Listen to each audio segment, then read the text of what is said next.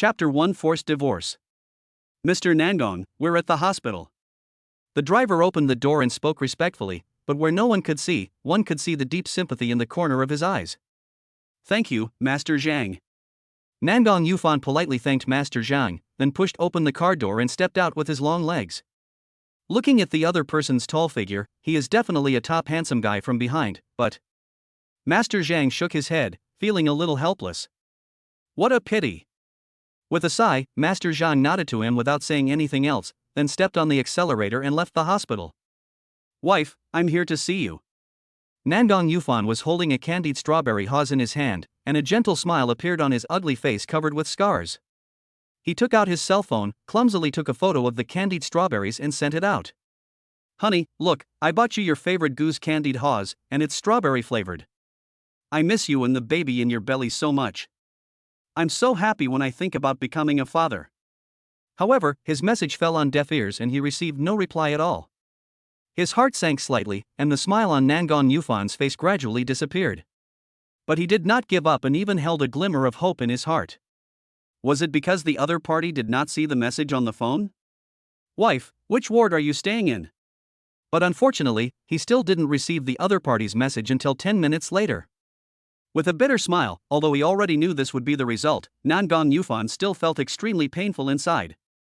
2 years ago, for unknown reasons, he appeared on a road and was almost hit by passing vehicles. At this time, he was rescued by Nangong Zishuan, who was out. However, his face was completely disfigured for unknown reasons, and he had lost all his memories. After examination, the doctors said that he had the mindset of only a 10-year-old. Nangong Zishuan had been looking for his family for a long time, but no one came to look for him. She felt a little pity for him out of helplessness. Anyway, her family was wealthy and she didn't mind having another mouth to feed, so she took him in and gave him her own surname, Nangong Yufan. Although other members of the Nangong family despised Nangong Yufan's existence, the old lady of the Nangong family liked him very much and always said that this child was a treasure. Although he was now in obscurity in the world, he would surely soar to the sky in the future. The old lady had always been in poor health, and she often said that before she left, she wanted to see her most beloved granddaughter get married, have a family and have children, so she asked someone to read her fortune. However, she didn't expect that the fortune teller said that Nangong Yufan and Nangong Zishuan's destinies were extremely compatible, which made the old lady very happy. Although Nangong Zishuan was extremely disdainful and even disgusted, they had no choice but to get married when the old lady threatened to commit suicide. Moreover, under inexplicable circumstances, they developed a special relationship, and Nangong Zishuan became pregnant, and it has been 9 months now. In the past 2 years, she has been Nangong Yufan's entire world and the center of his universe. When he got up today, he heard Nangong Zishuan say that her stomach was not feeling well, so her family quickly arranged for her to be admitted to the hospital, and he went out to buy Nangong Zishuan's favorite candied strawberry haws. It's just now. Looking at the candied haws in his hand, Nangong Yufan was stunned. He doesn't know how to find his wife? At this moment, a large group of people suddenly appeared at the hospital entrance and surrounded the 2 people in the middle and came out quickly. Nangong Yufan raised his head and a look of happiness suddenly appeared in his eyes. Purple.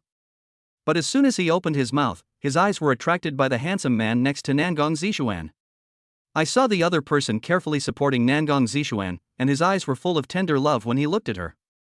Although he didn't know what the other party said, he saw that Nangong Zishuan, who always had a cold expression, actually smiled and stretched out her tender little fist to gently hit the other party, and the look in her eyes when she looked at the man was full of tenderness. Nangong Yufan's mental state has not yet reached that of an adult, but that doesn't mean he is really a fool. He was stunned at the spot for a moment, holding the candied haws in his hand and staring at the 2 extremely well-matched men and women like a fool. Unconsciously, he moved his feet to get closer to Nangong Zishuan and wanted to hand the candied haws in his hand to her. But before he could take 2 steps, several burly men in black suits and with tough looks came up to him and blocked his way. Mr. Nangong, please stay. Please make way for me, I need to go find my wife. As if he didn't see these people, Nangong Yufan tightly grasped the candied haws in his hand, trying to avoid these burly men who looked a little scary. Seeing this situation, several big men in black suits looked at each other and showed a mocking smile. Then they didn't say anything, but quickly stepped forward to clamp Nangong Yufan, and then quickly dragged him to a car nearby. What are you doing? Let me go, I want to give my wife some candied haws, she loves them the most.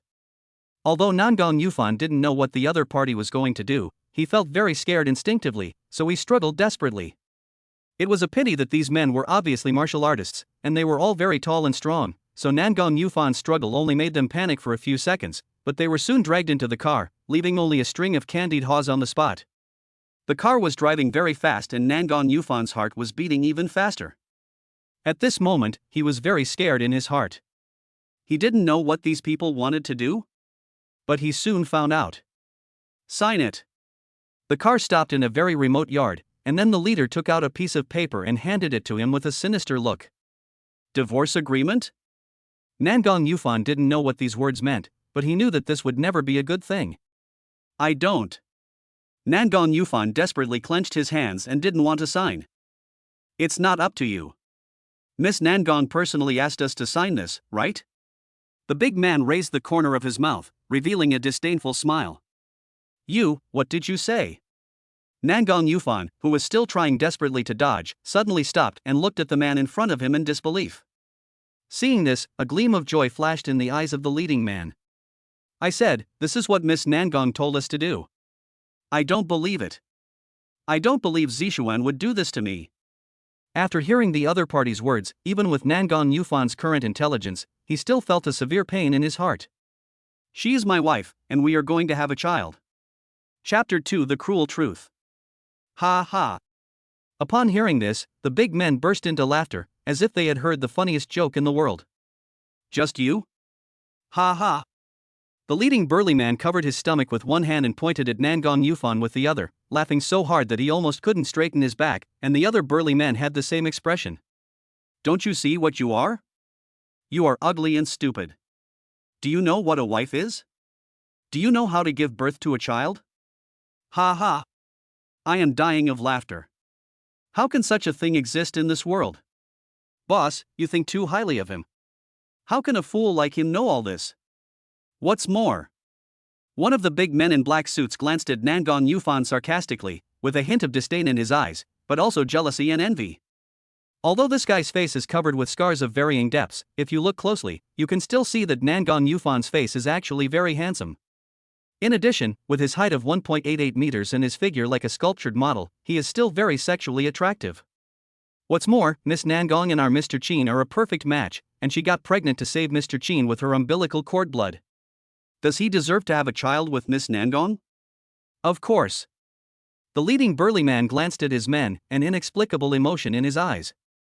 Ms. Nangong said that she would drown the baby as soon as it was born and after getting the umbilical cord blood. She hated those disgusting bastards in her belly. In her opinion, this was the biggest stain on her life. But I think so too. Who can be happy when they think that they are pregnant with a child from such a man? Besides, if it weren't for the old lady of the Nangong family who threatened to die, maybe Miss Nangong would have married Mr. Chin long ago and they would have had a child. How could there be any need for this guy?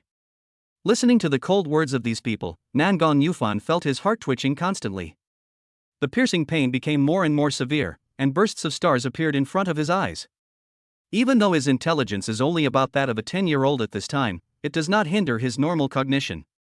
He never imagined that he was so unbearable in Nangong Zishuan's heart. Even their children were brought into this world with a certain mission, but they never expected that in her heart their own children were a disgusting existence. Looking at the smug faces of those big men, Nangong Yufan clenched his hands tightly. Yo-hoo! The leading man also saw the scene, and he sneered and slowly walked up to Nangong Yufan. You idiot, what, do you want to hit me? Come on, hit here. The big man stretched his head in front of Nangong Yufan, then pointed to his cheek, with a playful smile in his eyes. You are such a fool, and you still know how to get angry? This is too. Before he could finish his words, Nangong Yufan punched the place where the other person was pointing. Although his IQ was only that of a 10-year-old at this time, his body was that of an adult man, so this punch was quite powerful. No one expected that this idiot would actually take action, so the leading man was knocked back by the punch and staggered a few steps, almost falling to the ground. The corner of his mouth was even broken, and a fishy smell instantly appeared in his mouth. Fuck! With a loud curse, the leading man stood firm and rushed over, kicking Nangong Yufan in the abdomen. Plop! He let out a painful groan. How could Nangong Yufan, with the intelligence of a 10-year-old, be a match for this man? He was kicked to the ground by the other party, with a look of pain on his face. But the beating did not stop.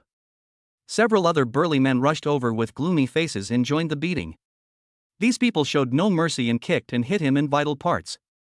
In less than a few minutes, Nangong Yufan's already bruised face was covered in blood, and both of his arms were broken by these people. But that was not all. The big man in the lead took out an iron rod with a diameter of 3 centimeters from the car and walked towards him with a grin. "How dare you hit me, you idiot? I'm going to kill you today." As he said that, he raised the iron rod in his hand and smashed it down on Nangong Yufan's right leg. No! His already swollen eyes suddenly opened wide, and Nangong Yufan felt like his heart almost stopped beating. He knew very well what would happen if such a thick iron rod really hit his leg. He wanted to dodge and block it, but his arms were broken and he couldn't move at all.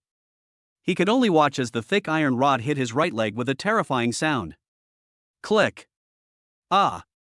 The sound of broken bones and Nangong Yufan's screams of pain suddenly rang in everyone's ears. Ha ha! But his screams did not make these people want to stop at all, and they even seemed to have a sense of inexplicable excitement in their expressions. Without hesitation, the opponent raised the iron rod high again and then smashed it heavily on Nangong Yufan's leg. But this time he didn't scream, he just opened his mouth and stared at the other person's cruel expression with dull eyes. He seemed to not understand why there were such people in the world. Pooh! After spitting on Nangong Yufan, the leading man also felt a little tired. Why? Nangong Yufan stared into the other person's eyes and murmured. Why? With a disdainful sneer, the leading man picked up his cell phone, dialed a number, and turned on the speaker. "Ms. Nangong, it's been done. Get rid of it quickly." Nangong Zishuan's cold voice came from the phone. Although she felt a little short of breath, she could still feel the deep chill in it. "Don't let me see that disgusting guy again." Okay, don't worry." The leading man hung up the phone with his head bowed, then stood up straight and looked at Nangong Yufan with a sneer. "Did you hear everything?" Even though he still couldn't believe it in his heart, Nangong Yufan knew that it was Nangong Zishuan's voice. And at this moment he completely gave up. His face was ashen, and his eyes, which were once extremely bright, lost their luster in an instant. He just stared at the top of the warehouse. "Let's get to work." Nodding to several of his men, the leading man left the warehouse without looking back. As he left, his men took out barrels of gasoline from the car and poured them on Nangong Yufan and the surrounding warehouse, instantly blocking his vision. At this moment, a man suddenly ran over and threw 2 soft things at Nangong Yufan. He glanced at them with his lifeless eyes, but then his heart was shaken. Boom! A huge fire suddenly broke out in the entire warehouse, and the sound of a baby crying suddenly came out from it. Chapter 3 Tramp. "Please be kind, can you give me something to eat?" A homeless man with hair down to his waist and deformed and twisted legs, although he is slumped on the ground, one can still see that he is very tall and is begging for food in a busy neighborhood. Next to him were 2 little children in tattered clothes sleeping. Although it was already December and the weather was starting to get cold, the clothes on the 2 children were still extremely thin. They didn't even have shoes on their feet. They only wore a pair of socks of unknown color, and their little bodies kept shivering in the cold wind.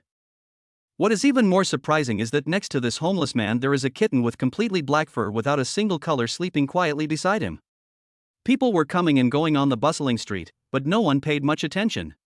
Everyone walked past them with an indifferent expression, and at most they would glance at the black cat a few more times, as if they were feeling very strange. Why didn't this cat run away when there were so many people around? As the sun went on, the weather started to get colder. "Dad, I'm hungry." At this moment, a sweet and tender girl's voice sounded in the homeless man's arms. "It's okay, baby. Daddy will get food soon." When the homeless man saw that his daughter had woken up, he quickly comforted her in a gentle voice and covered the girl with his tattered clothes, as if he was afraid that she would catch a cold. Although his entire face was covered by greasy long hair, his voice was full of magnetism and made people feel very favorable at first hearing it. But if you listen carefully, you will feel a sense of disharmony. It seems that this voice has an inexplicable sense of pretending to be mature. "Well, believe me, Dad." Hearing her father say this, the little girl smiled sweetly and seemed to trust him very much. "Sir, can you please have mercy on us and give us some money to buy some food? The weather is so cold and the child hasn't eaten for a day." Just then, a group of young men and women who looked very stylish passed by him. Perhaps because his daughter said she was hungry, the homeless man became anxious, and without caring about anything else, he quickly reached out and grabbed the calf of one of them. Ah! An extremely panicked and cold scream was heard. What are you doing? Then a foot wearing high heels kicked the homeless man's shoulder hard, knocking him to the ground, and the owner of the screaming voice quickly took a few steps back.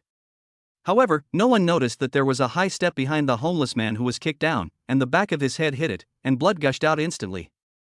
But because the homeless man's hair was too long and too thick, and hadn't been washed in a long time so that it was matted into clumps, no one noticed the situation for a while.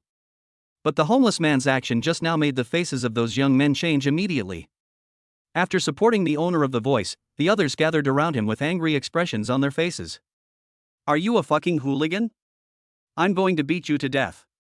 You son of a bitch, why don't you open your dog eyes and see, how can you treat me like a hooligan? Beat you to death, you bastard.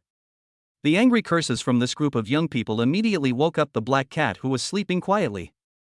The little black cat turned its head and saw its owner lying on the ground, trying hard to get up, but unable to do so because of his disability. The little black cat immediately became angry. There was a very anthropomorphic expression of anger on the little face, and the hair on the body stood up. Meow.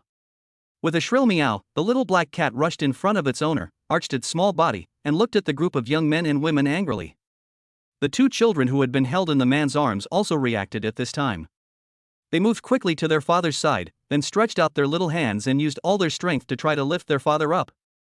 But their bodies are too small, and since they haven't eaten, how can they lift it? Daddy, what's wrong with you? Does it hurt? Nyo, can I give you a blowjob?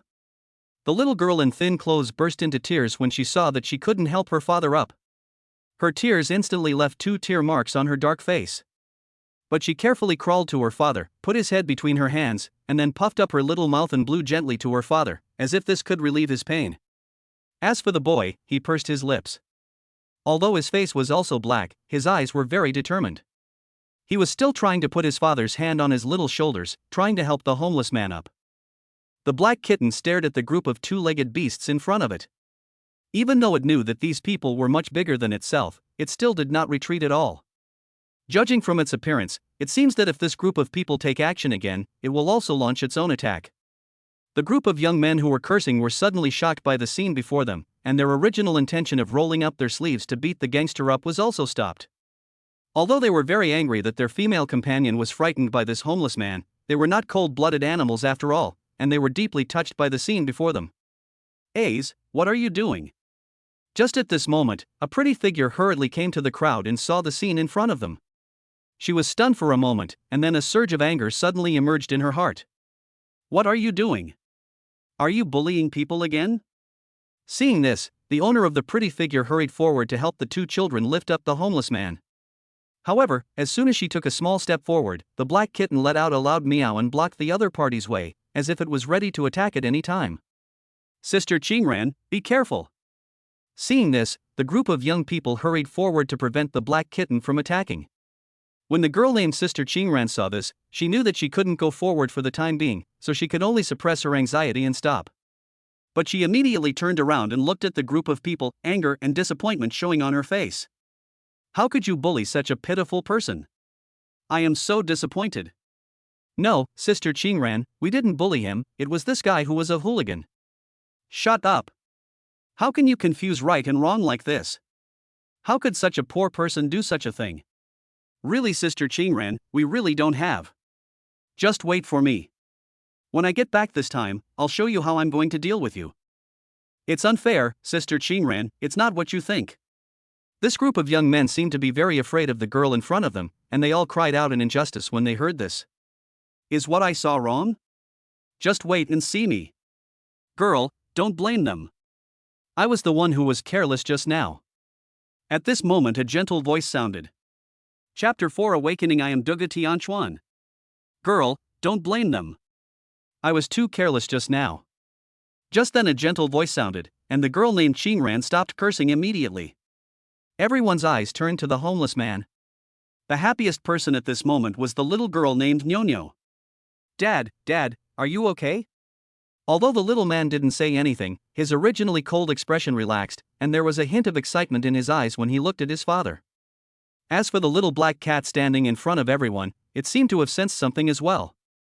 It turned its head and looked at its owner with some confusion, as if it felt something was different. Baby, Daddy is fine, don't worry. The homeless man, no, it should be said that it was Duga Tianchuan, formerly known as Nangong Yufan, who looked at his girl through his thick long hair, with an unconcealable tenderness in his eyes. Just when his head fell on the stairs, he suddenly woke up. No matter whether it was the talented Dugu Tianchuan who was unparalleled in medical skills and martial arts on earth, or the memory of the current Nangong Yufan, all of them were integrated into his mind at this moment. He remembered that in his previous life he was playing at the beach, but unexpectedly he found a family drowning. With passion and confidence in his own skills, he went back and forth in the raging waves 5 or 6 times and finally rescued them. And when he was trying to rescue her for the last time, he suddenly found a huge attraction beneath him, sucking him in tightly. Although he had an extremely strong physique and had practiced martial arts for many years, he was unable to break free. At that moment he knew that he could not escape, so he used the last bit of his strength to push the last drowning person forward. However, he could no longer hold on and was sucked to the bottom of the sea by the powerful suction, and his consciousness also entered the deep darkness at that moment. But he also seemed to feel that he was having a long dream. In the dream, he was picked up by a woman named Nangong Zishuan and taken home. Unfortunately, he seemed to have become a fool. Although he had a tall and strong body, his intelligence seemed to be less than 10 years old. Not only that, his once extremely handsome face was now covered in scars for some reason, making him look horrible.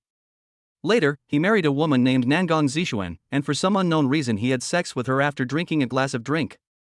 She became pregnant after that incident. That's not all. After examination, it was found that Nangong Zishuan was pregnant with quadruplets, 2 boys and 2 girls. He remembered that although his IQ in the dream was only that of a 10-year-old, he was still very happy. Of course, not only was he happy, but the old lady of the Nangong family was also very happy. But Nangong Zishuan had a completely different attitude. After she found out she was pregnant, she was stunned for a long time, and then she was no longer willing to have too much communication with Nangong Yufan. In the past, she would at least say a few words to him from time to time, but later she felt annoyed even to look at him. Although Dugu Tianchuan had the intelligence of only a 10-year-old at that time, he understood why the other party was unhappy. Because Nangong Zishuan had an ex-boyfriend whom she had been dating for 2 years, but she chose to break up because he had to go abroad, and she married this fool under the pressure of the old lady who threatened to commit suicide. But less than a month after the marriage, Nangong Zishuan's ex-boyfriend came back, and her heart was completely focused on him. If they had not had sex, perhaps this couple would have a great chance of rekindling their relationship, but now that she is pregnant, how can they do so? If it were just that, it wouldn't matter, but the turning point was the day Nangong Zishuan gave birth. It was not until that day that Duga Tianchuan found out that Nangong Zishuan was pregnant just to use the umbilical cord blood to treat her ex-boyfriend, and she had no feelings for the baby in her belly at all. That's not all. Duga Tianchuan could still remember that day when his limbs were broken by the people she sent, and he was almost burned to death. Duga Tianchuan had already lost hope of living after hearing that the woman he loved so much could treat him so cruelly. However, he did not expect that even though the warehouse was set on fire, 2 newborn babies in a package were thrown in. Fool, I brought your 2 children here. This is what Miss Nangong ordered. Let your family reunite in hell. As for the other 2, they have already gone there before you. These were the last words Dugu Tianchuan heard from the other party. And at this moment he finally realized that these 2 babies were actually his own children. Although he is not very intelligent, he can understand what bloodline is. At that last moment, he suddenly burst out with strength from nowhere and held the 2 newborn children in his arms. Then, enduring the excruciating pain of the raging fire, he dragged his broken legs and jumped from the sea of fire into a river behind him. Fortunately, there happened to be a broken boat resting in the river. Relying on his survival instinct, he climbed onto it while holding his 2 children, and then let the boat drift along the winding river in an unknown direction. Perhaps it was his sense of responsibility as a father, or perhaps it was God's blessing, but Dugu Tianchuan survived, but suffering also followed. How can a man with the intelligence of a 10-year-old take care of 2 newborn children in a strange place? Dugu Tianchuan dragged his disabled legs and cowed out to people he met to ask for some rice soup or something to feed his child. Maybe God had mercy on him, and he actually managed to raise these 2 children using this method. During this period, he also raised a little black cat that was born with its eyes closed. He named it Lychee, and it was the little guy who was standing in front of everyone with his teeth bared. During these 3 years, he wandered around with his 2 children and a cat in a daze. Although life was hard, every night when he looked at his 2 children and the kitten named Lizzie nestling beside him, Dugu Tianchuan felt extremely happy. Especially when he heard that his two children actually called him dad, that feeling of happiness made him feel that all the suffering he had endured was worth it. Although he would sometimes think of that woman, the deep love he once had for her was no longer in his heart, and all that was left was endless disgust. Yes, it's annoying. Because at this time his intelligence was only able to understand dislike, but as for hatred? It's still beyond his comprehension. If it weren't for today's dispute, perhaps Dugu Tianchuan would have continued like this forever. However, he didn't expect that the girl kicked him in panic, which completely kicked him back on track. The once stunning Dugu Tianchuan came back to life in this strange world. Chapter 5 Transaction I Can Cure Your Illness. Hey, this gentleman. Hearing Dugu Tianchuan's voice, the girl named Qingran felt inexplicably strange. It wasn't because of anything else, but because the scene before her made her not know how to describe it. Judging from the scene, this should be a sloppy homeless man with 2 children. Logically speaking, this should be a person with low quality. But as soon as the other party opened his mouth, she felt unnatural in her heart that this was an extremely charming man. So this extreme gap made the girl named Qingran very uncomfortable. However, her good upbringing prevented her from immediately showing it on her face. How are you feeling? Do you need me to take you to the hospital? Looking at the other person's twisted and deformed legs, a trace of sympathy flashed in her eyes. No, Sister Qingran, why go to the hospital?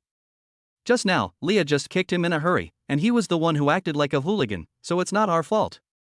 That's Sister Qingran. Since this gentleman said that he doesn't blame us and that he was just being reckless, then let's go.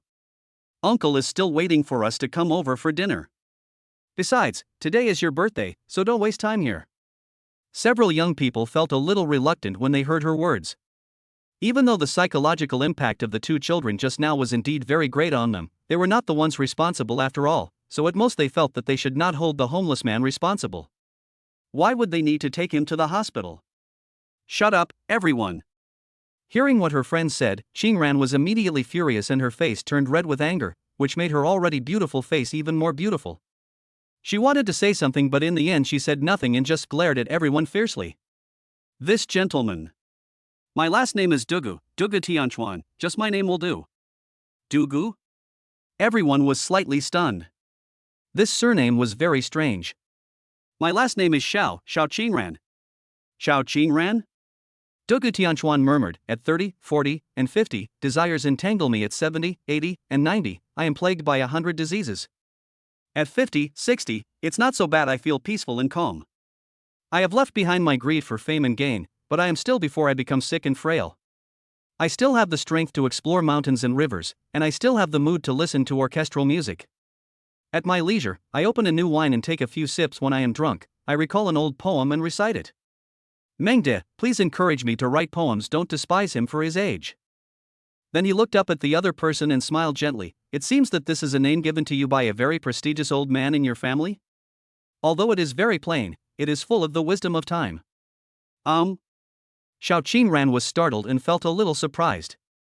Many people said that her name was nice, but no one had ever told the origin of it. However, this homeless man was the first one, and his name was indeed given by their Xiao family's ancestor.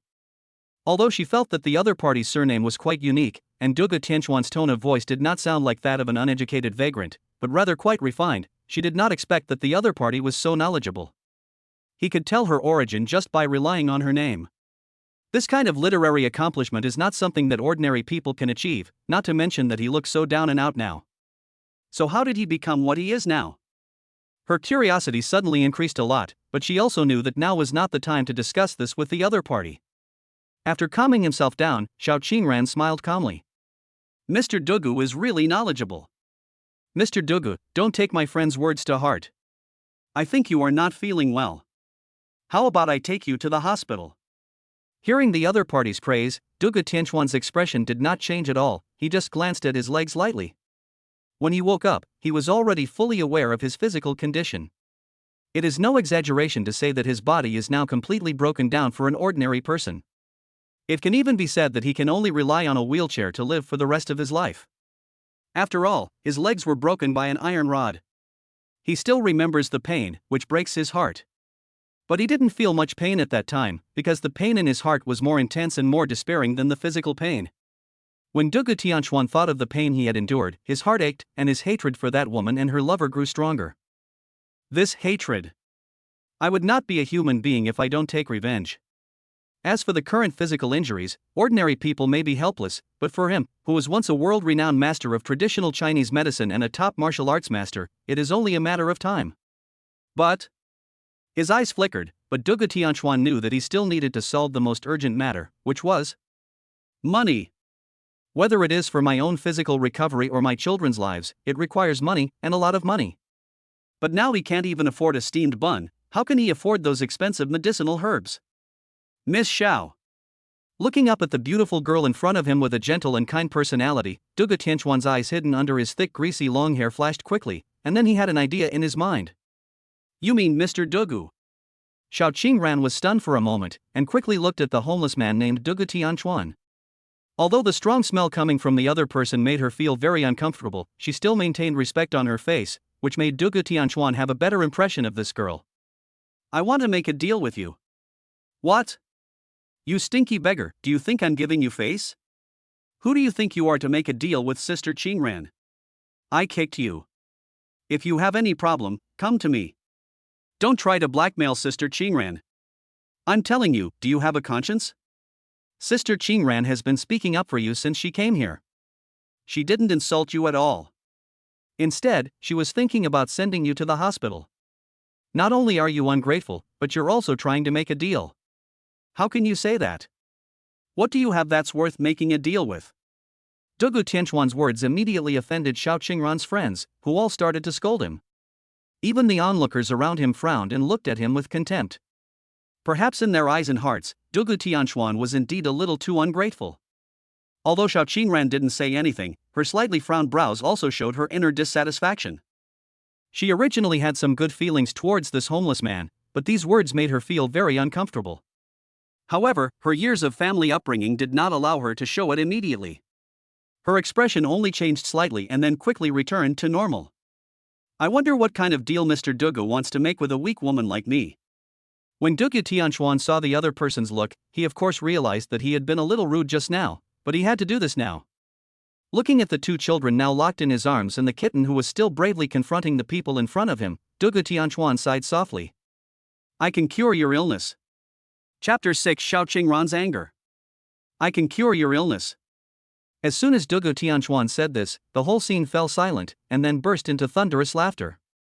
However, these were not smiles of kindness, but rather smiles of mockery and as if they were looking at a madman. Of course, this did not include the person involved, Xiao Qingran. Because only she herself knows whether what this man said is right or not. Who are you? Taking a step forward suddenly, Xiao Qingran's originally gentle expression disappeared, replaced by a fierce look, and the look he gave Dugu Tianchuan was filled with murderous intent. As her expression changed, the atmosphere in the field suddenly became solemn, and Xiao Qingran's original breeze-like feeling instantly turned into a heavy pressure that shone on everyone. Everyone who was originally laughing at the joke was stunned when they saw Xiao Qingran's expression, and then they realized that their partner's expression was wrong. Moreover, they knew very well that although their companion was usually kind to others, anyone who provoked her would end up in a bad way. Only those of them who had always been with her knew what kind of person she was. Could it be? Everyone looked at each other and could see surprise in everyone's eyes. With a slight smile, Dugu Tianchuan seemed to be completely unaffected by the other party's powerful aura, and could even sense a hint of contempt in it. But his indifferent smile instantly ignited the anger in Xiao Qingran's heart. You have to know that this illness has lasted for at least 5 years. She has seen many famous doctors, but no one has been able to diagnose the cause, let alone cure it. During these 5 years, she spent every full moon night a life worse than death. If she had not cared about her parents and relatives who were still alive, she would have left them long ago. Originally this was just news within the Xiao family, but now she suddenly heard from a homeless man she had never met that her disease could be cured. No one would be able to remain calm, right? The fierce aura on her body rose again. At this moment, Xiao Qingran gave people the powerful aura of a queen. Everyone around her even felt a cold breath instantly seeping into their bones, and they couldn't help but shiver. Dad, I'm scared.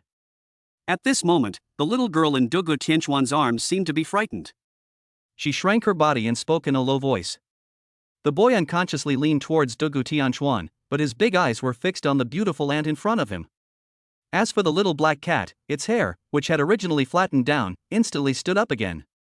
Its long tail stood up high, its body arched and its limbs were ready to attack. Its big round eyes stared at Xiao Qinran fiercely, as if it would immediately attack as long as the other party made any move. Don't be afraid, baby. No one can hurt you as long as your daddy is here. Wrapping his worn-out clothes around his daughter again, Dugu Tianquan gently patted his daughter's small body with one hand to comfort her, and gently patted his son's head with the other hand, signaling him to relax. Then Dugu Tianquan looked at the little black cat Lizzie that he had raised since childhood, his eyes flashing with a gentle look like a father looking at his child. Lychee, come back. The little black cat, which had been staring at Xiao Qinran, instantly calmed down after hearing Dugu Tianquan's voice. It turned its head and looked at him. Although it couldn't speak, its big round eyes seemed to feel something strange. But then it let out a soft cry and no longer blocked the crowd. It walked slowly to Dugu Tianquan with elegant cat steps, rubbed his legs gently with its little head, and then sat down, but its beautiful big eyes were still staring at the people in front of it. At this time, Xiao Qinran also heard the frightened voice of the little girl in the man's arms. He glanced at her thin body, and his heart trembled. A feeling of pity and heartache surged in his heart. No matter who this man is, the child is innocent, especially such a lovely little girl. Although the little girl was curled up in her father's arms and her face could not be seen clearly, and her face was covered with black dirt, she could still feel that she was definitely a very beautiful child. The anger in his heart couldn't help but vent. Xiao Qinran thought of the two children, including the kitten who tried hard to protect the man when he fell to the ground, and his inner sympathy immediately took over. That's all.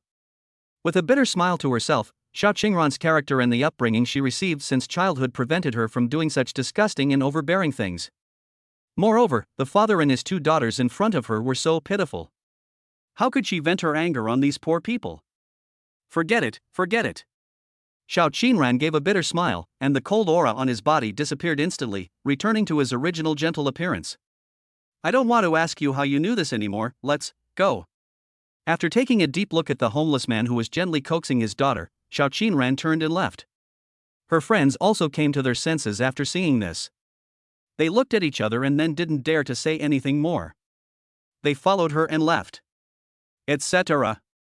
At this moment, Dugu Tianquan's indifferent voice suddenly rang out. Hearing his voice of stopping, Xiao Qinran paused in his steps, then turned around and looked at Dugu Tianquan indifferently. The anger that had subsided in his heart burned up again. What do you want? Xiao Qinran's friends were also feeling a little angry at this time. I have clearly let him go, but this guy still doesn't know what's good for him. Does he really think that Miss Xiao is so easy to bully because she is kind? However, they did not dare to speak first at this time. After all, the news they had just heard was extremely explosive, so they were afraid to speak casually for a moment. They just looked at Dugu Tianquan with the same angry eyes. If looks could kill, Dugu Tianquan would have been killed countless times by this group of people. It's a pity that the fierce looks of this group of young people who looked extraordinary were like a breeze on Dugu Tianquan's face and had no effect at all. Looking at the calm-faced girl in front of him, Dugu Tianquan showed deep admiration in his eyes for the first time. Not for anything else, just for the kindness this girl showed when she saw the child in her arms. You don't have to doubt, let alone guess, but I will cure your disease, and... When he said this, Dugu Tianquan's mouth corners slightly raised, revealing a smile. I don't need you to trade with me anymore. Chapter 7, Lychee protects the master. Dugu Tianquan's words were like a bomb exploding directly in the ears of Xiao Qinran and everyone else. What do you mean by that?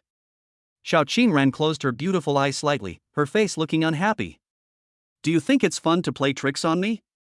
Her friends could no longer suppress their anger and surrounded her. It seemed that if Dugu Tianquan didn't give them an answer that satisfied them, he might really be beaten. No need to be so angry. As if he didn't notice the actions of the crowd, Dugu Tianquan's face remained calm. But his demeanor made everyone even more unhappy. Damn it, I saved your face just now for the sake of your two children, but it seems like you are really tired of living. As soon as he finished speaking, the young man named Ace could no longer hold back the anger in his heart. He rushed forward and raised his foot to kick Dugu Tianquan. You are not allowed to hit my dad. But before he could actually do it, the little boy in Dugu Tianquan's arms suddenly broke free from his father's arms, opened his two little hands and bravely stood in front of Ace. The little girl was just one step slower than the boy and immediately stood in front of him. Although there were still tears on their faces, the brother and sister were not even as tall as A's knees, and their small bodies were even shivering in the cold wind because of their thin clothes, but they both had the same expression on their little faces. That's fearlessness. Meow. With a shrill cat cry, the little black cat that was sitting in front of Dugu Tianchuan suddenly appeared in front of A's. Before he could react, the little guy had stretched out his sharp claws and grabbed A's calf. Careful. Lychee, come back. The voices of Xiao Qingran and Dugu Tianchuan sounded at the same time. At Xiao Qingran's reminder, A suddenly retracted his legs to avoid the sharp grab of the little black cat, but he could not stabilize his body and fell to the ground with a thump. At this time, the little black cat jumped up again and stretched out its sharp claws towards his head. If he were caught at this moment, the young man named A's would probably have his face disfigured. Fortunately, Dugu Tianchuan's voice of stopping was heard, and the little black cat turned over in the air without any hesitation, as if its body was weak and boneless, and landed steadily in front of Dugu Tianchuan. Hiss. Everyone who saw this scene gasped. Is this still a cat? It's simply a miniature tiger. However, some people looked at the little black cat Lizzie with eyes filled with deep greed. We have seen many dogs protecting their owners, but it is extremely rare to see cats protecting their owners, not to mention that this kitten seems to be able to understand human language. At that moment, many people watching had some strange thoughts. If I could bring this cat home and raise it myself or sell it, it should be worth a lot of money, right? Not to mention the dirty things some people were thinking. Changes occurred again on the scene. Fuck you. After hearing a loud curse, the young man named A stood up with a red face and was about to rush forward to beat Dugu Tianchuan again. He lost all his face this time. He never expected that a grown man like him would be fooled by a stray cat raised by a disabled homeless man. How could he accept this? Maybe tomorrow the whole circle will be laughing stock of him. A's, stop it. Xiao Qingran had also recovered from the shock of the little black cat. Seeing that his companion was obviously getting angry, although Xiao Qingran was also angry in his heart, he couldn't help but feel pity for the two little bodies, and quickly stepped forward and grabbed his companion's arm. Don't be angry, A's. Let's just go. There's no need to get so angry about this. Let my sister Qingran go. If I don't chop this beast to pieces today, how can I live like this? A's tried to break free from Xiao Qingran's hand with red eyes, while staring at the little black cat. He also looked at Dugu Tianchuan with eyes full of anger. Brother, I am here to apologize to you. With a slight sigh in his heart, Dugu Tianchuan did not expect that Lizzie would be so brave. Although I felt a little helpless, I was deeply moved in my heart. In the past few years, I have tried my best to protect this furry kid of mine from being bullied. Who asked you to apologize? A's had no intention of accepting Dugu Tianchuan's apology. He still glared at the little black cat and wanted to rush up and beat it to death. Sorry. Dugu Tianchuan endured the discomfort in his body, put his hands in front of himself with difficulty, and then leaned forward towards A's. Please forgive me for hurting you because you were trying to protect a loser like me. I'm sorry. Dad. Dad. When the two children saw this scene, they immediately ran to Dugu Tianchuan with their short legs and tried to help him up. The little girl's tears were already streaming down her face, and she was trying to use her tiny body to support her father who was lying on the ground apologizing. Meow. The little black cat turned its head and rushed to Dugu Tianchuan with a soft cry. It couldn't support its father like the little brother and sister, so it just stretched out its little tongue and gently licked Dugu Tianchuan's messy long hair. A's, who was struggling desperately, suddenly froze when he saw this, and his angry expression gradually disappeared. He didn't seem to expect that this man would actually bow his head for a beast. Are you hurt? Of course Xiao Qingran saw it too. Some soft spot deep inside her heart suddenly trembled, and her eyes happened to see the part behind Dugu Tianchuan's head that was already stained with blood. Forget it, it's just my bad luck. A's sighed and stopped struggling. He looked at the man with complicated eyes, and finally his gaze fell on the little black cat that was giving Dugu Tianchuan gentle licks. This little guy, hee. Although he didn't know what the other party meant by hee, Dugu Tianchuan could hear a hint of envy in A's tone. Knowing that the other party was willing to reconcile, I couldn't help but feel relieved. Thanks. After struggling to stand up, Dugu Tianchuan hugged the two children in his arms again, thanked A's solemnly, and then turned his gaze to Xiao Qingran. I'm fine. Instead, I want to thank you, my friend. Without waiting for explanation, he continued, Miss Xiao, I may not have expressed it clearly just now, but I really have no other ideas, and I can really cure your disease. The reason I said that is just for. Dugu Tianchuan looked at the two children and the little black cat beside him with distressed eyes, and his voice suddenly choked up. I just want to ask for a set of warm clothes and a full meal for my children. Chapter 8 Father and Son. Who is Dugu Tianchuan? Before coming to this world, Future had been carefully trained by his mysterious master since he was a child, and he was proficient in music, chess, calligraphy, and painting. At the age of 3, he could recite thousands of poems by heart. At the age of 5, he had memorized all the famous Chinese medical classics. At the age of 10, he could treat patients for his teacher. At the age of 12, he learned martial arts. At the age of 15, he was proficient in 12 languages, and at the age of 18, he went down the mountain alone to explore the world. Although he had no parents since childhood and no so-called powerful support, he managed to make a name for himself on the former Earth in 5 years. In the past, Chao Ji monopolized 8% of the world's talent, and now 8% of the world's talent belongs to Dugu. If it weren't for the encounter with the invincible underwater siphon, perhaps Dugu today would be the one that everyone on Earth looked up to. But what about now? For the sake of his two children, such a proud and powerful man actually lowered his noble head. Just for that piece of warm clothing. Dad. Although she was still young and didn't know how much her father had sacrificed for her, the little girl still felt very sad. She didn't want to see her father bow his head and beg others. The little boy was probably more thoughtful.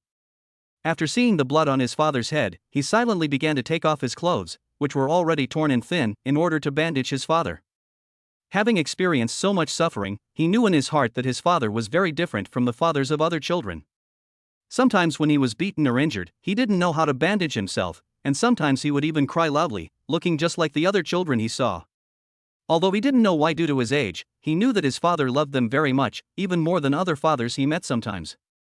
He did not look up at the crowd, but just pursed his angular lips tightly, and with a serious expression he wanted to take off his clothes to bandage his father's wound. Seeing the boy taking off his clothes, the young man named Ace couldn't help but feel moved. A barely perceptible regret flashed in his eyes, and his body involuntarily wanted to step forward to stop him.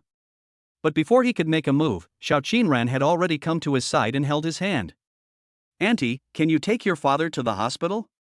When Xiao Qinran grabbed the child's wrist, his heart trembled. Although she already knew that these two children must have suffered a lot, when she felt the touch of bones, she was still deeply touched, but what followed was dissatisfaction with Dugu Tianchuan. How did he raise the children?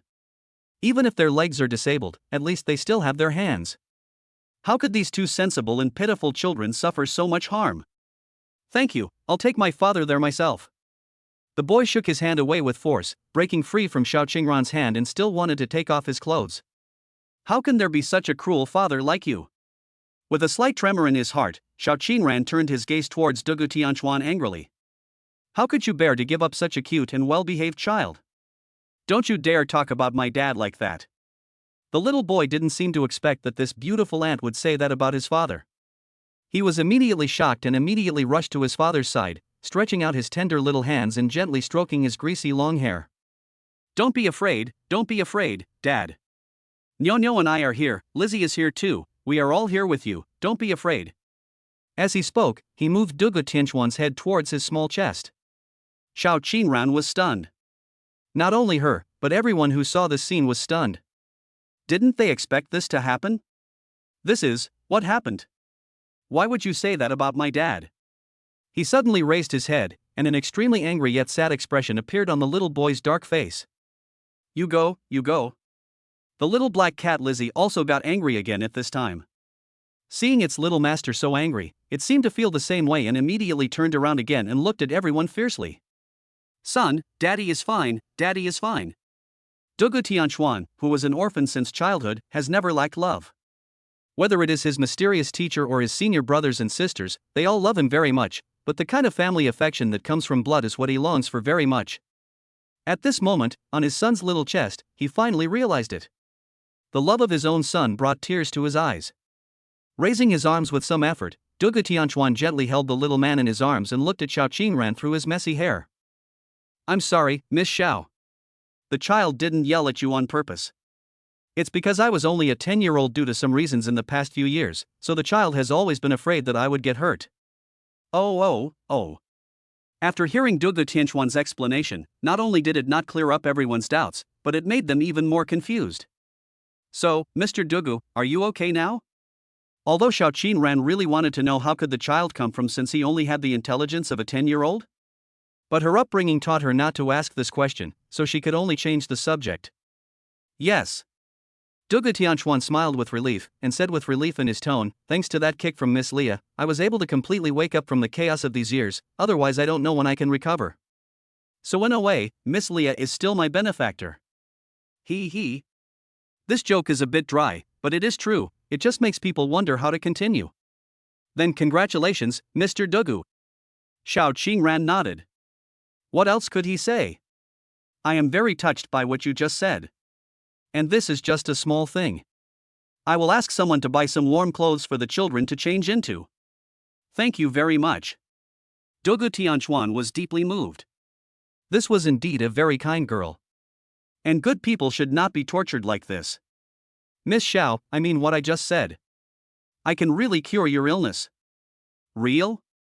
It was not until this time that Xiao Qingran seriously examined Dugu Tianchuan's words. After all, they could be said to be getting along unpleasantly just now, but now the relationship has eased a lot, and she can also see that the other party is a qualified father. Such a person should not lie to her, right? When she thought of the pain that had tortured her all these years, she couldn't help but tremble in her heart. She considered herself a very strong person, but every time Yue Yuan fell ill, the pain made her feel that life would rather die than live. Give me a month, and I will cure your illness before the next full moon. Chapter 9 The Kind Xiao Qingran. Really? Xiao Qingran's face lit up with joy, but then he frowned. Mr. Dugu, it's not that I don't believe you, but, since you can see my illness, you must know how painful it is for me, so can you help me now? Of course, you don't need to say much about the remuneration. I will definitely satisfy you. He. With a bitter smile, Dugu Tianchuan looked at his legs, and a hint of helplessness flashed in his eyes that were hidden by his thick long hair. Miss Xiao, it's not that I don't want to treat you now, but you can see my current physical condition. Even if I want to, I don't have the strength to do it. Hearing this, Xiao Qingran was slightly stunned, and then his eyes fell on Dugu Tianchuan's obviously deformed legs. His heart, which had originally held a glimmer of hope, suddenly sank a little. Is this possible? I'm sorry, Mr. Dugu, I was a little impatient. Letting out a long sigh, Xiao Qingran suppressed the disappointment and doubt in his heart and said apologetically. Don't worry, since I, Dugu Tianchuan, have said this, I will definitely do it. What kind of person is Dugu Tianchuan? Although Xiao Qingran did not show much emotion, he could still feel the other person's inner uneasiness. His tone was very flat, so flat that one could not sense any other emotions, as if he was just talking about something trivial. But he had to admit that Dugu Tianchuan's voice did give Xiao Qingran a different feeling. That is extremely powerful faith. Okay, I believe Mr. Dugu. Even though Xiao Qingran still hadn't seen what the other person's face looked like, she suddenly had a certain firm confidence in this man. Maybe, this time I can really cure my illness? You will never regret your choice today. Raising his head and glancing at the other person through her hair, Dugu Tianchuan's admiration for this girl became even stronger.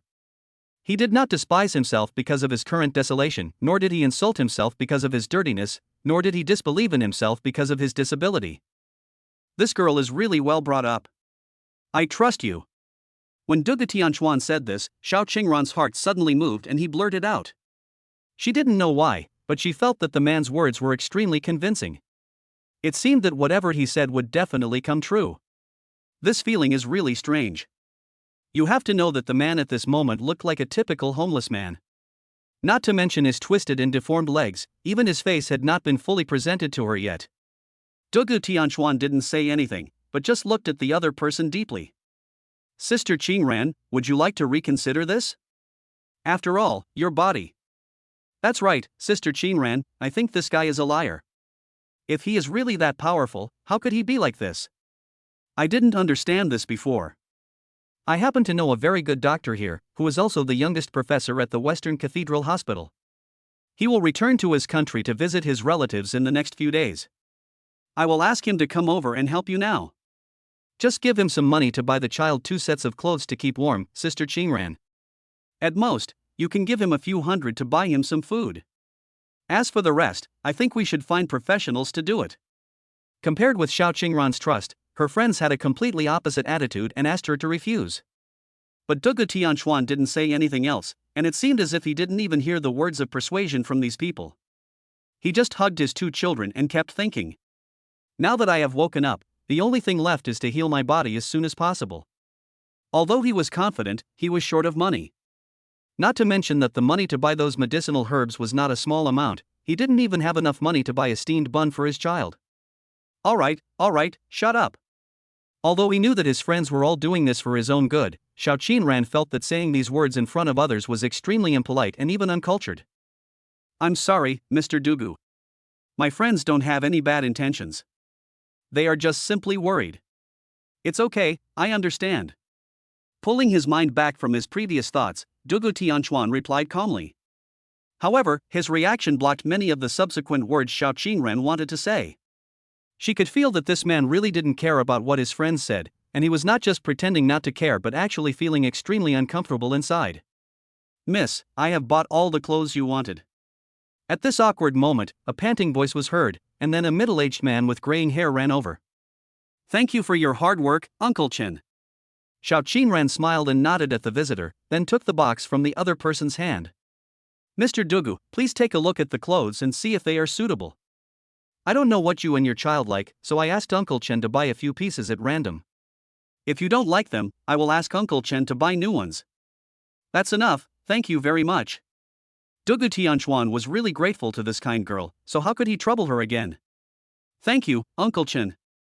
After thanking Xiao Qinran, Dugu Tianchuan quickly thanked Uncle Chen. At this time, Uncle Chen still didn't know what was going on. However, when she saw Dugu Tianchuan, who looked like a homeless man with two equally dirty children, she immediately realized that her young lady was probably being too sympathetic again. She couldn't help but sigh in her heart, but with that came a sense of pride. This young lady of ours is not only beautiful and smart, but also a very kind-hearted girl. You're welcome. Although the homeless man looked very uncomfortable, he was very polite and had good character, so Uncle Chen responded politely. Miss, let's go back first. The master and the mistress are waiting for you at home. Etc. Looking at Dugu Tianchuan, who was happily preparing to dress his child, Xiao Qinran couldn't help but frown. What's wrong, miss? Uncle Chen was a little confused. Uncle Chen, please take Mr. Dugu and the child to the hotel and give them a drink. After thinking for a while, Xiao Qinran continued, let's book a room for them for a month first, and provide them with 3 meals a day, and then give this gentleman 10,000 yuan. Not to mention Uncle Chen, even Dugu Tianchuan and the other two were stunned after these words came out, and they looked up at the girl. Miss. Although he was very proud of Xiao Qinran's kindness, Uncle Chen still felt that it was a bit too much. Even Dugu Tianchuan found it unbelievable. Miss Xiao, thank you very much, but it's really not necessary. We are already very grateful that you bought warm clothes for me and my child, there is no need. Qinran? Why are you here? And there are so many people around? At this moment, a cold voice was heard, and Dugu Tianchuan suddenly tensed up when he heard the voice. He slowly looked at the owner of the voice, and his eyes under his thick long hair gradually became cold. Chapter 10, Encounter with Nangong Zixuan. Dugu Tianchuan never thought that he would meet this woman again under such circumstances. Nangong Zixuan. Although he didn't know how she came to this port city thousands of miles away from their family's sphere of influence, and she looked familiar to Xiao Qinran, Dugu Tianchuan didn't want to know. Her gaze slowly shifted, and as expected, her ex-boyfriend Qin Haoshuan was also with her. He was about 1.85 meters tall, wearing a high-end suit with a black half-high collar sweater underneath. He had thick black hair combed back, a nose like a beam, eyes like stars, and thin, angular lips that made him look extremely handsome and elegant. I have to say that this guy named Qin is more handsome than most so-called male stars, not to mention that he was born into a wealthy family. His natural temperament is not comparable to those so-called stars. As for Nangong Zixuan, she looked like a fairy walking out of a painting of ice and snow. Her fair skin glowed lightly in the cold wind, as if it had been gently caressed by the first snow, delicate and smooth without a single flaw. Her eyes were like a deep cold pond, dark and clear, revealing a kind of cold nobility that made people dare not look directly at her. Her eyebrows were long and thick, as if they were carefully drawn with an ink pen, and the slightly raised eyebrows carried a touch of innate pride. Her nose was tall and straight, standing like a mountain in the center of her face, adding a sense of three-dimensionality to her face. Her wavy hair fell casually on her shoulders, with the ends slightly curled, as if kissed by winter snowflakes. She was wearing an off-white pure wool coat, which was luxurious and noble, and perfectly wrapped her figure. The collar of the coat was open, revealing the tight black sweater inside, which made her plump breasts stand out and highlighted her slender waist. Paired with a pair of beige women's trousers, black high heels, and flesh-colored stockings showing on the soles of her feet, she looks like a queen with the sexy style of a royal sister. This combination of handsome men and beautiful women looks very attractive. Sister Zishuan? Xiao Qingran was stunned for a moment, then a happy smile appeared on his face. He turned around, came to her and took her arm affectionately. How come you, a busy man, have time to come to our little place today? After that, she smiled and greeted Qin Haoshuan, hello, brother-in-law. When Qin Haoshuan heard Xiao Qingran's address, his smile became noticeably happier. Hello Qingran. You, stop shouting. What would others think if they heard you? Nandong Zishuan did not show any anger or other rejection towards Xiao Qingran's address. She just patted her arm gently and said helplessly. Qin Haoshuan's smiling expression fluctuated slightly, and a hint of gloom flashed in his eyes, but then he returned to his previous handsome appearance like a modest gentleman, looking very likable. What? Brother-in-law has been chasing you for so many years and we all see it. His love for you makes us all very envious. If it were me, wouldn't you just settle down with brother-in-law earlier? That way, who would gossip about you in the future? Facing Nandong Zishuan, Xiao Qingran seemed very relaxed, which also showed that they had a very good relationship. More importantly, she seemed to admire Qin Haoshuan very much, otherwise she would not have said so many good things about him when they first met. Although Dugu Tianxuan is now full of hatred for this woman, she is after all the woman he has loved for many years and the mother of his 2 children. Although she is unwilling to admit it and even wants to kill them, the fact exists. Now seeing her so shy, and thinking about how coldly she had treated him in the past, it was impossible for Dugu Tianxuan to say that he didn't feel a bit jealous. However, he would not hate Nandong Zishuan just because she didn't love him. After all, who would like a fool? What's more, the fool's face was covered with scars and looked ugly. The reason why he hated this woman was because of her ruthlessness. You may not love me, but you killed your own flesh and blood for a man who once abandoned you. Is this something a human being can do? As for his own grudges and vengeance, he could put them aside and not even take them to heart, but he had to avenge his 2 dead children.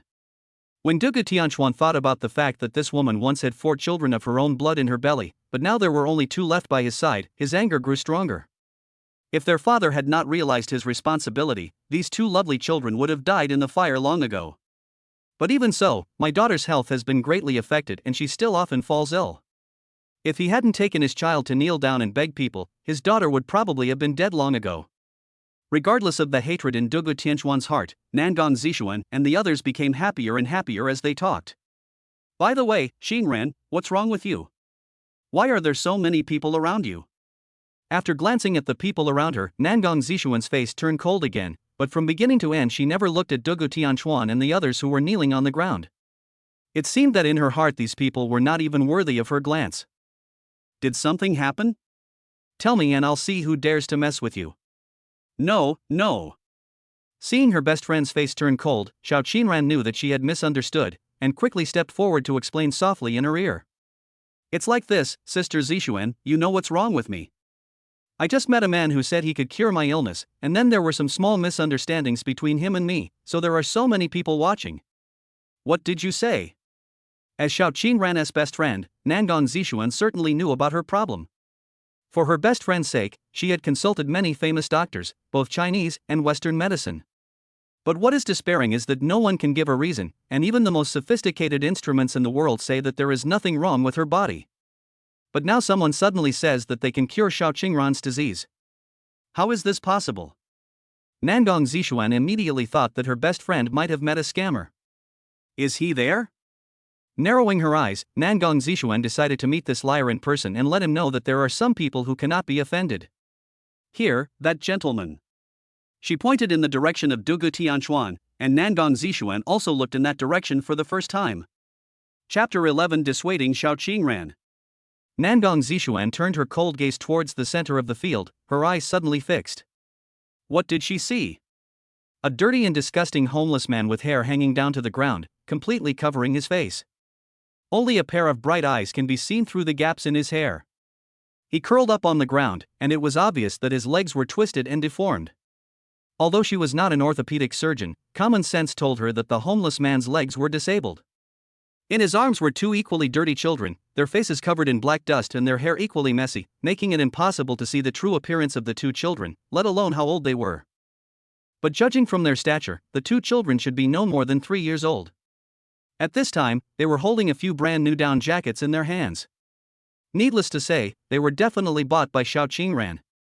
Only a kind-hearted best friend like her would do such a thing. A skinny little black cat sat in front of them, staring at them with its big round eyes. From its slightly extended long nails and blown-up hair, it can be seen that this little black cat is ready to attack at any time. Seeing this scene, Nangong Zixuan suddenly felt a pain in her heart for some reason, and an inexplicable feeling of soreness kept vibrating in her heart.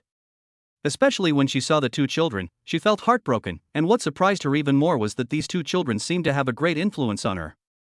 There seemed to be a voice in the deepest part of her heart constantly urging her to go up and hug the two children. Am I crazy? Although she had a lot of thoughts in her mind, Nangong Zixuan did not show it on her face. She just secretly complained in her heart, wondering if she was too tired recently. Why did she have the illusion of wanting to get close to the two children when she saw them? Is that him? After calming herself down, Nangong Zixuan asked in a cold voice. Yes, it's Mr. Dugu. Xiao Qingran nodded without any hesitation. He's just a homeless man. What right does he have to give you the final answer? At this time, Nangong Zixuan had recovered from the complex emotions that came from nowhere in her heart, and she showed an expression of disgust on her face without any concealment when facing Dugu Tianchuan. That's right, Qingran, I think you should be more cautious. After all, there are so many scammers in society nowadays. Qin Haoshuan also walked over at this time and stood side by side with Nangong Zixuan. His voice is soft and has a low magnetism, which is very attractive and has a different kind of sexual tension. From an outsider's perspective, these two people are indeed a perfect match in terms of talent and appearance, and they are very pleasing to the eye. Even some of the young men and women watching around couldn't help but take out their cell phones to secretly take pictures, thinking that the pictures of these two people could be used as cell phone screensavers. Dugu Tianchuan did not respond to what the two people said. He just glanced at them at first and then lowered his head to put on the thick down jacket for his child. The weather was too cold and the children were too young, and he was afraid they wouldn't be able to bear it. As for that woman? Dugu Tianchuan sneered inwardly. One day he will let her know that some things are not what you want them to be? Since you have done it, you should be prepared for revenge. Sister Zixuan, brother-in-law. Hearing these two people talking about Dugu Tianchuan directly to his face, Xiao Qingran felt a little uncomfortable in his heart for some reason, but he also knew that they were doing it for his own good, so he did not express his dissatisfaction directly.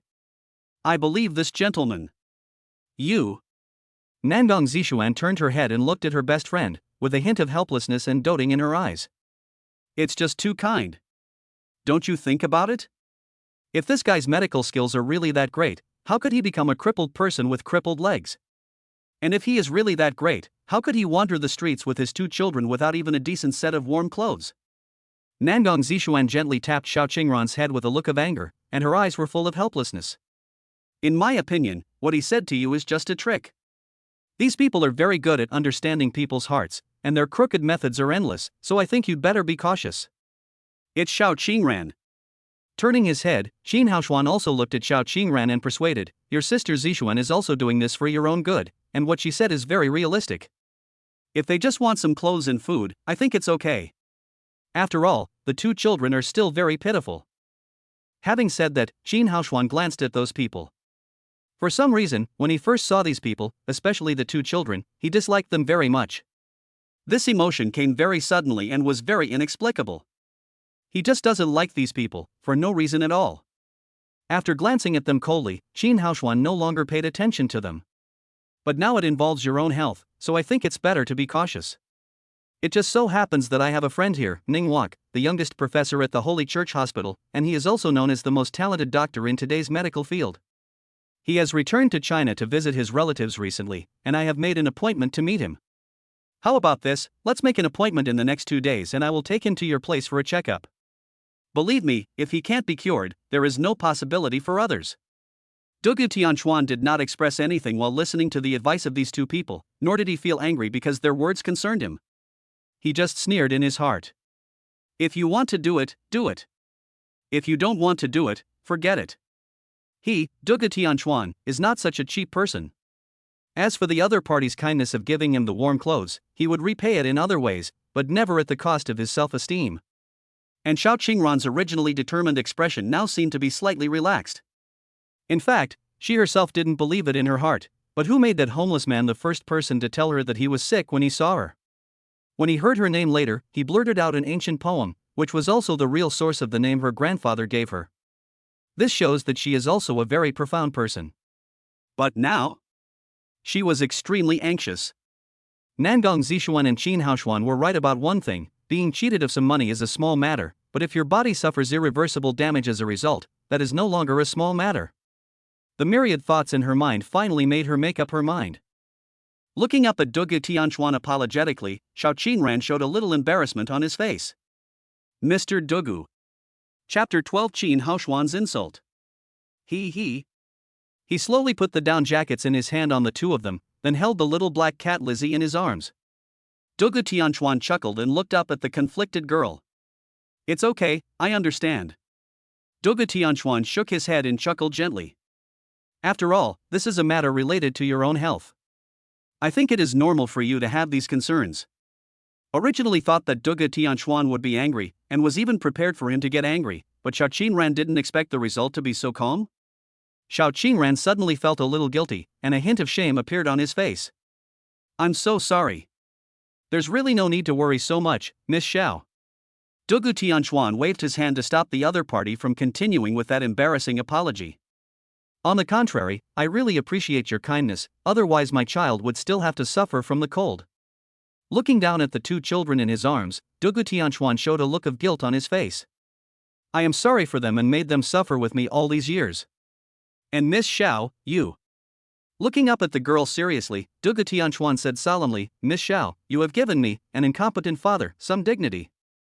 So no matter what decision you make, I will support you. If you still can't find a solution by the next full moon night, come here. I will be waiting for you that day.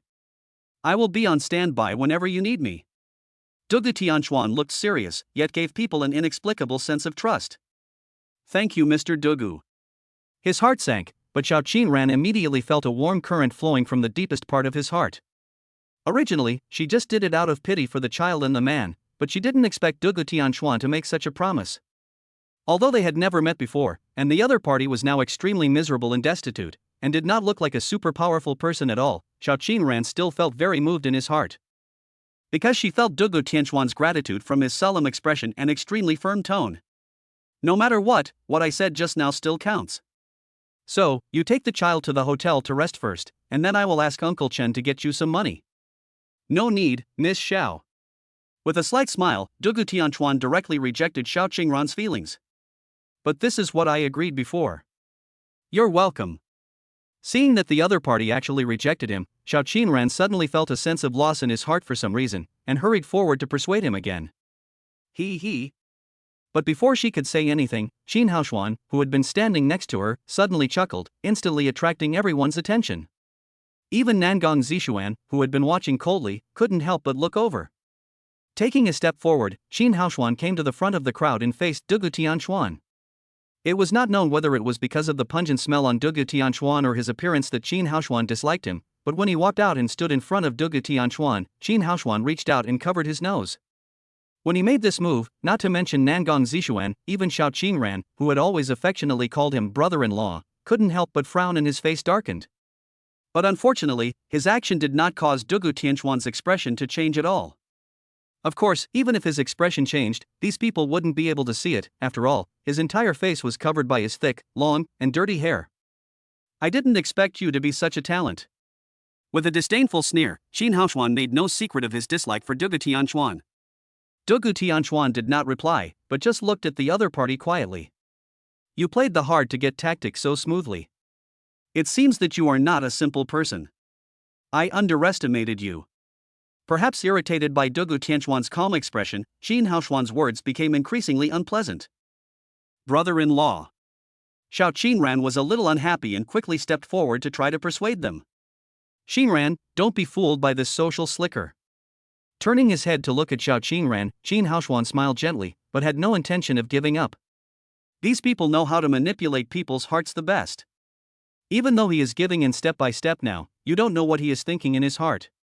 Maybe he is planning something bigger. Xinran, although you are very smart, whether in study or business, you are worthy of the title of the descendant of the Shao family, but you may not be very clear about the minds of these evil people in society, and this guy in front of you. With a mocking smile, Xin Haoshuan's expression was full of disgust. He is the best among them.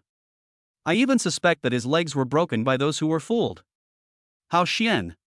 Nangong Zixuan, who had remained silent, agreed with Qin Haoshuan's words in her heart, but she did not agree with his current approach. After all, in her opinion, who are they, and what is the identity of this homeless man in front of her? Nangong Zixuan thought that what Qin Haoshuan said was a bit too demeaning. Stop talking. Ha ha. I'll listen to you, Zixuan. With a slight smile, Qin Haoshuan replied gently, then walked to Nangong Zixuan and naturally wanted to put his arm around her shoulders. However, he did not expect that Nangong Zixuan seemed to have anticipated this situation, and gently moved to the side to avoid the other party's arm. This made Qin Haoshuan's eyes flicker quickly, revealing a little displeasure and gloom, but it soon disappeared and returned to his previous elegant appearance.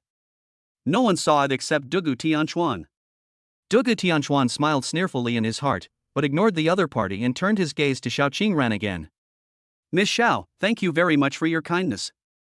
I didn't refuse just now because we agreed to treat you before the next full moon night. But now that you don't need it, I can't ask for more after getting your help. This is getting something for nothing, which goes against my life creed. Ouch. Pa pa. Qin Haoshuan clapped his hands, a mocking smile on his face. I didn't expect that a homeless person like you, who might have died with your 2 children tonight without knowing where they are, could come up with such a great truth. It's incredible. Shut up, Haoshuan. Brother-in-law, please don't say that. The voices of Nangong Zixuan and Xiao Qinran sounded at the same time, and both of them looked unhappy. How could they have expected that Qin Haoshuan could actually say such shameless words? Chapter 13, Furious. Nangong Zixuan and Xiao Qingran both looked unhappy.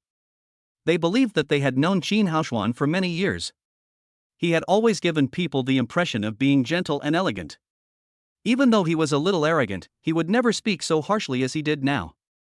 What's more, the object of his constant ridicule was a poor man who was begging alone with his 2 children. Not to mention that he is a well-educated kid from a wealthy family. Even an ordinary person would not say such heart-wrenching words if faced with such a situation. But what happened today? They didn't know that Qin Haoshuan himself didn't quite understand it. But he was very clear that he didn't like the homeless man in front of him. He really didn't like him. For some reason, when he saw the man for the first time, he felt an inexplicable irritation and disgust in his heart. Maybe it was because the man's figure was very similar to Nangong Zixuan's stupid ex-husband? Although the man's face could not be seen clearly at this moment, and his legs were disabled, and even his arms were obviously in a somewhat unnatural state, but even if he was kneeling on the ground, it could be seen that the man was extremely tall, and this made him involuntarily think of Nangong Zixuan's ex-husband. Although the fool at that time was ugly, his figure was excellent. However, when he heard the unhappy voices of Nangong Zixuan and Xiao Qinran at the same time, Qin Haoshuan knew that he had just lost his composure.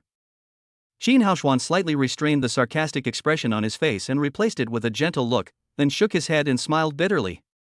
I'm sorry, Zixuan, Qingran, just now I just thought about how this man would actually deceive a kind girl who was eager to help him, and I couldn't help the anger in my heart. I'm sorry. I have to say that Qin Haoshuan is a good actor. Just a simple sentence made Nangong Zixuan's originally ugly face return to normal instantly, and even Xiao Qingran's complexion looked much better. I know you're not the kind of person who speaks harshly, but you still have to be a little careful anyway, after all. Nangong Zixuan's gentle smile added a touch of breathtaking beauty to her originally cold and beautiful face, and Qin Haoshuan's heart couldn't help but be moved. But she didn't say the rest of the words. Maybe it was difficult to say it in front of so many people? Seeing this scene, Dugu Tianchuan felt a little funny, but more sad. Although he hated this woman so much, she saved his life after all, and he really liked her at that time. But he never imagined that the other party would be willing to kill him for the man in front of him? But he soon put aside these boring thoughts. No matter what this woman thinks or does now, all the kindness she showed him has disappeared since she killed him for the lover in front of her, and the most she is left is a stranger. But as for the man? Dugu Tianchuan's eyes beneath his long hair emitted an icy chill. If he remembered correctly, those guys said that Mr. Qin ordered them to do it, which means that this guy is the mastermind. He could settle the grudge with Nangong Zixuan, but he had to repay this guy with blood, otherwise he would be sorry for the harm his two babies had suffered over the years. But now his body has not recovered yet, so he can only wait quietly. But he believed that sooner or later he would stand in front of the other person again and make him pay the price for what he had done. Because he, Dugu Tianchuan, has never been a generous person. Ms. Nangong, please go to the side if you are talking about love with Mr. Qin, and don't drag me, who has nothing to do with you, into this. This will make you look really uncultured, don't you understand? What did you say? Qin Haoshuan didn't expect that the homeless man in front of him would dare to say that to him. His face suddenly changed and he looked at Dugu Tianchuan fiercely. Even Nangong Zishuan was stunned, as if she had not expected this situation to happen. However, compared to Qin Haoshuan's breakdown, there was no fluctuation in her heart, and even the expression on her face did not change at all. She just took a deep look at the homeless man, with more curiosity in her heart, but she buried all these in her heart and did not show them. Are you tired of living? Qin Haoshuan stretched out his long legs and stepped in front of Dugu Tianchuan. He looked down at the homeless man in front of him, with murderous intent in his eyes almost overflowing. Brother-in-law, don't be impulsive. Xiao Qingran's face changed and he quickly stepped forward and grabbed Qin Haoshuan's arm. There's no need to get angry about this, and we did disturb Mr. Dugu. Did it bother him? At this moment, Qin Haoshuan's anger reached its peak because of Xiao Qingran's words. Who the hell is he to say that? A crippled loser who can't even feed his own child, a cheap bastard begging for food. Shut up!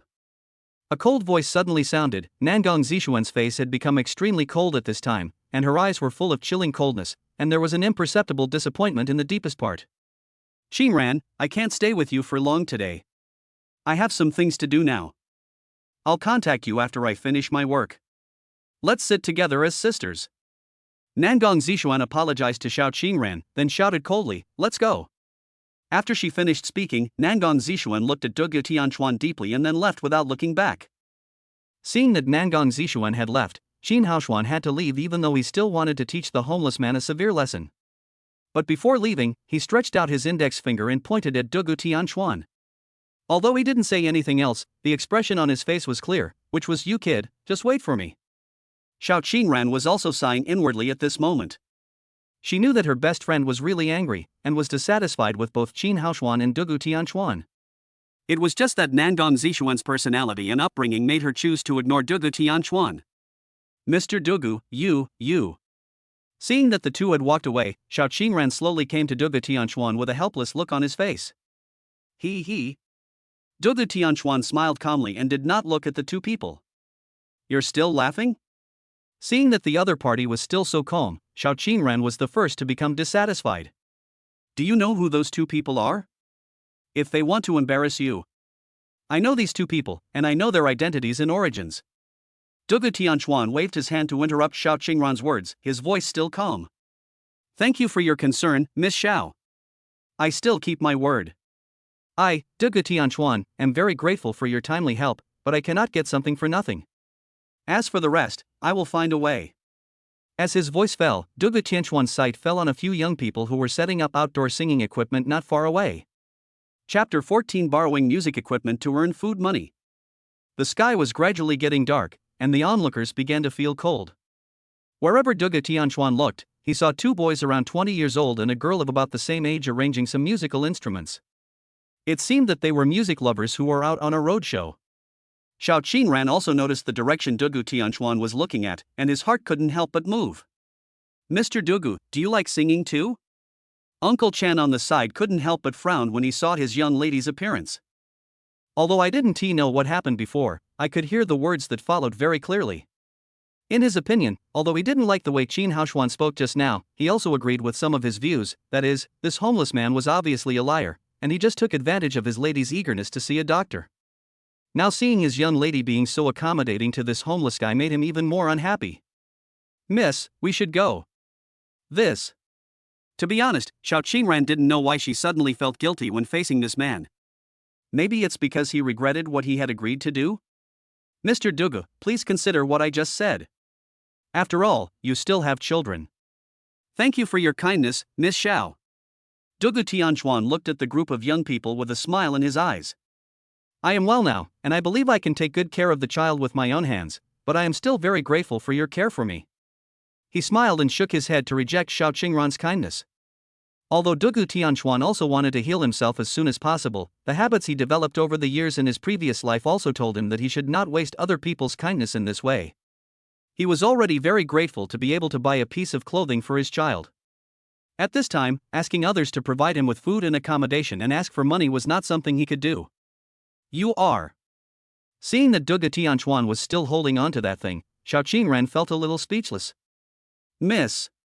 Seeing that Xiao Qingran did not answer him, Uncle Chen couldn't help but shout again. Okay, Uncle Chen, I'll go back with you right away. While they were talking, the young men had already tuned their instruments. I have to say that the family conditions of these young people are still very good. Not only are the music equipment on site extremely complete, there is even a piano. Although the brand cannot be seen clearly, the tone of the piano they tried to play is still very good. Miss Xiao, can I trouble your friends for a favor? Just then Dugu Tianchuan suddenly spoke. Xiao Qingran was stunned. Miss Xiao, is this okay? Thinking that the other party didn't hear him, Dugu Tianchuan asked with a slightly embarrassed look on his face. You tell me, we will do whatever we can for you. Her friends all had disdainful smiles on their faces. Didn't you just say you didn't want to help? Why are you asking for help now that she's leaving? Even Uncle Chen standing by couldn't help but frown, looking at Dugu Tianchuan with an unpleasant expression. Ignoring the mocking looks from everyone, Dugu Tianchuan said awkwardly, It's like this, Miss Xiao, I want to borrow the equipment of those kids to sing and earn some money, but you also know that I have difficulty walking, so... Oh. Now Xiao Qingran understood what Dugu Tianchuan meant.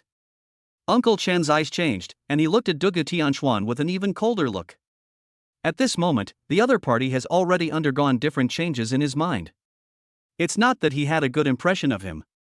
On the contrary, Uncle Chen felt that this homeless man Dugu Tianchuan was even more alarming. To people of his age, Dugu Tianchuan's actions seemed too purposeful. Li Haoyu, come and help. Xiao Qingran didn't know what his housekeeper was thinking, so he just called his two male friends to come over. After hearing her call, even though Ace and Li Haoyu were dissatisfied, they had no choice but to come over and help. But before they got close to Dugu Tianchuan, they smelled a pungent odor, which made them frown immediately and slowed down their pace. Excuse me, my friends. Dugu Tianchuan smiled bitterly to himself. How could he not understand the other party's thoughts? To be honest, the first moment he woke up, he was almost fainted by the smell on his body. He felt lucky that his two children did not dislike him. But he had no choice at this time. He couldn't just find a place to take a shower now, right? He wanted to go, but where was the money? So at this time he could only suppress his shame. As for whether I can borrow other people's music equipment? Dugu Tianchuan still trusts these young people very much. After all, he had once lived a carefree and unrestrained life with these people, and he had a very accurate understanding of their temperaments. For those who love music, it doesn't matter whether you are a human or a ghost, as long as you truly love music, you are their partner and comrade in arms. Ace, what are you doing? Why are you taking so long? Seeing the two of them standing there unwilling to move, Xiao Qingran raised her eyebrows and gave a delicate cry. No, Sister Qingran, this is really too. Smelling the disgusting smell on Dugu Tianchuan, both Ace and Li Haoyu looked bitter. Is there any friend willing to help? Carry this gentleman to the young men who are singing? I am willing to give him a reward of 500 yuan. Suddenly, Ace's expression changed and he spoke loudly to the onlookers around him. Li Haoyu, who was standing aside, also had a worried look on his face, but at this moment his eyes lit up and he secretly gave his brother a thumbs up. Great, this is a really great trick. What does this little money mean to them? But the smell on Dugu Tianchuan really made it difficult for them, but they had to give face to Sister Qingran. I was still worried about it, but I didn't expect Ace to solve it directly. As for Xiao Qingran on the side, he rolled his eyes helplessly, but just let them do as they pleased. As long as the result is correct, isn't it? When the people who were watching the show heard this, there was a commotion. Before anyone could ask whether it was true or not, two middle-aged men in shabby clothes ran out. Let's. As they spoke, the two men stepped forward, helped Dugu Tianchuan up, and prepared to carry him to the side. The little black cat Lizzie was shocked when he saw this and raised his little paws to grab the two people. As for the two siblings, they also looked at the two men warily at the same time, holding tightly onto the corners of their father's clothes and refusing to let go. Lychee, relax, it's okay baby. Dugu Tianchuan gently comforted the little black cat, then patted the heads of his two children and gently consoled them. Don't worry, baby, these two uncles are just going to send dad over there, it's okay. After saying that, he raised his head and looked at the two middle-aged men and smiled. Thank you, big brothers. It's okay, it's okay. With a simple smile, the two stopped talking and directly lifted Dugu Tianchuan to the young people who were singing. You are. Shocked, the three young men didn't know what was going on and asked in confusion. Brothers, can you lend me your music equipment? I want to sing a song and earn some money for food. Is that okay? Chapter 15 I want to sing a song I wrote. Although Ding Hao is young, he considers himself to be a knowledgeable person. His family was well off. His father was a very successful businessman and his mother was a local leader. He had seen and heard many strange people and anecdotes since he was a child, not to mention that he had been singing outdoors with a group of friends from similar families since he was 16 years old, and had also seen many interesting things. But today, at this moment, he was really stunned. Who would have thought that a homeless man who looked dirty and obviously had disabled legs would actually ask him if he could borrow their music equipment to sing a song and earn some living expenses? The world is big, but this is the first time he has encountered such a strange thing. But there was a flash of excitement in his eyes, and his heart was beating fast. This is so fucking interesting. They sang in the open air not because they were short of money.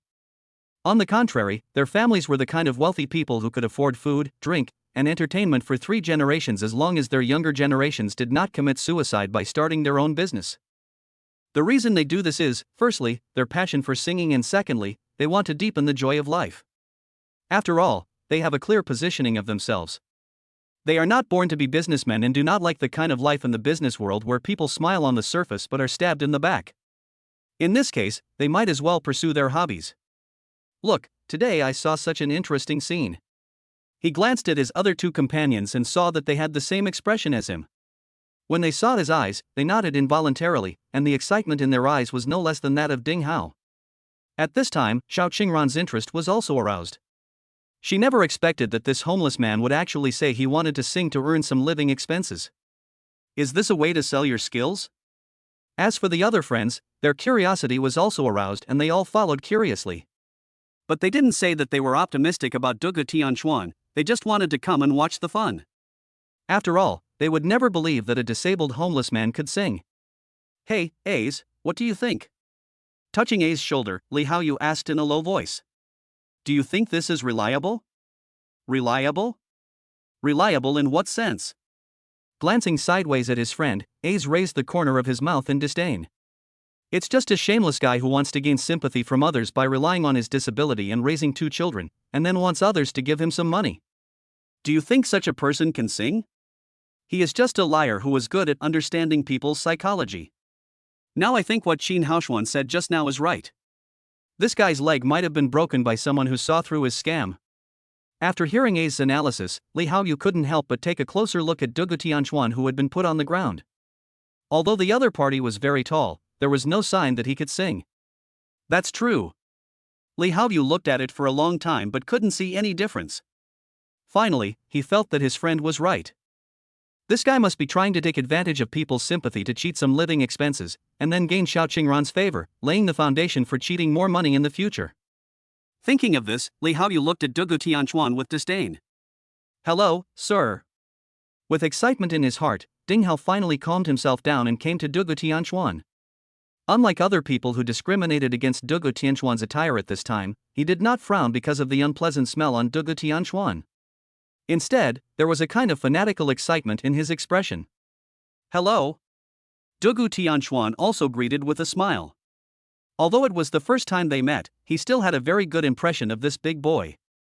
Not for anything else, just because he didn't look down on me or act superior to me, and he even squatted down because of his leg problem. This is a very pure and energetic big boy. My name is Ding Hao, that one is Lu Lei, and the very pretty girl is Yin Ling. Dugu Tianchuan.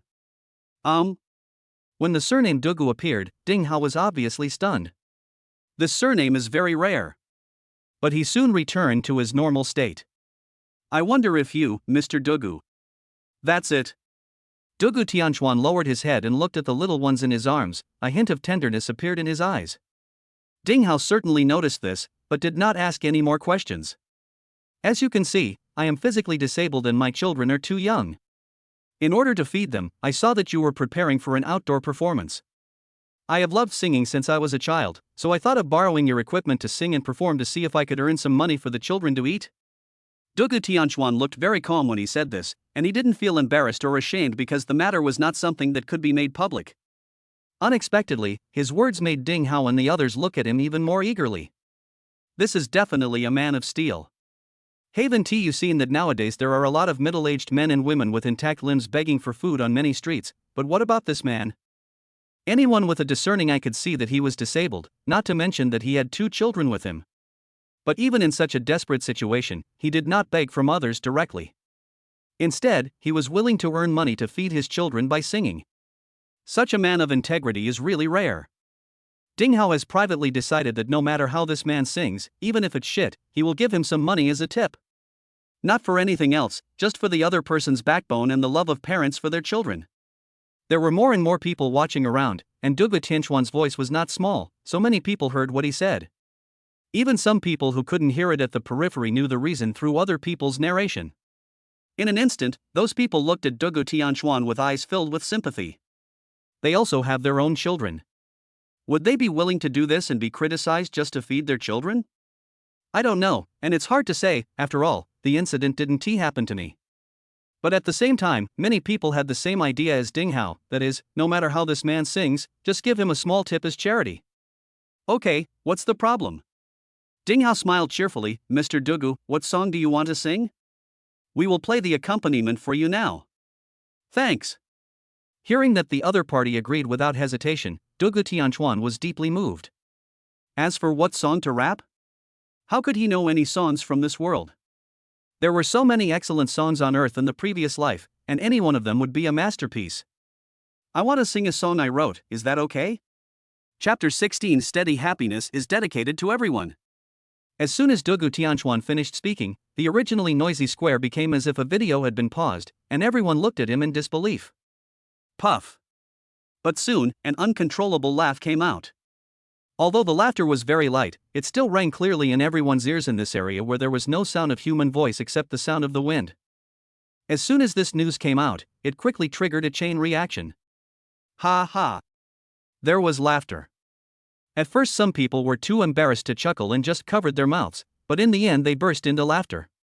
Some people even bent over with laughter, as if they had heard the most incredible joke in the world.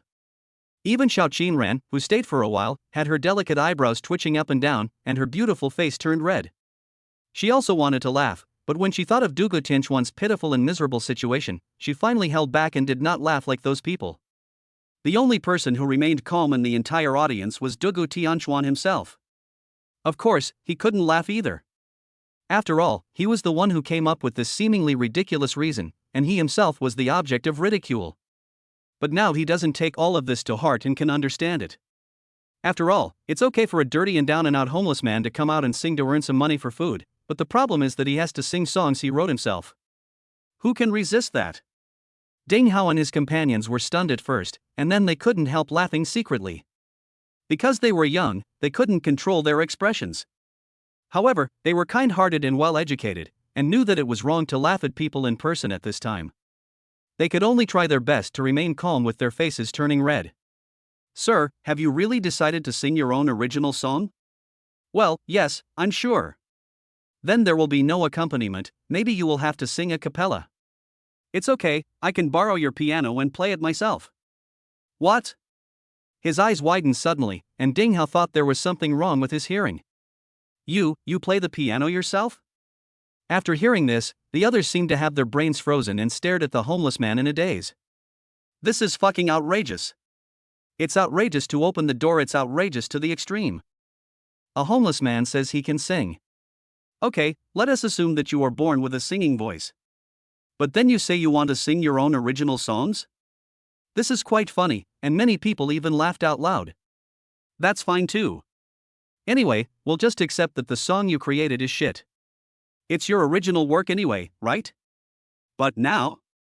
He actually said he wanted to play the piano for accompaniment. This is such a joke. Not to mention whether you can play the piano, even if you can, what about your disabled legs? You should know that the piano also has pedals, and many times you may need to use your hands and feet together to achieve better results. Quiet as death. But then the scene erupted into laughter that was even louder than before. Mr. Dugu, how about, if you have music, I can accompany you? Although he couldn't help laughing in his heart, Ding Hao's upbringing prevented him from laughing in front of others like he did. He could only think about whether he could help out himself. Of course, I just got the music, so I may not play it very well. Thank you for your concern. Dugu Tianchuan certainly knew that the other party had good intentions, but he would not change his mind. I don't need to use the pedal for this piece, but I would like to ask you to find a chair for me to sit on. Otherwise, I can't reach the keys. Dugu Tianchuan said embarrassedly with a wry smile. Because Ding Hao and his companions were performing outdoors, and the repertoire they had originally planned to perform today did not include piano, they did not prepare any special chairs. Besides, they are very confident in themselves and believe that they can play well while standing even without a chair. Only. After looking at Dugu Tianchuan and then at his twisted and deformed legs, he knew in his heart that this chair was necessary. Fortunately, the people around who were watching the fun saw that there was something good to watch, and regardless of their mentality, a nearby merchant ran into his store and brought out a chair. But the chair was very worn out and had a musty smell. It was obvious that it was a piece of junk that had been found from some corner. Come to think of it, Dugu Tianchuan is stinking now. Who would be willing to give him a new one? If it weren't for the fun, no one would be willing to move out even this old junk. Thanks.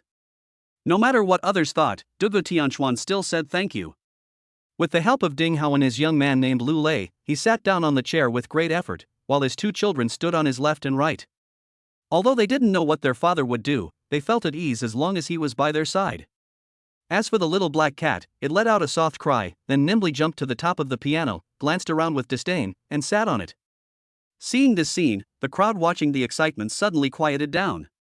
Although many people in front of them did think that Dugu Tianchuan, the homeless man, was ignorant of the consequences and was too concerned about his reputation, but when they saw the two poor children and the human-like kitten, everyone's hearts tightened unconsciously, and their eyes were full of sympathy and pity when they looked at these people.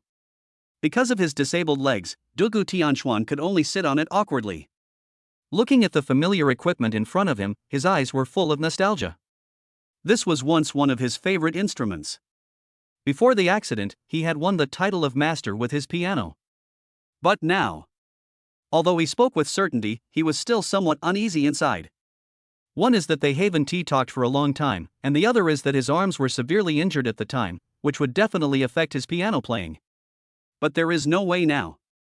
No matter what, he had to help the children settle down first, and then find a way to earn money to buy medicine. Taking a long breath, Dugu Tianchuan's eyes gradually became firm. Looking up and glancing at the crowd, Dugu Tianchuan smiled calmly. Because of the pressure of life, I have to borrow the equipment of these friends to sing a song of my own for everyone today. If you think it's okay, thank you for your support later, so that I and the children can have a hot meal. If you think it's not okay, just listen for fun. Steady happiness is dedicated to all the friends present here. Chapter 17 Liar? After he finished speaking, Dugu Tianchuan took a deep breath, raised his somewhat inconvenient hands and placed them on the piano keys. Although he always appeared very confident, he knew very well that he had to give it a try this time. His broken arm had a great impact on his piano playing skills. However, Dugu Tianchuan was not too worried. This is his absolute trust in himself. Even though there are these small problems, they will never affect the actual results. He gently pressed the keys, and as expected, the notes that came out were extremely unpleasant to the ear and out of tune, even worse than those of beginners. He. During the initial test, a burst of laughter came from the spectators, and some people even began to mock themselves. Fuck. I thought he was some hidden master, but he's only this good. I can play better with my toes. That's right. I thought today I would encounter a face-slapping plot like in novels and TV shows, but I didn't expect it to be like this. I am still too naive. Come on, buddy. I'm still video chatting with my friend. I think this guy is a master. I made a bet with my friend on the Lanting Water Festival tonight. It looks like I'm going to bleed a lot today. That place isn't cheap. 3 seconds of silence. How disgusting. I felt sorry for him at first, and even thought that he just couldn't sing well. I should at least give him some sponsorship for the sake of those two poor children and that cute little cat. Now I take back my thoughts. I wonder what bad things this kind of person has done in the past to deserve being beaten like this. He really deserves it. Yes, I think so too. After all, there are too many scammers in this society nowadays.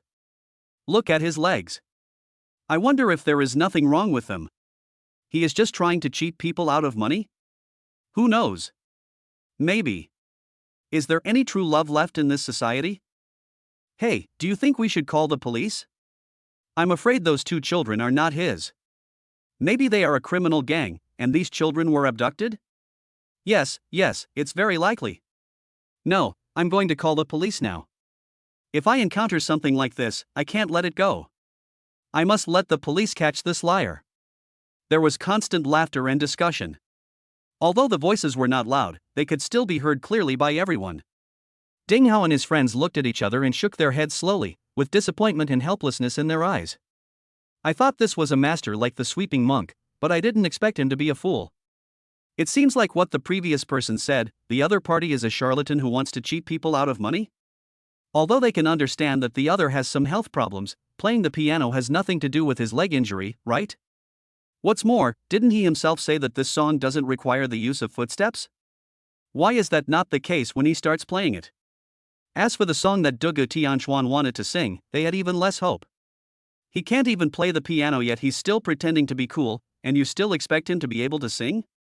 They were also feeling angry at this moment, feeling that they were being used by Dugu Tianchuan. Yes, it is exploitation. This guy took advantage of their sympathy to commit fraud. But he didn't expect that this would completely expose his behavior as a liar. When they looked at Dugu Tianchuan again, besides disappointment, they were more angry, wondering how they were going to teach this shameless liar a lesson later. Of course, other people thought the same thing. Even Xiao Qingran, who had always believed in Dugu Tianchuan, couldn't help but frown at this moment. Even though she didn't quite believe that this man could perform so well, she thought that since he could say those words so calmly, he must have confidence. But now she realized something was wrong as soon as she started. Not to mention playing, it seems like he doesn't even have basic common sense. Miss, why don't we go back? It's really getting late. Uncle Chen glanced at Dugu Tianchuan, who was still trying to find his feeling, with a hint of disdain and mockery in his eyes. This is a liar. What Qin Haoshuan said just now was correct, and his analysis was even more correct. How could such a liar be allowed to get close to my lady? After hearing Uncle Chen's words, Xiao Qingran was silent for a while. To be honest, her heart was filled with disappointment and inexplicable anger at this moment. She was disappointed because she didn't expect that this man was actually a liar who only knew how to talk big, and she was angry because she felt that she actually believed the words of a liar. Good. Xiao Qingran nodded and stopped talking. Without even looking back at Dugu Tianchuan, he turned around and left. She would never meet this kind of person again. And you said you could cure your illness? He. With a sneer in his heart, Xiao Qingran no longer held out any hope. Seeing Xiao Qingran leaving, her friends looked at each other, then turned and left with strange smiles on their faces.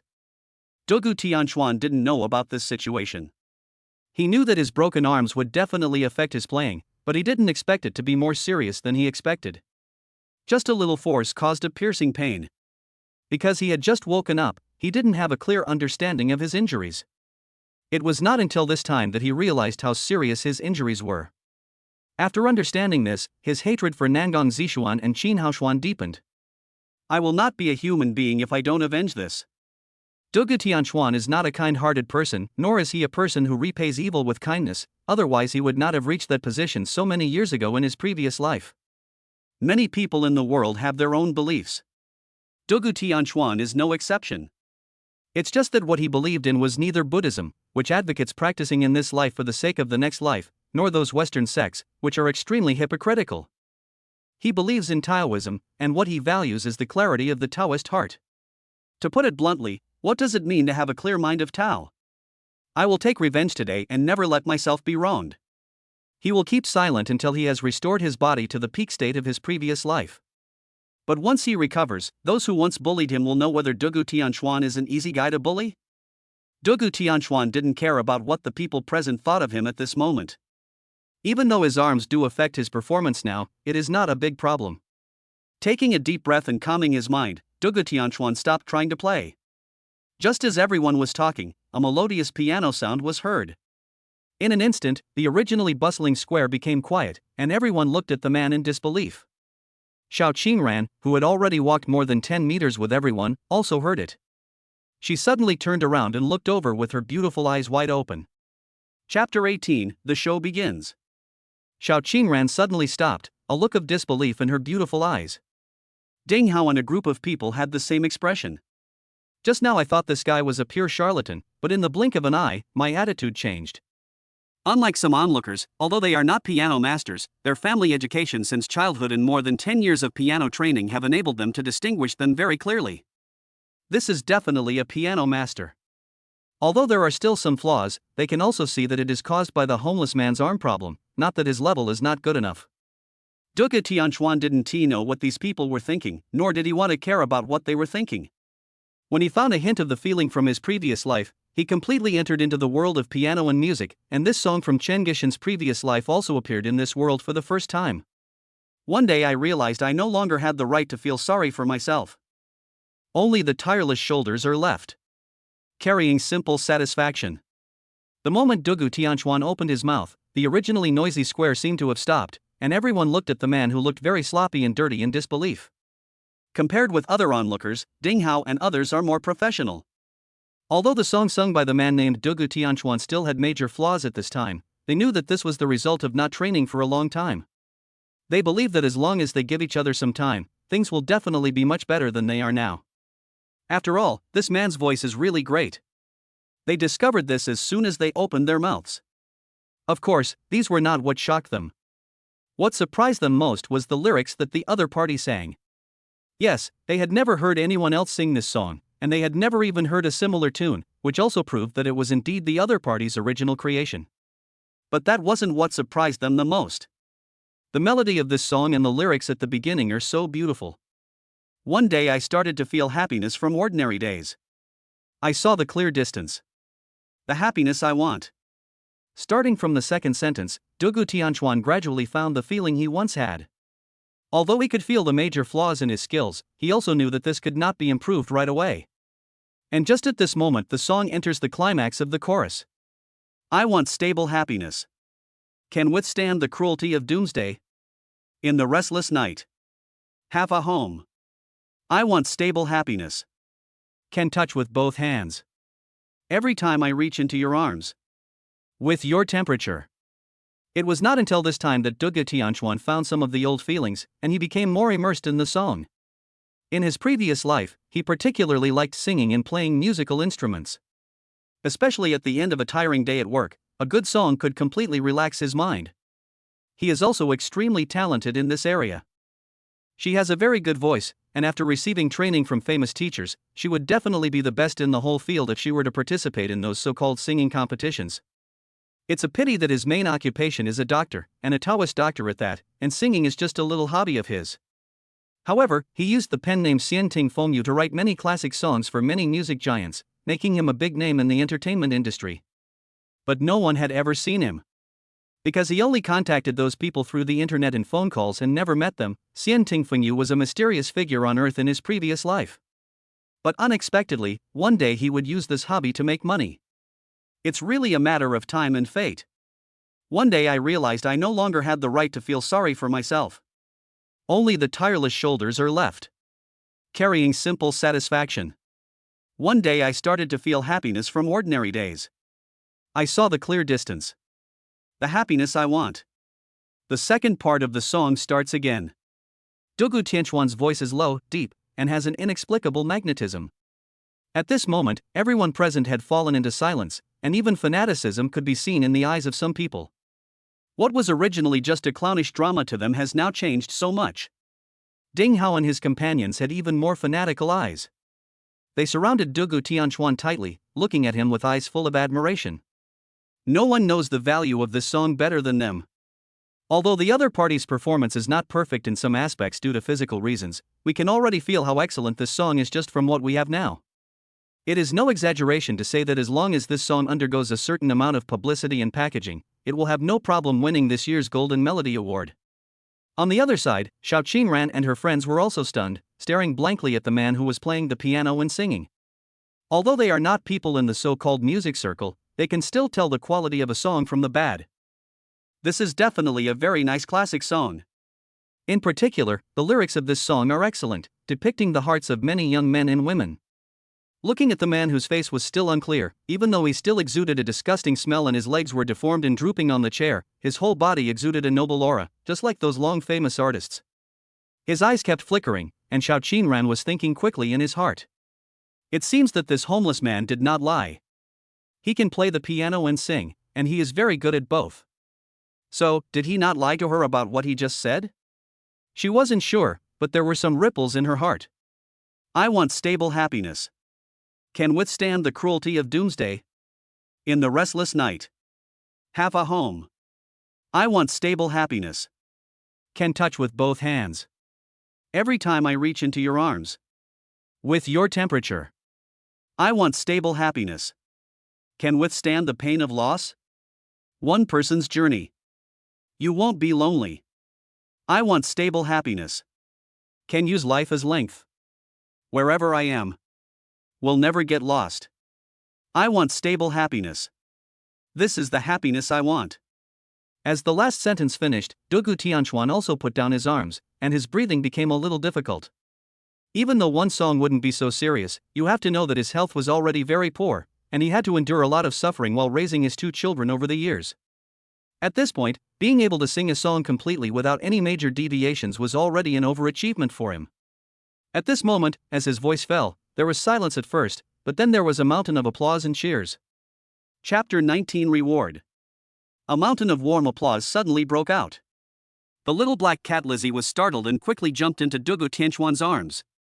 His 2 children were also confused and shrank into their father's arms, leaving only their big black eyes exposed as they carefully looked around. It seemed that if anything went wrong, he would help his father up and quickly flee the place. When Dugu Tianchuan caught a glimpse of this scene, his heart was filled with anxiety, and his guilt towards the 2 children reached its peak. I really owe these 2 children so much over the years. He didn't know how he would have survived at that time if it weren't for those 2 brothers and sisters. Although it seems that his intelligence is at the level of a 10-year-old, it is actually very different from the IQ of a normal 10-year-old child. It is no exaggeration to say that he was no different from a fool at that time. Fortunately, all this will pass.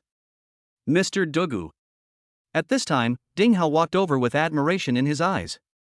I didn't expect you to be so amazing. It's incredible. You are my idol now. Thank you. I appreciate the compliment. Faced with the praise from this big boy, Dugu Tianchuan did not show much emotional change, but just smiled calmly. Compared with the previous life, what is this now? What's more, the songs he is singing now are classic songs by other outstanding singers, not those he composed himself. In Dugu Tianchuan's mind, this is not his real ability. At most, he is just a singer who sings well. One more song, one more song. Just then someone in the crowd suddenly shouted. This man's shouting immediately aroused the emotions of others, and in an instant the sound of one more song resounded throughout the square. Even Xiao Qinran, who was about to leave, seemed to be infected by this emotion and started shouting along with everyone else. Seeing this scene, Uncle Chen moved his lips as if he wanted to say something, but in the end he did not speak. He just looked at his young lady with complicated eyes. Everyone. Dugu Tianchuan nodded apologetically to Ding Hao, then looked at the crowd around him. Thank you for your kindness, and thank you very much for your recognition of me, but... With a wry smile on his face, Dugu Tianchuan turned his gaze to the 2 children in his arms.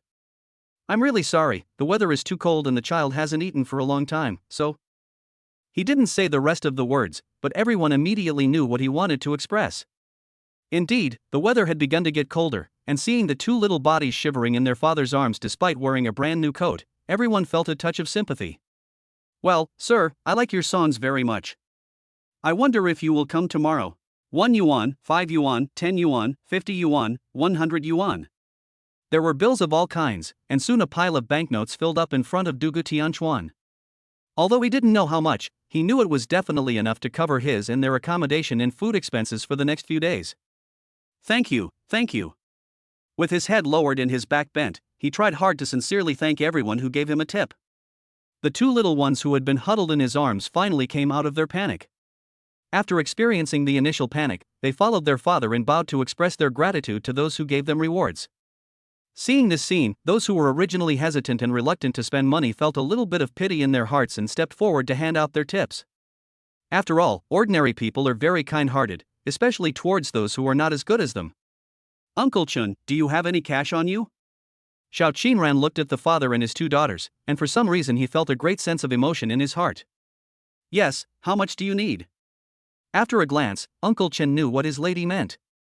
After a moment of hesitation, Xiao Qinran said softly, 10,000. This. Uncle Chen was a little hesitant. Will that be too much? It's not that he can't afford the money or is reluctant to spend it. For the Xiao family, adding 2 more zeros at the end is not a problem. But the problem was that Uncle Chen was still very wary of this man, especially since Qin Haoshuan's words just now were still lingering in his mind. What he was afraid of was that his young lady would be deceived. What is more, isn't there a saying from the ancients, a pinch of rice can turn a pinch of rice into a grudge. It's okay, I know. How smart is Xiao Qinran?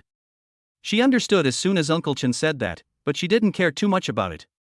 Okay. Since Xiao Qinran said so, what else does he have to say? Thank you, HM. Dugu Tianchuan was expressing his thanks when he suddenly saw a thick stack of $100 bills being handed to him, and he was startled. Although I didn't count it, I knew by feeling that the amount was at least 10,000. This. Looking up, it was Xiao Qinran. Chapter 20 Friends. You sing very beautifully. Xiao Qinran smiled slightly, and he plays the piano very well. Thanks. After a slight pause, Dugu Tianchuan smiled and said thank you, but did not take the money from the other party. Ms. Xiao, this is too much. I can't accept it. He. Xiao Qinran smiled, as if he didn't hear anything, and just slowly put the money in his hand into his arms. I think you're worth it. After saying this, without waiting for Dugu Tianchuan to say anything else, he waved to him and turned away, without giving him a chance to refuse. But her words, "You deserve it," made Dugu Tianchuan's heart excited. Ms. Xiao. Dugu Tianchuan shouted at her graceful back, I still keep my word. If the problem is not solved before the full moon next month, I will wait for you here for 3 days. Hearing this, Xiao Qinran paused, but did not turn back. He just nodded slightly and left quickly again. As she and a few of her friends left, the people surrounding Dugu Tianchuan gradually dispersed. After all, it is now completely dark and the weather is getting colder. Mr. Dugu, give me. At this moment, another thick stack of banknotes was handed to Dugu Tianchuan. When he looked up, it was Ding Hao and his 2 companions. No. He smiled bitterly and waved his hands. How could Dugu Tianchuan accept their money? I can't take your money, I should pay you for the use of the equipment instead. Take it, you're welcome. However, Ding Hao did not listen to him, but forcefully stuffed the stack of banknotes in his hand into Dugu Tianchuan's arms. It's a blessing for us to be able to listen to such an excellent original song. Why do we need you to give us any equipment fees? Besides, our families are pretty well off, so we can still afford it. That's different. Dugu Tianchuan disagreed. I am already very grateful for your help. It is unreasonable to ask you to pay me again. No, Mr. Dugu, please don't be polite with us. Seeing that Dugu Tianchuan was determined not to accept it, Ding Hao became a little anxious. I think this is a recognition of you. Looking at the other party's serious yet somewhat anxious look, Dugu Tianchuan was deeply moved. Suddenly, he felt something in his heart and stared at the young men without blinking. Why, what's wrong, Mr. Dugu? Ding Hao was shocked when he saw the other person like this. I have some more songs, would you like to sing them? What? After hearing these words, Ding Hao and the others were stunned, and then looked at Dugu Tianchuan in disbelief, as if they were wondering if they had heard it wrong. I said, I still have some songs, would you like to sing them? Yes. Ding Hao and his companions were overjoyed and nodded repeatedly. You guys just believe that the song I gave you is good enough? Dugu Tianchuan couldn't help but laugh when he saw these young people nodding so impatiently before even seeing the song. Believe. Yes, Mr. Dugu, we believe that since you can write the song Steady Happiness, your subsequent songs will definitely not be bad either. The young and beautiful girl Yin Ling did not speak, but her smiling face also expressed her attitude. Ha. Seeing the appearance of these young people, Dugu Tianchuan couldn't help but burst into laughter. It's such a good feeling to be young. Okay. As long as you don't mind, I'll write it for you. Thank you so much. Our dream is to be able to sing our own songs instead of covers, but we have never been able to find the right ones. Now we finally have our own songs, hee. Another older boy, Lulei, smiled naively. Mr. Dugu, please accept this money. Ding Hao stuffed the wad of money into Dugu Tianchuan's arms again. This time Dugu Tianchuan did not refuse, but accepted it directly. Since he decided to write songs for these young people, there is no problem in accepting the money, as it is the result of his own hard work. Seeing that Dugu Tianchuan accepted his money, Ding Hao finally felt relieved, and a happy smile appeared on his still slightly immature face, but then he seemed to remember something. Mr. Dugu. It's like this. After thinking for a while, Ding Hao explained, how much do you want for a song? I'll give you the money. No more. Upon hearing this, Dugu Tianchuan's face turned serious and he said directly. Mr. Dugu, this. Ding Hao and his companions didn't know what was going on and looked uneasy. We were discussing it nicely, why did they suddenly say they won't give it to me? Seeing the nervous expressions of the young people, Dugu Tianchuan sighed softly and a smile appeared on his face again. I'm giving this to a friend, not selling it, you know? If you want to buy it with money? Sorry, Dugu Tianchuan, will never sell my own songs, but... She raised her head and looked at Ding Hao and the others through her long hair. My songs are only for friends. The few people who were originally nervous suddenly felt relieved, and were then moved. They never thought that the other party was in such a difficult situation and was not willing to sell songs but was willing to give them away. This was really touching. What was more important was what Dugu Tianchuan said, he would only give songs to friends. Does that mean I'm his friend? For ordinary people, being friends with Dugu Tianchuan at this time would seem very low class, and no one would be willing to be friends with him. However, for a few music enthusiasts, Dugu Tianchuan is a big boss in their hearts at this moment. Thank you, Mr. Dugu. I'm only a few years older than you guys, so stop calling me Mr. and just call me Brother Dugu. Hey, Brother Dugu. Ha ha. With a hearty smile, Dugu Tianchuan was also very happy in his heart. Brother Dugu. Just then the girl Ling came over and called out clearly. Since you consider us friends, we won't be hypocritical. I think it's better to do this. Your legs are not convenient now. The three of us want to send you to the hospital for a checkup to see if there is any possibility of recovery. What do you think? This. Without allowing Dugu Tianchuan to refuse, Ling said directly, if you refuse, then it means you don't regard us as friends, and we can't accept your kindness, don't you think? Yes, Brother Dugu, please agree to our request. Ding Hao and Lulei also reacted at this time and hurried forward to persuade them. Looking at these faces full of youthful vitality, Dugu Tianchuan suddenly felt his heart beating rapidly again. Chapter 21 I have my own name. Dad, are we going to live here from now on? Looking at the house of about 100 square meters in front of her, the little girl seemed a little bit unbelieving. She held her father's arm tightly, her eyes full of joy, but also with uneasiness and nervousness. Although the little boy didn't say anything, his tightly pursed lips and the joy in the deepest part of his eyes betrayed his inner unrest at the moment. Perhaps because he has been in an environment where he has had to struggle to survive since he could remember, his character is calmer and more resilient than that of the little girl, which makes Dugu Tianchuan feel even more distressed. In these years, he can no longer remember whether he was the one who supported the two children, or the two children were the ones who supported him. Touching the two children's heads, Dugu Tianchuan smiled gently. This is what Uncle Ding Hao lent us temporarily. We will have to return it to Uncle Ding Hao in the future. Oh. When the little girl heard what her father said, her mood couldn't help but drop. She said oh softly and lowered her head, her eyes full of loss.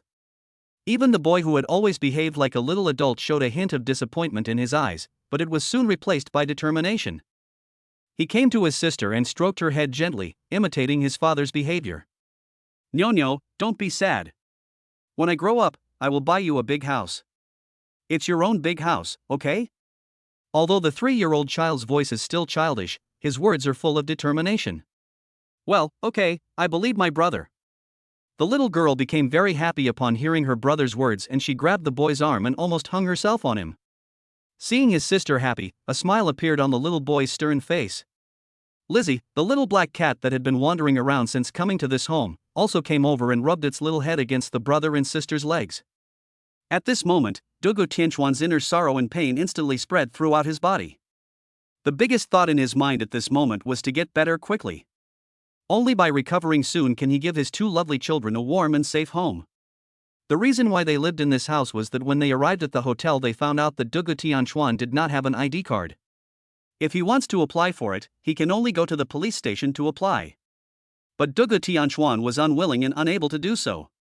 Because once he really went there, Nangang Zishuan would definitely know about it, and that would mean danger was coming. As long as he is able to protect himself and his children, he will never let the other party know the existence of the three of them. In desperation, he originally thought of finding a bridge hole to rest if nothing worked.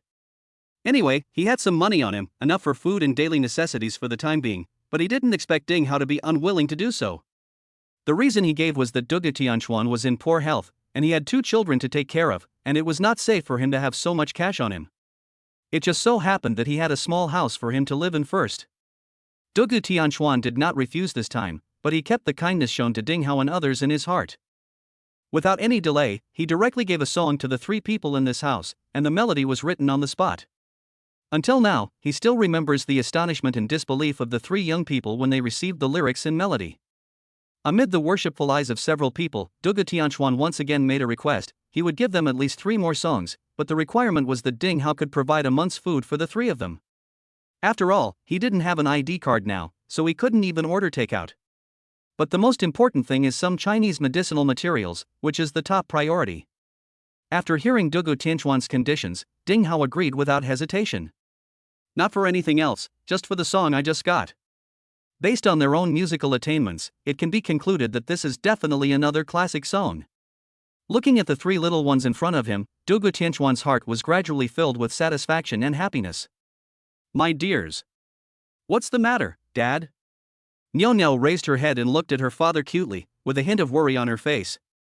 Are you feeling unwell again? Niao will rub it for you. As she said this, the little girl was about to rub Dugu Tianchuan's legs. Although the little man didn't say anything, he came to his father like his sister and wanted to rub his legs. Seeing this scene, Dugu Tianchuan's inner pain reached its peak, but the feeling of happiness once again filled his heart. He hugged the 2 children and kissed them tenderly on their heads. Baby, Daddy's fine.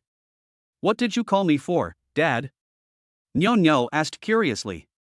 Dad just wants to give you 2 a name, okay? Really? We're going to have our own name? Niao was overjoyed.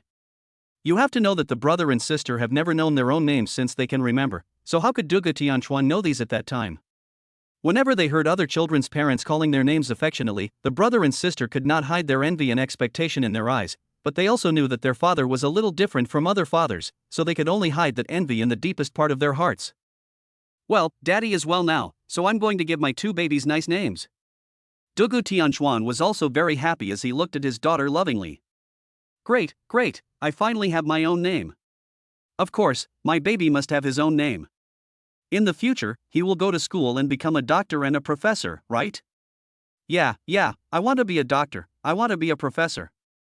Although she didn't know what a doctor and a professor were, the girl thought they sounded very impressive. Dugu Tianchuan felt even more distressed when he saw his son trying to pretend to be an adult. He came to this world inexplicably, far away from his former relatives and friends. In this strange place, only these 2 children are his blood and the continuation of his life.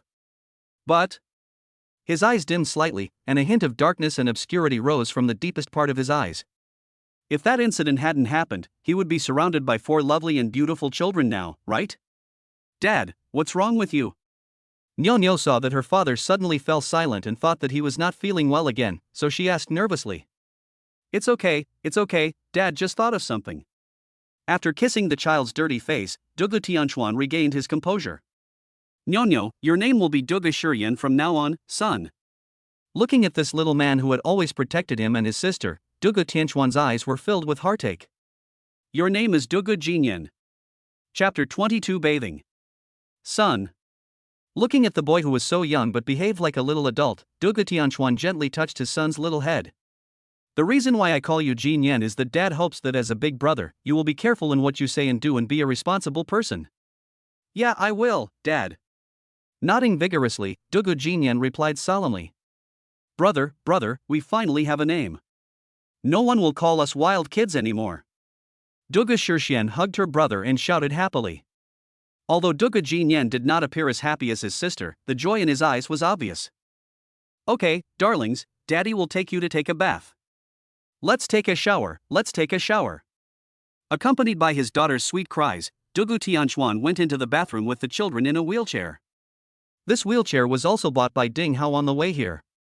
Dugu Tianchuan did not object or say anything about all this, but he kept everything the other party did in his heart. Dad, what is this? This is the shower head. Look, baby. To the left is hot water, to the right is cold water. We can adjust the water temperature. What about this? It's called a toilet. What is it for? This is for us to use when it is convenient, you see. When girls go to the toilet, they have to turn this ring down and sit on it. When they are done, we press this switch again. See, does the water flush down? It's so fun, Dad. And what is this? It's called facial cleanser. What is it for? Wash our Szechuan's face beautifully. What about this one? This is shower gel and shampoo. I see, this must be for washing hair, right, Dad? My baby daughter is so smart. Yes, this is for washing our hair, and this shower gel is for applying on our bodies when we take a bath. It will make us cleaner and leave us smelling good. Dad, I'm so happy, but I'm also scared. Why are you scared, baby? I was afraid that I was dreaming, and when I woke up we were back under the bridge. Dugu Szechuan's voice suddenly became softer, which made Dugu Tianchuan feel pain in his heart. But I'm not afraid. As long as my father, brother, and little Lizzie are with me, I'll be very happy, hee. Ha, silly girl. Dugu Tianchuan's eyes were a little red, and he patted his daughter's little head gently. Sit still, Dad will rub your back. Hearing the voices of his father and sister coming from the bathroom, Dugu Jinyan's always stern face finally revealed a childish smile that belonged to his age. He didn't know whether this was true or not, but one thing his sister said was right: as long as he could be with his father, he would be willing to endure any hardship in life. And what excited him most was that his father's illness seemed to have really recovered. Although his father was very good to them in the past, he always seemed to give him the feeling that he had not grown up yet, which was also the reason why Dugu Jinyan was so mature at a young age. Lizzie, are you happy now? Dugu Jinyan muttered to himself while gently stroking the fur of the little black cat in his arms. I'm very happy, very happy. Baby, you're so beautiful. Dugu Tianchuan's surprised voice suddenly came from the bathroom. Go, show it to your brother, is it good looking? Really, Dad? Am I really that good looking? How could Dad lie to baby? Hee, I want to show it to my brother. Be careful, baby, and put your clothes on. Aha! Tap tap. Hearing the sound of hurried footsteps, Dugu Jinyan stood up holding the little black cat, and his eyes suddenly lit up. Brother, do I look good? Nice. Dugu Jinyan didn't know how to describe his sister at this moment, but he just felt that she was really very beautiful, more beautiful than any other girl he had ever seen. Dugu Tianchuan in the bathroom was looking at his daughter with eyes full of amazement. This child really perfectly inherited the good looks of him and Nangong Zishuan. The little girl's cheeks were as pink as rosy clouds, as if she was given the most gentle color by nature. Her delicate skin was as smooth and tender as a newborn baby, without a single flaw. At this moment, there was a sweet smile on her cheek, making people want to kiss her. A pair of big, round eyes are like two crystal clear black gems, clear and bright, like the stars twinkling in the night sky, dazzling and bright. Thick and curled eyelashes seem to set an exquisite frame for these beautiful eyes, and every blink is like the twinkling of stars. Her two elegant eyebrows, as if painted with the most delicate brushstrokes, the light color complements her fair skin. Her eyebrows are slightly raised, with a hint of innocence, as if showing the world her carefree happiness. The small and delicate nose is like an exquisite jade inlaid in the center of her pink face. The tip of the nose is slightly upturned, which makes her look particularly playful and cute. Whenever she breathes, her small nose rises and falls gently, just like a cute little rabbit sniffing the breath of spring. Her black and shiny hair was as smooth and soft as black satin, shining with charming luster under the light. Her hair fell naturally on her shoulders, and occasionally a few strands of hair would cover her eyes, adding a bit of cuteness. She was wearing a pink plush pajamas with cute patterns embroidered on it, which made her little body look even more lovely and beautiful. This pajamas was bought by Yin Ling. I have to say that girls understand girls best. Jinyan, come on, it's your turn. Hee brother, it's your turn. Looking at his father who was waiting for him in the bathroom, Dugu Jinyan hesitated. What's wrong, son? Come here quickly. Dad. After a while, Dogu Jinyan's hesitant voice sounded. Can I wash it myself? Yo. After a slight pause, Dogu Tianchuan raised his eyebrows and a meaningful smile appeared on his face. It seems that this little man of mine has grown up. Just once today. After all, you don't know how to use these yet, and you must be covered in a lot of dust. Daddy will rub your back for you, and you can do it yourself in the future, okay? Dogu Tianchuan did not directly reject his son's request, but discussed it with him. All right. After thinking about it, Dogu Jinyan finally agreed to his father's suggestion and walked slowly towards the bathroom with his short legs. Chapter 23 Medicinal Materials. Ding dong, ding dong. The doorbell rang. Dogu Tianchuan glanced at the two children who were still sleeping, then looked up at the alarm clock on the wall. It was only about 8:30. This was the most peaceful and happiest night of sleep they had ever had since they were born. A hint of tenderness flashed in Dogu Tianchuan's eyes, and he immediately put on his pajamas and wanted to get out of bed and open the door. However, his legs were not very convenient to move at this moment, and the movement of his body immediately woke Dogu Jinyan up. When he saw his father's actions, he quickly stood up and held his arm. Dad, I'll hold you up. Dogu Tianchuan pursed his lips and smiled as he glanced at his son, with heartache deep in his eyes. He didn't feel sorry for himself, but for the son of the director. Other children of his age still don't know anything and even need to be carried by their parents to walk, but my son has already learned to take care of himself. At this moment, he just wanted to heal his body as soon as possible.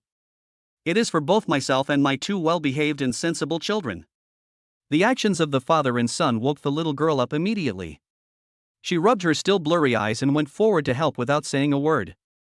With the help of the two little ones, Dogu Tianchuan finally sat in the wheelchair, and the brother and sister pushed him towards the door, one on each side. Good morning, Teacher Dogu. As soon as the door opened, Ding Hao was seen standing at the door with some breakfast in his hand and a smile on his face. Lu Lei and Yin Ling were beside him, and they were also carrying a bunch of packages in their hands. Although he couldn't see clearly what was inside, Dogu Tianchuan could smell the unique scent of medicinal herbs. Forehead. At this moment, Ding Hao and others suddenly opened their eyes wide and stared at the two children behind Dogu Tianchuan, as if they had seen something incredible. Then they looked at Dogu Tianchuan again with extremely surprised expressions in their eyes, as if they were frightened by the scars on his face. Hee, you're here so early? Dogu Tianchuan smiled slightly. He did not feel sad about this. On the contrary, he was very grateful to them. He didn't expect that these young people would come so early to personally deliver breakfast to them. I thought young people of your age would sleep until noon. That's true. Yinling pursed her red lips and smiled, but we're worried that you and the two children will be hungry, so the three of us agreed to come over early. As she spoke, her gaze involuntarily drifted to the two children behind Dogu Tianchuan. Come on, come in, it's too cold outside. Dogu Tianchuan made way and motioned for them to come in quickly. Teacher Dogu, I don't know what you like to eat, so I just bought some breakfast for you. If you don't like it, I'll buy you more. Putting the breakfast in his hand on the table, Ding Hao said a little embarrassedly. No. You're too polite. For us, as long as we're full, we don't care about food. Then eat quickly, or it will get cold. Shirshian, Jinyan, thank you uncle and aunt. Thank you, uncle and aunt. The two children thanked him in baby voices, looking very cute. You're welcome, eat quickly, eat quickly. When the older boys heard this, their faces turned red. They didn't know what to say and could only urge them to eat quickly. Seeing this scene, Dogu Tianchuan smiled slightly. His favorable impression of these young people increased significantly. Not to mention the help he provided to the father and his two sons yesterday, just this attitude alone has surpassed many young people of their age. What about you guys, have you eaten yet? Inviting the two children to eat, Dogu Tianchuan asked while eating. The food in his mouth made him very satisfied, especially when he saw the two children wolfing down the food, which made him happy and distressed at the same time. From birth to today, maybe this is the first time they have had such a proper breakfast? Ding Hao and others also thought of this, and they were touched when they saw the two children eating so sweetly. For these children who were born into wealth, when had they ever suffered such hardship? We've eaten, you and the kids can just eat. Okay, then we won't be polite. Aha! For a moment, the only sounds left in the room were the father and his two daughters eating. At this time, the little black cat Lizzie came out from somewhere, came to Ding Hao and his friends, sniffed them, and then rubbed its little head against his legs. Hey, hee hee. They are also extremely concerned about this little black cat. After all, the scene of it protecting its owner yesterday is something many people cannot forget. They just didn't expect that the little guy who was like a little tiger yesterday would behave so docilely now, which made them very happy. I forgot to bring you cat food today. I'll bring you something delicious tomorrow. Ding Hao reached out and touched Liqi's hair and found that it also smelled fragrant. He knew that Dugu Tianchuan must have washed it last night. Hee hee. At this time, Dugu Tianchuan had just finished his breakfast. He took a bun, tore it into small pieces and put it in the bowl. Liqi, come and eat. Meow. After calling out, the little black cat immediately rushed over and started eating the buns in big mouthfuls. This little guy is really not picky about food. Looking at the scene in front of him, Ding Hao couldn't help but sigh. Dugu Tianchuan smiled and a loving expression appeared in his eyes. Teacher Dugu. Don't call me teacher anymore.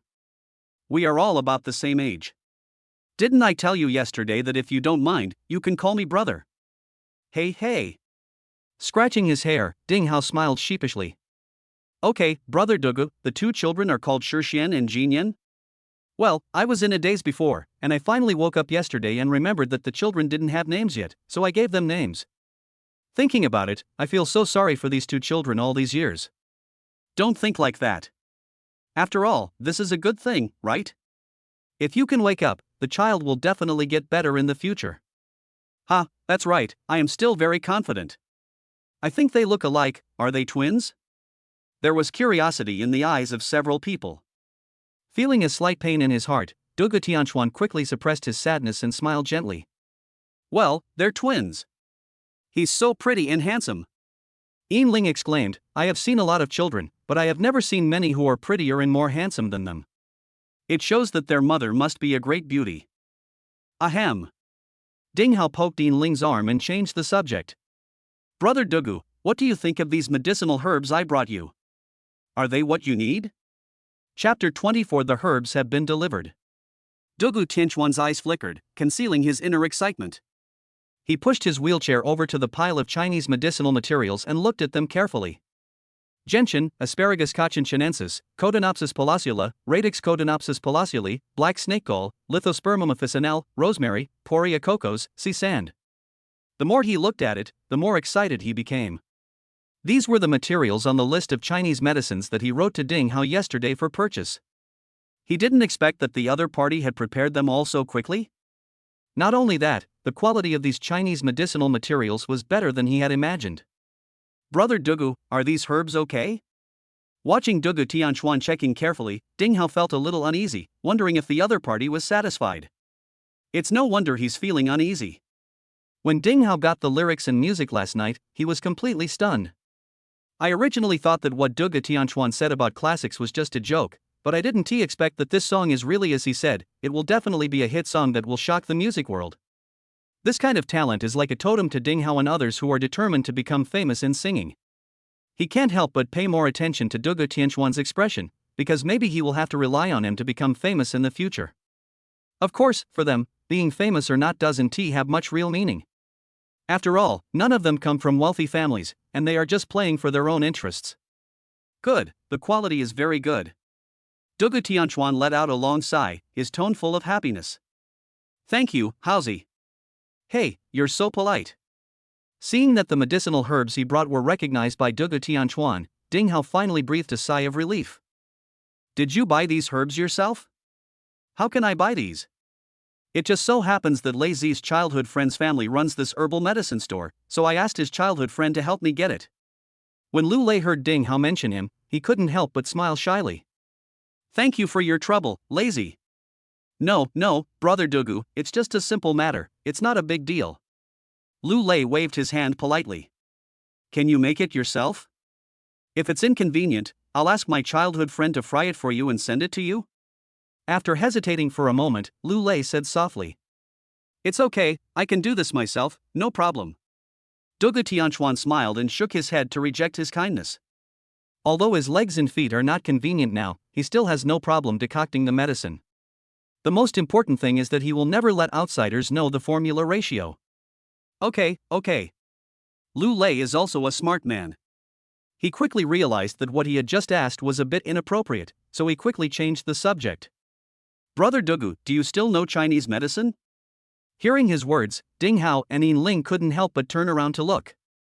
I understand a little bit. Dugu Tianchuan did not deny it. Looking at his scarred face, Lu Lei showed some complicated emotions. Do you want to go to the hospital? I think whether it's your leg or your face, Western medicine is more reliable. I happen to have someone in my house who is in this area. How about I ask someone to take a look for you? Ha. It's okay. I happen to have a recipe given by an old man at home. I'll try it first. If it doesn't work, I'll come and bother you again. Seeing Dugu Tianchuan's attitude, Lu Lei stopped trying to persuade him, but he had made up his mind to find someone to say hello after returning home. Although they just met yesterday, they had a very good impression of Dugu Tianchuan, and felt that it was a pity that such a talented person had to suffer such pain. By the way, how's he? Dugu Tianchuan shifted his gaze from the medicinal herbs to look at Ding Hao. Are you familiar with yesterday's song? I took a look. When they saw Dugu Tianchuan mention the song, excitement suddenly appeared on their faces. Brother Dugu, we started to get familiar with each other yesterday, but we found some problems. Oh? What's the problem? Tell me. It's at this part that we can't get into tune. If this is the case, I feel like the overall mood of the song is ruined. Dugu Tianchuan took the music score, took a look at it and then laughed. This is normal. After all, you have received formal training. Although you are not professional, this should not be difficult for you. Come, this part should be sung like this. In this way, several people were instantly immersed in the discussion of this song. Seeing this situation after finishing their meal, the two little ones were sensible and did not disturb their father, but gently began to clean up the table. The little black cat, after eating and drinking, lay down in a corner of the sofa, closed his eyes and dozed off. For a moment, the whole room fell silent, with only the sounds of a few people discussing. I don't know how long it was before Yin Ling suddenly let out a surprised scream, which scared Lizzie, who was dozing off. After opening her eyes and seeing that it was a familiar person, she closed her eyes again and fell asleep. Thank you so much, Brother Dugu. Now that you put it like that, I feel completely at ease. He. With a faint smile, Dugu Tianchuan also twisted his body slightly. He felt very uncomfortable keeping this fixed posture, especially since he was so big that it was even more uncomfortable for him to sit in a wheelchair. You are the main character in this song, so you need to practice more when you go back. I believe you will achieve good results. This is all thanks to you. If it weren't for the song you gave us, we would probably still have to play the role of fans until the day we can no longer play. But now with the song, I believe we will be different. It's a mutually beneficial thing. Lingling's voice is really perfect for this song. The relationship between Dugu Tianchuan and several others became closer again, and even the ways they addressed each other became more intimate. It's getting early, so let's go back and practice. We won't disturb you, Brother Chuan. Seeing that Dugu Tianchuan's face was beginning to show some fatigue, Ding Hao and others hurriedly spoke. Okay. Dugu Tianchuan did not try to persuade them to stay. He nodded and said with a smile, I believe you will succeed. Come on. By the way, Brother Chuan, I will arrange for someone to deliver meals to you every day, so you don't have to cook. After all, your health is not good. Thanks, Haozi. You're welcome, and Dugu Tianchuan really can't take care of the children because of what he has to do recently. He will remember these favors in his heart. Then we'll leave first, Brother Chuan. Okay, go slow on the road. Well, Shixian, Jinyan, goodbye. Goodbye, uncle and aunt. The two children waved to Ding Hao and the others sensibly. The little black cat finally opened its eyes, looked at everyone and called softly. Goodbye, Lizzie, hee. After a few people left, Dugu Tianchuan looked at the pile of medicinal herbs on the ground, a hint of excitement flashed in his eyes. These are enough for him to use. The next thing to do is treatment and recovery. Chapter 25, the beginning of treatment. Gurgle. Looking at the pot in front of him with bubbles constantly bubbling out, Dugu Tianchuan couldn't hide his inner joy. It has to be said that Ding Hao and Lu Lei helped him a lot this time. Originally, they didn't have much hope for the Chinese medicinal materials they wanted to buy. After all, There are too many shoddy products on the market now. Just like the earth in the previous life, traditional Chinese medicine is the national medicine of China, but in modern society it is resisted by more and more people.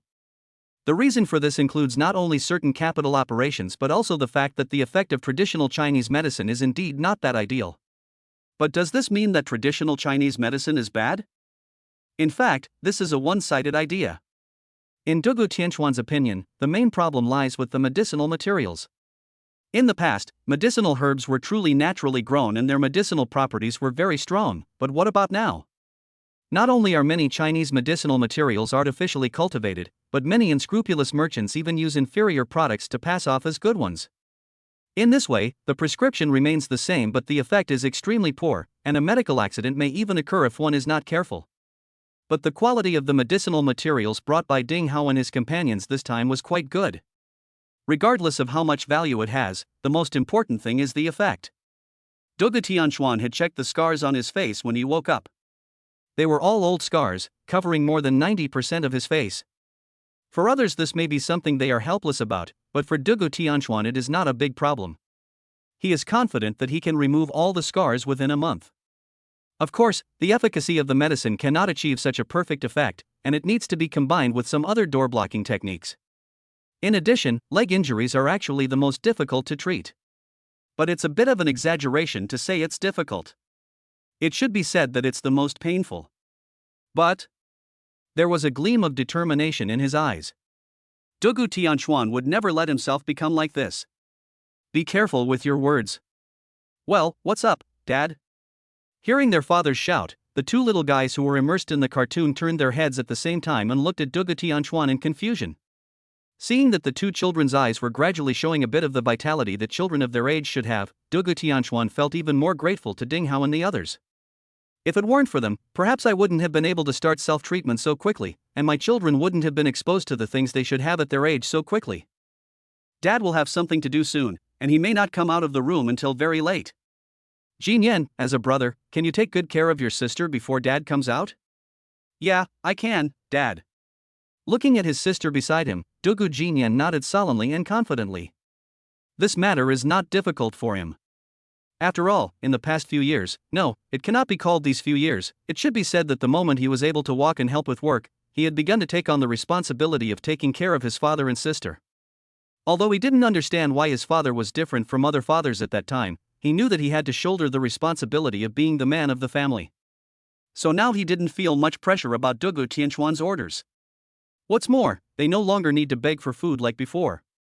When Ding Hao came, he brought them a lot of food including snacks, which was enough for them to not have to worry about eating for a while. Seeing his son's appearance, Dugu Tianquan felt a pang in his heart. He owes it to his son and daughter for all these years. Son, soon, you and your sister will be able to enjoy your childhood just like other children. Touching his son's head and looking at his handsome face, Dugu Tianquan said solemnly. If Uncle Ding Hao and his friends come and Dad can't receive them, tell them. Dad will contact them when he gets better. Yeah, I know, Dad. Dugu Jin doesn't talk much, but people can feel the power of his words. Good. After taking a deep look at his son, Dugu Tianquan suppressed the pain in his heart, then picked up his daughter. Feeling her thin body, Dugu Tianquan's desire to get better quickly became stronger.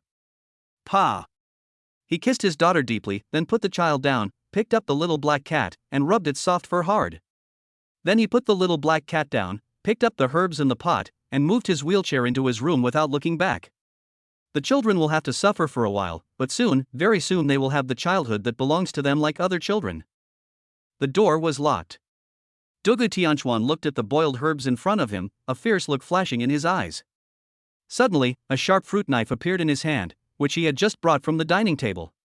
Without any hesitation, he picked up the fruit knife and slashed his already scarred face. In an instant, bright red blood covered his entire face. The old scars were cut again by the sharp fruit knife, revealing tender flesh like a baby's lips, which was very horrifying. But Dugu Tianquan's expression did not change at all, as if the knife did not cut his face. He picked up the clean towel beside him and wiped the blood off his face. Looking through the bedroom mirror, he saw that the blood was still pouring out of his face. Dugu Tianquan did not panic. These things were all within his expectations, and he also knew his own strength. When he saw that the Chinese medicine in a pot had been boiled into a thick, sticky black paste, Dugu Tianchuan picked up a spoon and smeared it on his face without any hesitation. In just a moment, an extreme pain came from the wound.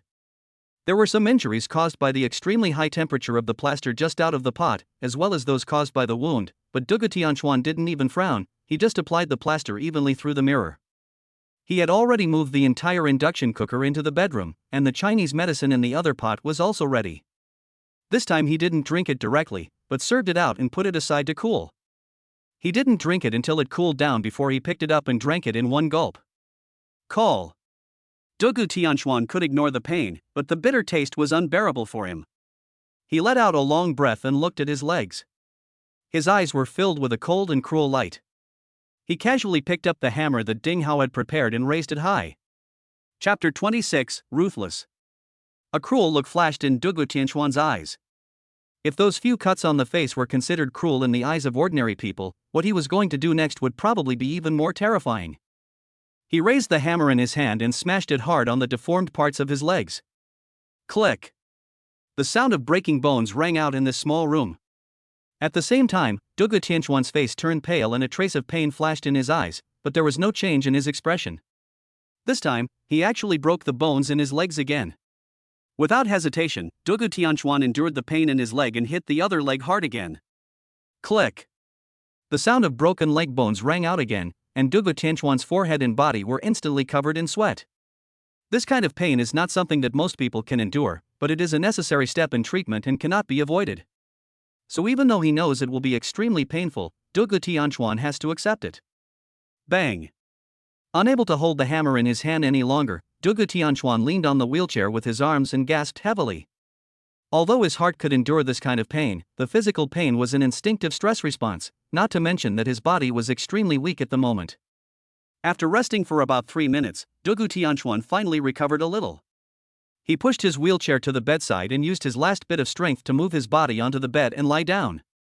A splint for fixing the limbs had been placed at the head of the bed. This was something he asked Ding Hao to help prepare last night. Dugu Tianchuan stood up while enduring the pain, and used scissors to tear open his pants to expose his broken leg. He then applied the black paste evenly to the wound. After everything was done, he wrapped it with gauze and then fixed his legs with a splint. Although there were not many movements and they were relatively simple for ordinary people, for Dugu Tianchuan it was like walking out of purgatory. Sweat soaked his hair and clothes. In just a few minutes, he felt like he had been in torture for a long time.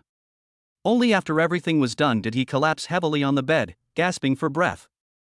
After a long time calming down his violently beating breath, Dugu Tianchuan slowly closed his eyes and began to feel the condition of his body, which was the most critical part of his treatment. Chinese herbal medicine is only an auxiliary means, and the most important thing is the breathing technique taught by his master in the previous life. He didn't know what to call it, and even his master didn't know. He only said that it was obtained by an ancestor of the sect accidentally, and it was extremely beneficial for the recovery of the body and the improvement of physical fitness. This is not false. He had practiced for nearly 20 years in his previous life. He didn't know about other things, but the effects on his body's recovery and improvement in his physique were extremely obvious. He benefited a lot from it, and this was also the ultimate secret that enabled him to be sure of curing the scars on his legs and face. His breath gradually stabilized, and he silently recited the mantra. Dugu Tianchuan quickly entered a state of emptiness. At the same time, a weak airflow surged out from his lower dantian. With a slight movement in his heart, Dugu Tianchuan finally let go of the worry that had been hanging in his heart. It seemed that what had happened in recent years did not have much impact on this. Just as he thought of this, he suddenly felt a sharp pain in his body's meridians as if being cut by a knife, and the airflow was directly blocked in a meridian in the lower dantian and could no longer move forward. Shocked in his heart, Dugu Tianchuan focused all his attention on that one point and finally found out what caused it. Although the qi in dantian has not been affected by these years, his meridians have shrunk and even become blocked due to these years. If we look at it from a Western medicine perspective, there is no such thing as meridians, but from a Chinese medicine perspective, this is his current situation. Feeling this huge blockage resistance, a look of determination flashed in Dugu Tianchuan's eyes. Since there's no way out, just crash it. As he made up his mind, the airflow in his lower dantian suddenly became thicker, and then it quickly hit the blocked point in the meridian with a resolute attitude.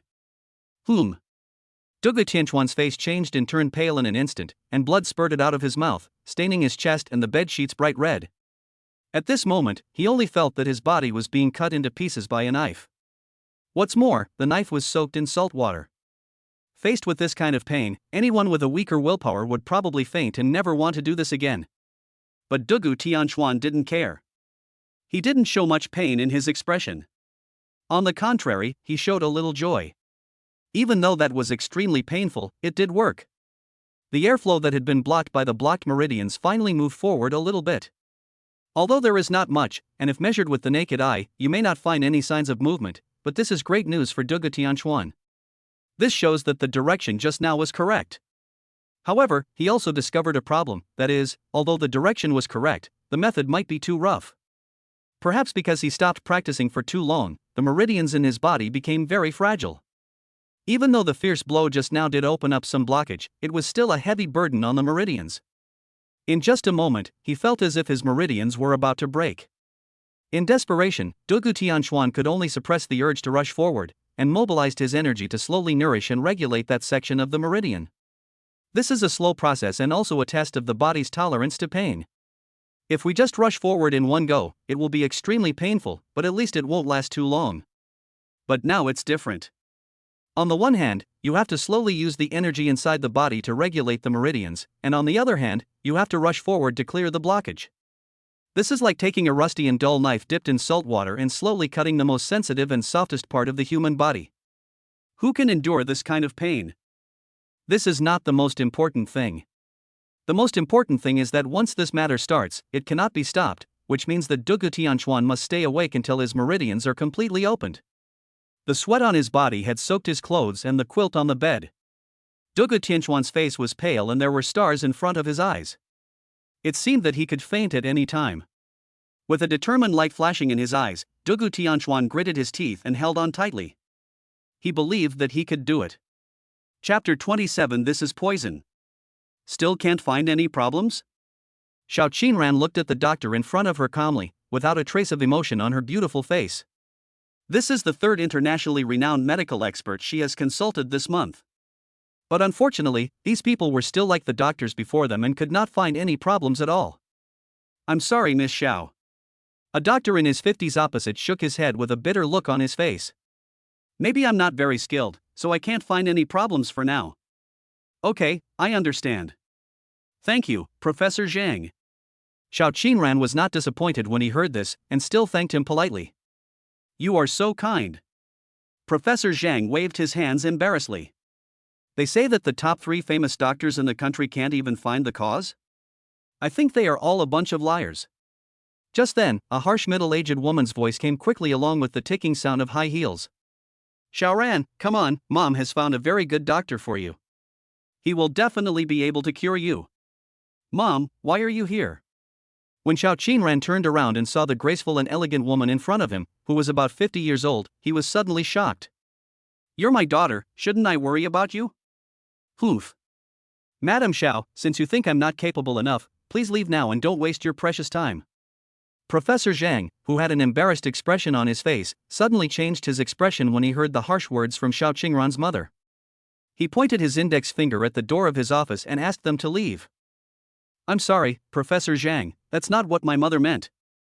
Xiao Qingran's face changed and he quickly turned around to apologize to the other party. Please leave now. Professor Zhang ignored Xiao Qingran's apology and told her to leave immediately in a stern tone. As a professor at a well-known domestic hospital, he also has his own principles and personality. Although he really couldn't figure out what was wrong with Xiao Qingran, this was not a reason to make groundless accusations against him. Although their Xiao family is a wealthy and powerful family in the local area, it is not an unattainable existence for people like them.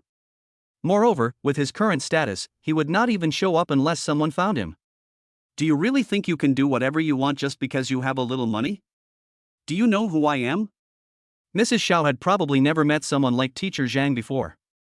When she heard his words, she became furious and rushed over to tear the other person apart. Mom, stop making trouble. Frowning, Xiao Qinran grabbed his mother's arm to stop her from taking any further action. I'm so sorry, Professor Zhang. I apologize for my mother's rude behavior. I hope you don't take it to heart. After bowing apologetically to Professor Zhang, Xiao Qinran dragged her mother out quickly without waiting for her mother to get angry, and did not forget to close the door gently before leaving. Xiao Qingran, what do you mean? Why do you want to apologize to him? I tell you, he is just not good enough. What do you mean he is a great doctor? I think he is just bragging. Can you please stop messing around? Professor Zhang is so busy at work, and it's already a great honor for him to come and diagnose me today. Besides, I've seen so many famous doctors in the world for this problem, and they all got the same result. I'm telling you, if you do this again, I'll be really angry. Do you know that this is really uncultured? What, you said your mother is uncultured? I'm telling you, Xiao Qingran. Although the door was closed, Professor Zhang could still hear the voices of Xiao Qingran and her mother at this time, and he couldn't help but shook his head. This girl is really nice. Not only is she pretty, but she is also very well-mannered and polite. But how could she meet such a mother? I don't know if all the rich wives from wealthy families are like this. But... Professor Zhang frowned slightly and thought of the condition described by the girl. On the full moon night of every month, she felt as if her whole body was being tortured, and she rolled on the ground in pain.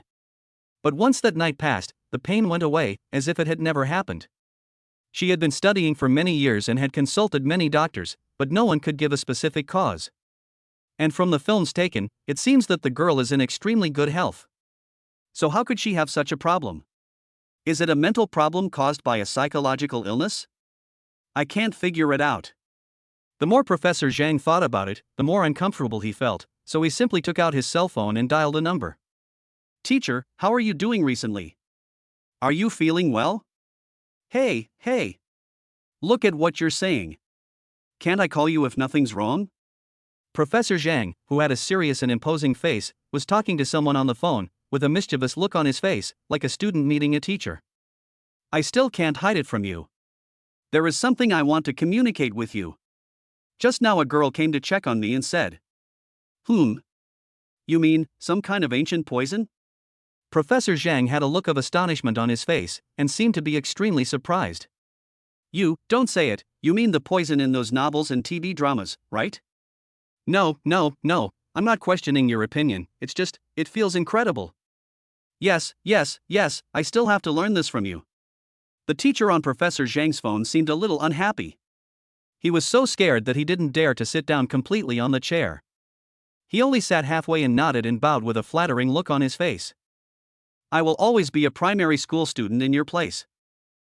By the way, teacher, since you think it's poison, then you should know how to solve it, right? There was a curious look on his face and Professor Zhang's eyes were full of desire.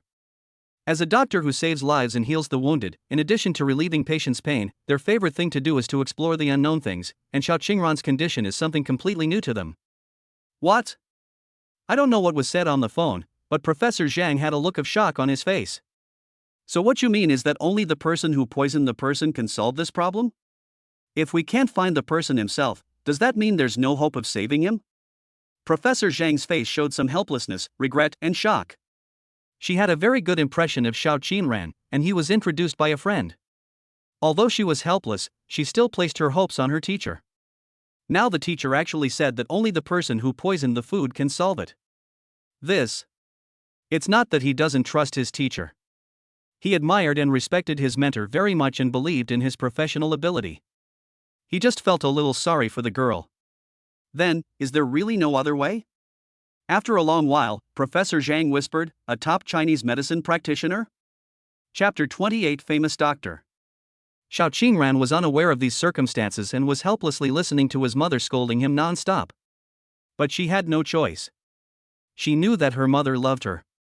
Besides, she was her mother. What could she do even if she was unhappy? All right, Mom. Professor Zhang is a well-known professor in the country. It took a lot of effort for a friend to find his connection. Now you come up and say these things. How am I going to explain to my friend in the future? Sitting in his own car, Xiao Qingran saw that his mother was still talking non-stop, and he couldn't help feeling annoyed. What famous professor? Mrs. Xiao showed a look of disdain on her face. If it's so famous, how come it can't be checked? He's not the only one who has this problem. We've seen so many doctors over the years, but who can tell? What's the difference between you and a shrew? What did you say? Mrs. Xiao looked at Xiao Qingran in disbelief, as if she had not expected that her daughter would say that she was the same as a shrew. I'm sorry, Mom, that's not what I meant. Seeing his mother's sad look, Xiao Qinran knew that he had said the wrong thing and quickly changed the subject. You just said you found me another great doctor. Who is he? Sure enough, this trick worked on Mrs. Xiao. When he heard his daughter's question, a confident smile immediately appeared on his face. It's the girl from Nangong's family in High City. No, that's not right. Her boyfriend found her for her. He said she's a top expert who just came back from abroad. She's said to be very famous. Sister Zishuan and brother-in-law? Yes, that's them. Nodding, Madame Xiao sighed. I received a call from her today, saying that she happened to meet you some time ago, but she couldn't get away until now due to work reasons. She has already contacted you and is at the First People's Hospital of the city. Let's go directly. Okay, I'll listen to you. Xiao Qinran was also a little excited when he heard the news. She still trusts Nangong Zishuan very much. After all, this woman never jokes. If she said that person was powerful, then he must be good, not to mention Qin Haoshuan's introduction. As the eldest son of the Qin family in Kyoto, his identity and knowledge determine his perspective. Apart from that, the relationship between them is also very good. Soon the mother and daughter arrived at the First People's Hospital of the city. Led by the assistant, they quickly came to an independent office where laughter could be heard from time to time. Knock, knock, knock. Xiao Qinran walked forward and knocked on the door gently. Come in. After pushing open the door, Xiao Qinran looked up and saw that the office was about 20 square meters. In addition to a table, chairs, a computer and a small sofa, there were several metal cabinets filled with some medical books. A middle-aged man in his 40s was wearing a white hospital coat and a pair of glasses, a typical doctor's outfit. Sitting opposite him was a young man in his 30s. He has neatly styled short hair, eyes like stars, a nose like a hanging beam, eyebrows like sharp swords, a tall figure, and is actually a super handsome guy. At this time, he was wearing a navy blue casual suit with a black turtleneck sweater inside and black casual trousers on his legs. Although he couldn't see his height clearly because he was sitting, Xiao Qinran could feel that he was at least 1.85 meters tall. Sitting on the sofa next to him was a handsome man and a beautiful woman. The woman was wearing a beige coat with a white slim-fit half-high collar sweater underneath and a short skirt. Her straight, beautiful legs were covered with thin flesh-colored stockings and she was wearing a pair of beige high-heeled shoes.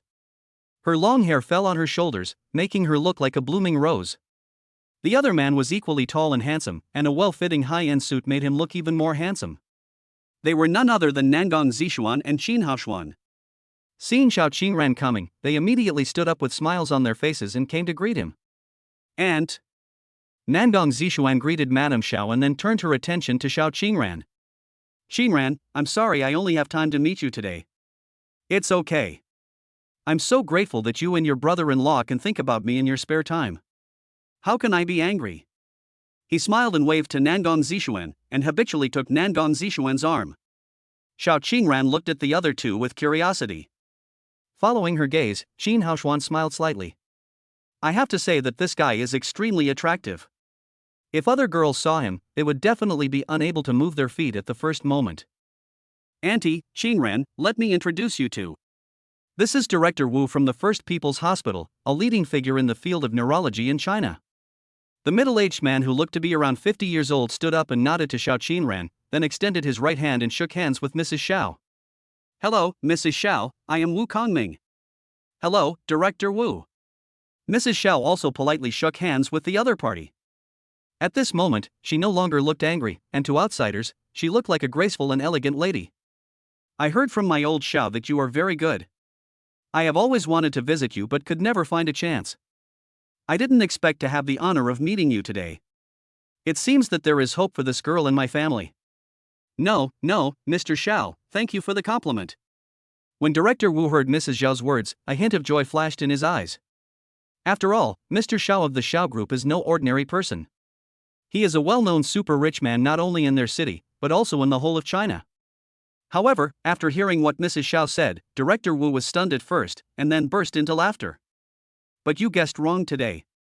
Today, it's not me who is treating the noble lady, but the handsome guy next to me, my teacher's last disciple. Oh?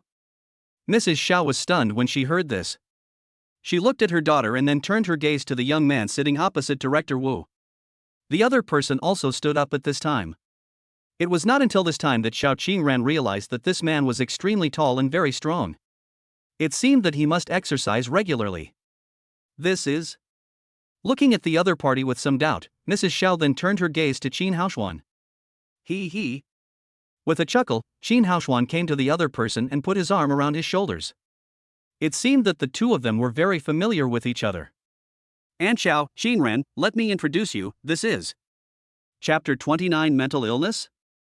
This is Ningwak, a top student at the Holy Church Medical College, the youngest professor in the current medical field, known as the most talented student since the founding of the Holy Church Hospital, and also my best friend since childhood.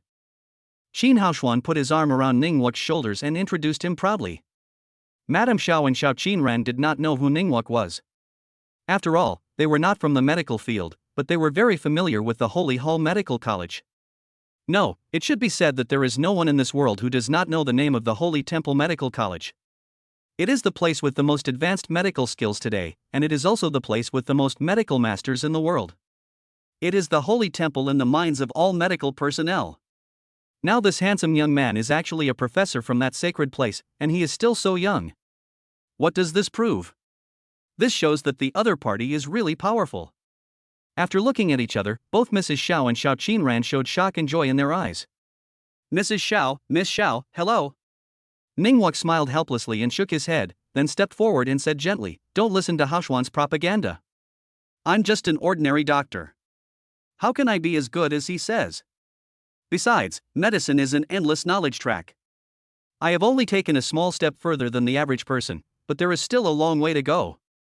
For example, my senior brother, I feel I am not as knowledgeable as him, so as soon as I get home I immediately come to him to learn from him. His voice was gentle and modest, which immediately made Madame Xiao and Xiao Qinran like him even more. Even Nangong Zishuan looked at Ningwak in surprise, as if she had not expected him to be so humble. The smile on Director Wu's face became even more intense, and he seemed to be very pleased with what his junior fellow student said. You are being modest. Madame Xiao also smiled and said, the Holy Temple Medical College can be said to be the temple of medicine, and you are a professor there at such a young age. Doesn't that prove your talent? He. With a light chuckle, Ningwak did not continue on this topic, but turned his gaze to Xiao Qinran. I have to say that this girl is really beautiful and has a special tranquil temperament that makes people feel safe and relaxed around her. If Nandong Zishuan is like a queen, then this girl named Xiao Qinran is the Snow White in the Western fairy tale, beautiful yet gentle. Miss Xiao, can you tell me your specific symptoms? Good. Xiao Qinran did not hesitate. On the full moon night of every month, I will feel extreme pain all over my body, whether it is bones or muscles, as if there is a sharp knife constantly cutting, but every time the sky crows, the pain will disappear instantly. As if thinking of that excruciating feeling, Xiao Qingran's face turned pale. What do you mean by the full moon night? The 15th day of every lunar month. Always so punctual? Yes. Do you have the films from the previous examination? Yes, please wait. Xiao Qinran turned around, took the film of the most recent examination from his assistant and handed it to Ningwak, with a hint of eager anticipation in his eyes. Ningwak took the film and walked to the window to watch it facing the sunlight. But the more they looked at him, the more his sword-like brows became furrowed, and everyone who had been paying attention to his expression couldn't help but feel nervous. Director Wu also came to his side and watched together, but like his junior fellow apprentice, he couldn't help but frown, with an indescribable look on his face. After a long time, the two brothers looked at each other and put down the films in their hands. How is it, Professor Ning, how is my Xiaoran doing? Madame Xiao stepped forward and asked nervously. Ningwak shook his head after hearing what Mrs. Xiao said, and then turned his gaze to Xiao Qinran. From the film, it seems that Miss Xiao has no problems. Not only that, she is in very good health. Then why does my daughter behave like this every month? Yeah, that's the key point. Ningwak also seemed to find it very strange. Miss Xiao, I want to ask, when did this problem start? 5 years ago. Xiao Qingran answered without hesitation. Is there anything different or strange before each attack? Something different or strange? Frowning, Xiao Qingran thought about it carefully, and finally shook his head. No, I really can't think of one. Ningwak's heart sank when he heard this. You mean that at that point in time, there will be sudden and extreme pain? Yes. I see. Ningwak and Director Wu looked at each other, and they both thought of something. Mrs. Xiao, Miss Xiao, can I ask you a more private question? Xiao Qinran was a little puzzled and looked at her mother. Mrs. Xiao was also confused, but she knew she couldn't hide it for the sake of her daughter's health. Ask me anything you want. As long as it can help cure Xiaoran's illness, I will tell you everything I know. Okay, I'll take the liberty then. Miss Xiao, I want to ask, do you think you have been happy since you were a child? Professor Ning, what do you mean? Mrs. Xiao didn't expect the other party to ask this question, and she felt a little unhappy. It's like this. Ningwuk knew that his question might cause the other party to misunderstand, so he turned his head and explained in a gentle voice, through the initial communication just now, and after reading the diagnoses of Miss Zhao's treatment over the years, I personally think that this is most likely a negative impact caused by some psychological factors. Other doctors have said this before, and even conducted some psychological treatments, but it didn't work. Mrs. Xiao. Director Wu, who had been silent, stood up and said with a smile, I can't say much about other people, but after my junior brother and I looked at Miss Zhao's diagnosis, my judgment is the same as his. It should be a psychological suggestion. As for how to treat it, or other people's treatment is ineffective, you should also know that human psychology and brain are permanent topics, involving too many things, so. Although Director Wu did not explain it too clearly, everyone present was smart and they immediately heard the subtext in his words. None of the previous psychologists were good enough. Okay, thank you, Professor Ning. Nodding, Ningwuk turned his eyes to Xiao Qinran again, then Miss Xiao, you can tell me what you said just now later. Do you want me to be your attending physician now? Chapter 30 Recovery. What day is it? Dugu Tianchuan seemed to have forgotten time and everything. I only remember that someone would come into the house from time to time, and then I would hear the children's laughter, which had become much more cheerful, and the happy meowing of the little black cat. He would only wake up from the purgatory-like treatment late at night every day, and then endure the piercing pain to check on the child's room, and then wash his body inconveniently. Whenever he sees the sweet smiles of the children, his heart softens. Although he didn't know why he came to this strange world, he was also grateful for all the unknowns. Because it finally allowed him to have his own flesh and blood and real concerns, instead of becoming a truly lonely person after his master passed away like in his previous life. The reason why I went to see the child late at night was because his treatment was coordinated with the transportation of qi, which could not be disturbed, let alone stopped at will, otherwise it would be easy to cause accidents. In the worst case, it may lead to possession of the body and death. At the beginning, when Ding Hao and others came to see him and didn't see him, they were still a little worried. After all, Dugu Tianchuan's so-called treatment was beyond their imagination. Don't they know what kind of treatment requires staying alone in a room and not being able to see anyone? However, although Ding Hao and others were anxious, they still remembered what Dugu Tianchuan had said before and did not disturb him. They just practiced singing and took care of 2 children and a kitten every day. So Dugu Tianchuan was grateful for this inexplicable rebirth, but he was even more grateful to Ding Hao and his friends. There wasn't much contact, but just based on my love for music, I did so much for him. If it weren't for them, it would probably take a long time for him to recover. Maybe he can wait, but his own children can't wait. He slowly opened his eyes, and a breathtaking light suddenly burst out from his long hair. Even in this dark bedroom, the light from his eyes seemed to be able to illuminate the entire room. Everything was clearly visible in his eyes, ignoring the existence of darkness. Dugu Tianchuan's inner joy reached its peak at this moment. Okay, it's finally done. He could feel that his legs, which had been broken and twisted, had now returned to normal, and an unprecedented strength was surging between his legs. His arms had already recovered by now. After all, compared to his legs, the injuries on his arms were not that serious. He slowly raised his arms, then suddenly clenched his fists. Bang! A loud explosion sounded suddenly, and at the same time a powerful force flowed between his fists. Joy and astonishment sounded in his heart at the same time. In his previous life, his traditional martial arts skills were indeed very profound, but the power between his fists just now gave him a strange feeling. Hiding his inner shock, Dugu Tianchuan supported his body with his arms and slowly moved his legs to the ground. In an instant, a feeling of being grounded flowed into my heart. Try lifting your right leg and then lowering it. No problem. Feeling this kind of stability that he had not felt for many years, Dugu Tianchuan's joy suddenly emerged in his heart, and with it came endless pride. Although this is not the place he is used to but a strange world, for a favored child like him, no matter where he is, it is not a reason to bind him. Dugu Tianchuan walked barefoot to the mirror in the room and slowly lifted up his long hair that reached the ground. I don't know how long he looked at it before he let out a light breath, put down the long hair again, turned around, and walked out of the room. By this time the sky was slightly brighter, and through the window one could see some early risers on the road starting their busy day. Some snack shops selling breakfast were already emitting wisps of smoke, and the white mist revealed the long-lost atmosphere of human life to Dugu Tianchuan. He chuckled, but if anyone saw it, they would find that although Dugu Tianchuan's face was full of smiles at this time, there was no trace of smile in his eyes, only endless indifference. Only when he shifted his gaze to the room where his two children slept, his eyes were filled with deep fatherly love. "It's time to return it." Muttering, Dugu Tianchuan turned and went into the bathroom. Soon there was a sound of rushing water. Ding dong, ding dong. Just then, the doorbell rang and Dugu Tianchuan stopped taking a shower. Who would come at this time? Besides, they don't know anyone?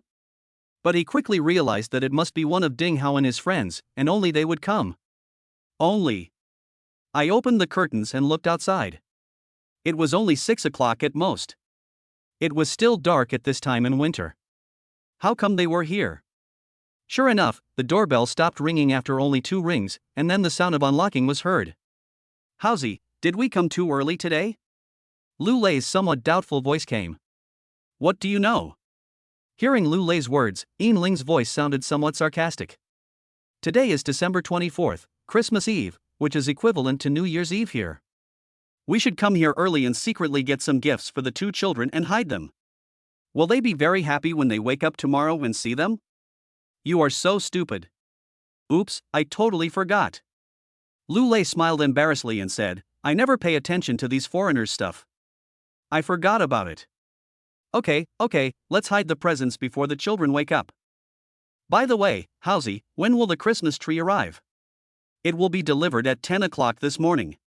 I guarantee the children will be happy today." "That's good, but don't delay things. Don't worry about me, I won't make any mistakes. Come on." A slight rustling sound was heard in the room, and Dugu Tianchuan turned off the faucet, with a hint of gratitude in his eyes. He didn't expect that these young people came here so early just for this. He didn't know how to repay this kindness, but he had made up his mind in his heart that as long as they needed him, he, Dugu Tianchuan, would always stand by their side. "Hey, how is brother Dugu doing now?" Yin Ling's voice sounded a little worried. "I hope it's okay." Hearing Yin Ling's words, Ding Hao also sighed, "Although I believe in brother Dugu, this is different from the ordinary. I am now worried that he will not be able to accept that kind of result." Then. Sigh. "Yes, we haven't seen him for almost 20 days. If it weren't for the fact that we could see some traces of his meals the day before when we came here every day, I would have thought about opening the door to take a look. Alright, since we've promised brother Dugu, let's take care of the 2 babies first." Yes. Yin Ling nodded somewhat gloomily, agreeing with Ding Hao's opinion. But when she turned around, she suddenly saw a tall man with only his lower body wrapped in a white bath towel walking out of the bathroom door. She was so scared that she screamed. Chapter 31. What? Don't you recognize me? Ah! The earth-shattering scream startled everyone present. Even the 2 little ones sleeping in the room were awakened. They ran out quickly with their bare feet rubbing their eyes. Dugu Jinyan ran to Yin Ling's side as soon as possible. Although he didn't know what had happened, he still blocked her behind him. His small body only reached Yin Ling's thigh, but his aura was not weaker than that of an adult. Regardless of the cold weather and the fact that he was only wearing pajamas, he stared at the tall man intently, as if as long as the other party did anything wrong, he would immediately rush forward to protect this aunt who was so kind to him and his sister. Compared to her brother, although Dugu Shirshan had an expression of fear in her eyes, she also hugged Yin Ling's thighs tightly, and her thin little body blocked her in front of her. As for the little black cat Lychee? When Yin Ling screamed for the first time, he had already rushed out of the cat house that Yin Ling bought for her, bent over with all his hair standing up, standing in front of everyone, facing the tall, long-haired man. At this time, Ding Hao and Lu Lei finally reacted and walked forward, staring at the man nervously. Yin Ling reacted after being shocked.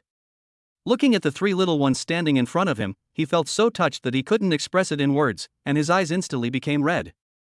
Her family is well off and can be ranked among the top 5 in this city's family. Logically, she should have been a beloved daughter since birth, but what is the real situation? My father and mother were originally married out of arrangement, but over the years they have been at odds with each other. They each have a family outside and each has their own illegitimate children. They didn't have any special feelings for her, a product not born out of love. Even Yin Ling could feel their disgust for her. However, because the interests of the 2 companies are so deeply intertwined, they can only make do with each other and not disturb each other. Yin Ling, who has lived in such an environment since childhood, has nothing but food and clothing, not to mention the family affection she desires most. So she learned to indulge herself. Bars, KTVs, car racing, fighting, these were her life until she met Ding Hao and Lu Lei, who shared the same suffering as her. At that moment, music became a unique outlet for the three of them to vent their loneliness and anger. But at this moment, her heart, which had been dry for a long time, was suddenly touched.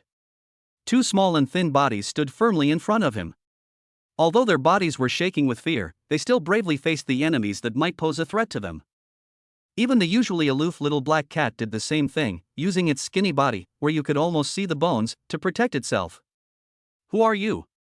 Without mentioning the myriad thoughts in Yin Ling's mind at the moment, Ding Hao spoke first.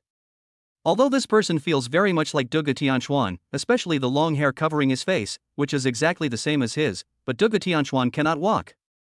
So even though they felt very strange, Ding Hao and Lu Lei still stood out and blocked each other. After all, there are either women or children behind them, and nothing can go wrong. He. Duge Tianquan was stunned at first when he saw the scene, and then he smiled slightly. He didn't expect that his appearance would lead to such a big reaction. But he reacted immediately. After all, the way he looked now, no one would think it was him, right? Turning his gaze to his two children, Duge Tianquan felt a surge of emotion in his heart, but more of it was relief. He has always believed in one thing: people should know how to be grateful and know how to be content. A person who does not know how to be grateful and content cannot gain a foothold in this society, let alone be trusted. But now he felt relieved. The little bodies of her two children were still trembling, but they were still able to protect Yin Ling. This was enough. Why are you laughing? Ding Hao calmed himself down and shouted loudly, suppressing his inner panic. The man was very tall, at least 1.88 meters tall, and his face covered by his hair made him look even more mysterious. He had an inexplicable aura that made people dare not look up at him. Although it is just standing there quietly without moving, it makes people feel as if they have encountered a mountain, and it is a pristine place that has not been explored for thousands of years. I don't care who you are.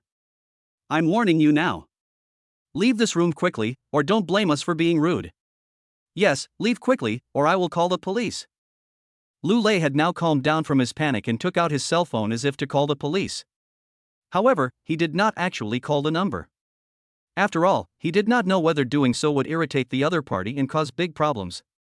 At this time, Yin Ling finally came back to her senses. Seeing the two little ones beside him wearing only thin pajamas and bare feet, he quickly picked them up one by one and put them on the sofa behind him, then took off his down jacket to cover the children, and then put his hands in front of the children, like a hen protecting her chicks, with a fierce look in his eyes. The little black cat Lizzie looked back when Yin Ling picked up the child, but when he saw that his little master was safe, he no longer cared about it. He just arched his back again, with his little tail standing high. His two big round eyes stared at Duge Tianquan fiercely, and all the claws on his feet were stretched out. Auntie, don't be afraid, I'm here to protect you. When Yin Ling held him and put him on the sofa, and covered the brother and sister with her down jacket, Duge Jinyan was stunned at first, and then his eyes flashed with emotion. But Duge Jinyan, who has been protecting his father and sister since he was old enough to understand, is not the kind of boy who hides behind others and enjoys the protection of others. He struggled to get down from the sofa and return to Yin Ling to protect her. Jinyan, it's okay, Auntie is fine, you and your sister sit here, Uncle Ding Hao and Uncle Lu Lei are here, don't be afraid. Hearing Duge Jinyan's childish voice, Yin Ling turned her head and saw him struggling to stretch out his short legs and try to jump down, so she quickly held him down to prevent him from coming down. Ding Hao and Lu Lei glanced back, and then the two brothers nodded at the same time as their eyes met. Without waiting for the other party to reply, the two men rushed forward and controlled the man. The little black cat Lizzie is also paying attention to the movements at all times. Seeing the two men raising their legs to take action, it was ready to attack at any time. Ding Hao, Lu Lei, why don't you recognize me? At this moment, the man spoke again, but this one word made the two people and the cat stop what they were doing, staring blankly at the man. Chapter 32 Perfect Appearance. Everyone's movements seemed to have been stopped, and they looked at the tall man in shock. The one who reacted the fastest was the little black cat Lychee. The round eyes were confused at first, but then seemed to remember something. The hair on the body instantly calmed down, and with a meow, the body rushed towards the man like a black sword. Ha ha! The man laughed heartily, hugged the little black cat without hesitation, and rubbed its furry little head hard. At this time, Lychee smelled a familiar scent, closed her eyes, and rubbed her little head against him. Brother Dugu? At this time, when Ding Hao and others saw the intimate behavior of the little black cat, how could they not understand the identity of the tall man in front of them? Is your leg okay? Letting down all guard, several people surrounded him in surprise. The two children finally reacted at this time and realized that the tall man in front of them who was full of oppression was actually their father. They lifted up the down jackets covering their bodies and ran over happily with their short legs. Dad! Dad! Baby! Putting the little black cat on his shoulder, Dugu Tianchuan picked up the two children, one in each hand, and held them in his arms. Feeling the full sense of security from their father, the two children couldn't help but have tears in their eyes. Dugu Shishuan's tears were flowing like crazy and she hugged her father's neck tightly and refused to let go. It's okay, baby, don't cry, Daddy is fine now, you should be happy. Unexpectedly, his words made the two children burst into tears even more. Brother Dugu, are you really okay? At this time, Ding Hao and others finally came back to their senses from their shock and looked at Dugu Tianchuan anxiously. Well, it's all right. Nodding, Dugu Tianchuan nodded with a smile. It's incredible. Although they saw that Dugu Tianchuan had indeed stood up, they were still extremely shocked. They were considered to be wealthy young men who had seen a lot of the world, but they had never seen a miracle like Dugu Tianchuan. Of course, they would never believe that Dugu Tianchuan had lied to them before. After all, the degree of deformation of his legs at that time was not fake at all. I'm sorry, everyone. I just finished taking a shower and I didn't expect you to come so early, so I'm not dressed yet. I'm so sorry. I'll go back to my room and change my clothes. After gently putting the two children and a cat down, Dugu Tianchuan nodded apologetically to Ding Hao and others, then walked into his room. In fact, he didn't have any clothes except the down jacket that Xiao Qinran bought for them. Fortunately, Yinling was thoughtful and knew that the father and his two sons did not have any clothes to change into, so she bought some during this period of time. A pair of black jeans, a pair of sneakers, a turtleneck sweater, and a down jacket are perfect. The pants are a little small, but luckily I can still wear them. After putting on his clothes, Dugu Tianchuan casually picked up a pair of chopsticks from the side and tied his long hair that fell to the ground into a simple knot. Reiko, why do I feel like I'm dreaming? Ding Hao stared at his partner with his eyes wide open, as if he was still in a dream. Tell me, is this true or false? In fact, Yinling was not much better than him, and the shock in her heart has not subsided yet. Hearing Ding Hao's words, he couldn't help but roll his eyes. Didn't you see it with your own eyes? Why are you asking me? If you ask me, who should I ask? Lazy, what about you? I think it's normal. Although Lu Lei was also extremely shocked, for some reason he felt that this seemed as if it was quite normal. No, normal? After hearing this, not to mention Ding Hao, even Yinling looked at Lu Lei as if he was a monster. You think this is normal? What's wrong? This doesn't seem to be a problem, right? Lu Lei shrank back, not knowing what was wrong with what he said. Why did his two friends react so strongly? Let me ask you, have you ever seen someone with twisted legs like Brother Dugu did before, without any surgery, but with some Chinese herbs? After thinking about it, Lu Lei seemed to have never encountered this before, and couldn't help shaking his head. It seems that there really isn't one. That's it, you think this is normal? No, I understand your thoughts, but for some reason I feel that since Brother Dugu said that, he must be able to do it. After all, isn't it the same as what he said about writing a song for us? Forehead. Ding Hao and Yinling looked at each other. It seemed that what Lu Lei said did make some sense.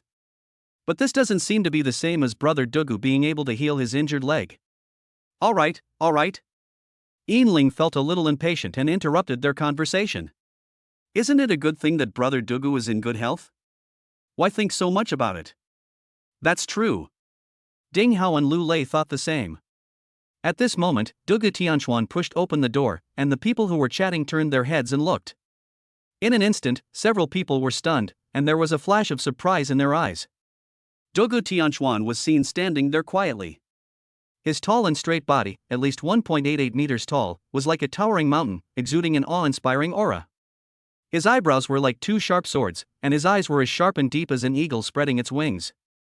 There was an unquestionable majesty in his eyes, as if he could penetrate people's hearts with just one glance. His high nose bridge, straight and firm, is like the backbone of a mountain, supporting his stern face. The lines of the tightly closed lips are hard, like a cold straight line, giving people a feeling of firmness and courage. His skin was slightly dark, but it only highlighted his masculinity. His cheeks were sharply defined, as if carved with a knife, and full of the beauty of strong lines. His long hair, which had originally fallen to the ground and covered his face, was now simply tied up with a chopstick, with the remaining part hanging behind his head, making him look even more handsome in a different way. She wore a simple down jacket with a black slim turtleneck sweater underneath, and black jeans with a pair of ordinary sneakers. Although his clothes were extremely simple, they perfectly outlined his tall and strong figure, especially his broad shoulders that seemed to be able to carry the whole world. Dugu Tianchuan didn't say anything, just stood there quietly, but everyone's eyes were involuntarily attracted to him. This is a handsome man who is full of infinite charm. Chapter 33 Haircut. Dugu, brother Dugu? Ding Hao looked at the extremely handsome yet domineering man in front of him. He began to stutter and his eyes were full of shock. As for Lu Lei and Yin Ling, they were unable to speak. Their mouths were so wide open that an egg could fit inside. He. With a slight smile, Dugu Tianchuan could understand the shock of several people at this moment. After all, a person who had scars all over his face and disabled legs some time ago can now not only stand up, but his face has completely changed. Anyone would be surprised. Why, you don't recognize me? No. Shaking his head quickly, Ding Hao still stared straight at Dugu Tianchuan. I just felt like I was dreaming. I didn't expect you are so handsome. You are much more handsome than those so-called stars on TV. Ha ha. With a long laugh, Dugu Tianchuan waved his hands. You are exaggerating. I am just an ordinary person. How can I compare with those stars? I'm telling the truth, brother Dugu. Ding Hao was a little anxious, so he turned around and asked quickly, lazy, Shaoling, do you think I am exaggerating? No, it's really handsome. Dad is so handsome. At this time, little Shishuan's eyes lit up, and she ran to her father with her short legs, and was held in his arms. Hearing his daughter say so, Dugu Tianchuan showed a happy smile on his face. Compared to his talent, appearance is actually just a byproduct to him and does not require much attention. But now that his precious daughter also said so, Dugu Tianchuan was very happy. All right. Dugu Tianchuan decided to end the topic. Haozi, thank you. Holding his daughter, Dugu Tianchuan suppressed the smile on his face and bowed deeply and solemnly to Ding Hao and the other two. No. Brother Dugu, what are you doing? Ding Hao and the other two were startled and quickly moved away, unwilling to accept Dugu Tianchuan's bow. Thank you for your support. Without you, I don't know when I would be able to stand up again. I am even more grateful for your love for Shixin and Jinyan. You are so kind. That's right, brother Dugu. Besides, the song you gave us is so beautiful. We are fully confident that you will be able to gain a place in the music industry with this song. So in some ways, what we gave you is actually too little. He. Dugu Tianchuan smiled lightly and said no more after hearing their words. Some things cannot be said with words, but proved with your actions. As for what they said? It's just their own reasons, but in Dugu Tianchuan's heart it is completely different. The most important thing is their care and love for the two children, which is what moved him the most. Okay, let's not talk about this anymore. Dugu Tianchuan waved his hand and let the topic go. By the way, what time is it today in the lunar calendar? It's the 14th day of the lunar calendar. Dugu Tianchuan frowned slightly. He didn't expect that so much time had passed. During these days, he was busy recovering from his injuries. He would get up every night to take a shower and eat something, and he didn't pay attention to the time at all. Most importantly, he didn't have a mobile phone or a watch, so he didn't have any specific concept of this date. Thinking of his promise to Xiao Qingran, Dugu Tianchuan felt a little embarrassed. He was also full of gratitude towards the kind girl. He had originally promised to wait for her there for the next few days, but he didn't expect that this treatment would take so much time. Haozi. Hey brother? Is there a barber shop here? I want to take my two children to get a haircut. Looking at the messy hair of his two children scattered in front of them, a trace of guilt flashed in Dugu Tianchuan's eyes. Yes. I have a regular here. I'll call him now. Please wait. As he spoke, Ding Hao took out his cell phone and was about to call someone. Why are you so impatient? Seeing this, Dugu Tianchuan held his hand and said with a helpless smile. Don't you know what time it is? She might still be sleeping. If you call her, won't you be scolded? Hey. Ding Hao finally came to his senses after hearing Dugu Tianquan's words. He scratched his head embarrassedly and put down his phone. I was so excited that I forgot what time it was. Okay, kids, come and see what delicious food Uncle Ding Hao and the others have brought us. Fried dough sticks, steamed buns, tofu pudding, milk and eggs? Not bad, come and eat them, or they will get cold. After dinner, Dugu Tianquan, Ding Hao and others came to the study. How's your practice going during this time? We feel fine, but somehow we always feel like something is wrong but we can't put our finger on it? Yin Ling said distressfully. As the lead singer, she always feels that her expression is not quite good enough. Although Haozi and the others said it was already pretty good, she was not satisfied, but she didn't know what was wrong. I wanted to find Dugu Tianquan but I didn't dare to disturb him. So? Dugu Tianquan glanced at Yin Ling, who seemed a little distressed, and said gently, is there a professional recording studio? Let's go and take a look together. Good. Everyone was delighted. Ever since they saw that Dugu Tianquan had actually healed the scars on their legs and face, their trust in Dugu Tianquan has reached an unprecedented level. Now he has taken the initiative to say that he wants to go to the recording studio with them, which is something they could never wish for. Okay. Dugu Tianquan smiled and said, but first I have to take the kids to get a haircut. Let's go. Okay, let's do it together. Shixian, Jinyan, get dressed, we're going to get a haircut together. I want beautiful hair, I want beautiful hair. When Dugu Shixian heard what her father said, she burst into laughter. In the past, whenever she saw girls of her age with beautiful hairstyles and various hair accessories, she was always extremely envious, but she had to hold it back. Because she knew they had no money. But now not only is her father in good health, she also has uncles and aunts who are so kind to her, and her natural childish character immediately comes to the fore. Compared to his sister's happiness, Dugu Jinyan was too calm. He just said oh softly and then there was no other sound. This made Dugu Tianquan feel very sad. Let's go, babies. Chapter 34 So beautiful and handsome. Some are happy and some are sad. Professor Ning, please see. Madame Xiao carefully watched Ningwu's facial expression, wanting to know the specific result. It has been almost 20 days since the first treatment. Although he didn't know the specific therapeutic effect, Xiao Qinran felt that his mental state had obviously improved a lot. However, Mrs. Xiao was still worried until the last moment, especially since today was the 14th day of the lunar calendar. After 12 o'clock it would be the 15th night of the full moon. This time of month was when her daughter's illness began, so she could not help but worry. No problem. Seeing Madame Xiao's worried look, Ningwu smiled confidently. Don't worry, Madame Xiao, I think my treatment plan is right, especially after communicating with Miss Xiao for a while, it has verified my idea. Don't you find that Miss Xiao's mental state has obviously improved a lot during this period of time? Looking up at her daughter who had fallen asleep, Mrs. Xiao discovered that her daughter's complexion was indeed much rosier than before, and she could even feel that she had gained some weight. Compared with the doctors I visited before, although I don't know the specific results yet, the current situation is indeed much better. Suppressing her inner worries, Madame Xiao smiled and nodded. Okay, Madame Xiao, let's wait and see the results today. Believe me, there will be no problem. Good. Professor Ning, shall we go downstairs and have some tea first? No, Madame Xiao. Looking at his watch, Ningwu apologized. I'm sorry, Madame Xiao, Haoshuan and Miss Nangong have an appointment to have lunch together, so... It's okay, it's okay. If you have something to do, go ahead and do it first. Okay, I'll go first then. I'll take you there. Watching the other party leave, Mrs. Zhao's eyes couldn't help but flicker quickly. This guy is pretty good, and he doesn't have a girlfriend yet. Ever since Dugu Tianquan got off the car, the three of them, father and daughter, have completely attracted everyone's attention. The man was tall and handsome. Although his hairstyle was a little unfamiliar, it gave him a different temperament that made people's eyes follow his figure involuntarily. The little girl next to him was as pretty as a doll, holding her father's big hand and following him step by step, looking extremely cute. There was also a little boy of about the same age next to him.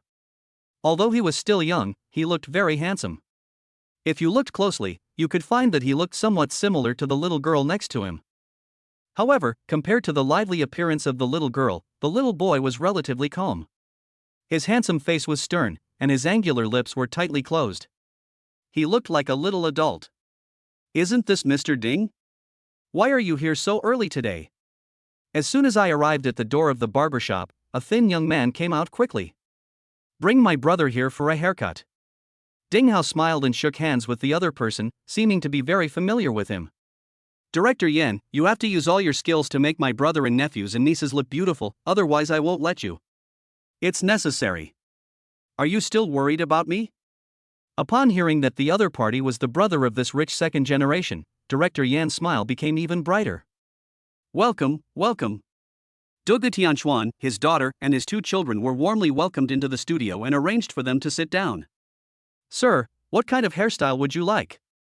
Looking at Dugu Tianchuan's long hair that still reached his waist after being tied up, a hint of surprise flashed in his eyes, but he quickly regained his composure. It would be better if it was shorter. Dugu Tianchuan doesn't have any high requirements for hairstyle, as long as it is neat and refreshing. That's a pity. Lifting up his long hair, Director Yan said regretfully. Okay, I'll start for you then. Hey, Director Yan, where are my nephews and nieces? Ding Hao stepped forward and asked quickly. Don't worry, I've already made arrangements. They're all experts and will definitely satisfy you. Okay, then I'll wait for your masterpiece. Seeing this, Ding Hao said nothing more and turned around to sit down. Then I begin, sir? Director Yan glanced at Dugu Tianchuan and said softly. Cut it. Good. Click. With a slight sound, Dugu Tianchuan's long hair, which had not been cut for more than 3 years, disappeared instantly, and he felt a sense of relief coming from his head. With the crisp sound of scissors, the whole studio fell into a quiet atmosphere. Wow. So beautiful. So handsome and cute. About half an hour later, a cry of surprise was heard, and Dugu Tianchuan looked over through the mirror in front of him. Dugu Shixian was seen with 2 cute little ponytails, like an elf walking out of a fairy tale world. The black and shiny hair is evenly divided into 2 strands, and tied gently behind the head with colorful rubber bands, as if tied with 2 sweet candies. Each braid is fluffy and elastic, and the hair is slightly curled, as if gently caressed by the spring breeze. The bangs cover her forehead neatly, setting off her bright and innocent big eyes, flashing with curiosity and agility. When she gently shakes her little head, the ponytail will also jump happily, like lively notes jumping in the air, exuding endless sweetness. I have to say that the little girl has a really good foundation and inherited her mother's good genes. Although she has suffered a lot following her father over the years and has been exposed to the wind and sun every day, her skin is still fair and tender and has not been affected at all. But Dugu Jinyan has a completely different side. He has a super cool airplane head, combed back from the forehead, forming a high arc, like a plane flying in the sky, full of dynamism and vitality. The hair on both sides is slightly shorter, forming a sharp contrast with the hair on the top of the head. His hair is smooth and shiny, and even when it flutters gently in the breeze, it still maintains that cool and handsome shape, as if showing his handsomeness to the world. His appearance is more similar to Dugu Tianchuan. He has a full forehead, a high nose bridge, clear black and white eyes, and tightly closed lips with distinct lines. Although his expression is still grim, one can see happiness in his eyes. If I were seen by scouts at this moment, I would definitely be the first choice. I am so handsome. Seeing his 2 children in such a state, Dugu Tianchuan's mouth curled up slightly and revealed a happy smile. Okay, sir. Are you satisfied? Director Yan's voice was also heard at this time. Looking in the mirror, Dugu Tianchuan nodded with satisfaction and then stood up. As he stood up, all the voices of the 2 children who were still sighing fell silent, and they all turned their eyes to this tall man. Chapter 35. Who was the child's mother? Everyone in the studio looked at Dugu Tianchuan stupidly, with inexplicable shock and amazement in everyone's eyes. If the appearance of the 2 children just now was surprising enough, they lacked the kind of heart-stirring shock compared to their father. Dugu Tianchuan was tall and straight, like a towering mountain, exuding an inexplicable sense of oppression. The long hair that was originally tied behind his head and hung down to his waist has now become short and messy hair, emitting a black and shiny luster under the light, as if every strand of hair is showing his powerful aura. Those deep eyes were like the cold stars in the cold night, deep and cold, revealing an unquestionable majesty, as if with just a glance, they could penetrate other people's hearts and see the deepest secrets hidden in them. His thick eyebrows were slightly wrinkled, like 2 sharp swords reaching into the sky, adding a bit of coldness to his temperament. The lines of his lips are firm and hard under his high nose bridge, and the corners of his mouth are slightly raised, as if he looks down on everything in the world. Although the clothes he was wearing were extremely simple, they did not affect his aura at all. So cool. When the other female customers in the studio saw it, their eyes sparkled with countless flowers and they all became crazy about it. Even though Yin Ling and the other three had been shocked in the morning, they were still extremely amazed when they saw it at this time. Although they had seen many stars on TV and had witnessed how handsome they were, they felt they were completely inferior to Dugu Tianquan. It's not that he is handsome. If we only talk about appearance, there are people who are more handsome than Dugu Tianquan, but it's mainly the temperament he possesses. That kind of strong, domineering, yet cold aura is not something that ordinary people can make up for with their looks, because it is a manifestation of inner strength from the inside out. Really, so cool. Ding Hao and the other two walked forward and looked at Dugu Tianquan, who looked completely refreshed, with expressions of amazement in their eyes. They never imagined that the ugly man with disabled legs and scars on his face would actually be so handsome. The most important thing is his aura, which is something that ordinary people cannot create by relying on their appearance. As the second generation of rich people, they have seen a lot and know that this is only developed after going through many things. Does this mean that Dugu Tianquan is not an ordinary person either? Just down and out for some unknown reason? He.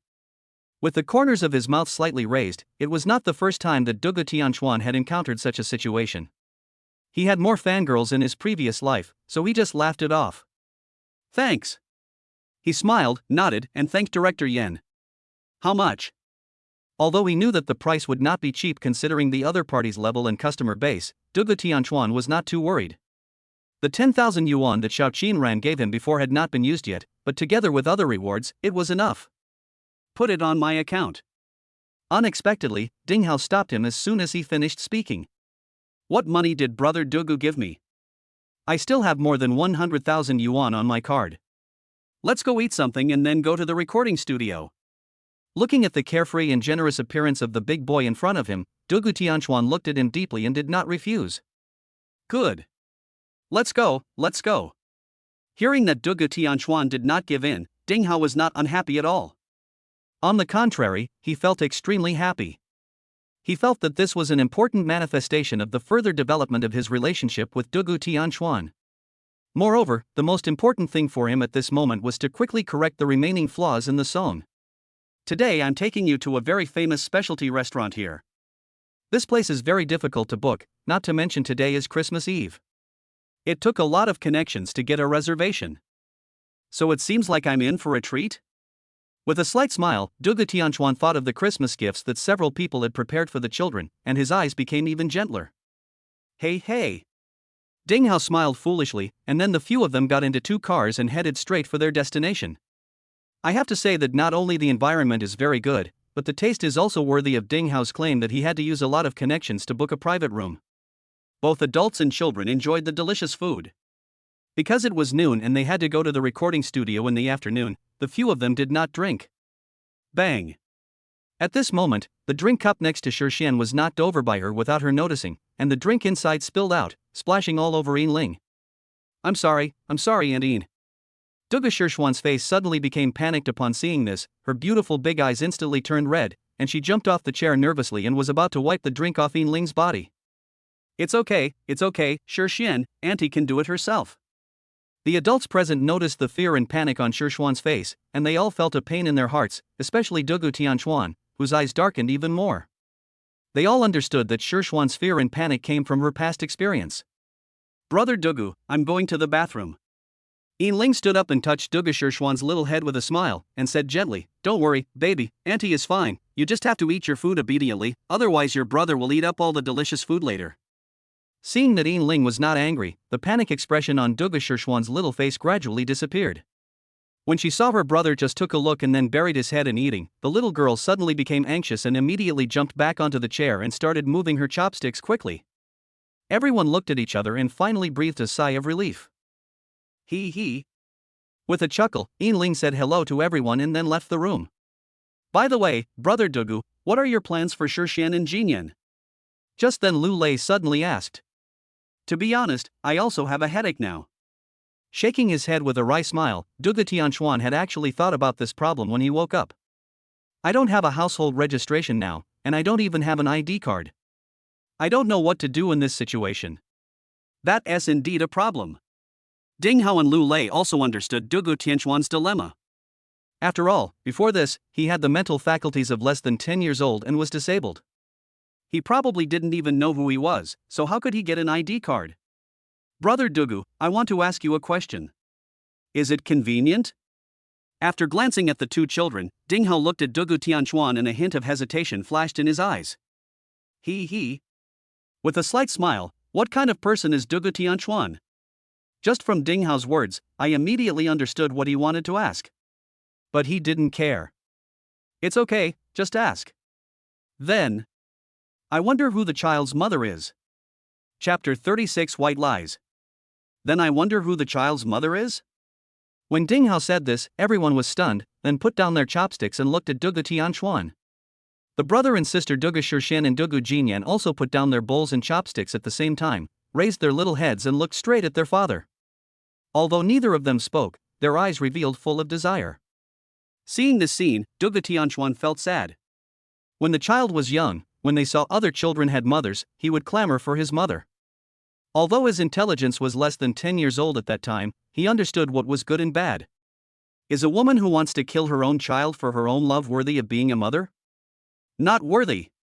So no matter how sad he was or how stupid he was, he did not tell the truth, but just found a reason to deceive the children.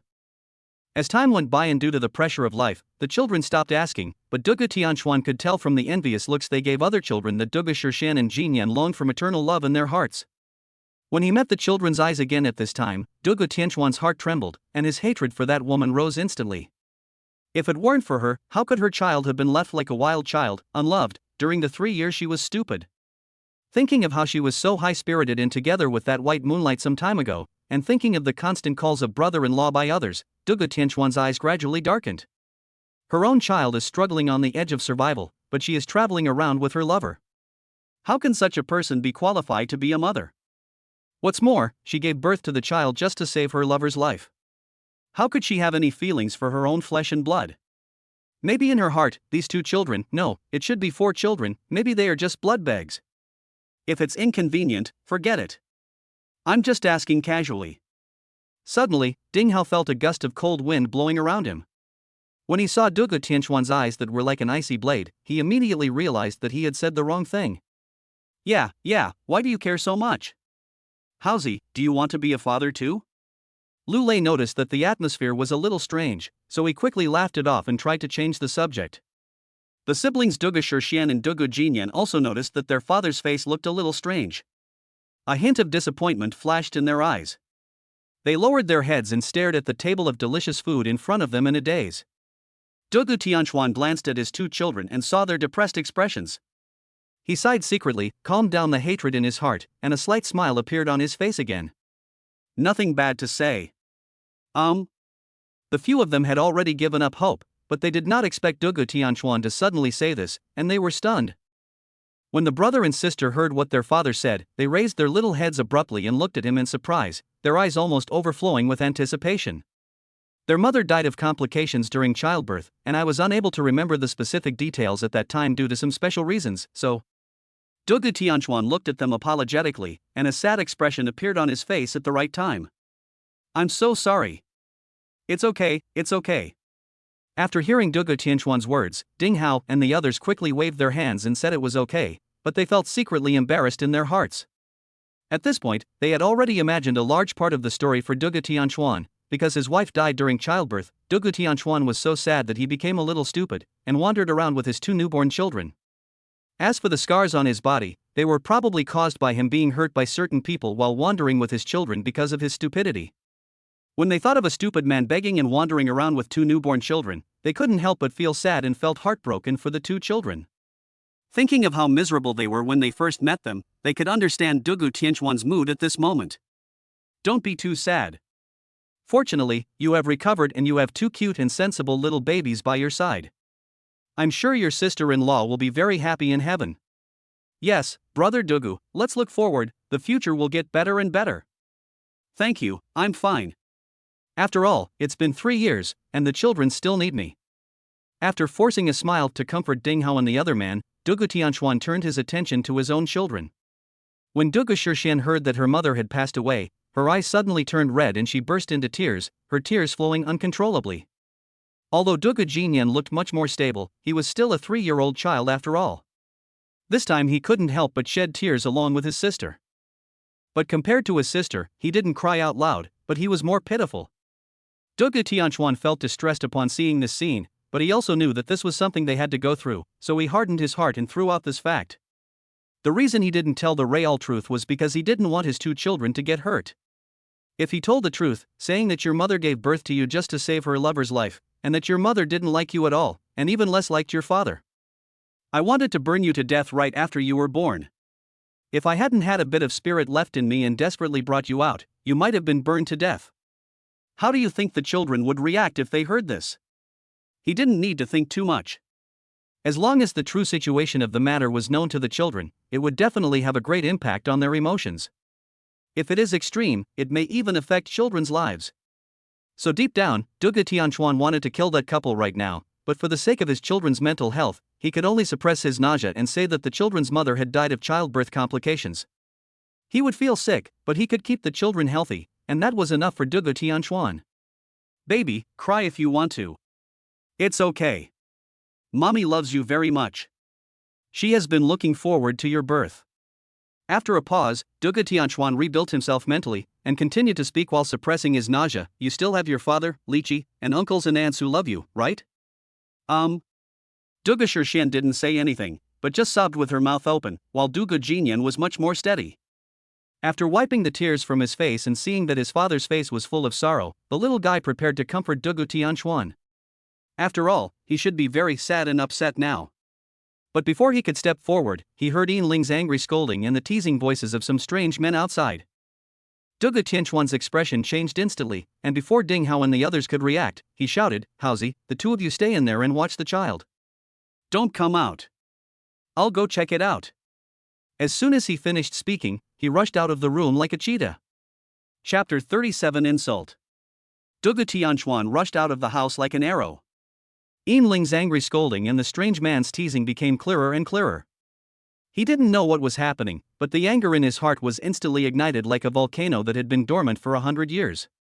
Although he had only known them for less than a month, Ding Hao and the others had already won his deep recognition, not only as friends, but also as his relatives in this world. If it weren't for these kind boys and girls, he might have to wait a long time before he could recover. Thinking about how they had run home in the cold wind early this morning to prepare Christmas Eve gifts for the children, this kindness and this friendship made him unable to tolerate any behavior that would hurt them. At this time, Yin Ling's scolding became more and more urgent, and Dugu Tianchuan could even hear her crying, which made him even more anxious and his speed became faster and faster. Fortunately, the restaurant was not particularly large, and soon a group of people were seen gathered at the bathroom in the corner, with Yin Ling in the middle. But her condition looked very bad at this time.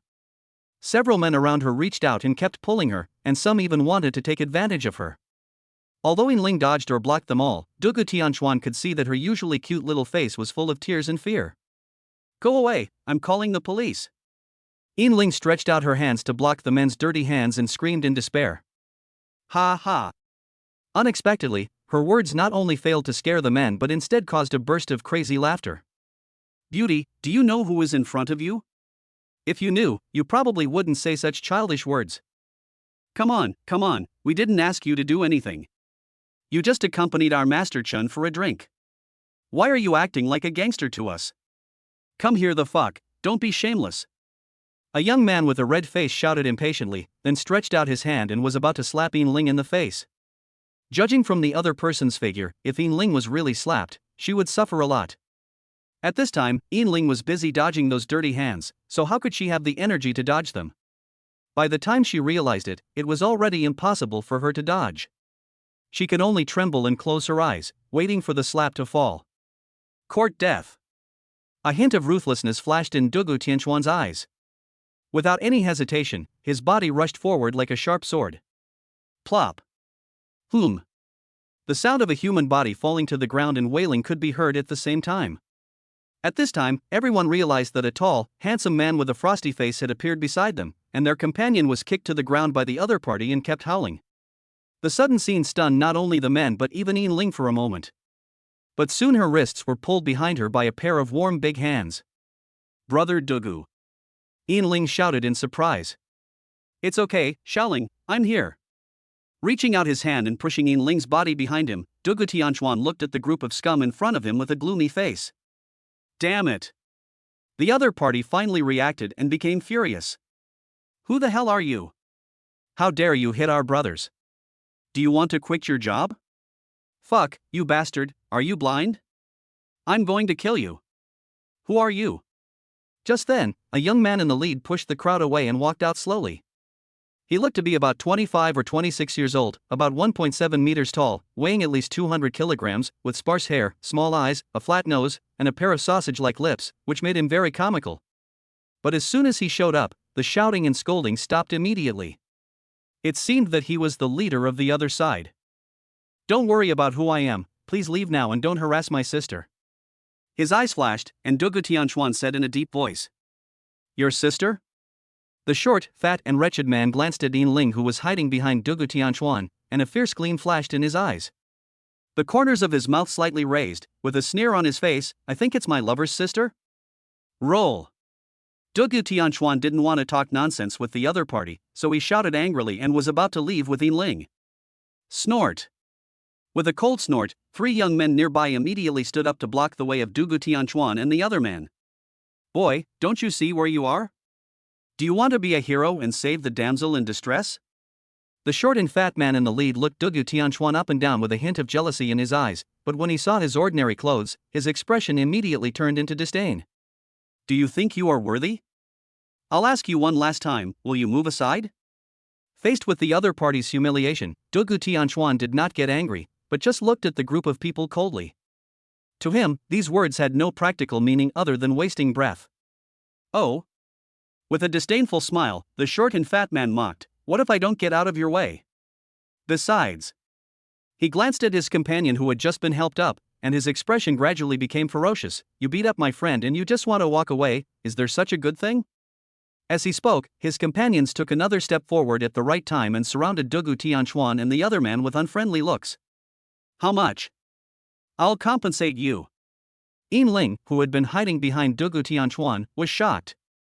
Seeing that there were only 2 of them, and only 1 adult male was Dugu Tianchuan, while there were 4 adult men on the opposite side, if a conflict really broke out, they would probably suffer a great loss, so she quickly followed the other party's words and wanted to resolve it with money.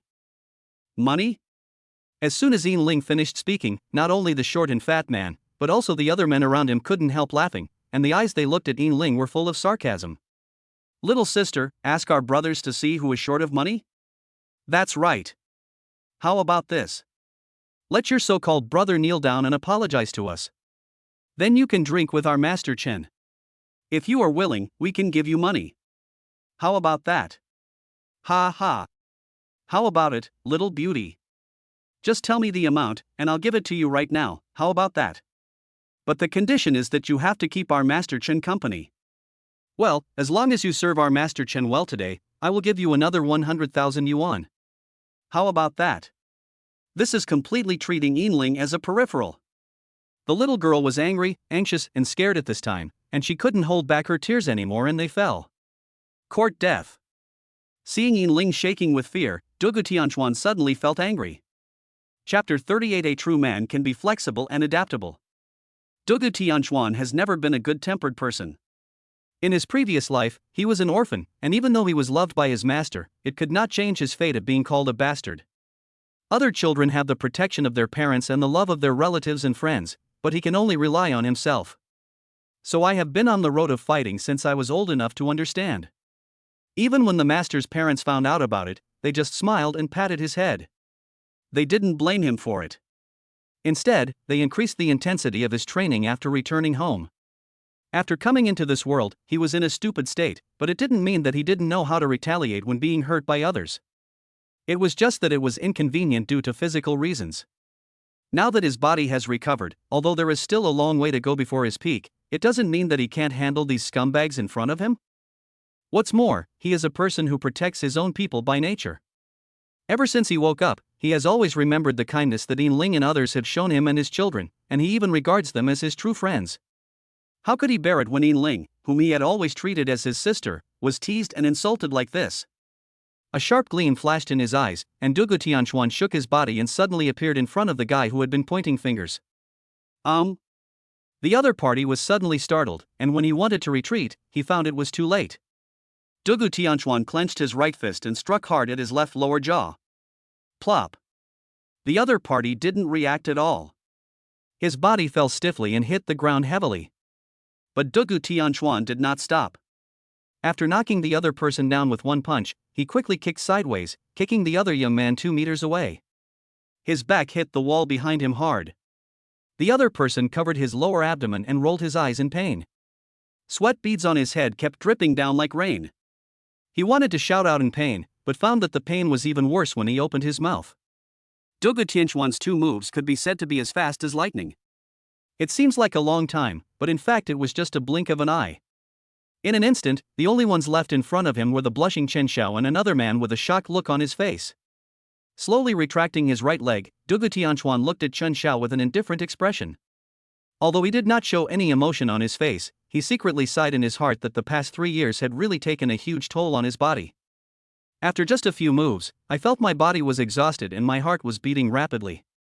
This situation usually only occurs after a long period of strenuous activity. If we really need a fighting master, today will probably be quite troublesome. Fortunately, these guys seem to be just a bunch of scum, bullying others by relying on their numbers and the power behind them. Don't come over here, don't come over here. Unexpectedly, when the other party came into contact with Dugu Tianchuan's cold and ruthless eyes, which were like a beast, he seemed to have seen a ghost. He was so scared that his face turned pale instantly and he could not help but step back repeatedly, shaking his hands wildly in front of him. His companions swallowed in fear and cautiously took 2 steps back, as if trying to keep a safe distance from this terrifying man. They could never have imagined that this man would attack without even saying hello, and that his skills were so powerful. Panting quickly, Chen Xiao's drunkenness disappeared instantly and his consciousness also recovered a lot. The man in front of me definitely can't win by relying on his body, so I just need to stabilize him first, and the rest. A fierce murderous intent flashed through his mind, but Chen Xiao did not show it on his face. After calming down, Chen Xiao looked at Dugu Tianchuan and forced a stiff smile. This brother, this is all a misunderstanding. Misunderstand? With a playful smile in his eyes, Dugu Tianchuan did not rush to take action. Yes, it's all a misunderstanding. Chen Xiao felt relieved when he saw that the other party was willing to respond and stop attacking. My name is Chen Zhe, and my father is the chief of the Hong Kong City Police Department. We are acquainted with each other. So, how about I treat you two to a couple of drinks as an apology? Chen Zhe had a sincere look on his face, but his right hand behind his back was secretly making a phone call gesture to his companion. Seeing this, his companion quickly retreated slowly again, apparently wanting to find a place to get away and make a phone call. He. What kind of person is Dugu Tianchuan? You don't have to think too much to know that this guy must want to stabilize himself and then call for help. If you apologize to me as your sister, then this matter will be over. Otherwise. There was a stern look in his eyes, and Dugu Tianchuan looked at the other party with fierce eyes again. His heart skipped a beat. Although Chen Zhe was unwilling, he couldn't help but shudder when he thought of the man's terrifying skills. Then I thought to myself that a real man should be able to bend and stretch, so I should give in to him now and see how I will deal with him when everyone is gathered. Suppressing his inner thoughts, Chen Zhe forced a smile on his face and came to Yin Ling. At this time, Yin Ling was still in a daze. She could never have imagined that Dugu Tianchuan would directly attack 4 strong men. It would be fine if he just took action, but why is he so powerful? Before she could react, 2 grown men had been knocked to the ground by him. One of them is still unconscious, and the other is lying on the ground, holding his stomach and gasping for air with his mouth open. Just when she was still in shock, she suddenly found that the short and fat leader came to her side, and the obscene smile on his face turned unusually kind. Her body trembled involuntarily, and she took 2 steps back to get away from the other person. Miss, we were drunk earlier. We sincerely apologize to you. We hope you will forgive us for this. After saying that, he bowed deeply to Yin Ling again. This sudden apology made Yin Ling's heart skip a beat. Although she was a little confused just now, she was a girl who had seen the world after all. Seeing the son of the chief of the Hong Kong City Police Department actually apologize to her, this is absolutely impossible. You know, these second generations are not so easy to talk to, not to mention that this man as father is in that position. Even though they are suppressed by Dugu Tianchuan now, it is only because these people do not want to suffer a loss. Once they come to their senses, what awaits her in Dugu Tianchuan will be a fierce counterattack from the other side. Chapter 39, Being Despised? Yin Ling's worries had reached their peak at this time. There has been a view in China since ancient times that the people should not fight against the officials, and this also includes businessmen. Although her family is not a small family in Hong Kong City, it is still not as good as Chen Xiao's father. What's more, she herself is just a marginalized member of the family. The future outcome is already determined, that is, to marry into other families. Now that they have offended this second generation, will their lives be easy in the future? Even though the other party is apologizing to them guiltily at this moment, no one knows what bad intentions he is harboring in his heart. But could she be angry with Dugu Tianchuan and think that he had made things worse? No. First of all, Yin Ling is not such a villain. Secondly, she is endlessly grateful for Dugu Tianchuan's help but does not blame him at all. If he had not appeared in time, the fate that awaited her would have been extremely miserable. Although she had not witnessed the various tragedies in these second-generation circles, she had often heard about them. Glancing at Yin Ling, Dugu Tianchuan thought, how smart is he? I understood her inner worries at a glance. But he didn't say anything. After all, for him, he had to do it and he would never regret it. He is very clear about the thoughts of these second generations, but he is not afraid. When water comes, we can block it with earth. When soldiers come, we can fight them with generals. Xiaoling, you go back first. After looking at Chen Zhe indifferently, Dugu Tianchuan turned around and whispered to Yin Ling. No, brother Dugu, you come with me. Don't worry, I'll have a good chat with this Master Chen. You go to the room first and go with Haozi and the others and the children. I don't. Yin Ling wanted to dissuade him. Go ahead, go ahead. I'll take care of this matter. Don't worry. Dugu Tianchuan patted Yin Ling's shoulder and said gently. Yin Ling, who originally wanted to continue to stop him, nodded involuntarily when she met his gentle but firm eyes. After seeing Yin Ling leave, Dugu Tianchuan turned around and looked at Chen Zhe again, but this time there was no tenderness in his eyes, instead there was endless indifference and ruthlessness. Chen Zhe's face changed slightly. Facing this look, he suddenly thought of the wild tiger he saw in the animal world for some reason. His eyes were so similar to the eyes of the king of beasts who was ready to hunt. Forcing himself to smile, Chen Zhe said softly, Brother, how about I buy you a drink? Need not. Dugu Tianchuan refused coldly, staring at the other person with cold eyes. I know what you are planning, but I advise you not to have any evil thoughts, otherwise I have plenty of ways to make you live a life worse than death. You. Hearing Dugu Tianchuan's threatening words, Chen Xiao's anger was instantly ignited. He had already bowed his head, but he didn't expect this guy to be so disrespectful and actually threaten him in public. How could Chen Zhe, who had always been used to smooth sailing, bear this? He instinctively raised his head and looked over with fierce eyes, but when he met Dugu Tianchuan's indifferent and ruthless gaze, his whole body felt as if a bucket of ice water was poured over his head in winter, cold from the outside to the inside. Taking a deep breath, Chen Zhe pulled the corners of his mouth and smiled, Brother, there is no need to do this, right? I have already apologized, what else do you want me to do? Besides, I didn't do anything to your sister, right? Since you don't want to, then. Before he could finish his words, a mocking smile suddenly appeared on Dugu Tianchuan's face. Aren't your reinforcements coming? Chen Zhe was stunned. He turned his head and saw that the brother who had just left was running towards him with a group of burly men in black suits. He was immediately overjoyed and turned around and ran without caring about anything, shouting wildly as he ran. Kill this bastard for me. Kill him for me. Hearing Chen Zhe's crazy shouts, the leading group of people rushed over even faster. When Dugu Tianchuan saw this group of people, his eyes couldn't help but shrink, and his spirits immediately perked up. Judging from their attire, these should be bodyguards for someone. Looks like there's some trouble. After all, he had just recovered, so it would be no problem for him to beat up a few guys who were drained by alcohol and sex, but it would probably be a bit troublesome if he met these professional guys.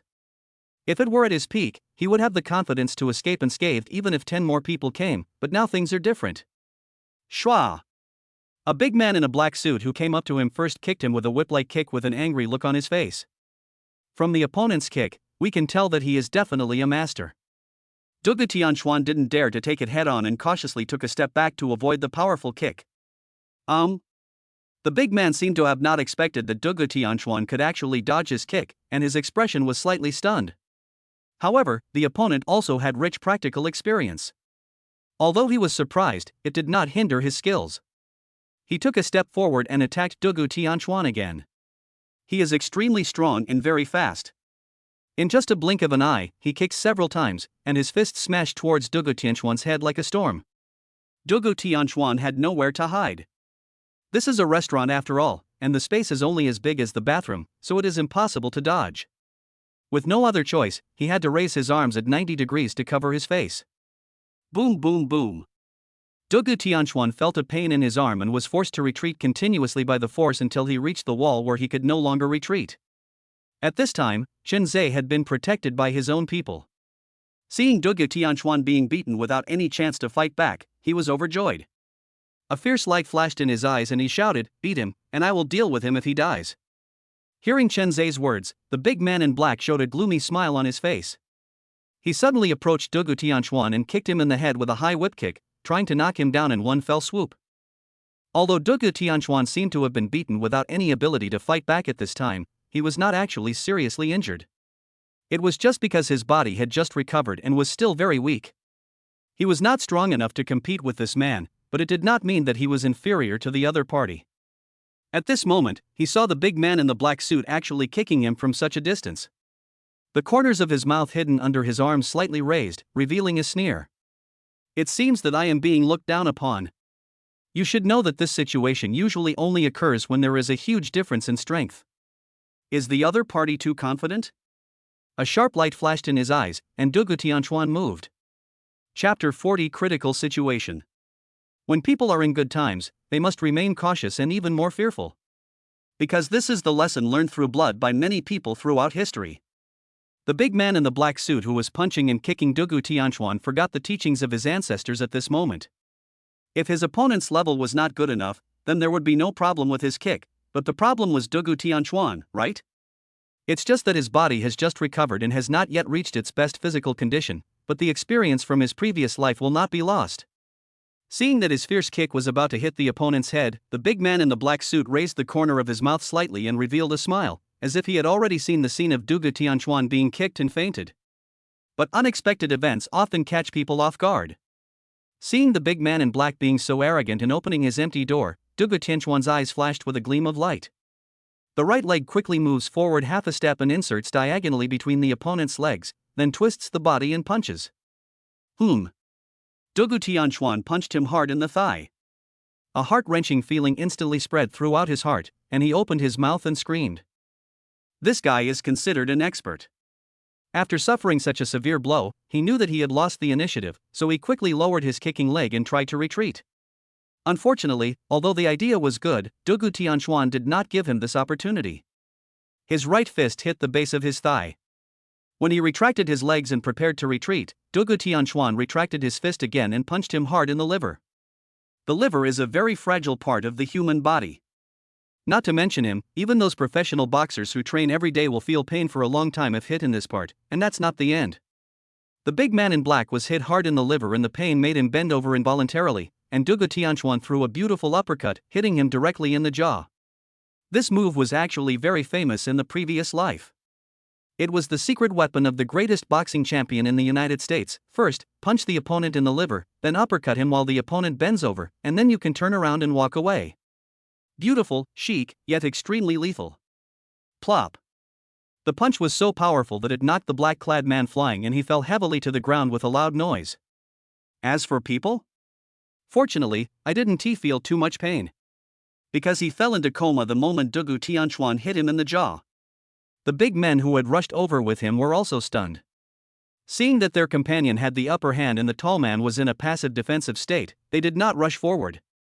But who knew that in the blink of an eye, their companion was knocked unconscious? Chen Zhe was also dumbfounded. How come this guy suddenly knocked his own people out? But no matter what they think at this moment, Dugu Tianchuan will not give them any chance. With an ice-cold look flashing in his eyes, Dugu Tianchuan knocked his opponent down with one punch and without stopping, he turned around, walked in front of another big man, jumped high and hit him on the head with his elbow. The opponent did not expect Dugu Tianchuan to be so fast. When he wanted to dodge, he found it was too late. He had no choice but to raise his arms to block his head to reduce the damage. With a slight raise of the corner of his mouth, Dugu Tianchuan revealed a mocking smile in his eyes. Click. The crisp sound of broken bones was heard instantly, and the man's face turned extremely pale in an instant. A sharp pain came from his arm, and his body was knocked back half a step by an irresistible force. He knew that his arm was broken. But this man is also a ruthless person and has rich fighting experience. There was a ruthless look in his eyes, and he kicked forward without waiting for his body to steady itself. With a muffled groan, Dugu Tianchuan was kicked in the chest by the opponent. Although the force was not strong, he was still kicked back 2 steps. A strange color flashed in his eyes. He stroked his chest and pressed it gently twice to calm his breathing. He didn't expect that the big man's reaction would be so quick. The fact that they were able to react so quickly under such a strong blow made him interested in the identity of this group of people. But there is no time to think at this moment. At this time, 2 more men in black suits woke up from their daze. Seeing his companions being injured, they all showed fury in their eyes. They quickly rushed to Dugu Tianchuan and launched a fierce attack on him. I have to say that the level of these people is quite high. Every kick and punch carried extremely heavy force, and was aimed at Dugu Tianchuan's vital points. If he was hit, he would at least be seriously injured if not killed. The man with a broken arm was also extremely tough. After seeing that his 2 companions had come to support him, he gritted his teeth and rushed into the battle again. Although his arms were broken and he couldn't use force, his leg skills were very good. He kept kicking Dugu Tianchuan with a gloomy face. Okay, beat him, beat this bastard to death. Yes, beautiful. Yes, good. Uppercut, lower cut, kill him. Beautiful, beautiful, do your best, brothers. If you kill this guy today, I will give you a big red envelope, and then take you to Xinghao KTV to have a good time in the evening. Chen Zhe on the side finally woke up from the shock just now. But when he saw Dugu Tianchuan being surrounded and attacked by these people, he was overjoyed and started to make promises to those men in black suits without caring about his life. Clang! Dugu Tianchuan turned sideways and saw a leg like a steel whip hitting a decorative vase behind him, instantly kicking the half-person high vase into pieces. There was a hint of helplessness in his eyes, and Dugu Tianchuan also felt a little frustrated. Although these big men are quite skilled, they are just quite skilled. If he met his previous life, he could make them all lie down unharmed in less than a minute, but he couldn't do it at this moment. His experience is still there, but his body and consciousness cannot be integrated at all. After all, he has just recovered. It will take several months for him to reach his previous level. This requires him to combine diet and nutrition with scientific exercise. There was a sudden sharp pain in his calf, but Dugu Tianchuan didn't notice that he was kicked in the calf by the other party. The body staggered, but the eyes of these 3 people lit up. They knew the opportunity had come. Go to hell! With a loud shout, one of the men kicked Dugu Tianchuan in the head with a whip, while the other big man leaned over and hit him in the abdomen. The big man with broken arms kicked him hard in the calf that had just been kicked. For a moment, Dugu Tianchuan was blocked from all escape routes by these 3 people. Chapter 41 Watching the Fun. Chen Zhe was very happy. The man made such a deep impression on him the first time that his 2 brothers were knocked to the ground one after another in just a few seconds. This is not the most important thing. What makes him feel most uncomfortable is the other party's extremely handsome appearance and powerful aura. He is considered a second-generation person, especially one of the top second-generation people in Hong Kong. Accompanying his father, he has met many important people. But he had to admit that the aura this man gave him at first sight was no weaker than those of the truly top big shots. For a moment, he felt an inexplicable sense of inferiority in his heart. But now he felt comfortable, even more comfortable than when he reached the peak with those women. Kill him, kill this bastard. Chen Zhe opened his eyes wide, his face distorted with excitement, and only a hoarse roar remained. He wanted to see this celebrity-like man being beaten like a dog and gasping for mercy on the ground. Whenever he thought of that scene, countless pleasures surged in his heart. But can his goal really be achieved? Dugu Tianchuan did not look panicked when faced with such a situation. His eyes flashed with a gleam of light, and he quickly lowered his head to avoid the opponent's fierce high whip kick. At the same time, he raised his right leg to avoid the kick to his calf from the man with broken arms. Because he was against the wall and could no longer hide, he was hit in the lower abdomen by another big man. Suddenly, I felt a severe abdominal pain and almost vomited out the breakfast I had this morning. Although the pain in his body was extremely intense, there was no change in the expression on Dugu Tianchuan's face. On the contrary, a sharp light flashed in his eyes. This is the opportunity. Enduring the severe pain in his body, Dugu Tianchuan grabbed the other person's wrist and twisted it suddenly before he could react. Ah! The big man's wrist was actually broken by him, and the white bones instantly pierced out from the skin and muscles. he screamed in pain. But this is not the end. When Dugu Tianchuan broke the opponent's wrist, he quickly took half a step forward, stretched his arm horizontally at 90 degrees, and pointed his elbow directly at his throat. The big man was horrified, knowing that if he was hit, he would be seriously injured if not killed. In a hurry, he could only endure the severe pain in his wrist and raise his other arm to block his fragile throat. But Dugu Tianchuan's elbow could be said to have gathered all his strength, so how could he block it with his arm?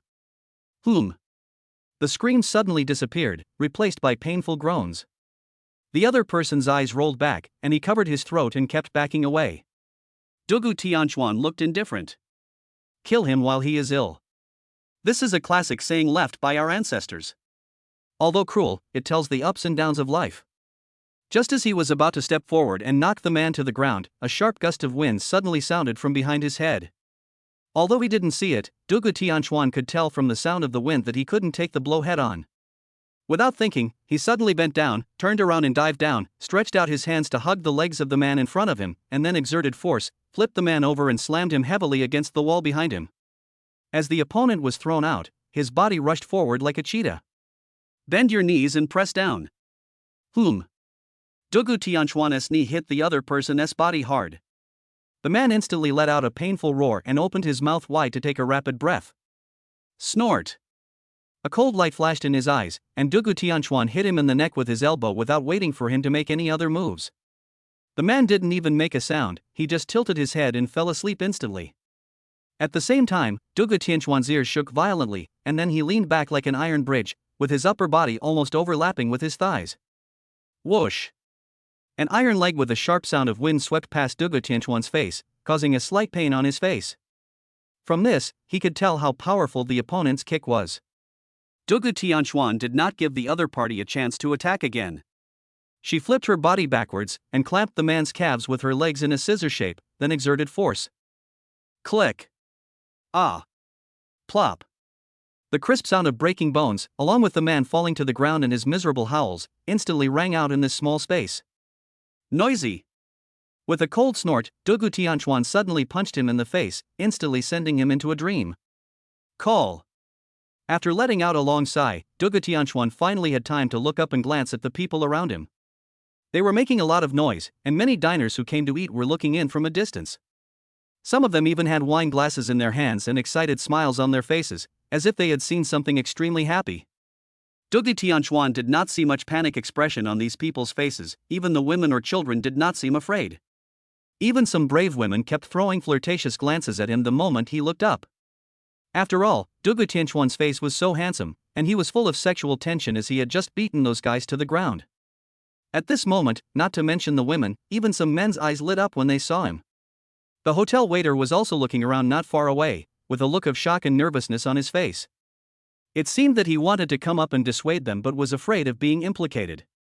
After all, the fight between Dugu Tianchuan and others just now was too loud. Dugu Tianchuan could understand these people's thoughts. After all, in this extremely famous place where every inch of land is valuable, people who eat there are either rich or noble. What kind of scenes have they not seen? As for the service staff, it is even less likely that they would rush up here risking their lives just for that little bit of salary. Of course, there were also people who were panicking, and that was young Master Chen. At this time, he had once again entered a confused state. But unlike just now he had his mouth open, his eyes wide open, and his whole body was shaking. When he saw the look Dugu Tianchuan was giving him, he took a few steps back in panic, until he leaned his back against the wall and seemed to find some sense of security. He. With a slight smile, Dugu Tianchuan saw that no one else was coming and slowly stood up. But as soon as Fong stood up, his brows couldn't help but frown, and he realized that his body was exhausted and in pain. He knew that this was the reason why his body had not recovered. As he stood up, Chen Zhe's body shook uncontrollably again, his eyes filled with panic. Chapter 42, Set a Trap for Chen Zhe. When Dugu Tianchuan stood up, all the onlookers couldn't help but gasp, and the light in some women's eyes became brighter. Although they could roughly observe that the man should be quite tall, they didn't expect that he would be even taller than they imagined after standing up. Judging from the visual, he is at least 1.88 meters tall. Although he looks a little thin, they all saw how ferocious and wild this man was just now. Aren't those burly guys real examples? His seemingly thin body hides a thrilling and crazy sexual tension, which is exactly what women like, not to mention his face that is more handsome than a movie star. As Dugu Tianchuan approached, young Master Chen swallowed faster and faster, and the fear in his eyes became more and more intense. You, don't come over. With her hands tightly clasped against her chest, Chen Zhe looked like a little girl being bullied by a bully. My dad is the director of the Public Security Bureau. If you dare to touch me, my dad will never let you go. As soon as these words were spoken, the looks of some onlookers towards Chen Zhe changed slightly. They didn't expect that the father of this young man who looked so shrunken could have such a big background. No wonder he dared to be so arrogant and domineering, and dared to drag a little girl to accompany him to drink in public. But the looks these people gave him were full of contempt and some meaningful things. Some of them even secretly picked up their phones to start recording, avoiding the crowd and taking out their phones to start making calls. It seems that some people need to move their seats. After all, there are many people and few seats, and everyone is eyeing those limited places and wanting to try something, right? Chen Zhe didn't know the story behind this, he only knew that he had to stay away from this terrifying man in front of him. He. With the corners of his mouth slightly raised, Dugu Tianchuan revealed a disdainful smile, and out of the corner of his eyes he caught a glimpse of the small movements of some of the onlookers. It seems that the rules of this world are the same as in the previous life, and everyone has his or her own little tricks. In this case, in order to avoid more trouble in the future, he must do something today. Mr. Chen, right? Chen Zhe. Just call me Chen Zhe. Chen Zhe swallowed his saliva. He didn't know why the man's voice became so soft. Your father is the director of our Hong Kong City Public Security Bureau? Yes, my father is Chen Xiaobing, the deputy mayor of Gangcheng and the director of the Public Security Bureau. Chen Zhe's eyes lit up when he heard Dugu Tianchuan's words. He wondered if the other party would be afraid because of his father's status and let him go. The more he thought about it, the more likely it seemed, and he finally felt relieved. Mr. Chen, what you did is a bit unkind, isn't it? Dugu Tianchuan's expression eased a little, and he seemed to be a little complaining, but he no longer had the fierce aura he had just had. My sister just came out to use the restroom. Why are you guys so impatient? You actually brought a group of people to force her to drink with you. If someone who doesn't know anything about this sees it, it will affect my sister's reputation. Secondly, it won't be a good thing for you and your father, right? Yes, I was drunk just now. Seeing that Dugu Tianchuan's voice was becoming softer, young Master Chen's heart finally began to calm down a lot. He was now afraid that the other party would come up and beat him up without any care, and he couldn't bear such pain. Fortunately, the other party seemed to be a guy who understood the rules of society and knew the backers behind him, so he didn't dare to use force. And maybe this guy needs to ask his family for something? Thinking about the girl's fair and tender skin, which seemed like water could be squeezed out if pinched, and her extremely pure appearance, how great would it be if I could take this opportunity to have some contact with her? Another thing is that this guy's skills are really amazing. If he can use this to trick the other party into coming to his side to be his bodyguard or thug, then who can touch him when he goes out in the future? When young Master Chen thought of this, his heart immediately became excited, and he began to speak uncontrollably. Well, we brothers have become acquainted after fighting. Help your sister to come over. I will set up a new table so that everyone can get to know each other. I can't say anything else, but in this small piece of Hong Kong City, my name, young Master Chen, is still somewhat useful, and others will give me some face. At this time, Chen Zhe had let go of all his guard and completely entered the state of thought he had just been in, with a smug expression on his face. Are you telling the truth? Dugu Tianchuan sneered in his heart, waiting for you to say this, but a look of doubt appeared on his face. If I really have something wrong, can you help me settle it? Don't worry about this, brother. Patting his fat chest, which caused a disgusting wave, Chen Zhe made a lot of promises. My father is the deputy mayor of Gangcheng City and also the director of the Public Security Bureau. Is there anything I can't handle in this place? Can. Dugu Tianchuan showed a hesitant look on his face, as if he didn't believe what the other party said. After all, we live in a society ruled by law. If something really happens, are you sure your father can help you? Or is it that your father can help the rest of us? You don't believe it? I don't know if it was because he drank too much at noon, or because he was lustful thinking about Yinling's innocent appearance, or because he was afraid of being beaten by Dugu Tianchuan again, but when young Master Chen heard Dugu Tianchuan's doubtful words, he immediately became unhappy. I'm telling you, in this place, huh? After all, Chen Zhe was not really stupid. He finally realized that this was in a public place and it would be troublesome if his words were heard by someone with ulterior motives. With his eyes wide open, young Master Chen said viciously, "What are you looking at? Go home to see your mother, damn it. I'll count to 3. If I see you guys peeking around here again, don't blame me for being rude to you. 1. 2. Before San could say anything, he saw that the people who had been watching before had tactfully retreated back to their rooms. This instantly satisfied young Master Chen's vanity greatly, and he even showed a proud smile on his face. "How are you, brother? Look, these people retreated with just one sentence. Do you believe that my Chen family still has some strength in this place? Well, it does look amazing." Dugu Tianchuan nodded, with a half smile on his face. Is this guy really the son of a big boss? How come he has no brains at all? Didn't he see that some people were secretly holding out their cell phones and taking pictures? So that means even if you force the girl to drink again like you did just now, it will be useless for her to call the police? Of course. The Public Security Bureau of this port city belongs to me. Who dares? Mr. Chen, shut up. Just when Chen Zhe was about to make a big fuss about it again, a cold voice interrupted him. Chapter 43 Meeting Nangong Zishuan again. Mr. Chen, shut up. A cold voice was heard, followed by 3 figures walking quickly towards him. Chairman Nangong, President Qin, Professor Ning. Hearing someone rudely telling him to shut up, Chen Zhe, who was just getting excited, suddenly became unhappy and turned around to exude his second-generation aura again. But he didn't expect to see these people when he turned around. The expression on his face suddenly changed and he quickly showed a flattering smile. You have to know that none of these people are ordinary people. No matter whether it is the woman in the lead or the 2 men beside her, they are all from prominent families. Even though his father's status and position are top-notch in this place, it is much dimmer than that of them. What are you doing? Some things should not be said, let alone said carelessly. The leading woman glanced at the other party, and a hint of imperceptible disgust appeared in the deepest part of her eyes, but then her face returned to calmness. She just said something indifferent, and then shifted her gaze to the man opposite him. But she was slightly startled at the first sight. This man is so tall and handsome. And the most special thing is that he seems to have a special aura that makes people feel shocked involuntarily. Only. For some reason, she always felt that this man gave her a very familiar feeling, as if they had met before. But she also found it a little funny and thought it was impossible. After all, anyone who has seen such an outstanding man like the one in front of him will never forget him.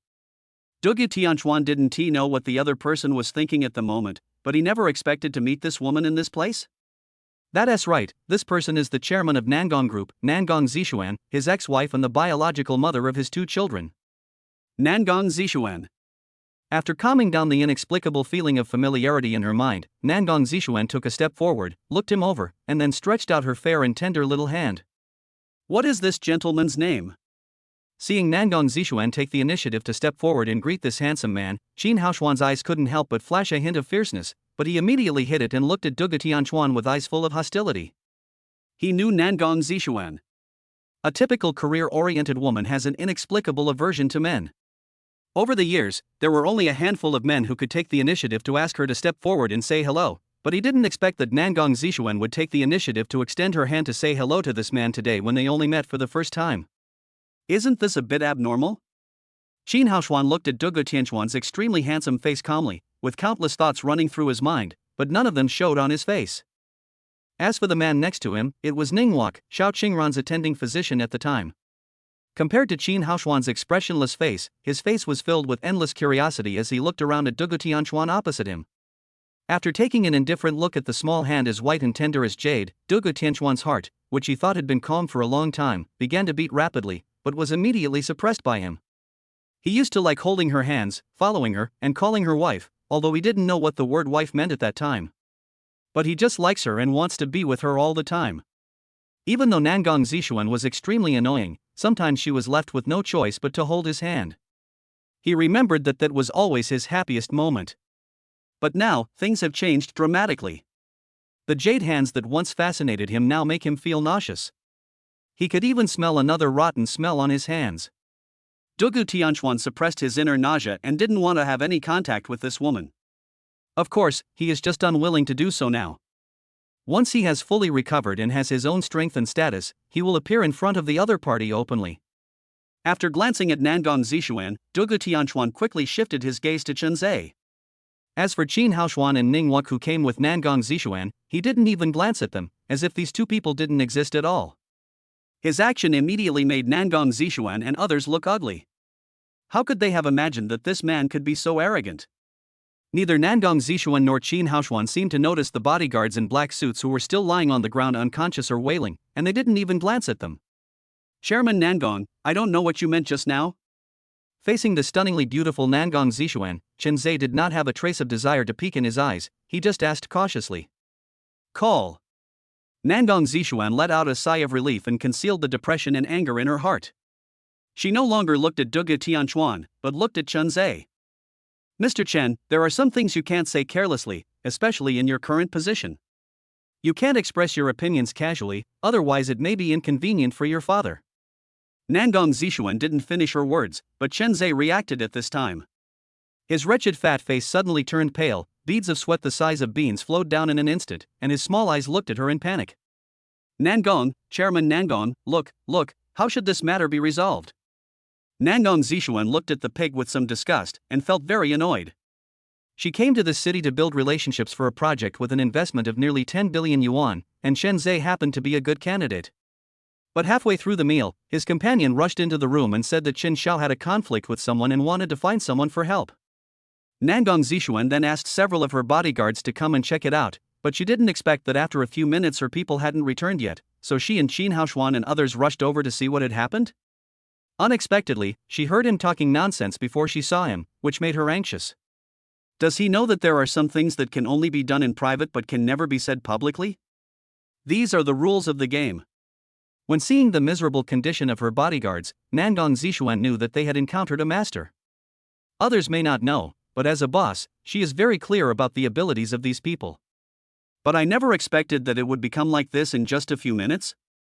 This is also the reason why she took the initiative to shake hands with Dugu Tianchuan. She is a businesswoman after all. Businessmen always calculate profits when doing things. Chapter 44: A strange feeling of familiarity. I'll take care of this matter. Young Master Chen, you help the man up and take him away first. Suppressing her inner disgust and annoyance, Nangong Zishuan said expressionlessly. Hearing her words, Chen Xiao felt relieved immediately, and he and his companions who had gone to look for people earlier hurriedly began to support the bodyguards who had been knocked down to the ground. Ning Wuk's eyes moved slightly, and he also walked forward to help. When he saw the wounds on the bodyguards, the excitement in his eyes became more intense. That man was quite ruthless. Then Chairman Nangong, I'll leave first? Let's go, take them to the hospital for treatment first, you don't have to worry about this. Nodding, Nangong Zishuan signaled Chen Zhe that he could leave. But unexpectedly, her words angered Dugu Tianchuan on the side. Just when Chen Zhe and others were about to leave, he moved. His long legs moved slightly, blocking the elevator door behind him. He raised his head and looked coldly at Nangong Zishuan's beautiful face. His eyes were indifferent and no emotion could be seen. You said you would solve it, but it seems like you want to take the responsibility yourself? This gentleman. Faced with Dugu Tianchuan's behavior of blocking the road and his cold questioning, Nangong Zishuan did not panic, but just looked at him calmly. It is said that enemies should be resolved rather than created. Since young Master Chen has already realized his mistake and you are not injured, why do you have to be so aggressive and even set a trap for him? Trap? Chen Zhe, whose way was blocked, was stunned for a moment, but he reacted immediately and his face instantly turned as black as an iron pot. He was not a stupid man, he was just frightened by Dugu Tianchuan's fierce aura. Now that Nangong Zishuan and others came over, he immediately came to his senses and realized that there seemed to be something wrong with the question just asked by the man in front of him. Who are you to say this? Turning his eyes away from Chen Zhe, Dugu Tianchuan asked in a casual tone, and then seemed to have thought of something and showed a look of sudden enlightenment on his face. It seems that you are also an accomplice of the violent perpetrators. Are these gangsters in black suits your people? Kid, don't say anything careless, be careful of what you say. Before Nangong Zishuan could say anything, Qin Haoshuan beside her couldn't help it. He took a step forward and looked at Dugu Tianchuan with cold eyes. His appearance also brightened the eyes of the women who were hiding at the back of the room and peeking. They didn't expect to see another handsome guy today who was as handsome as the man just now. Unexpectedly, Dugu Tianchuan didn't even glance at Qin Haoshuan. His eyes were full of teasing as he looked at Nangong Zishuan. However, if someone looked closely, they would find that the expression was not in his eyes.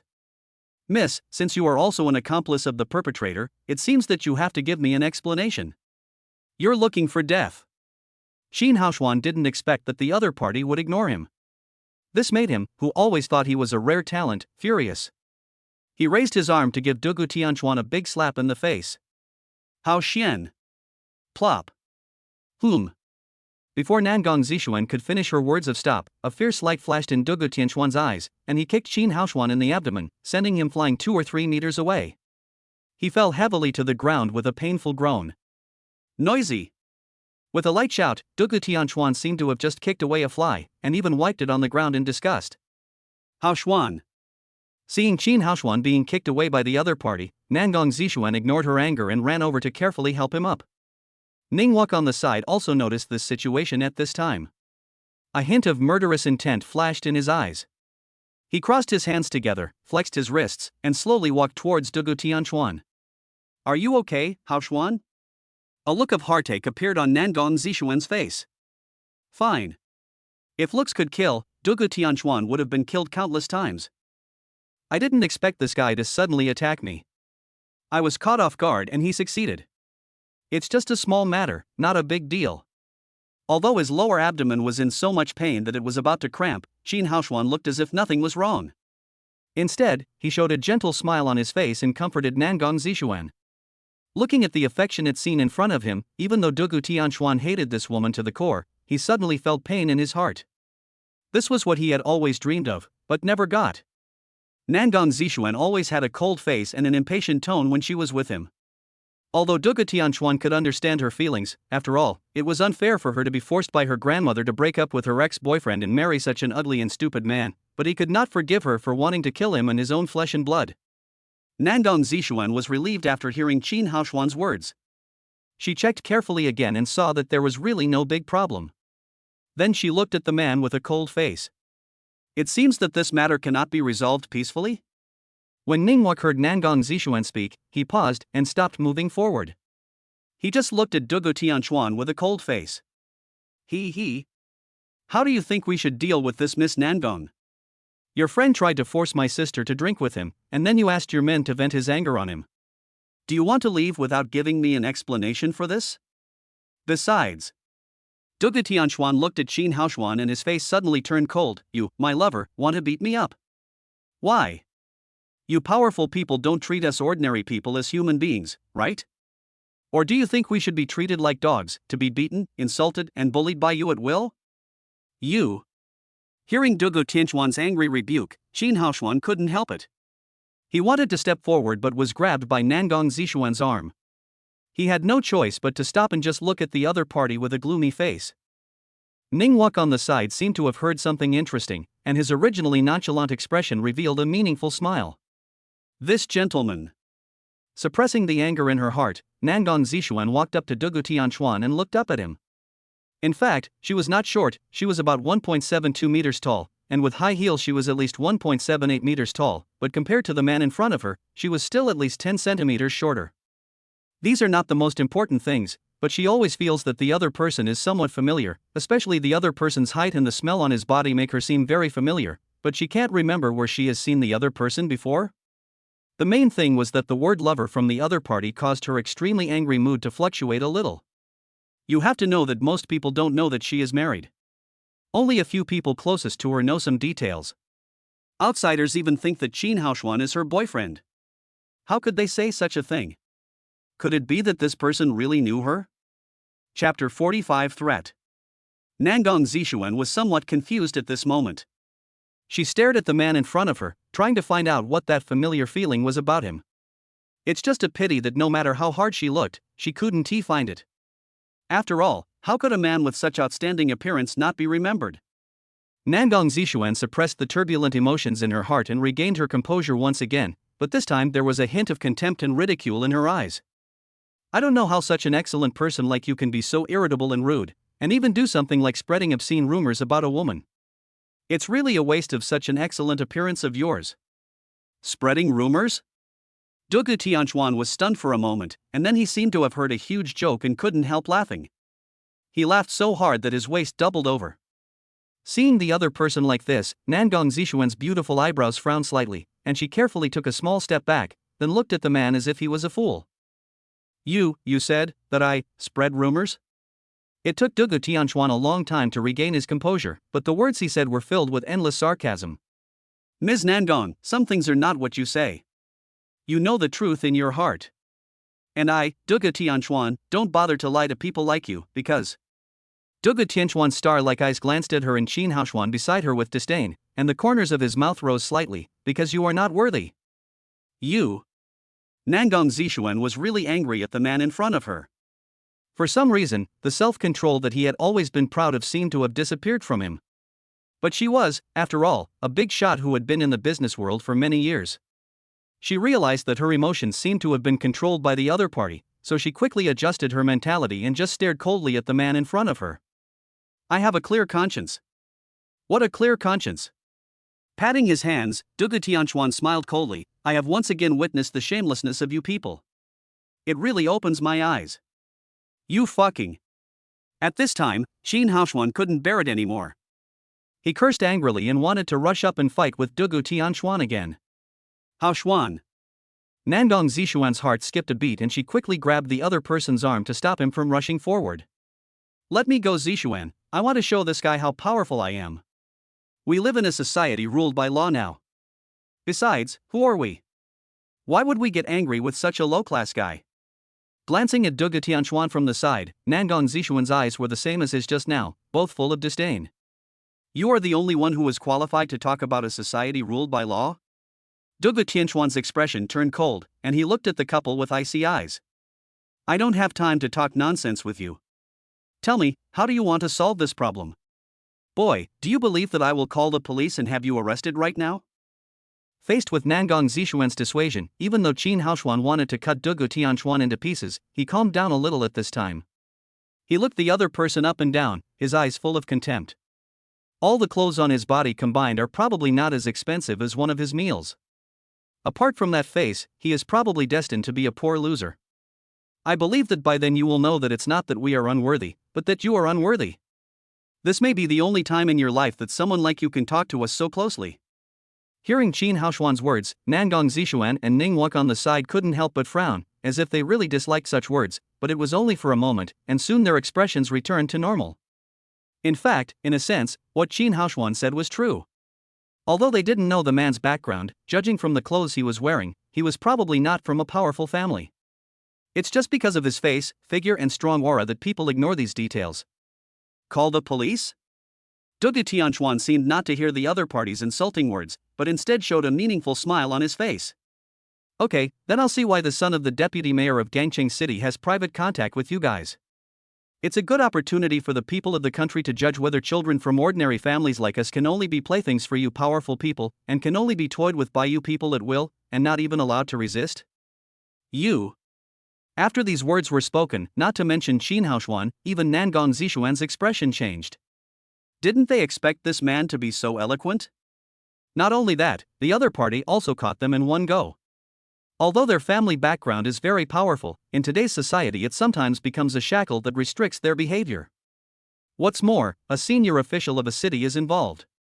If this is really exposed by the other party, they will probably have difficulty taking a single step in the country, and those officials will no longer be willing to deal with them.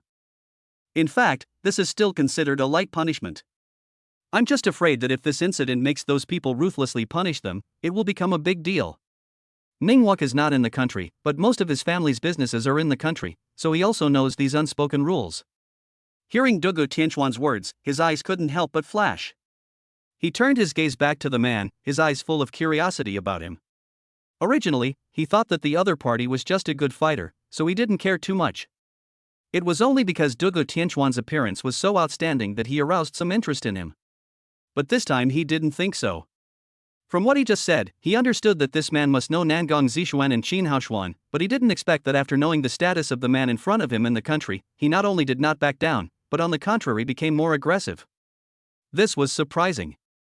Generally speaking, people who can do such things are either not very smart and stubborn, or they are extremely confident in themselves.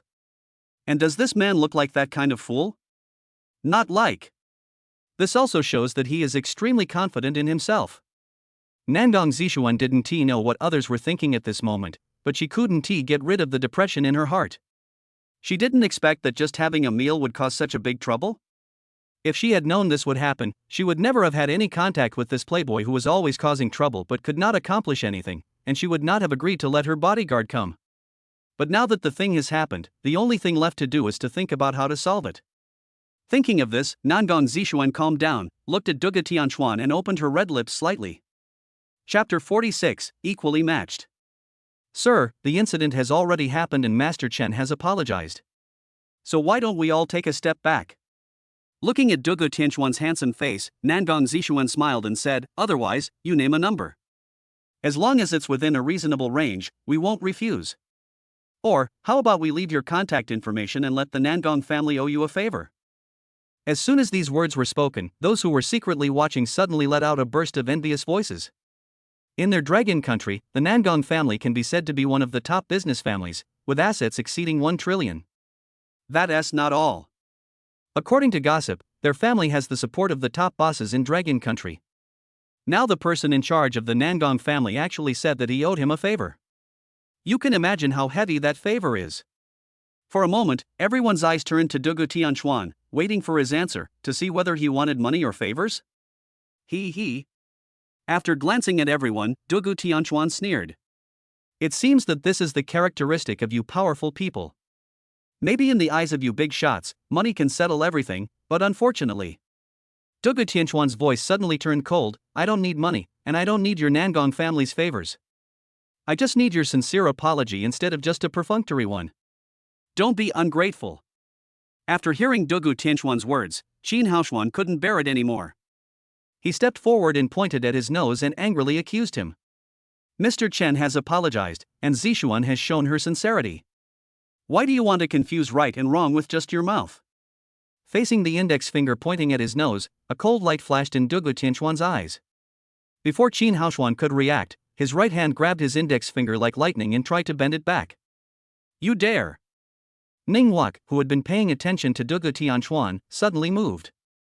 There was a cold murderous intent in his eyes, and his originally gentle face instantly became extremely cold. His right fist hit Dugu Tianchuan's temple like lightning. Dugu Tianchuan was shocked. He didn't expect that this seemingly gentle man in front of him could be so fast. In just a blink of an eye, the opponent's fist had reached his head. If he continued to break Qin Haoshuan's fingers, he would definitely be hit in the temple by the opponent. In desperation, Dugu Tianchuan had to let go of Qin Haoshuan's fingers and quickly took a step back to avoid Ningwak's attack. When Ningwak launched an attack and Dugu Tianchuan let go of his fingers, Qin Haoshuan was so scared that he took 2 steps back, away from the 2 people who were attacking each other, and just stared at them with a pair of frightened eyes. How could he have expected that the man in front of him was so fierce? How dare you attack him in public? Even when he was far away from the man, he could still feel his heart beating rapidly and his eyes were filled with panic. As for Nandong Zishuan, she withdrew immediately, and her eyes were full of shock when she looked at Dugu Tianchuan. Qin Haoshuan's thoughts were very similar. She also didn't expect that this man looked handsome but had such a bad temper. How could he dare to fight in front of so many people over a disagreement? But she immediately shook her head, feeling a little disappointed with Qin Haoshuan. There is a saying in Longwei that when you point your index finger at someone's nose, it is equivalent to scolding that person's parents. This is a very insulting gesture. No wonder the man was so angry. At this time, the situation on the field was already in a white-hot state. Ningwak looks gentle and polite, but unexpectedly he is extremely tough when he fights. Every move and every attempt was a hard fight, and the speed of his punches or kicks was extremely fast, and the power was extremely strong. Compared to the bodyguards who were defeated by Dugu Tianchuan before, this guy's skills are even more powerful and he is definitely a top fighting master. Thump, thump, thump. Dugu Tianchuan raised his left arm to block his head, but he didn't expect the opponent's foot to be so powerful that he was kicked back several steps and almost fell down the stairs. If he hadn't reacted so quickly, he would have been injured.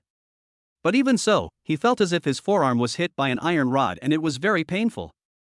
Before he could stand firmly, Ningwak's body appeared in front of him again like a sharp sword, and his fists were like flying catkins in the sky.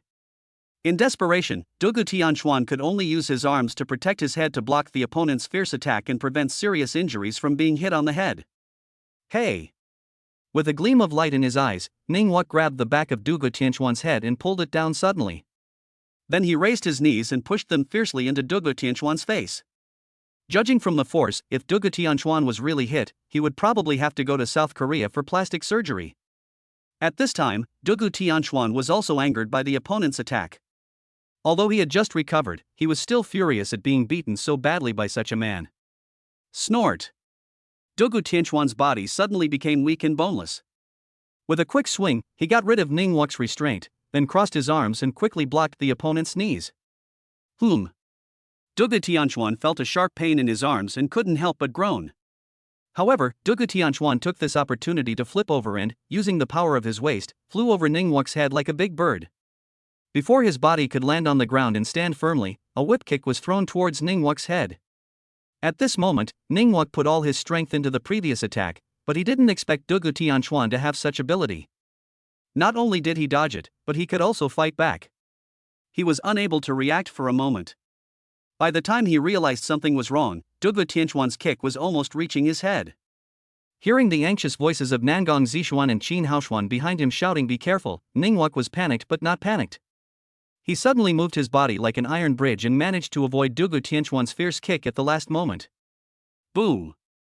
Like a hammer hitting a wall, Dugu Tianquan kicked a huge hole in the wall next to Ningguang, revealing a pair of shocked and horrified eyes inside. Whoosh! After dodging the kick, Ningguang stood up quickly, swimming like a butterfly, and instantly distanced himself from the opponent, looking cautiously at the ferocious man in front of him. For a moment, the two were evenly matched, and the atmosphere in the field became increasingly tense. Chapter 47, Like a Tiger. Dugu Tianquan and Ningguang did not initiate any more attacks. Instead, they adopted defensive postures and stared at each other closely. The atmosphere at the scene became increasingly tense, and the eyes of the onlookers were filled with excitement and enthusiasm. How could these people have never imagined that they would encounter such a scene just by coming here to have a meal? Not only do the two men look like stars, but even their fights are just like in TV dramas. It looks so exciting. Of course, the one who was most unhappy was Qin Haoshuan. He was not inferior to the other party in appearance and temperament, but he was played by the other party again and again. How could someone like him who had been in a high position for a long time bear it? So much so that his eyes were filled with extreme hatred when he looked at Dugu Tianquan. Nangong Zixuan glanced at him, and seeing his expression she understood what he was thinking. She patted his arm gently, shook her head at him, and said gently, "There's no need to be angry, Haoshuan. After all, this is just the courage of a common man, and you rely on your own brain. Why get angry at such a person?" Feeling the comfort coming from his arm and hearing Nangong Zixuan's gentle consolation, Qin Haoshuan's angry heart finally calmed down a little. Yes, I make a living with my brain. How can a person who can only show off his bravery be compared with me? Besides, with the Qin family's background, what kind of master can't they find? Thinking of this, his inner anger gradually subsided. He smiled at Nangong Zixuan, flipped his arm and held her white and tender little hand.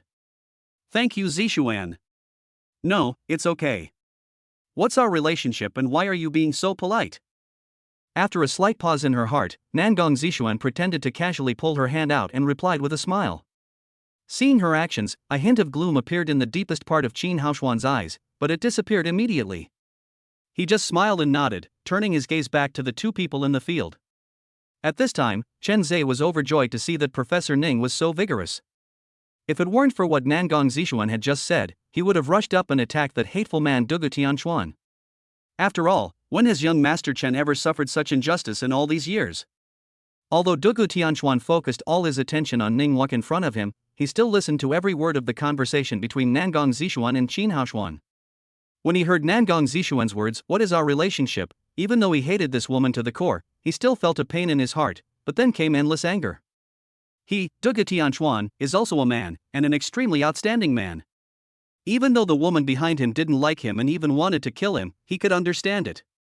After all, in some ways he was sorry for her because of their relationship, so Dugu Tianquan never hated Nangong Zixuan for this reason. But when she actually had her own flesh and blood thrown into the fire, Dugu Tianquan's hatred for her reached its peak. But now the two of them were flirting with each other on the spot. How could Dugu Tianquan tolerate this? Although he was already dead in some sense, and had been forced to sign a divorce agreement, they still had 2 children. This woman did this to her lover in public, which made Dugu Tianchuan feel like he was wearing a cheating hat on his head.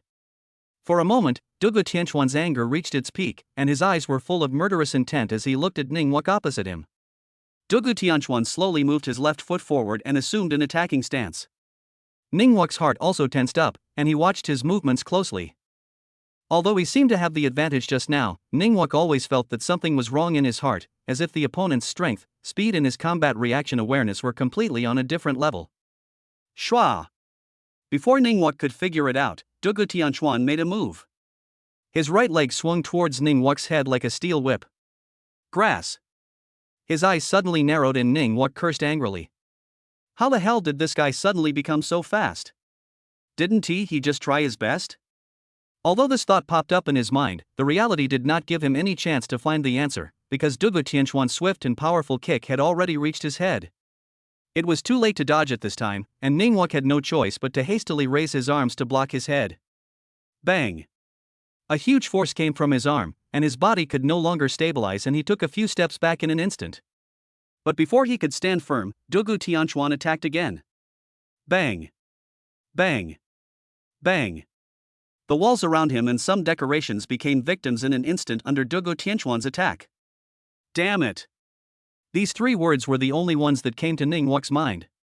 He was very clear about his own strength, which was the result of hard training since childhood. Even compared with those professional fighting athletes, he was confident that he would not be much different in the same level. But what about now? Under this man's attack, he didn't even have a chance to fight back.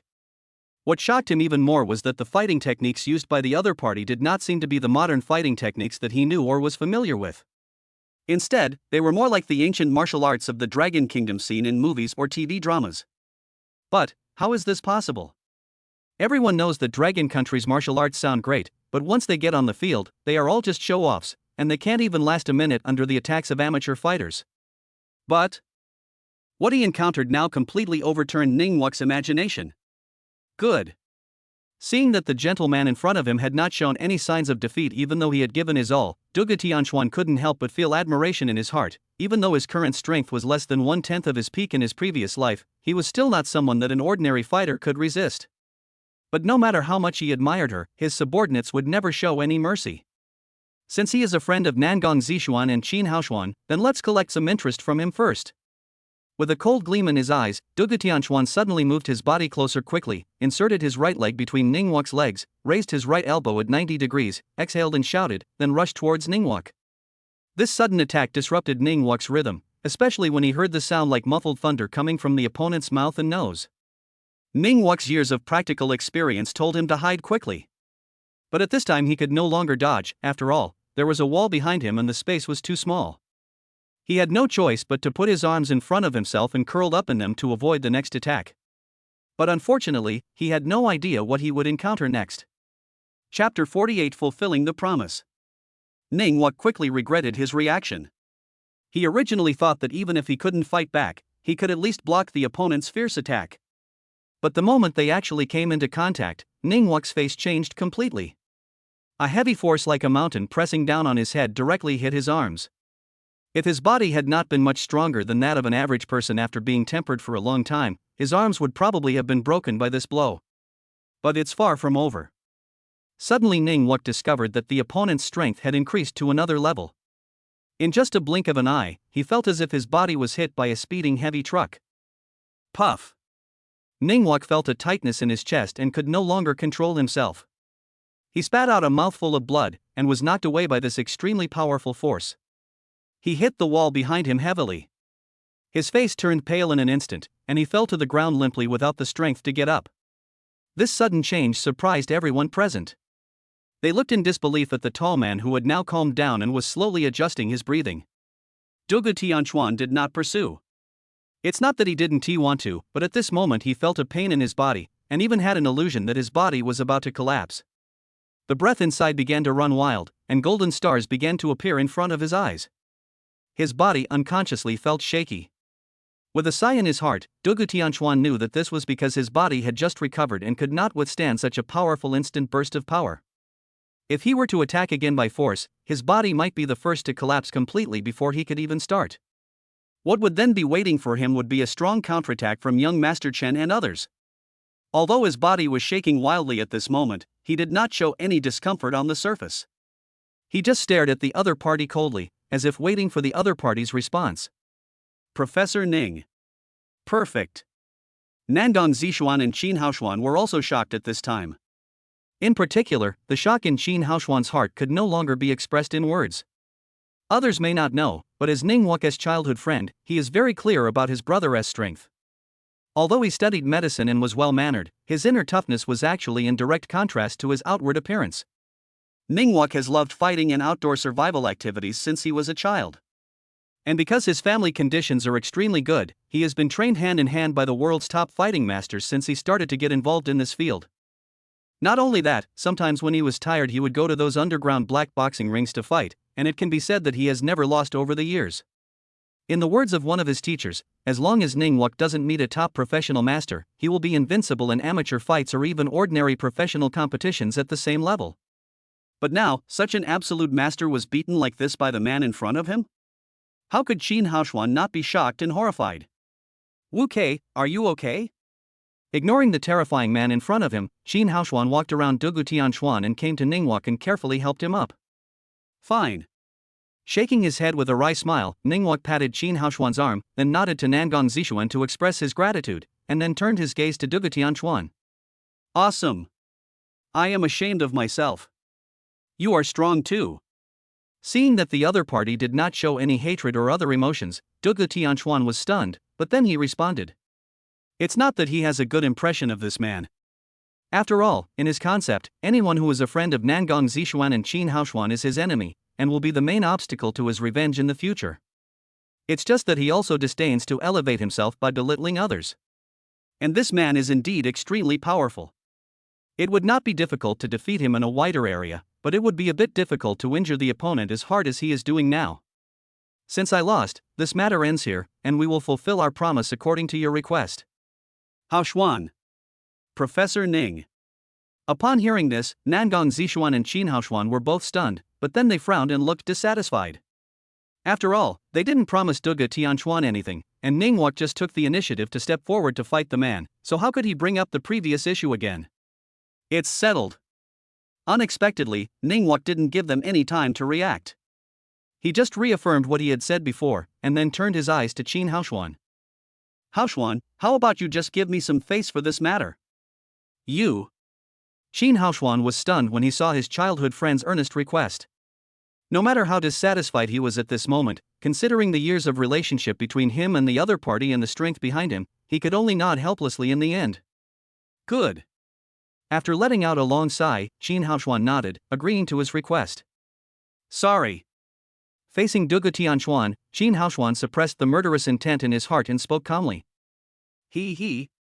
With a soft smile, Dugu Tianxuan still didn't look at Qin Haoshuan, but just glanced at him and then turned to the man named Ning Wuke. This is an absolutely amazing person, not only in terms of his skills, but also in his brains. Maybe he had noticed something? And what about this Nangong family's chairman? Turning his gaze away from Ning Wuke, Dugu Tianxuan looked towards Nangong Zishuan with a look full of teasing, but if one looked closely, there was not a trace of smile in it, but instead some inexplicable murderous intent. Sir, I, Nangong Zishuan, would like to express my sincere apologies to you for our previous disrespect. Unlike Qin Haoshuan, Nangong Zishuan apologized very straightforwardly, which made Qin Haoshuan's eyes full of surprise. He seemed unable to believe what he heard. Only Ning Wuke looked at her deeply, and his evaluation of this woman rose to a higher level. This is a very flexible and extremely sensitive person. No wonder the Nangong family has grown so big. Is this all right, sir? This matter ends here. Dugu Tianxuan nodded. If you are dissatisfied, you can come to me at any time and I will take it. But if I find out that you are attacking people around me. There was a fierce light in his eyes, and a vague murderous intent enveloped Dugu Tianxuan's whole body. I will definitely let you nobles know what it means when a common man gets angry, blood will splatter 3 feet. As soon as he finished speaking, he no longer looked at the people opposite him, turned around and left this place. Chapter 49. The murderous intent is directed at you. Dugu Tianxuan's tall figure gradually disappeared from everyone's sight. Only when he could no longer see his figure did Qin Haoshuan suddenly let go of the hand that was supporting Ning Wuke, turned around and shouted angrily, Wuke, what the hell do you mean? Why do you want us to apologize? If you don't explain it clearly today, don't blame me for turning against you. How could Qin Haoshuan still look like the elegant gentleman he had before? As he let go, Ningguang almost fell to the ground. Fortunately, he had recovered a lot of strength at this time, and he quickly reached out to hold the railing beside him to avoid falling. Haoshuan, what are you doing? Nangong Zishuan didn't expect Qin Haoshuan to suddenly attack Ningguang. She was shocked and hurried forward to help Ningguang. Thanks. Nodding gratefully to Nangong Zishuan, Ningguang then turned his gaze to his brother. As for the current strong woman of the Nangong family, he had only heard of her from Qin Haoshuan, and they met for the first time formally in the hospital last time. But judging from what had just happened, his brother was simply no match for the other party. But he didn't want to say much. Maybe Nangong Zishuan liked this kind of thing? As for Qin Haoshuan's attitude at this time? Ningguang didn't care at all. As a childhood friend of many years, how could he not understand what kind of person the other person is? At this time, Qin Haoshuan seemed to realize that his actions just now were not appropriate. After all, Ningguang was not in good physical condition at the moment. There was an embarrassed look on his face. He wanted to apologize but couldn't bring himself to do it. Seeing Qin Haoshuan's appearance, Ningguang just smiled slightly. It's okay, Miss Nangong. Ningguang smiled gently and said, Haoshuan and I are not strangers, and he didn't do it on purpose. He just feels angry right now. In fact, I think Miss Nangong knows the reason why I did this, right? Zi Xian? Qin Haoshuan was a little confused when he heard Ningguang's words. Is there something else going on? But he still refused to accept it. Why should we apologize to such a lowly bastard like him? Even if he is very skilled, can he kill us? I think he really has this idea. Facing Qin Haoshuan's questioning, Nangong Zishuan suddenly interrupted. What did you say? Qin Haoshuan suddenly turned his head to look at Nangong Zishuan's beautiful face. A look of shock appeared on his face, as if he didn't believe what he heard at all. He wants to kill us? Yes, he wants to kill us. Nodding, Nangong Zishuan did not deny Qin Haoshuan's guess. At this time, Chen Zhe on the side also heard these words. His eyes widened instantly and he looked at the woman in front of him in disbelief. As the top second generation in Hong Kong City, although he is also in chaos and relies on his family background to do evil, what if he wants to kill someone? He doesn't have the courage. At most, they just harass low-level people, break other people's legs, and threaten other people's businesses. But if we talk about murder, let alone him actually doing it, even if he had the idea, his father would probably not forgive him if he knew about it. After all, this is a society ruled by law, not the chaotic ancient times. Mr. Chen, my bodyguards need to go to the hospital. Could you please take them there now? Turning her gaze to Chen Zhe on the side, Nangong Zishuan said gently. Although she was extremely disgusted with this second-generation man, and this embarrassing situation wouldn't have happened today if it weren't for him, but she still needed him to act as a go-between for her next project, so Nangong Zishuan could only endure the discomfort. Okay, I'll take a few brothers over there now. Knowing that the other party must have something to say, Chen Zhe was not really a fool, so he quickly agreed. Now this scene seemed to have nothing to do with him, so it was better to stay away from it. Although he is the boss in this small piece of land, he is still not good enough in front of these people, so it is better to stay away from them. As for revenge on that man? He originally had this idea, but Nangong Zishuan's words just now completely scared him. He is just a second generation who likes to eat, drink, and have fun, and use his identity to make some small money. He is not a desperado, and there is a bright future waiting for him to enjoy. Besides, he would not doubt Nangong Zishuan's judgment. After all, the other party's identity was there. If you say that man wants to kill someone, then he definitely has this idea. In that case, young Master Chen admits defeat. Now, hearing Nangong Zishuan's voice seemed more beautiful than the heavenly music, so he hurried to the hospital with a few brothers who were still conscious and a group of people. The rest has nothing to do with him. Haoshuan, don't blame Professor Ning. That man just now did have an inexplicable murderous intent, especially his eyes. When Nangong Zishuan said this, Dugu Tianchuan's eyes, like vast stars, appeared in her mind. Especially the look in his eyes. He looks like he's smiling, but I can sense the coldness and ruthlessness in his eyes, as well as a strong murderous intent. Hearing Nangong Zishuan's confirmation again, Qin Haoshuan felt a chill and the anger in his eyes finally dissipated, leaving only fear. But, why? Is it just because of the trouble caused by that idiot Chen Zhe? Besides, it's not like he didn't succeed in causing irreversible damage to that man. I feel strange too. Shaking her head, Nangong Zishuan didn't know how to answer this question. Maybe this kind of person just has a strong sense of being a gangster and can't stand others disrespecting him. After thinking for a long time, Nangong Zishuan still couldn't come up with a reason, and could only summarize it with one sentence: the habits of the underworld. No, you are wrong. Unexpectedly, her words were opposed by Ningwuk. Professor Ning, what do you mean? At this time, Ningwuk was sitting on the decorative cabinet beside him that had not been damaged yet. There were still bloodstains on his clothes on his chest, which was very conspicuous, but his spirits were much better now. Nangong Zishuan looked at Ningwuk curiously, wanting to know the man's answer. Ms. Nangong and Haoshuan, I want to ask you a question. I hope you can tell me the truth and not hide anything, okay? Seeing Ningwuk's cautious expression, Nangong Zishuan and Qin Haoshuan also became a little nervous. They looked at each other and nodded quickly. Do you know that man? Or do you have a grudge against him? I don't know. I don't know. Nangong Zishuan and Qin Haoshuan were both stunned, and then denied it together. That's a bit strange. Ningwuk also felt a little strange when he saw the answers of these two people. Any questions? This person's murderous intention. Looking at the two people in front of him, Ningwuk said seriously, I'm coming for you. Chapter 50 Rejection. What did you say? Isn't it wrong, Wuk? Nangong Zishuan and Qin Haoshuan were completely shocked by Ningwuko's words. It's definitely not wrong. Shaking his head, Ningwuk was extremely confident in his judgment. I found out from the fight between him and me just now that he has no hostility towards me. It was just a simple competition. Even the look in his eyes when he looked at me was just a kind of excitement unique to warriors.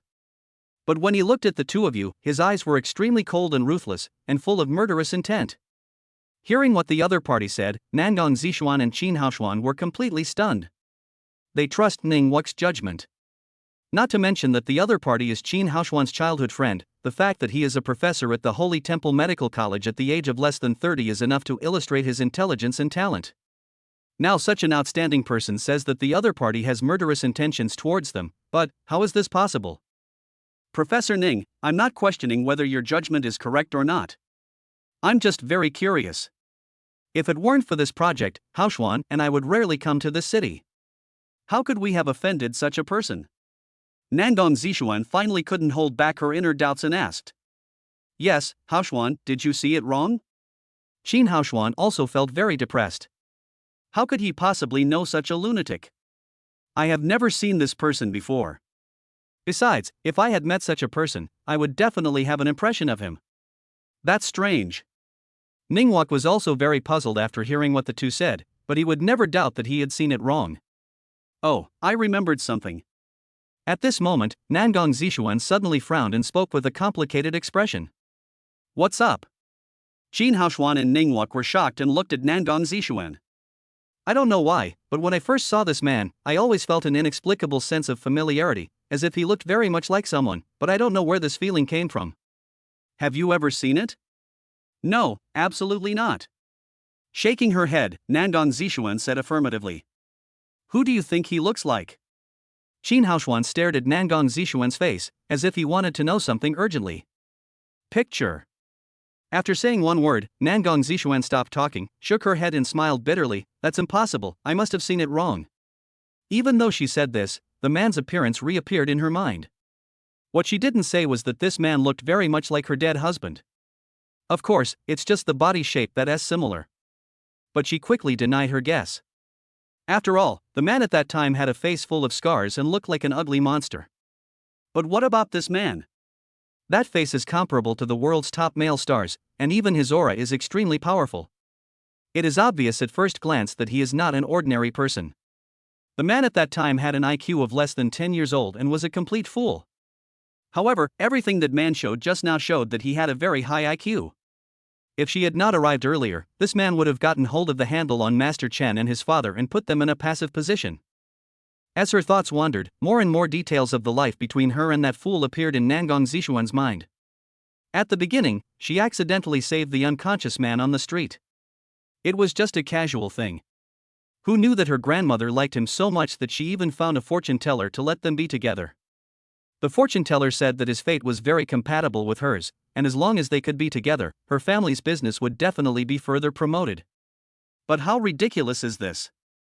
Not to mention that Nangong Zishuan is a goddess-like existence in Kyoto. Just think about it, which normal woman would marry a fool? What's more, she was still with Qin Haoshuan at that time. But under the pressure of her grandmother who raised her, she finally had to give in and got a marriage certificate with that idiot. Although the man was ugly and had a very low IQ, she had to say that he was really good to her and his whole heart was on her. Even though he didn't know what his wife meant, he still treated her well with all his heart. And she got pregnant in an accident, but Nangong Zishuan's eyes suddenly flashed with a trace of fierce hatred and a touch of deep pain. Qin Haoshuan, who had been paying attention to her expression, suddenly felt uncomfortable. He didn't know what the other person was thinking that made him smile happily, which made him very unhappy. But before he could continue asking, he suddenly noticed that the expression on Nangong Zishuan's face became cold and full of hatred. Since things have come to this, let's just forget about it. After taking a deep breath, Nangong Zishuan's face regained that cold expression. By the way, Professor Ning, how is Qinren doing? Ningwuk was stunned when he saw Nangong Zishuan suddenly change the subject, but then he realized that the other party probably didn't want to continue. He didn't care. He had already said what he needed to remind people of. As for what would happen next, he believed that this iron-blooded queen of the mall must have her own ideas, so there was no need to say anything more. I think most of the problems are caused by psychological trauma in her early years. I also treated her and logically there should be no problems now. After thinking for a while, Ningwuk said conservatively.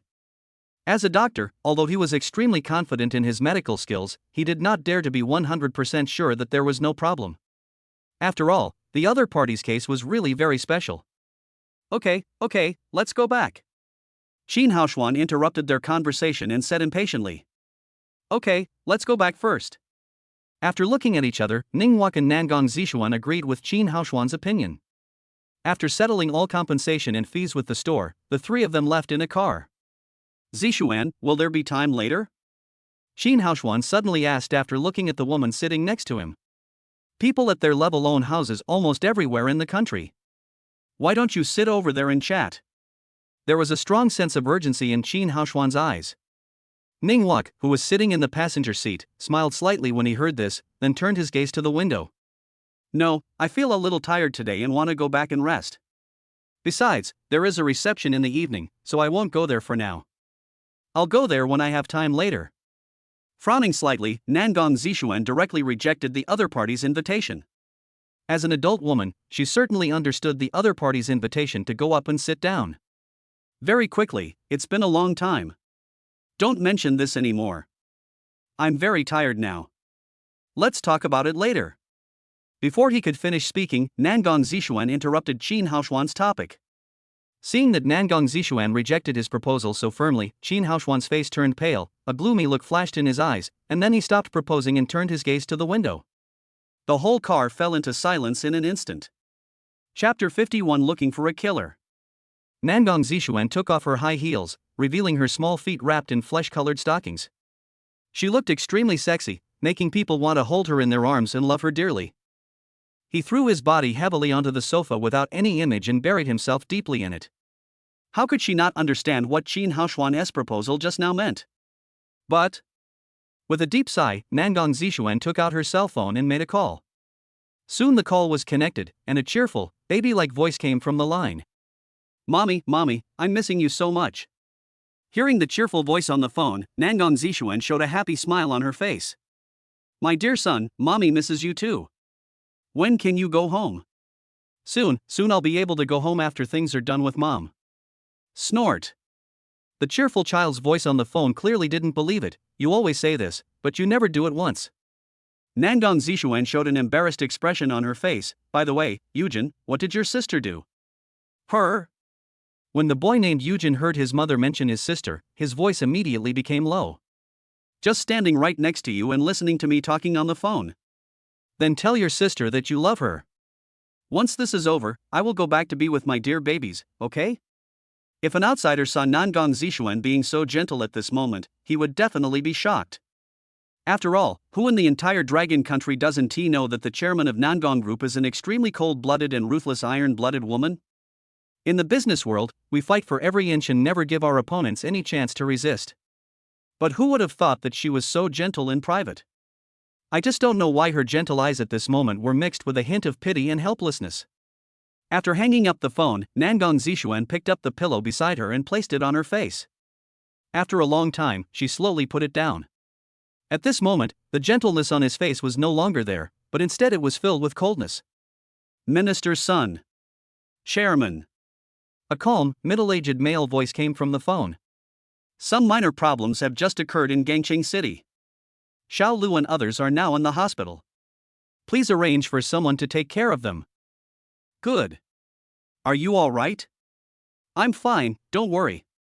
Nangong Zixuan said coldly, by the way, help me recruit a new group of fighting masters, they must be real masters. Understood, I'll arrange it now. Minister Zhang didn't know what had happened, but he knew that something must have gone wrong with his boss, otherwise he wouldn't have given such an order. By the way, help me check someone. Good. Describe the appearance of Dugu Tianchuan whom I met today to this subordinate. Then you get busy. After hanging up the phone, Nangong Zixuan forced herself to cheer up, went back to the study and started reviewing the documents. I don't know why, but I can't concentrate today. The figure of Dugu Tianchuan keeps appearing in my mind. When she saw him for the first time, she always felt that the other person was inexplicably familiar, but she couldn't remember when and where she had seen him before. After all, considering the other party's favorable conditions, it is impossible for her not to be impressed. What's more, this person actually had such great hostility towards her and Qin Haoshuan, it was even more impossible that he had no memories. But she couldn't think of any memories, and became more and more restless. Finally, she could only throw the documents in her hand aside and go back to the bedroom to rest. Qin Haoshuan's face looked extremely ugly. He never thought that he would encounter such an embarrassing thing when he went out to have a meal and talk about something today. When he thought of what had just happened, he felt extremely disgusted with young Master Chen, but what he hated most was the man who had made him lose face. You want to kill me? Sitting in front of the tea table, Qin Haoshuan muttered to himself with a sarcastic sneer on his face. You really don't know how to live or die. He took out his cell phone and dialed a number he hadn't contacted for a long time. The call was quickly connected, and a somewhat unruly voice came from the other end. Hey, isn't this Mr. Qin? What good news have you thought of for US brothers? Hearing the casual tone of the other side, Qin Haoshuan couldn't help but frown, and his face looked a little ugly. Yang Wenhu, stop smiling at me. I have a business deal. Do you want to take it? Tell me about it. Hearing the sound, the man named Yang Wenhu on the other side also stopped speaking in a casual tone. He's a martial arts expert with great skills. He's in Hong Kong City. I want to see a photo of him meeting the King of Hell within 3 days. Any other information? I'll give you the details later. 3 million. Do you think I'm a sucker? When Qin Haoshuan heard the other party directly shout out the number 3 million, an angry expression immediately appeared on his face. 1 million. If you can take it, take it. If not, I'll find someone else. Boss Qin, since you say he is a martial arts expert, I believe he must be quite skilled. And you haven't given me any information yet, which means he is an unknown enemy. The number I mentioned actually includes all the unknown possibilities. No matter what his background or skills are, we brothers will definitely get this done. Yang Wenhu's words made Qin Haoshuan silent for a while, then he let out a long sigh. Deal.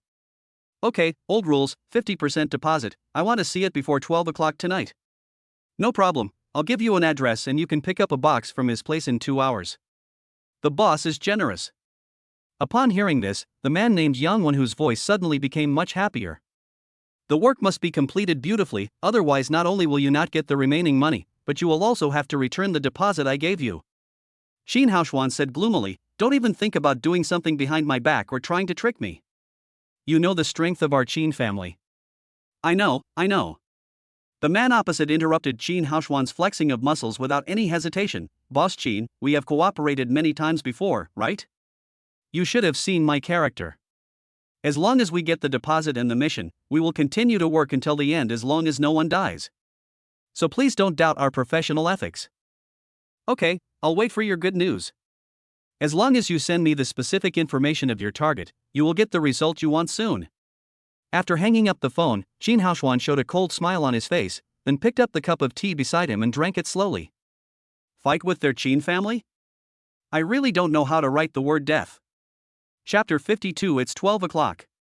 Dugu Tianchuan had no idea about the dirty things going on behind the scenes. At this moment, he was standing alone at the place where he met Ding Hao and others. After politely declining the advances of who knows how many beautiful women, he felt a little tired. He found a chair in front of the door, sat down, closed his eyes and thought about his future. After leaving the hotel, he first went back to the house that Ding Hao had lent him, and after giving them some instructions, he came here. He didn't know why he came to this place which was so similar to the earth in his previous life, but he didn't have too much psychological burden. Anyway, he had no relatives or friends on earth since his master passed away, so it didn't matter to him where he went, not to mention that he had 2 children of his own here. While waiting for Xiao Qinran, he went to a nearby bookstore and bought some books about the history of this world and the current social conditions. He glanced through them and had a clearer understanding in his mind. This is a place that is 99% similar to the earth in the previous life, but there are also differences. Dugu Tianchuan discovered that the history of this world had branched out since the Qin dynasty. Many historical celebrities from previous lives disappeared, including their classic works or historical allusions, and were replaced by some cultural allusions or historical knowledge from the local world. In contemporary society, classic songs, TV dramas or novels from the entertainment industry have completely disappeared. In other words, the direction of this world remains unchanged. For example, the dynasty has not changed, and the tragic history of those 8 years has not changed. Only some of the details have changed. All in all, this is a world that is highly similar to the earth in the previous life, but also full of some differences. After meeting Nangong Zishuan again today, the strong desire for revenge in his heart was aroused once again, especially when he saw the 2 dogs and bitches being so affectionate. It was like adding fuel to the fire. Although he wanted to kill these 2 people right now, his reason told him not to do so. If he is alone, then he will have nothing to fear and will just kill them. The worst that can happen is that he will just pay with their lives. But when he regained his senses, he knew that he could not be so reckless, because he was no longer alone but had 2 babies who were related to him by blood. He had to restrain himself even for the sake of his 2 children. But the hatred in his heart cannot be resolved so easily. But he didn't have any good idea about what to do. After all, both the Nangong family and the Qin family were among the top wealthy families in Dragon Country today. They were not comparable to ordinary people, let alone him who didn't even have an ID card. Besides, what happened today was just a very accidental incident. With the other party's strength, they will definitely hire new security personnel. Then even if he wants to kill the other party, it will probably be impossible to achieve. As for attacking the other party commercially, Dugu Tianchuan could only shake his head and smile bitterly. He was not so arrogant as to be able to shake the aristocratic families of centuries-old dynasties on his own. He covered his face with his hands and did not let go of his hands until 3 minutes later. A gleam of determination appeared in his eyes again. There are no absolute difficulties in this world, and he believes that he can achieve his goal. But first what he needs to do is to get ID cards for himself and his 2 children. Otherwise, his activities will be greatly restricted, so how can he get revenge? In addition, there is the issue of children's schooling, which is also what he cares most about now. Only. Touching his pocket, Dugu Tianchuan shook his head helplessly and smiled bitterly. The house he was living in now was temporarily loaned to him by Ding Hao, and he couldn't live there for a long time. Even though they had a good relationship, he still felt like a dependent. He still had about 20,000 yuan in cash on him, which was the reward given to him by Xiao Qinran and Ding Hao, but what could he do with it? Everything is a problem. At this time, the sky had completely darkened, and Dugu Tianchuan was still sitting on a chair in the store, waiting quietly. He didn't know whether the other party would come or not, but this was what he had said, so he had to do it. Besides, Dugu Tianchuan's eyes sparkled with brilliance. This is also the key he wants to grasp to solve some of the current difficulties. The night was getting darker and darker, and the time was gradually approaching midnight. Xiao family. Dad, Mom, I'm a little scared. Looking up at the wall clock, the girl, who was originally young and confident, now had a look of panic on her face. It's okay, baby, it's okay. Mrs. Zhao's face was also full of love at this time, and she hugged her girl and comforted her gently. Didn't Professor Ning say that it's all healed? Believe in yourself. These are just illusions. As long as you have firm faith, there will be no problem. Yes, Miss Xiao. At this time, Ningwak also smiled and comforted him. Mrs. Xiao is right. According to my conclusion, your problem is mainly due to psychological factors. As long as it is resolved, there will be no problem. Besides, you should have felt it during this period, right? But I'm still afraid. Even though Madame Xiao and Ningguang were trying to comfort her, Xiao Qingran was still terrified by the shadow she had developed over the years. It's okay, baby, it's going to be okay. Don't worry, Qingran. Dad is here. Dad is here for you no matter what happens. Don't be afraid. A steady middle-aged male voice sounded. Xiao Zhengnian stood up and walked to his daughter, gently stroking her hair. His originally serious face was now full of pity. Professor Ning, thank you for your hard work today. Xiao Zhengnian then turned his head to look at Ningguang and thanked him with a forced smile. This is what I should do as a doctor. It's not hard at all. Ningguang smiled and shook his head and said softly. He still had great admiration for the head of the Xiao family in this port city. As long as Qingran recovers from his illness this time, you will be the greatest benefactor of my Xiao family. If you have anything to say in the future, just tell me. I will never refuse anything that I can do. From now on, my Xiao group will be the Ning family's most steadfast ally. He. Ningguang smiled lightly and said calmly, you are too kind. Although he didn't show it on the surface, Ningguang was extremely happy in his heart. After all, the Xiao family is not as good as the other major leading families in the country, but it is not a small family either. It is very important for their Ning family to get his promise. It's 12 o'clock. The alarm suddenly rang, and everyone couldn't help but look at Xiao Qingran. Chapter 53, Something Unexpected Happened. It's 12 o'clock. Everyone present was nervous and looked at Xiao Qingran. The girl was so scared that her whole body was shaking. She hugged her mother tightly and buried her head in her arms. Ningguang also felt very uncomfortable seeing this scene. From her reaction, we can tell how much this girl has suffered over the years. Otherwise, how could a girl who usually looks so sunny, confident and kind become like a quail? How is it, Miss Xiao? Do you feel uncomfortable? No, not now. That's good. Ningguang felt relieved when he heard this, and President Zhao's tense face finally showed a slight smile. Others may not know the inside story, but as Xiao Qingran's father, he knows it very well. In the past, as long as he arrived on time at 12 o'clock on the night of the full moon, his daughter would feel extreme pain all over her body. But this did not happen today. Does it mean that Professor Ning's treatment is effective? As time passed, the expressions on everyone's faces became happier and happier. Even Xiao Qingran raised his head from his mother's arms with an expression of surprise on his face. It's 1 o'clock. Ningguang raised his head, glanced at the clock again and said softly. Ha ha. After looking at his daughter and seeing that she still showed no sign of pain, President Xiao finally let go of his worry.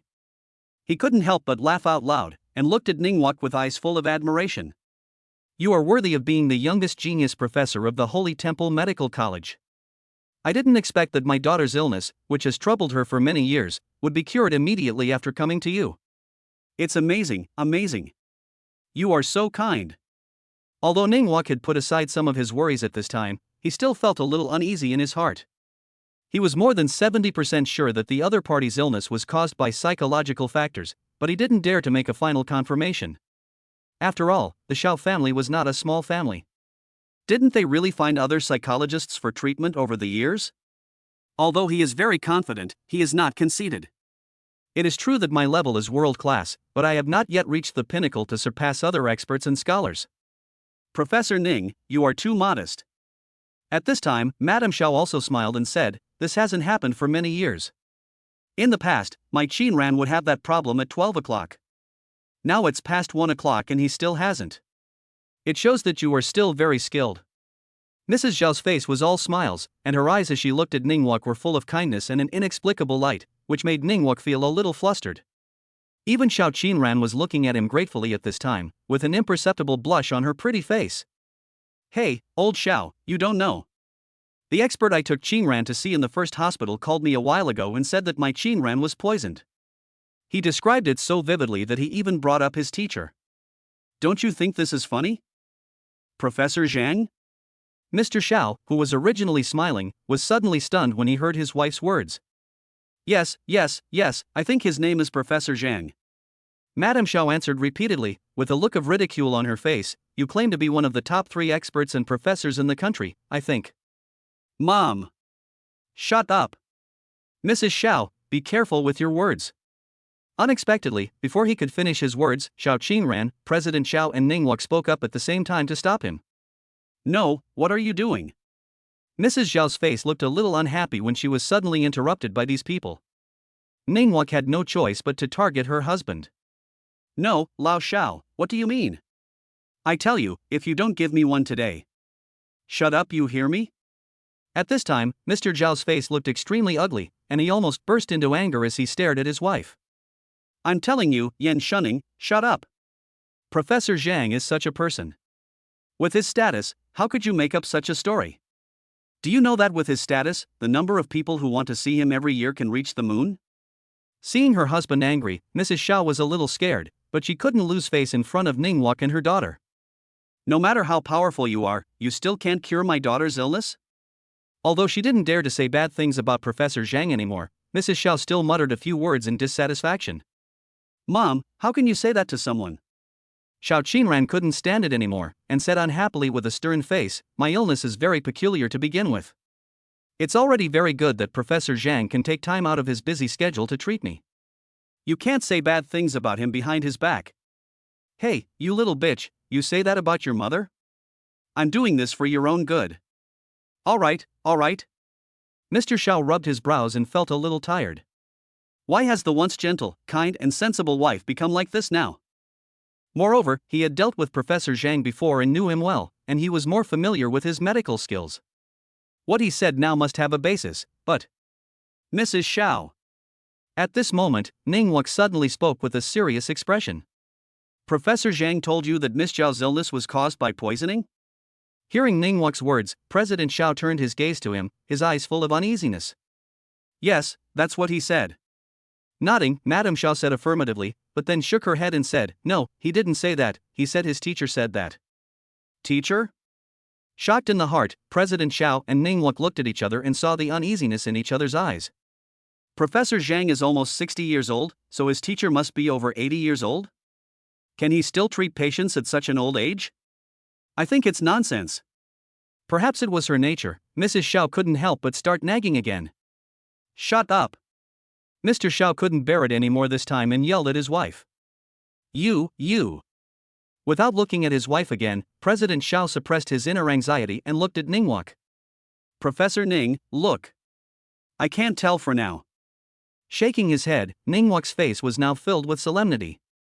But I know Professor Zhang, and I know that he is one of the earliest academicians in our country and enjoys a very high reputation internationally. Now that he said this, then... Before I could finish my words, something unexpected happened. Chapter 54 Onset. Before Ningguang could finish his words, something unexpected happened. Xiao Qingran, who was originally fine, suddenly turned pale, cried out in pain, and scratched himself with his hands.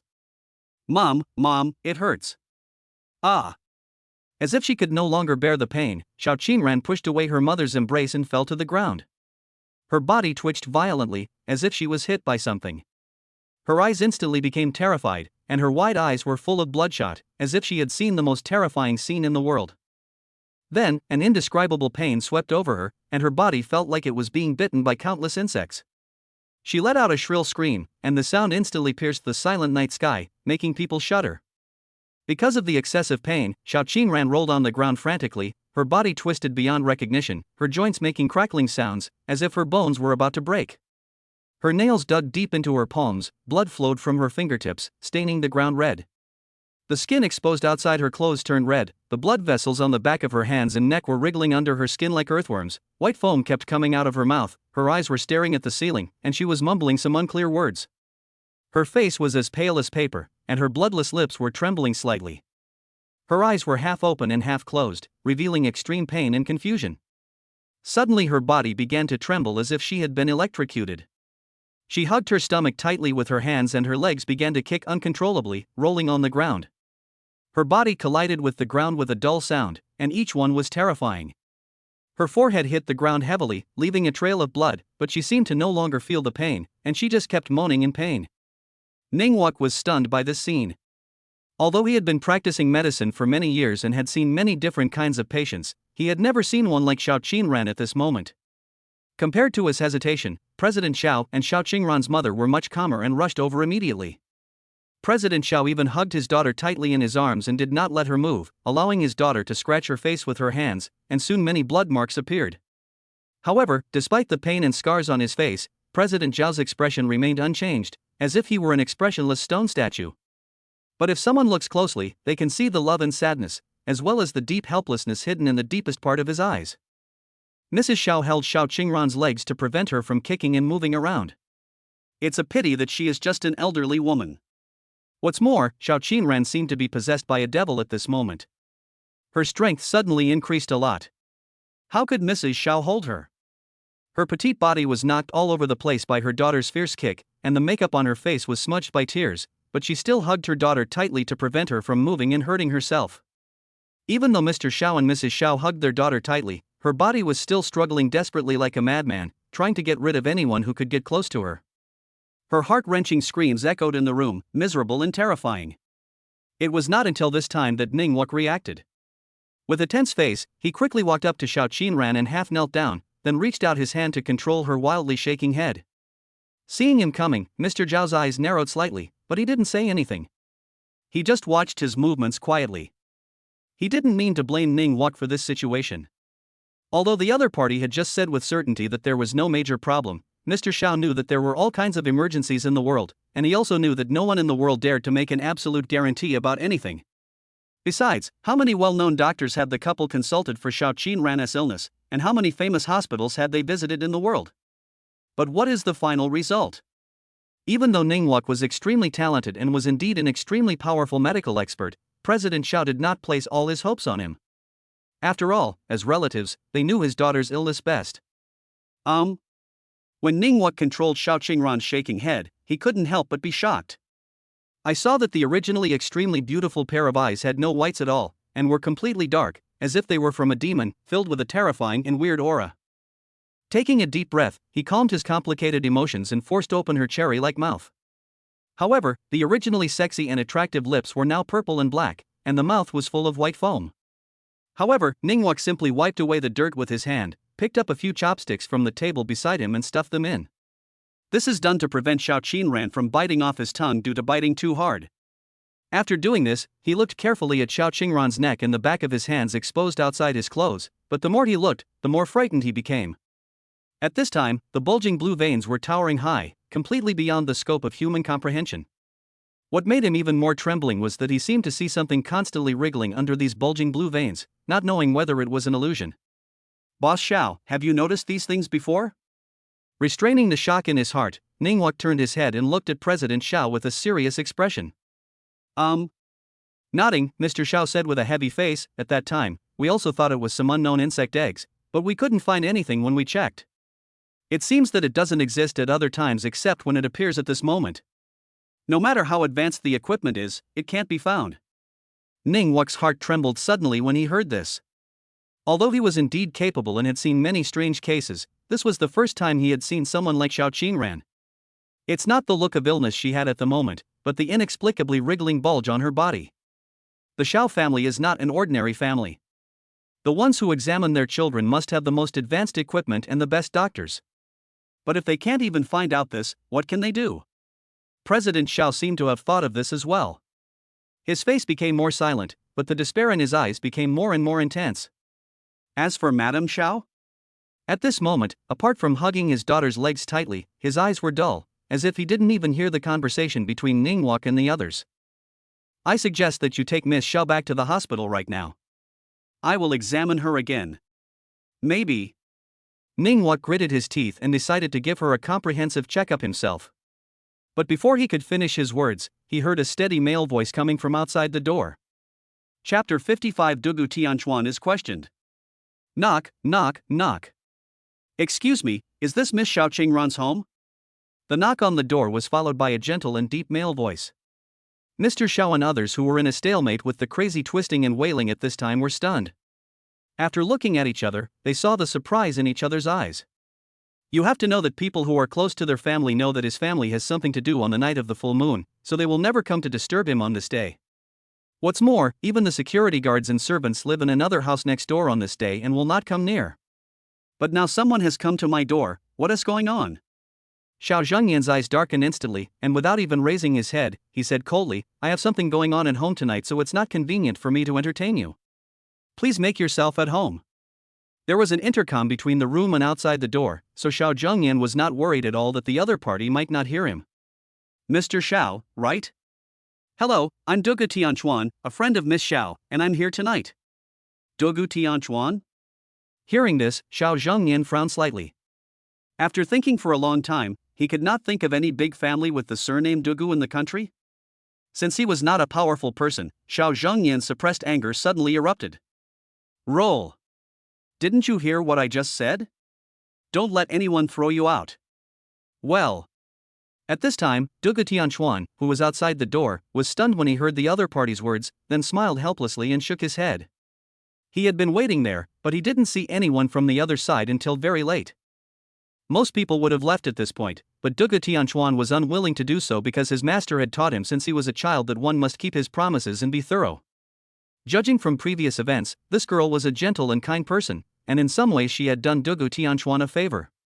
Since he has been favored, it is his nature to repay it. Although he didn't know what the current situation was, based on what he knew about the other party's condition, Xiao Qinran must have already begun the purgatory-like journey. The address of the Xiao family is not difficult to find out, not to mention that his family is one of the top wealthy families in Hong Kong City. He just spent a little more on gas and asked the taxi driver to take him to the gate of the Xiao family. However, he didn't expect that before he could finish his words, he was scolded by the man who was suspected to be Xiao Xingran's father. Touching his nose, Dugu Tianchuan smiled bitterly, but he was not angry in his heart.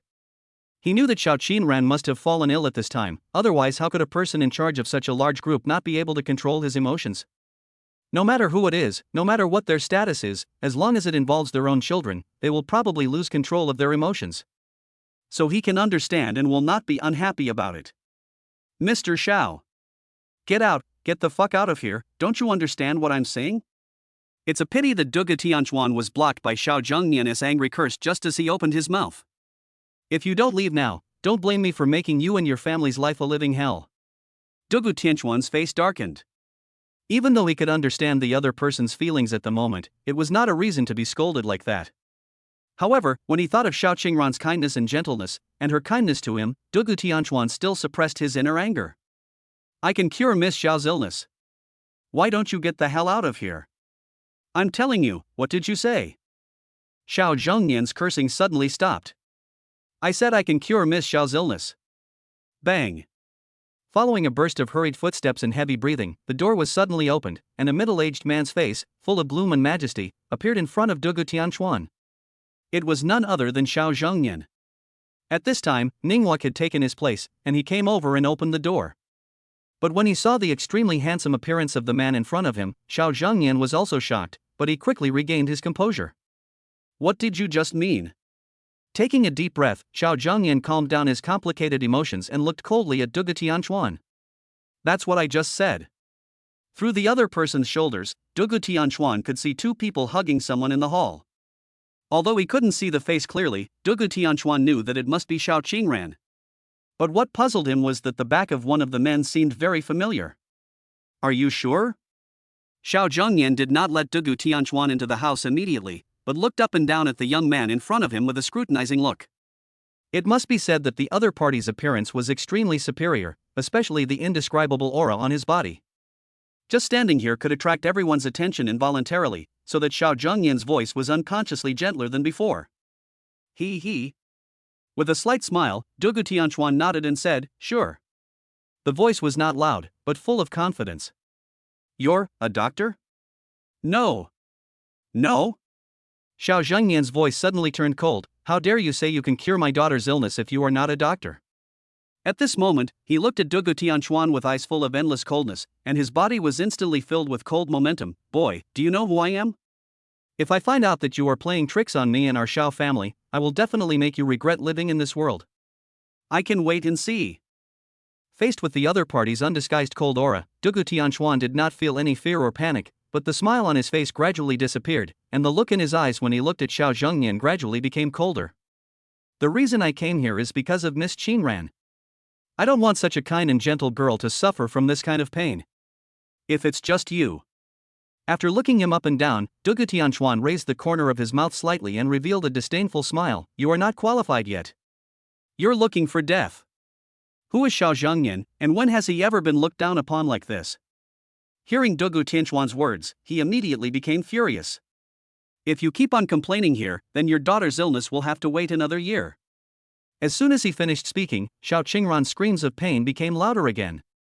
Even Ningwuk began to lose control of her body, causing Xiao Qingran to hit her head in many places. Turning his head, Xiao Zhengyan's face changed drastically. Without waiting to answer Dugu Tianchuan, he turned around and ran towards the hall. At this moment, how could he have the time to waste on the man in front of him? He. With a faint smile, Dugu Tianchuan followed Xiao Zhengyan's footsteps and walked in.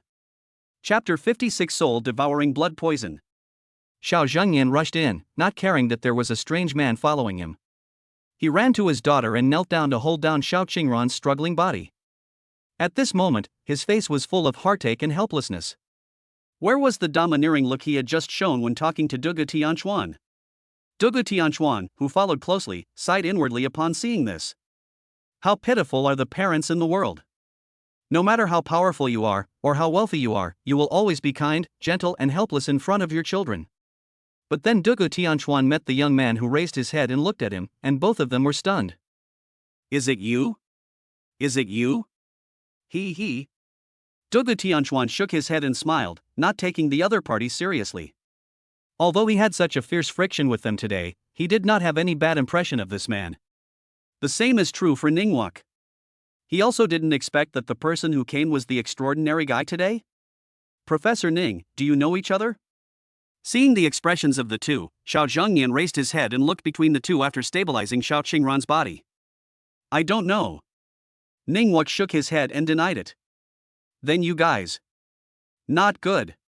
At this moment, Dugu Tianchuan's face suddenly changed, and without waiting for a reply, his body appeared beside Xiao Zhengyan in an instant like a ghost, and directly pushed him away from Xiao Qingran, while he hugged the other's energetic body. You. Xiao Zhengyan was stunned at first, and then he became furious when he saw his daughter in the arms of the strange man. He turned his head and saw a small vase beside him. Without thinking, he picked it up in his hand and raised it high, wanting to smash it on Dugu Tianchuan's head. If you don't want your daughter to live, just smash it. The voice was cold, but even colder was the subtext in the other person's tone. Holding the vase in his hand, Xiao Zhengyan was unable to make a decision for a moment, and a look of struggle appeared in his eyes. According to his true thoughts at this moment, he must want to cut the other person into pieces, but if what he said was true. Just when he was hesitating, Ningwuk spoke. Boss Xiao, let's see how Mr. Dugu solves the problem first. If he can really cure Miss Qingran as he said, then everyone will be happy. If he is just a fraud, then he will know what the consequences will be. Good. After hearing this, Xiao Zhengyan also knew that this was the best solution at the moment. Although he was extremely angry in his heart, he had to force himself to put down the vase in his hand. Mrs. Zhao's eyes were devoid of any emotion except fear at this moment. She ignored the conflict between her husband and the strange man and just mechanically held her daughter's violently shaking legs. Ignoring the thoughts of everyone present at the moment, Dugu Tianchuan's face was extremely serious, even a little ugly. At first he did recognize Xiao Qingran's illness at a glance, but he didn't expect it to be more difficult than he imagined, because the other party not only had this one set of tricks, but also a series of tricks.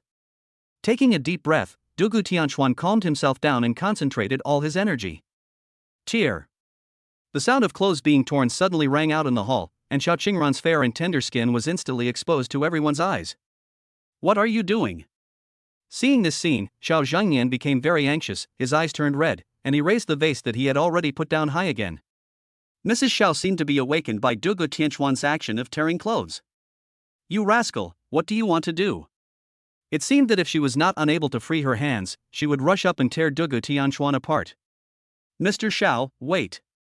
When Dugu Tianchuan tore off Xiao Qingran's coat to reveal her fair skin, he frowned slightly. He had already turned his head away, wanting to ignore it, but he saw the horrifying scene from the corner of his eye. He immediately stopped his subsequent actions, opened his eyes wide and looked over in disbelief, and at the same time stopped Xiao Zhengyan's actions. Professor Ning, what do you mean? What a vicious heart. Before Ningwuk could explain, Dugu Tianchuan's voice rang out. As he spoke, everyone's eyes involuntarily turned to Xiao Qingran. Just one glance and Xiao Zhengyan's face changed drastically. He threw the vase in his hand away, not caring how much he spent on the vase, and quickly came to Dugu Tianquan. What is this? His lips trembled and Xiao Zhengyan's eyes were full of horror. Ningguang didn't know either, so he could only look at the man who was his opponent this morning. This is poison. With his lips tightly closed, Dugu Tianquan spoke seriously. There was no longer the previous ease in his eyes, but instead a hint of solemnity. Not only that, there is also the soul-eating blood poison. What did you say? Dugu Tianquan's words stunned everyone. Each word that came out of his mouth was fine when taken individually, but why were they so confusing when they were put together? The poison is still acceptable, after all, it has been described in novels or on TV, but what on earth is this soul-eating blood poison? Why is it so puzzling? No time to explain. Dugu Tianquan didn't have time to explain their doubts in detail, as time was really tight. Ah! At this moment, Xiao Qingran's movements became violent again, and he roared suddenly. His eyes, which had no white in them, widened instantly, and he kicked his mother away. Plop! Mrs. Xiao didn't expect her daughter to be so strong. She was injured without paying attention and her whole body shrank in pain. Wife!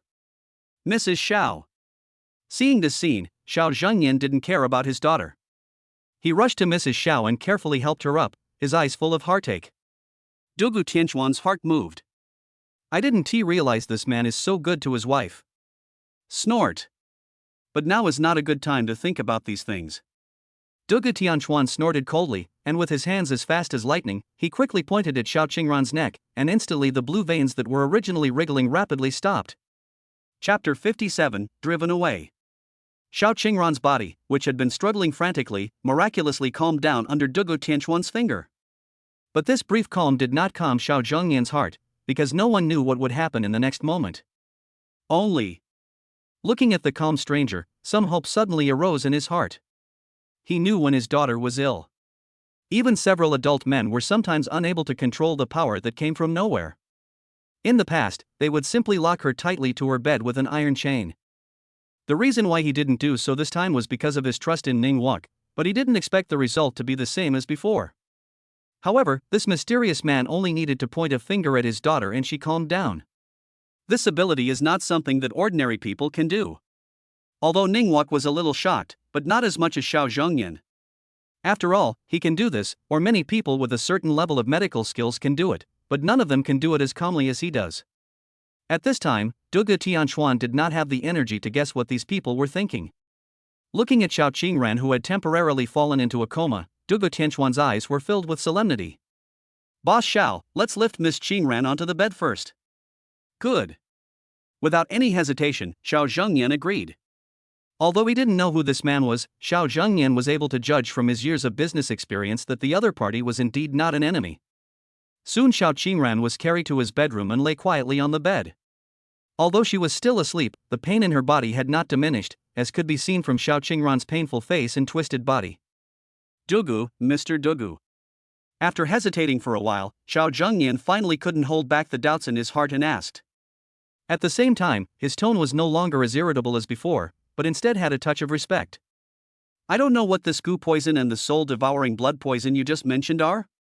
Hearing this, Ningguang raised his head and looked at the man closely, his eyes full of scrutiny. For him, who has been studying Western medicine since childhood, these things like poison and so on are complete nonsense. In his opinion, they are just some diseases that human medicine has not yet recognized, and are then used by these people. In a way, it is like religious belief, a means of attributing all the problems that science has not yet solved to feudal superstition. I'll talk to you later. Faced with Xiao Zhengyan's question, how could Dugu Tianquan be in the mood to explain it at this time? Mr. Xiao, and this professor, please go out first. Madam Xiao, please stay. As Dugu Tianquan spoke, he took out a beige cloth bag from his arms, and then took out a 10-centimeter long silver needle from it. Mr. Dugu, I think it's safer to stay here. After all, I think my medical skills are good enough. If you have any questions, I can help you at any time. Besides, Ningguang glanced at the silver needle in Dugu Tianquan's hand, a hint of sarcasm appeared in his eyes. You use such a long, sharp weapon. If you hurt someone, roll. Before Ningguang could finish his words, Dugu Tianquan suddenly turned around and shouted angrily. You. A trace of anger flashed in Ningwak's eyes, and he took a step forward and stared at Dugu Tianchuan fiercely. Don't be angry, both of you. Seeing this scene, Xiao Zhengyan was slightly stunned. His eyes swept across the faces of Dugu Tianchuan and Ningwak, and soon he had some guesses in his mind. It seems that these two people know each other and their relationship is not very good. If it were any other time than today, he would never say anything as it was none of his business, but not now. This young man named Dugu wanted to treat his daughter's illness. Although he didn't know the other party, he could judge that he would not do anything harmful to his daughter. As for the silver needle that Ningwak mentioned, he seemed to have heard a friend in his circle mention it occasionally, saying that this seemed to be called acupuncture, an ancient mysterious medical technique of Longwa. But unfortunately, there seemed to be only a few people in the entire Longwa who could do this, and they were all unique skills that were not passed on to others. But how could this young man know it now? Mr. Dugu, what are you doing? Although Xiao Zhengyan had heard of this magical medical skill called acupuncture, he did not understand it and had never come into contact with it, so he was still a little uneasy. Acupuncture. The words were very concise, because Dugu Tianchuan had no time to pay attention to the other party at this moment. Mr. Xiao, please take this professor out first. You. Ningwak was immediately furious and took a step forward to stop Dugu Tianchuan. I've heard of acupuncture, but I've never heard that our dragon country has such a young doctor like you. Boy, do you know if something happens to Miss Qingran? Get out of here. Without waiting for the other party to finish his threat, Dugu Tianchuan suddenly turned around and shouted angrily. Hubby, how about you and Professor Ning go out first and wait for this gentleman's treatment? Seeing that the atmosphere in the field was becoming tense, Madame Xiao had to stand up at this time, but what she said made Ningwak's face suddenly become extremely ugly, but Madame Xiao didn't pay much attention to it. Mrs. Xiao was extremely dissatisfied with this youngest professor of the Holy Temple Medical College. He also said that he was a great doctor and even kept saying that his daughter should not have any serious problems, but what about now? Not only did her daughter's condition not get better, she found that her daughter's condition was more serious today than before. How could Mrs. Xiao feel comfortable with this? Although this was the first time she met the young man named Dugu Tianchuan, and she didn't know whether he had the ability to cure her daughter, she felt relieved when he said the word poison. Because she suddenly thought of the cause of the disease mentioned by Professor Zhang during their previous conversation, and said that the answer given by his teacher was also poisoning. The following words were not spoken because of Dugu Tianchuan's arrival. Professor Zhang also gave a solution, which was to find a doctor with extremely high level of traditional Chinese medicine for treatment. Maybe there would still be a glimmer of hope. Now seeing Dugu Tianchuan taking out this kind of silver needle that she had never seen before, she immediately thought of Professor Zhang's words, and this also gave her hope. Maybe he could really cure her daughter? Seeing that his wife had also spoken, Xiao Zhengyan was not afraid even though he didn't know what the young man was going to do. He looked at the other person deeply, then signaled to his wife with his eyes, and then embarrassedly asked Ningwak to go out with him for a while. Ningwak was not unwilling to go out, he just felt embarrassed. Now seeing that President Xiao had also spoken, he could only nod helplessly, but his eyes were full of anger when he looked at Dugu Tianchuan. After seeing the two of them leave, Dugu Tianchuan said, Mrs. Xiao, please take off Miss Qingran's coat. Chapter 58 Weird Ideas. Mrs. Xiao, please take off Miss Qingran's coat. Dugu Tianchuan gave the order calmly. You, what did you say? Upon hearing this, Mrs. Xiao was stunned. First, a look of disbelief appeared on her face. Then, her still charming face suddenly turned red and she stared at Dugu Tianchuan fiercely. Do you know what you are talking about? Or do you not know the strength of my Xiao family at all? If you still want to save your daughter's life, then stop talking so much nonsense. Facing Madame Zhao's threat, Dugu Tianchuan's expression did not change at all, but instead became a little more impatient. How can I give her the injection without taking off her clothes? You.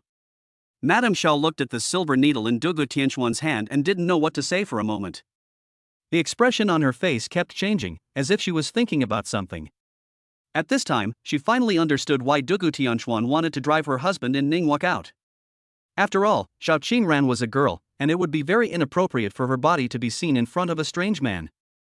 Only. Looking at the man in front of her who was frowning and looking impatient, she was hesitant in her heart. This is a matter concerning my daughter's innocence. What if this man is also a liar? At this moment, Xiao Qingran, who had already fainted, suddenly woke up and screamed in pain again. The pain was so severe that her beautiful face was completely deformed and her limbs were struggling violently to escape from the chains on the bed. She was so strong that the iron chain, which was as thick as her little finger, made a clattering sound when pulled, and the bed made a scream as if it was about to fall apart due to her constant shaking. Xiao Zhangyan, who had been guarding the door, suddenly changed his face when he heard his daughter's violent screams, and turned around to open the door. Don't come in! There was a gleam of ruthlessness in Dugu Tianquan's eyes, and he roared without even turning his head. Then, without hesitation, he started to unbutton Xiao Qingran's clothes. What are you going to do? Mrs. Xiao was shocked when she saw this scene and hurried forward to stop it. Xiao Zhangyan, who was at the door, also heard his wife shout. His heart suddenly skipped a beat and his face suddenly became gloomy. He walked forward and started to turn the doorknob. Seeing this, Ningguang, who was standing by, flashed his eyes quickly a few times, and walked to Xiao Zhangyan without saying a word, wanting to open the door with him. If you don't want your daughter to die, do as I say now. Dugu Tianquan thought he had made himself very clear. If the other party did the same again, then he wouldn't care. After all, she was not his daughter, let alone his woman. If someone saw something they shouldn't see, then it had nothing to do with him. Sure enough, as soon as he said this, Xiao Zhangyan, who was about to break in from the door, suddenly stopped and a look of struggle flashed across his face. Boss Xiao? Seeing Xiao Zhangyan's hesitation, Ningguang stepped forward and asked softly, Are we still going in? Forget it, forget it. Dugu Tianquan's determined eyes appeared in his mind, and Xiao Zhangyan's heart trembled. Then he gritted his teeth, closed his eyes and put down his arms. In an instant, he seemed to have aged 10 years. Seeing the other party like this, even though Ningguang was extremely unwilling in his heart, he had to stop his actions at this moment. He just looked at the door with an unknown emotion in his eyes. But at this time Dugu Tianquan no longer had the time to pay attention to these things. The girl in front of him had entered a state of madness. Her mind was completely confused, as if she had lost all human characteristics and was just an animal with only instincts. She was screaming loudly, and there was no white in her eyes, which were completely black, just like a demon possessed in a Western movie. Saliva kept flowing from the corners of his mouth, the veins on his body were bulging, and the skin exposed outside the clothes was covered with black and red lines, like broken porcelain, looking both scary and disgusting. Qingran baby. Mrs. Xiao was frightened when she saw this scene. Tears kept falling from her eyes. She wanted to hug her daughter but was afraid. Stop talking so much, hurry up, there's no time. Dugu Tianquan's face turned extremely ugly. He didn't expect that in just less than a month, the poison in Xiao Qingran's body would have undergone such a drastic change. It seemed that the person who poisoned him no longer had the patience to play around and wanted to close the net. From the other party's body surface details that he could see now, Dugu Tianquan knew that he didn't have much time left. If he didn't care anymore, as long as those fine lines were all concentrated in Xiao Qingran's heart, then even if a god came, it would be useless. Good. Although Mrs. Xiao was also frightened just now and was worried about Dugu Tianquan, when she saw her daughter acting much crazier than before after waking up, she knew in her heart that her daughter's condition might have reached a very dangerous level. Not caring that her makeup had been smudged, Mrs. Xiao unbuttoned her daughter's coat with trembling hands under her daughter's horrible madness, leaving only the private clothes that covered her key parts. I have to say that Xiao Qingran's figure is so sexy. From the outside, her appearance is that of a pure type, with fair skin as delicate and warm as mutton fat jade, with a soft luster, as if water could be squeezed out with a light pinch. However, under such a pure appearance, there is an unexpectedly sexy figure. Her slender waist is so thin that it seems that a breeze can blow her down. Her fragile and delicate appearance makes people feel pity. But when your eyes move downwards, you will be attracted by her round and full buttocks. The graceful curve is as charming as a crescent moon, as if showing a silent temptation to the world. Her long and straight legs are a plus. Although she is chained and her whole body is shaking wildly, it does not hinder her sexiness at all. Instead, it adds a different kind of beauty. If an ordinary person encountered such a scene, they wouldn't dare to bleed from their nose, but they would definitely stare intently. However, at this moment, Dugu Tianquan's expression was still cold, and his eyes were clear, without a trace of lust. Mrs. Xiao, who was originally a little uneasy, glanced at the tall man next to her while worrying about her daughter, but found that the other party was not focusing on Xiao Qingran's crazy sexy figure at all.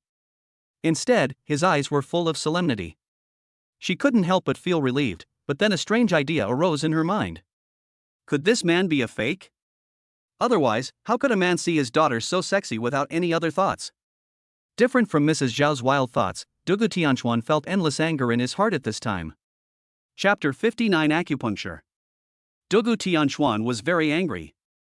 At this time, the girl's originally fair skin was covered with fine lines of blue, red and black, which were slowly wriggling on her body, as if it were a living thing, which was shocking to watch. Their destination was Xiao Qingran's heart and head. He didn't know what deep hatred the person who poisoned the Xiao family had for him to do such a cruel thing. Even if there is a grudge, why bother to torture such a kind girl? Although this was only the second time he and Xiao Qingran met besides the last time, it did not prevent him from knowing that she was a kind girl. But now such a kind and good girl has been treated like this, how can Dugu Tianchuan not be angry? What's more, to some extent, she can be regarded as his indirect benefactor. When Mrs. Xiao saw the disgusting fine lines on her daughter's body, she was so frightened that she almost fell to the ground. She staggered 2 steps and sat down on the sofa in the room, staring blankly at the horrifying scene in front of her. Although Xiao Qingran had fallen ill regularly over the years, she had never seen these things on her daughter. But what happened today? She doesn't know, and doesn't want to know. Because she was afraid. Dugu Tianchuan took a deep breath and cleared all his emotions, calming himself down quickly and no longer thinking about the person behind him. In an instant, his eyes became focused and determined, and the silver needle in his hand flashed a cold light under the light. That light was like a cold star in the dark night, exuding a mysterious aura. He suddenly moved. Dugu Tianchuan used his right hand to quickly insert the silver needle into the danzhong point between Xiao Qingran's 2 proudly towering breasts, and then gently rotated it left and right, and the silver needle entered 1/3 of Xiao Qingran's body. Ah! As the silver needle pierced into her, Xiao Qingran's pupils suddenly dilated and she couldn't help but let out a terrible wail. Her body struggled more and more violently, and the whole bed creaked due to her movements. Xiao Zhangnian, who was standing outside the door, clenched his hands tightly together. He used too much force, so much that blood appeared on his palms. However, he seemed to feel nothing. He still stared at the door in front of him with a grim expression, his eyes flashing with struggle. Listening to his daughter's shrill screams, as a father he felt heartbroken, but he didn't dare to enter casually.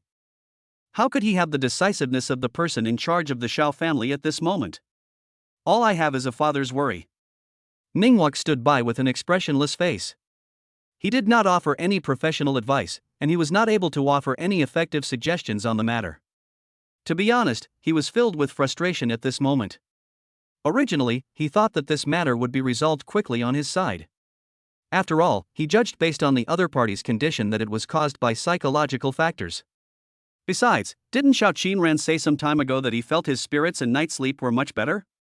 But unexpectedly, it turned out to be the same in the end. This made Ningguang, who had always been extremely confident in his professional abilities, begin to doubt himself. Dugu Tianchuan had no idea what the 2 people outside were thinking at the moment. He just focused all his attention on the girl in front of him, not daring to slack off for a moment.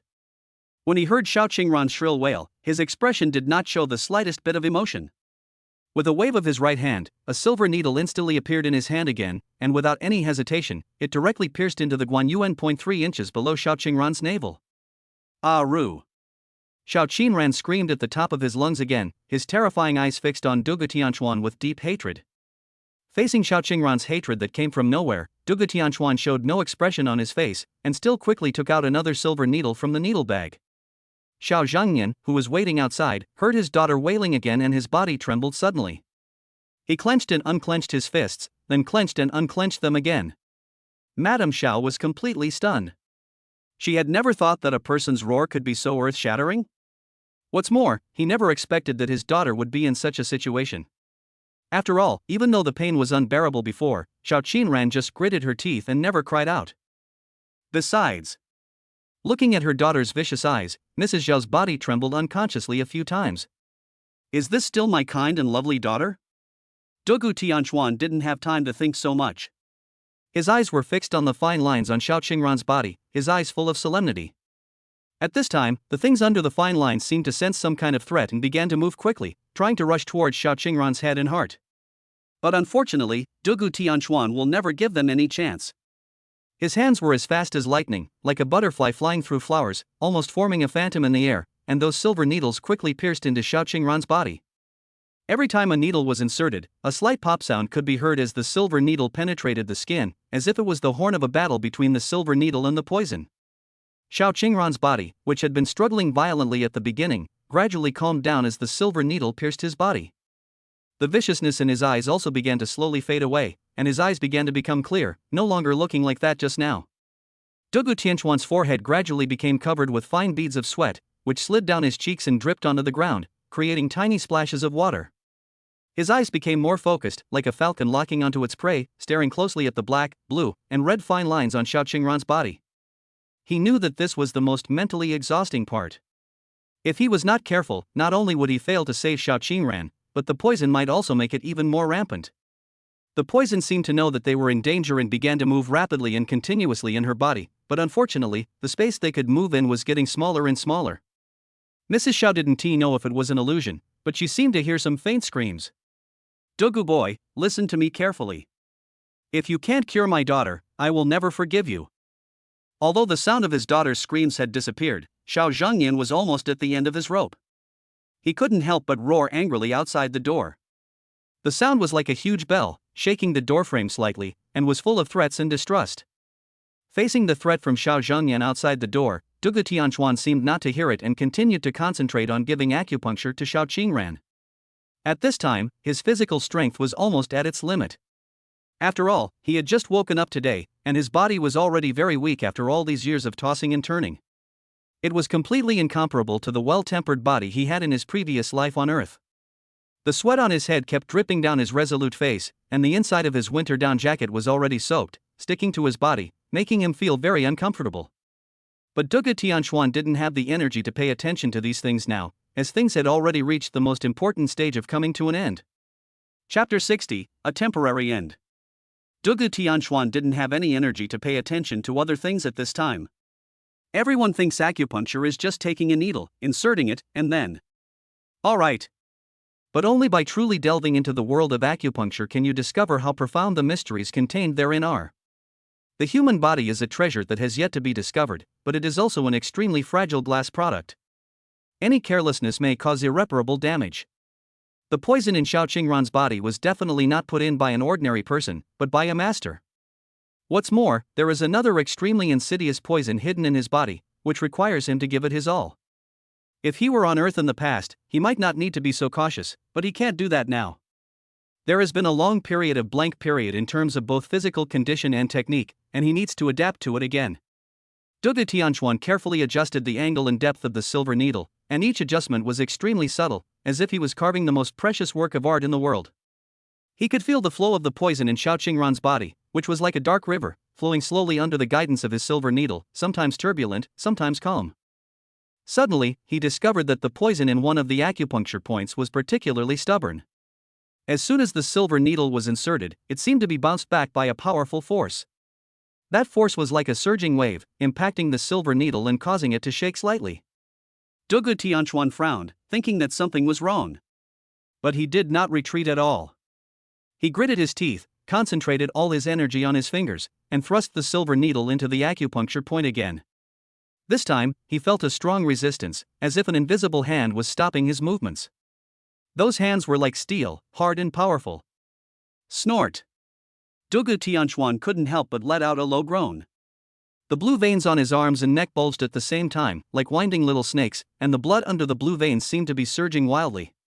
Dugu Tianquan clenched his teeth, beads of sweat the size of beans on his forehead slid down his cheeks, but his eyes became more determined. He knew very well that he must not slack off at this moment. This was the most important moment. Whether Xiao Qingran could completely eliminate the poison depended on this. Dugu Tianquan took a deep breath, tried to calm himself down, and adjusted the angle of the silver needle again. This time he did not choose to forcibly break through the strong resistance, but skillfully used his deep understanding of acupuncture, following the subtle trend of the flow of the poison, and slowly guided the silver needle into the acupuncture point. As the silver needle pushed forward inch by inch, Dugu Tianquan could feel the invisible resistance coming like a tide. His arms began to tremble slightly, not because of fear, but because of the huge pressure. But his eyes were always focused, like the twinkling stars in the night sky, unwavering. Time seemed to freeze at this moment. The whole room was so quiet that only Dugu Tianquan's heavy breathing and the slight trembling of the silver needle could be heard. Suddenly, he felt that the stubborn resistance under the silver needle seemed to show signs of loosening. Seizing this fleeting opportunity, Dugu Tianquan did not hesitate to use all his energy and strength to swiftly penetrate the silver needle into Xiao Qingran's acupuncture points. In an instant, Dugu Tianquan felt a powerful force surging out from the deepest part of the silver needle, trying to push him out. Dream. After muttering this inwardly, Dugu Tianquan's eyes became firmer again. Regardless of his own weakness and discomfort, he firmly twisted the silver needle that had finally penetrated into Xiao Qingran's body. Puff. I don't know how long it took, but Dugu Tianquan just felt his arm lighten, and the silver needle successfully penetrated the barrier and pierced deeply into the acupuncture point. At the same time, Xiao Qingran's body began to tremble violently and his face turned as pale as paper. Dugu Tianquan did not dare to be careless at all. He concentrated on controlling the silver needle and guiding the poison to act slowly according to his ideas. Gradually, Xiao Qingran's trembling became less severe and the expression on his face relaxed a little. Call. Dugu Tianquan let out a long sigh, and that sigh seemed to release all the pressure in his heart. He slowly pulled out the silver needles one by one, and each time he pulled out one, it felt like he had accomplished an important mission. At this time, Xiao Qingran's face had regained some of its redness, and his breathing had become steady. That steady breathing was like a breeze blowing across the lake, creating ripples. At this time, he was already exhausted, and his arms felt heavy as if they were broken, but a relieved smile appeared on his face. After all this hard work, the poison in Xiao Qingran's body was finally suppressed temporarily, and the fine lines on her fair skin shrank together, leaving only a blackboard-like thing about the size of her little finger. Gently wiping the sweat from his forehead and looking at Xiao Qingran, who was gradually regaining his composure, Dugu Tianquan sighed secretly, feeling full of regret. If his body had not reached its limit, or if Xiao Qingran only had the poison of a gu, then they would have gotten rid of it all at once today. But unfortunately. Shaking his head, Dugu Tianquan also knew that there were many things in the world that could not be changed by human willpower. But he was already very satisfied to have achieved this level today. Dugu, Mr. Dugu. Mrs. Xiao had now recovered from the shock. Seeing that her daughter was no longer screaming and the scary fine lines on her body had disappeared, her heart suddenly jumped and a bold idea came to her mind. Is my daughter already well? Mr. Dugu, is my daughter okay now? Looking carefully at the man in front of her who looked extremely tired, Mrs. Xiao felt moved. Although she didn't know the specific situation, she could see that Dugu Tianquan was very tired at this time. His originally rosy cheeks were now pale, and his neat short hair was completely wet with sweat, which kept dripping down his handsome face. Even though I don't know what his physical condition is, I guess he is very tired. With a smile on his face, Dugu Tianquan nodded at first, but then shook his head helplessly. What do you mean by this? Seeing Dugu Tianquan nod, Mrs. Xiao was delighted, but when she saw him shake his head, her heart tightened again and she looked at him at a loss. Because of worry and fear, her whole body was shaking constantly, but she still stared at Dugu Tianquan's face, as if she wanted to see the answer she wanted from his face. Chapter 61 Xiao Zhengnian's Threat. Mr. Dugu, what happened to my daughter? Can you explain it to me clearly? Dugu Tianquan slowly raised his head and looked at Mrs. Xiao's worried eyes. He sighed in his heart, how pitiful are the parents in the world. He sighed softly and said, Madam, the poison in Miss Qingran's body has been suppressed for the time being. At least there won't be any major problems for the time being, and I am confident that I can completely eliminate it within half a month. Mrs. Zhao's eyes lit up when she heard this, but then dimmed again. Then why are you still shaking your head? Is there something wrong? This. Before he could finish his words, he heard a loud knock on the door. At the same time, Xiao Zhengnian's voice came out again. Wife, what's going on now? Can we go in? I'll collect these needles first. Madam Xiao, please put on Miss Qingran's clothes. His eyes flickered, and Dugu Tianquan stopped talking. Instead, he came to the sleeping Xiao Qingran and collected the needles one by one. At this time, Mrs. Xiao hurried forward to change her daughter into pajamas. Bang! Without waiting for his wife to reply, Xiao Zhengnian could no longer bear his inner anxiety, and he and Ningguo pushed the door open together and walked in eagerly. After scanning the room, his eyes fell on Xiao Qingran, who was lying on the bed. How is Qingran? Xiao Zhengnian walked quickly to the bedside, deep worry in his eyes. Seeing this situation, Mrs. Xiao glanced at Dugu Tianquan, seeming to be hesitating whether to tell Xiao Zhengnian about the situation. However, Xiao Zhengnian misunderstood her expression and his face suddenly became extremely ugly. Suddenly he turned around and looked at Dugu Tianquan angrily. Tell me, did you make my daughter's illness worse? Husband, what are you doing? Hearing her man's words, Mrs. Xiao became anxious and hurried forward to stop Xiao Zhengyan, fearing that he would say something to offend Dugu Tianquan.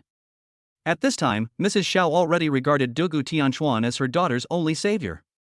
Not to mention anything else, if it was before 5:30, my daughter would never be well, but what about now? Although she was still lying in bed and sleeping, the relaxed expression on her face could not deceive others, which meant that the other party's treatment methods were indeed effective for Xiao Qinran. Glancing at Ningguang, who was following her husband, Mrs. Xiao snorted in her heart. Dugu Tianquan was at least much better than this so-called top medical professor. Although she was dissatisfied with Ningguang in her heart, Mrs. Xiao was not really stupid, so she did not show it. She just stopped Xiao Zhengyan to prevent him from doing anything inappropriate.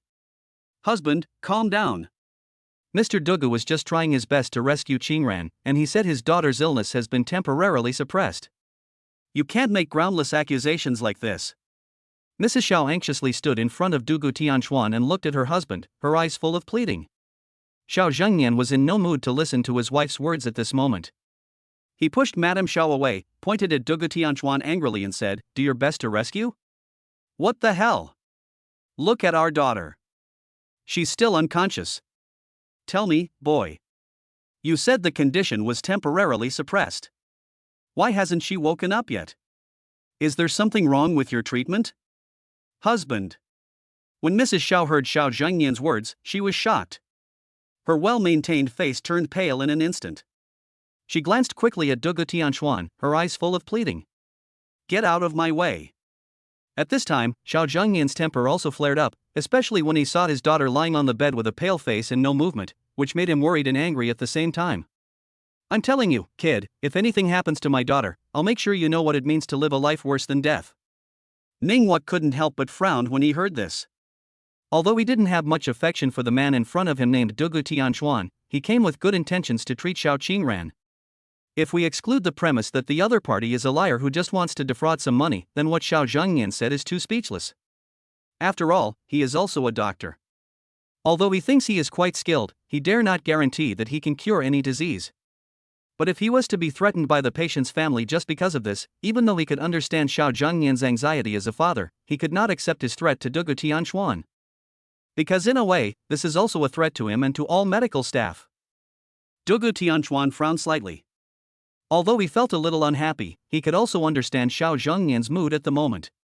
Taking a deep breath, Dugu Tianquan said calmly, Boss Xiao, I understand your feelings, but please also understand me. Miss Qingran's condition will not be completely cured overnight. The poison in her body is intertwined with another kind of poison, and it takes time to resolve. And she is already much better than before, but it will take some time to regain consciousness, so please rest assured. After listening to Dugu Tianquan's explanation, Xiao Zhengyan's anger did not dissipate.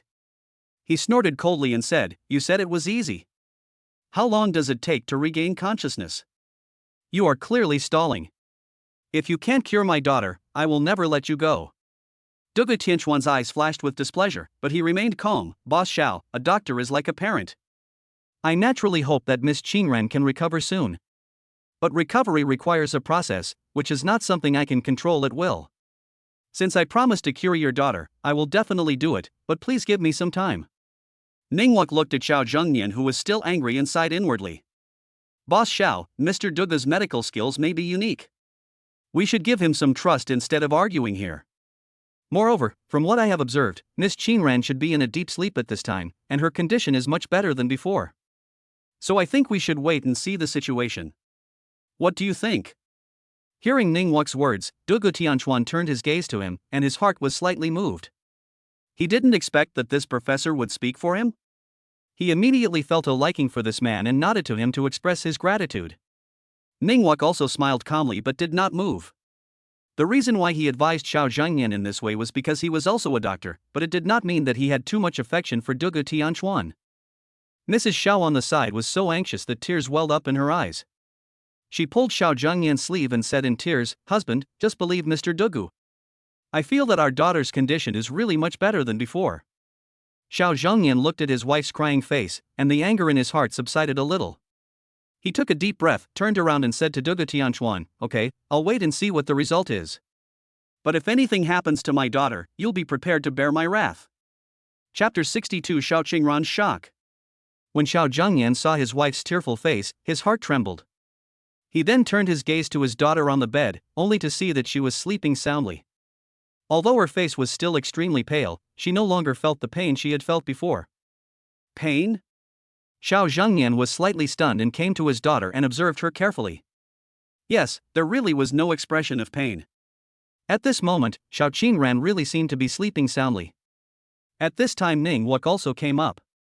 Different from Xiao Zhengyan's superficial observation, he looked extremely carefully. But the more I looked at it, the more shocked I was. The girl who had just behaved as crazy as a wild beast had now fallen into the deepest sleep, and her mental state was obviously much better. This. Looking up at the indifferent man on the side, Ning Wuk felt for the first time that Dugu Tianchuan interested him. Professor Ning, look at my daughter. Although he already had some ideas in his mind, Xiao Zhengyan still hoped to get answers from professionals. Don't worry, Mr. Xiao. Although I don't know what Miss Qingran's current condition is, at least she is not in any danger now. On the contrary, I think her current physical condition is very good. After letting out a long sigh, Ning Wuk stood up, glanced at Dugu Tianchuan with a complicated expression, and then spoke solemnly to Xiao Zhengyan. Well. After hearing Ning Wuk's words, Xiao Zhengyan finally let go of the worry that had been hanging in his heart. Looking at the man who had not responded much, Xiao Zhengyan finally felt that what he had just said was a bit too harsh. There was a hint of embarrassment in his eyes. He wanted to apologize but felt he couldn't bring himself to do it. In the end, he just forced a smile and nodded to Dugu Tianchuan. Seeing this, Dugu Tianchuan did not respond. He just glanced at the other party coldly and then sat on the sofa and closed his eyes to rest for a while. Although the time was not particularly long, he felt as if he had been run over by a car. His whole body was sore, especially his head, which felt as if he was being pricked by countless needles. The pain was incomparable. He knew that this was because the acupuncture he had just used had consumed too much physical strength and energy. Moreover, his body had not yet reached its peak. Acupuncture of this intensity was a great test for him. Xiao Zhengyan was slightly stunned. He didn't expect that this young man would have such a strong personality. I smiled and nodded at him, but he just closed his eyes and took a rest. Was I being looked down upon?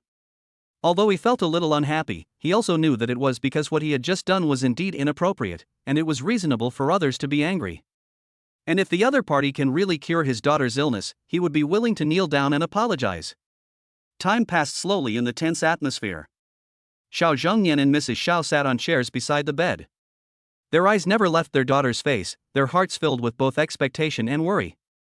As time passed, Xiao Qingran's complexion gradually became rosy, and his originally pale lips began to show a hint of blood. Dugu Tianchuan, who was resting with his eyes closed, suddenly opened his eyes and looked, then nodded slightly with a hint of relief in his eyes. He knew that this was a sign that the poison was gradually dissipating. Suddenly, Xiao Qingran's fingers moved slightly, and this subtle movement immediately attracted everyone's attention. Qingran! Qingran! Mrs. Xiao called out her daughter's name excitedly, with a tremor in her voice, and Mr. Xiao immediately stood up and lay down in front of his daughter's bed, looking at her carefully, his eyes full of excitement. Xiao Qingran slowly opened her eyes. Her eyes were still a little dazed at this moment, and she seemed not to know what had happened to her. However, when she saw the familiar faces around her, a smile gradually appeared in her eyes. Dad, Mom. Xiao Qingran's voice was very weak, but it made Xiao Zhengyan and Madame Xiao very excited, as if they had heard the most pleasant music in the world. Qingran, you're awake. Mrs. Xiao hugged her daughter tightly and cried. Xiao Zhengyan also stepped forward, tears also flashing in his eyes, but he still suppressed his excitement and said softly, Qingran, how do you feel? Do you feel uncomfortable anywhere? As he spoke, he glanced at Dugu Tianchuan, but saw that he just half squinted his eyes and didn't look at him. Xiao Qingran shook his head slightly and said, I seem to have had a very long dream, but I feel much better now. What happened just now? Hearing Xiao Qingran's words, Dugu Tianchuan smiled slightly, then stood up and walked to her bed. Miss Qingran, you just woke up and are still very weak. You need to rest well. But the good news is that I have successfully suppressed the poison in your body. You just need to recuperate for a while, and then I can proceed with the following treatment. Who are you? Looking at the tall and handsome man in front of him, Xiao Qingran showed a puzzled expression on his face. She doesn't seem to know this man. And what did he mean by what he just said? What did he mean by the poison in his body being temporarily suppressed? You mean, I'm cured? Xiao Qingran widened her beautiful eyes and looked at the other person in disbelief. Xiao Zhengyan and Madame Xiao on the side were also looking at Dugu Tianquan expectantly, as if they wanted to get a definite answer. Ningwuk looked at Dugu Tianquan with a complicated expression.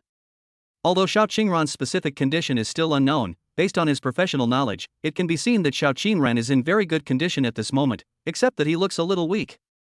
Could it really be what is called a poison? For the first time, Ningwuk began to waver in the knowledge he had learned.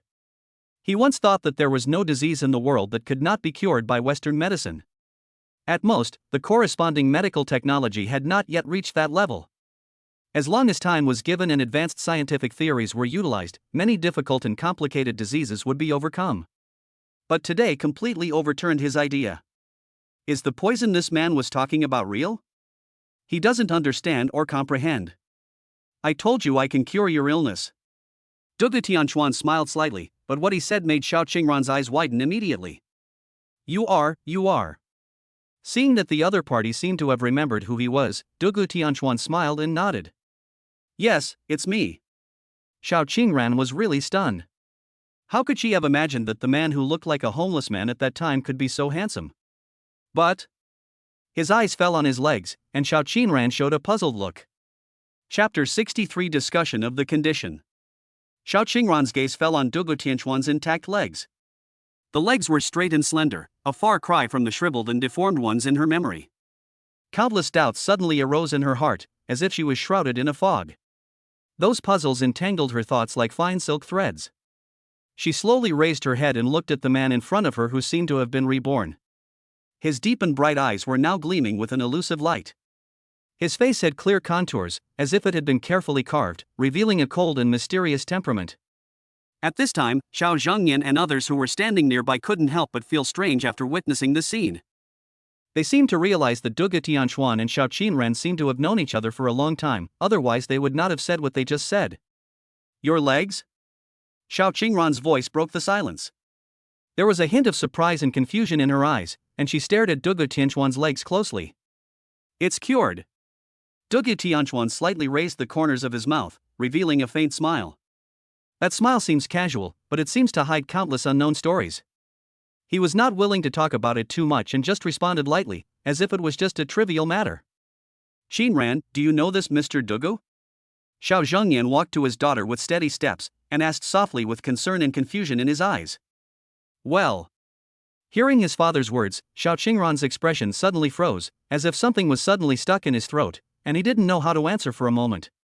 She said they knew each other, but that was only a brief exchange that day, and they didn't have much interaction. She said she didn't know him, but Dugu Tianquan did talk to her a lot that day, and those words still seemed to echo in her ears.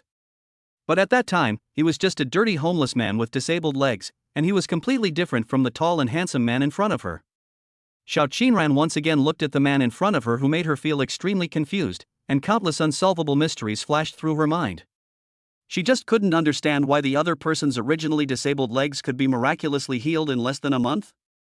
It was like an incredible magic, beyond her understanding.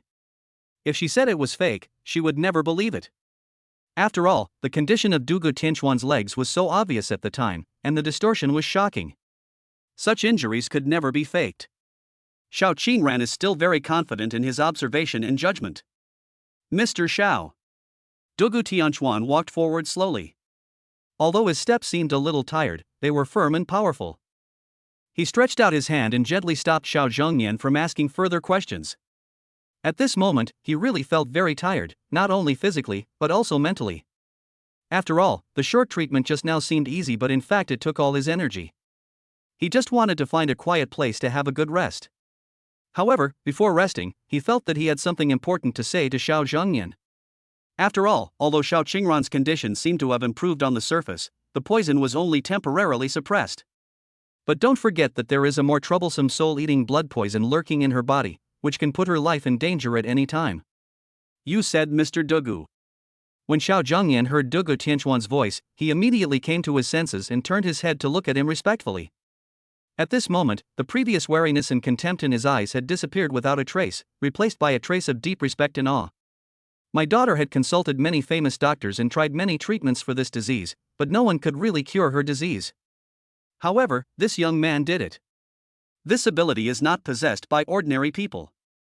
As for true or false? Xiao Zhengyan knew very well that every time Xiao Qinran had an attack, it would last until 5:30 in the morning. His painful look made them, as parents, feel very distressed. But what about now? It was not even 3 in the morning and the illness had ended early.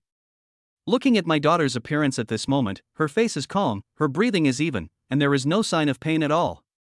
Doesn't this just prove that the other party's treatment is correct? Miss Qinran needs to take good care of her body these days. I will also adjust my condition during this period and give her treatment. No problem, no problem. When Xiao Zhengyan heard this, he felt relieved and nodded quickly in agreement. The fact that his daughter's condition could improve was the greatest comfort to him, but then he showed a look of hesitation on his face. After hesitating for a long time, he finally asked, Mr. Dugu, I just want to ask, in your opinion, how long will it take for my daughter's illness to be completely cured? After asking this question, Xiao Zhengyan seemed to feel that something was wrong, fearing that he would leave a bad impression on the other party, and hurriedly explained with a smile, don't think too much, it's not that I don't believe in your medical skills. You have given me hope. It's just that as a parent, I can't help but feel anxious and want to understand more clearly. Please understand the feelings of us parents, we are really worried about the safety of our children. I understand. Dugu Tianchuan nodded slightly to show his understanding. I understand, President Xiao. I feel the same way about your feelings. After all, I also have 2 children. If they are not feeling well, I will definitely be very anxious. If it's just a poison, I can start final treatment within a week, but... When Dugu Tianchuan said this, a look of helplessness appeared on his face. Upon hearing that their daughter's poison could be cured in just a week, Xiao Zhengyan and his wife were immediately delighted. Even Xiao Qingran's beautiful big eyes showed surprise for a moment, and her little mouth opened slightly as if she was shocked by the good news. But they didn't expect Dugu Tianchuan to say but. As soon as these 2 words came out, the hearts of the family of 3 immediately sank. Mr. Dugu, but what? Xiao Zhengyan was so nervous that he stuttered when he spoke. Well. With a sigh, Dugu Tianchuan smiled bitterly and said, I told you before that Miss Qingran not only has the goo poison in her body, but also the soul-eating blood poison. This is very troublesome. Faced with these so-called poisons that seem like those in novels or TV plots, everyone at the scene felt their scalps tingling. They wanted to disbelieve it, but they had seen with their own eyes the fine lines on Xiao Qingran's body. In addition, no matter how they checked, the cause of the disease could not be found, so people could not help but believe it, especially Mrs. Xiao. She saw with her own eyes what happened to her daughter, so she believed Dugu Tianchuan's words even more. Mr. Dugu, then, what should we do? Madame Zhao's face turned pale with fear, and tears gathered in her eyes again. Chapter 64 The Dark Hand Behind the Scenes. Dugu Tianchuan did not directly answer Xiao Zhengyan's question, but slowly shifted his gaze away from Xiao Zhengyan and turned to Ning Wuk, who was standing beside him. Professor Ning, can you please step aside for a moment? I have something private to discuss with President Xiao. Dugu Tianchuan's voice was low and steady, with a tone that left no room for doubt. He. Ning Wuk was slightly stunned, and suddenly an uncomfortable feeling surged in his heart. He felt as if he was left out of the matter, and at the same time felt a little embarrassed and lost.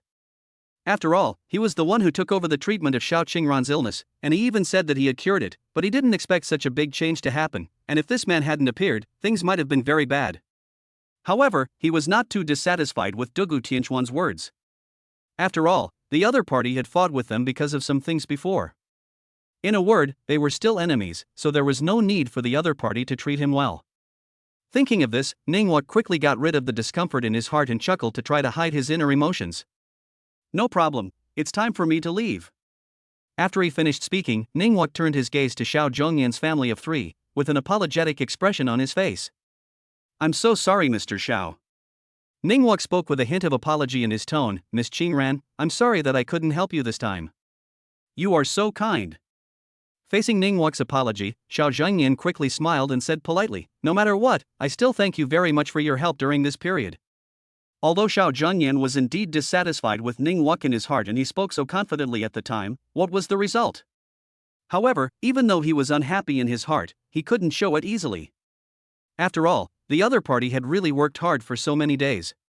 What's more, the Ning family was not an ordinary small family, so there was no need to offend them. Okay, then I'll leave first. Professor Ning, thank you very much for your efforts these days. I also feel that I have become much better in spirits during this period. Thank you very much. Xiao Qingran struggled to stand up and expressed his gratitude to Ningwuk. Please say hello to Sister Zixuan and brother-in-law on my behalf. I'll treat them to a meal after I'm fully recovered. Okay, no problem. Hearing Xiao Qingran's words, Ningwuk smiled and nodded in agreement, then strode away. However, as he left, he glanced at Dugu Tianchuan with complicated eyes, and happened to see that the other party's indifferent expression seemed to change when he heard Nangong Zixuan's name, but it soon disappeared. Ningwuk was stunned and didn't know why the other party had that expression. But, smiling secretly, he thought that he must have been dazzled just now, and the other party might just be tired. Since he is no longer needed here, and he has no face to stay here, he can just take this opportunity to leave. After seeing Ningwuk's figure disappear in the room and hearing the roar of the car engine, Xiao Zhengyan turned his gaze back to Dugu Tianchuan. Mr. Dugu, if you have anything inconvenient to say, can you please tell me now? The three members of the family all looked at Dugu Tianchuan, as if they wanted to know what he would say, why even Ningwuk was not present. Mr. Xiao, I want to know during this period or these years. Dugu Tianchuan paused, staring at Xiao Zhengyan with deep and sharp eyes, as if trying to find out some secrets from his eyes. Have you offended some extremely powerful people? Or, have you noticed any unusual movements or suspicious people around you? You mean someone is using these despicable means to harm us behind the scenes? When Xiao Zhengyan heard Dugu Tianchuan's words, he reacted immediately and his face turned gloomy in an instant. Being able to grow the business to such a large scale, he must have made all kinds of enemies. However, he never thought that someone would resort to such despicable means to deal with him. But he still couldn't understand why the other party didn't target him directly but instead went after his daughter. Xiao Zhengyan frowned and fell into deep thought. He has made many enemies in the business world over the years, but when it comes to someone who is so cruel and proficient in the art of poison, he really can't think of who it is. I've thought about it carefully. Although there has been some competition in our business recently, it's all normal business competition. There's no need to resort to such despicable means. Xiao Zhengyan said slowly, with a hint of doubt and worry in his eyes. Dugu Tianchuan nodded slightly and continued to analyze. Besides the business field, what about life? For example, within the family, or some personal grudges? Xiao Zhengyan smiled bitterly and shook his head. The family has always been harmonious, there is no possibility of such internal strife. As for personal grudges, I have always acted cautiously and tried not to make enemies with others. But... He suddenly paused, as if he had thought of something, and his face became serious. There is a person who may be related to this matter. Oh? Who is it? Dugu Tianchuan and Xiao Qingran asked at the same time. It's my former business partner, Lin Yaowen from the Lin Group. Xiao Zhengyan said in a deep voice, a few years ago, we cooperated on a project, and it was going smoothly. But at the last minute, I discovered some financial tricks. For the company's reputation and interests, I chose to terminate the cooperation and reported him to the relevant departments. Since then, Lin Yaowen has held a grudge against me and has repeatedly made things difficult for me in the business world, but I resolved them one by one. But I don't think I've ever found him capable of such despicable means. Maybe it's not him. At this moment, Xiao Qingran suddenly remembered something, and his face changed. Oh, Dad, there is another person, the mysterious feng shui master, Li Banxian. Li Banxian? Xiao Zhengyan was startled for a moment, then suddenly realized, are you talking about that charlatan who claims to be able to understand yin and yang and ghosts and gods? I remember now. Not long after Lin Yaowen and I had a falling out, this guy came to our house and said he wanted to check our feng shui and that he could keep our family safe and prosperous. I didn't pay much attention to it at the time, and I looked down on these people in my heart, so I said a few rude words to him and let him go. It seems that Qingran started to get sick a few days after he left. Could it be his doing? At this time, Xiao Zhengyan finally remembered someone, and his expression became even uglier. Dugu Tianchuan nodded thoughtfully. This Li Banxian is indeed suspicious. There are all kinds of people in the world, and some people will do anything to achieve their goals. And through your analysis, I think you should check whether there is an extra person around Lin Yaowen in recent years? If so, it is very likely this Li Banxian. You mean, this person is involved with the man surnamed Lin? Pretty close. Fuck it, I'm going to kill this guy right now. Upon hearing Dugu Tianchuan's words, Xiao Zhengyan became furious and a powerful aura emanated from his body. Although he doesn't rely on these shady things, how could someone who has built a group to such a big level not have his own people around him? The most urgent task is to find evidence and determine who poisoned us, so that we can prescribe the right medicine. Dugu Tianchuan said calmly, now it's not just the poison, the most important thing is who caused the soul-devouring blood poison? This is the most important thing. Chapter 65, Kind People Will Be Rewarded. This soul-devouring blood poison is indeed tricky. It is different from ordinary poisons and is more mysterious and dangerous. As far as I know, it seems to have been lost. I didn't expect to find it on Miss Qingran today. Dugu Tianchuan frowned, his eyes revealing a hint of solemnity. Xiao Zhengyan clenched his fists, his eyes full of anger and worry. In your opinion, who could be so cruel to use such a sinister trick to deal with my daughter?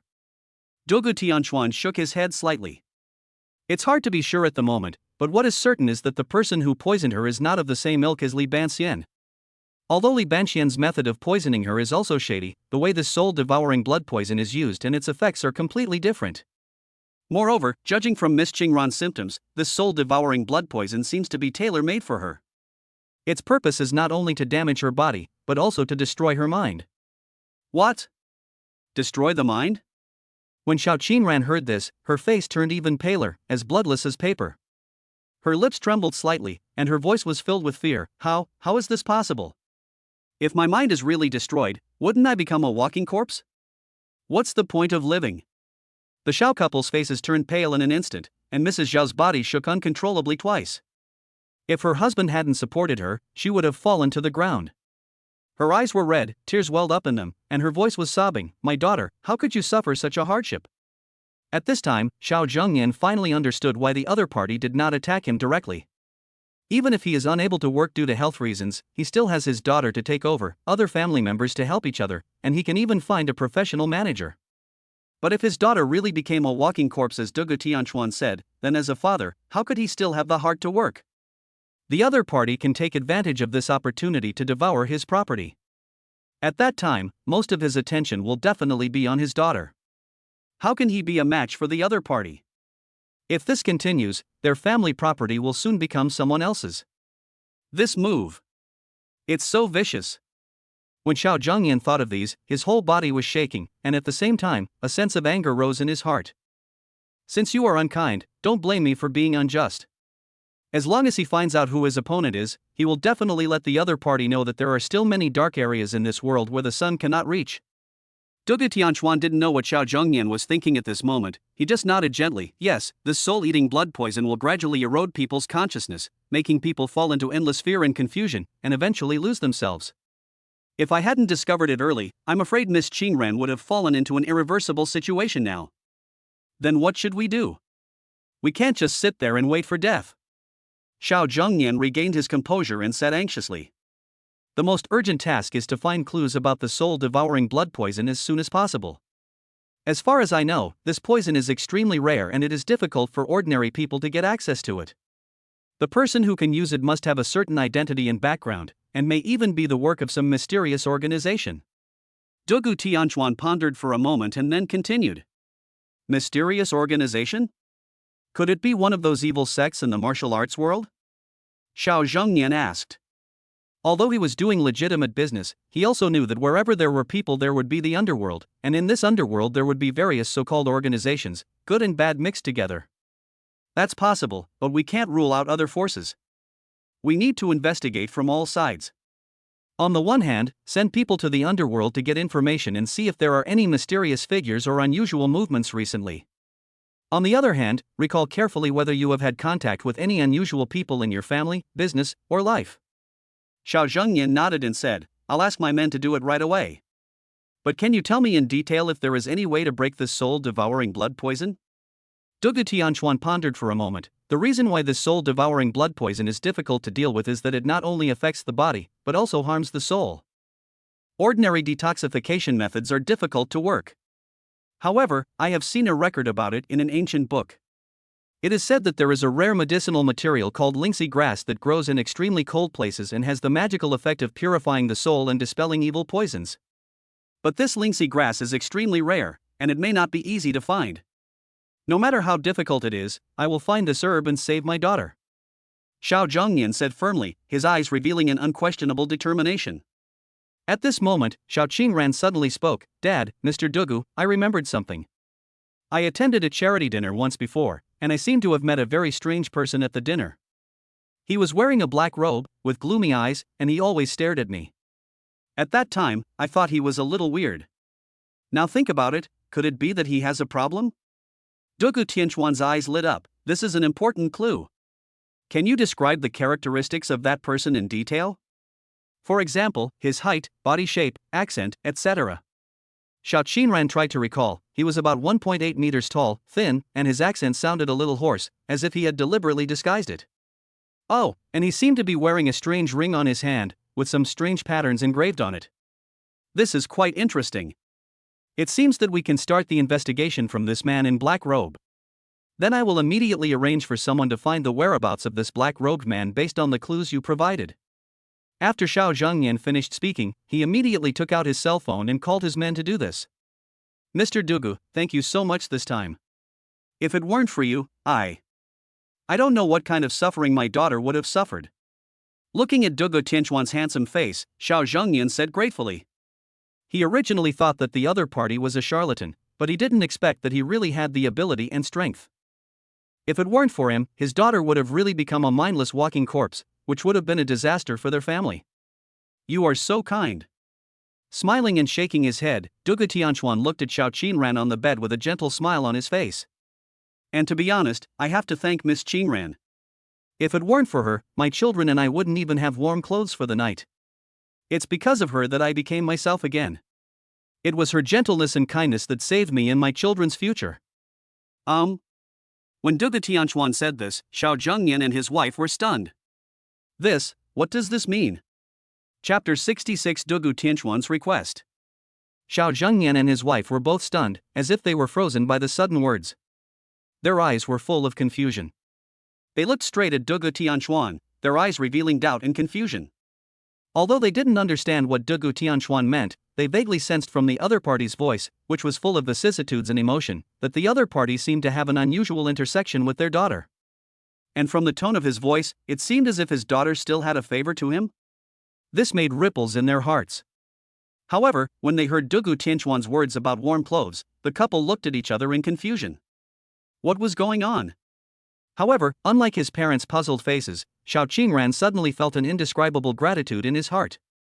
She lowered her head slightly, and her thoughts involuntarily drifted back to that cold day. At that time, it was only because his companion had injured the other party, and seeing that the three of them, father and son, were still wearing tattered clothes in such a cold day, and the two children even had their toes exposed in their shoes, he felt soft-hearted and bought them warm clothes. It was just a small act she did out of kindness, but she didn't expect it would get such a huge reward. When she thought of Dugu Tianchuan saying that he would always wait for her there, Xiao Qinran was even more moved. Her lips trembled slightly, as if she wanted to say something but didn't know where to start. Thank you, Mr. Dugu.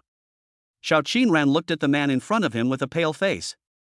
He was completely different from the homeless man in his impression. His voice was soft but full of sincere emotion. If it weren't for you, I don't know how to continue living. When she said this, her eyes suddenly turned red and crystal tears rolled in her eye sockets, as if they might burst out at any time. Especially when he thought of the effects of the soul-devouring blood poison that Dugu Tianchuan mentioned, Xiao Qinran's body began to tremble involuntarily, and he hugged his arms tightly, as if trying to dispel the fear deep in his heart. She would rather die than become a walking corpse without any mind. Such a life was simply an unbearable torture for her. Her words made Xiao Zhengyan and his wife's eyes red. Xiao Zhengyan sighed deeply, his eyes full of guilt and self-blame. He regretted that he was unable to protect his daughter and let her suffer so much. Madame Xiao gently took Xiao Qinran's hand, held her in her arms and comforted her softly. Don't be afraid, child, we are here. Dugu Tianchuan was also filled with emotion. Miss Qinran, please rest assured.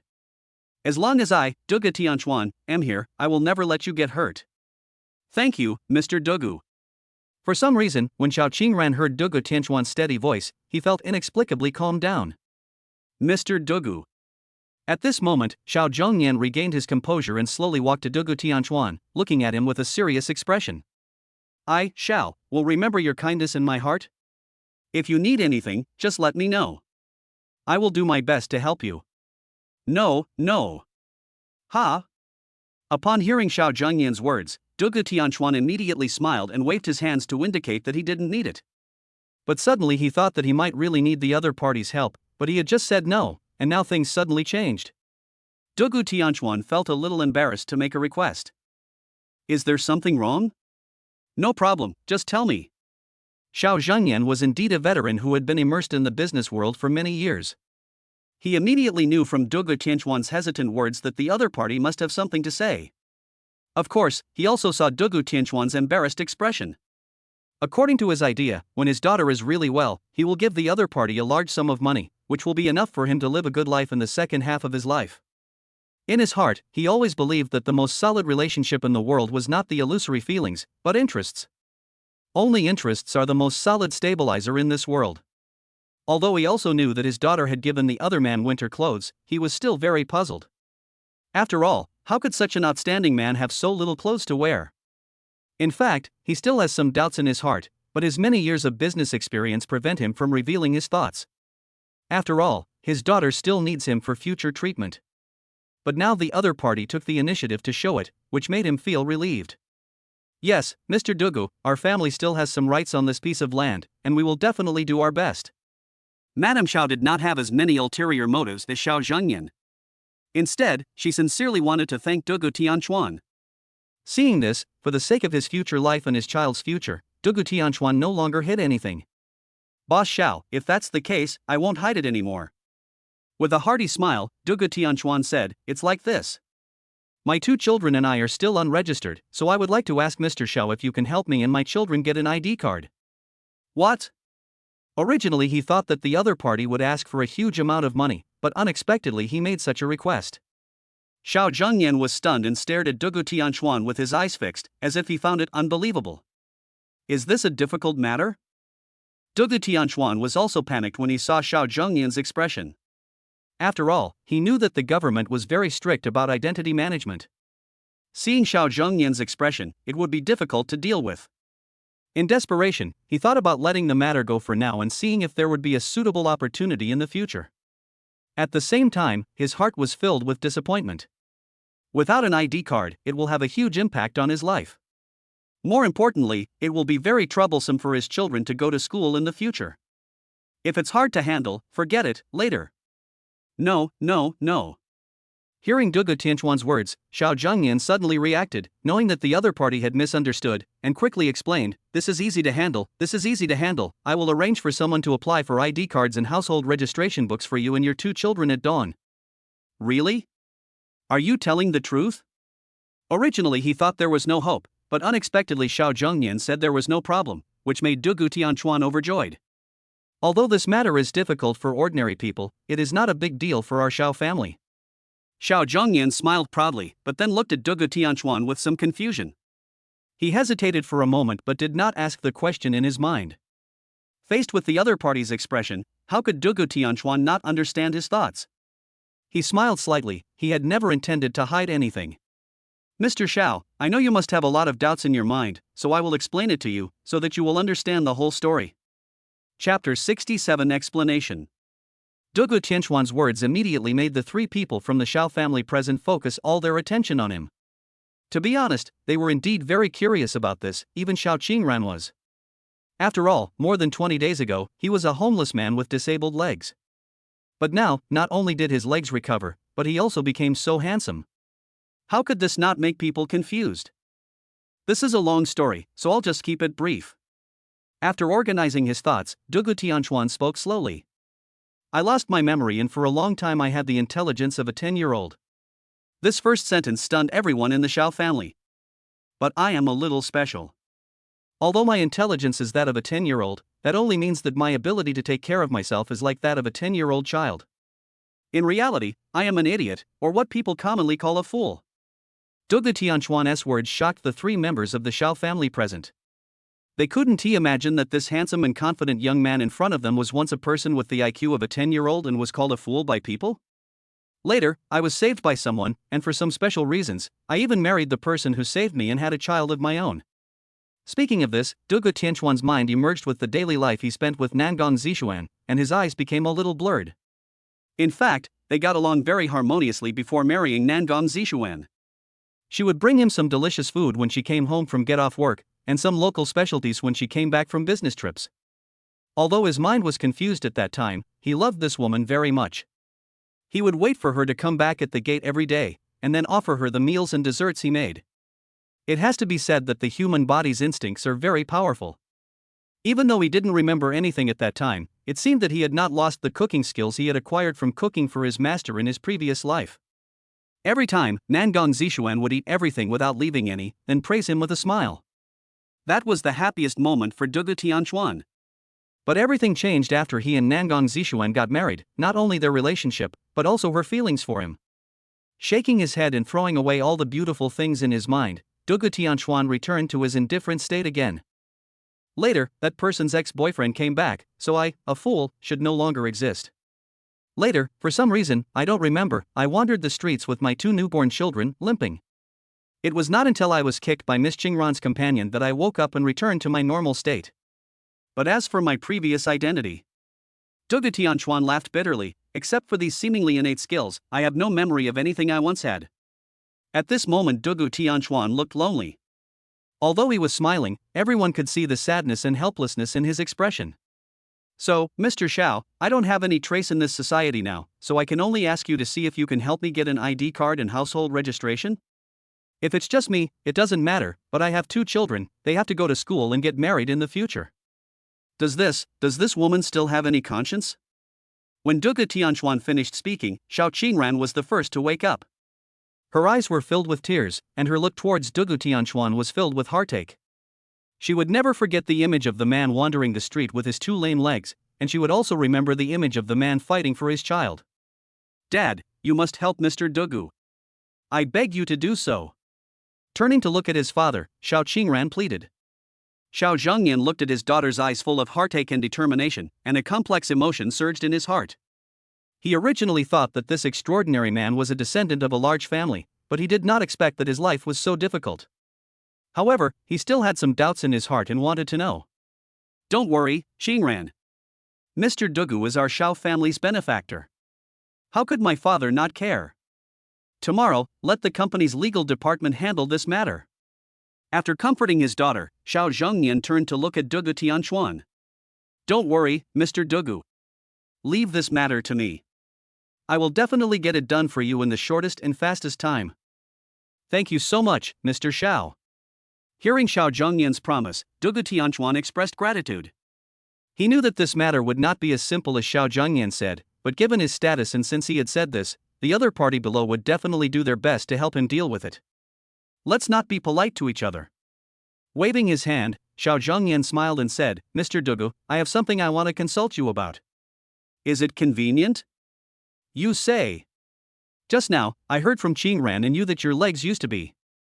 Xiao Zhengyan did not say the rest, but Dugu Tianchuan understood what the other party wanted to ask. Yes, my legs were broken by someone. After I regained consciousness, a few new friends helped me a lot. Then I spent more than 20 days to heal my legs. More than 20 days? Upon hearing this, several people from the Xiao family were shocked. How is this possible? But when I think about the level of treatment Dugu Tianchuan showed for Xiao Qingran, it doesn't seem impossible? Mr. Dugu, I have an unwelcome request. I wonder if. You say. With a slight smile, Dugu Tianchuan seemed to have expected that the other party must have some ideas. He felt that he could help as long as it did not involve some of his own private matters. After all, dealing with the Nangong family and the Qin family was not something he could do alone.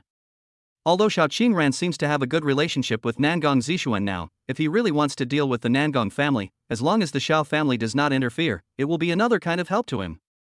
It's like this. Xiao Zhengyan slowed down his tone, I know a leader. His father had a lot of injuries when he was young fighting the Japanese invaders. But now because of his old age, his old injuries have recurred. The old man can only sit in a wheelchair, so I think. Fight the devils? Yes, he was an old man at that time. No problem. Upon hearing this, Dugu Tianchuan agreed without saying a word. Are you telling the truth? I never tell lies.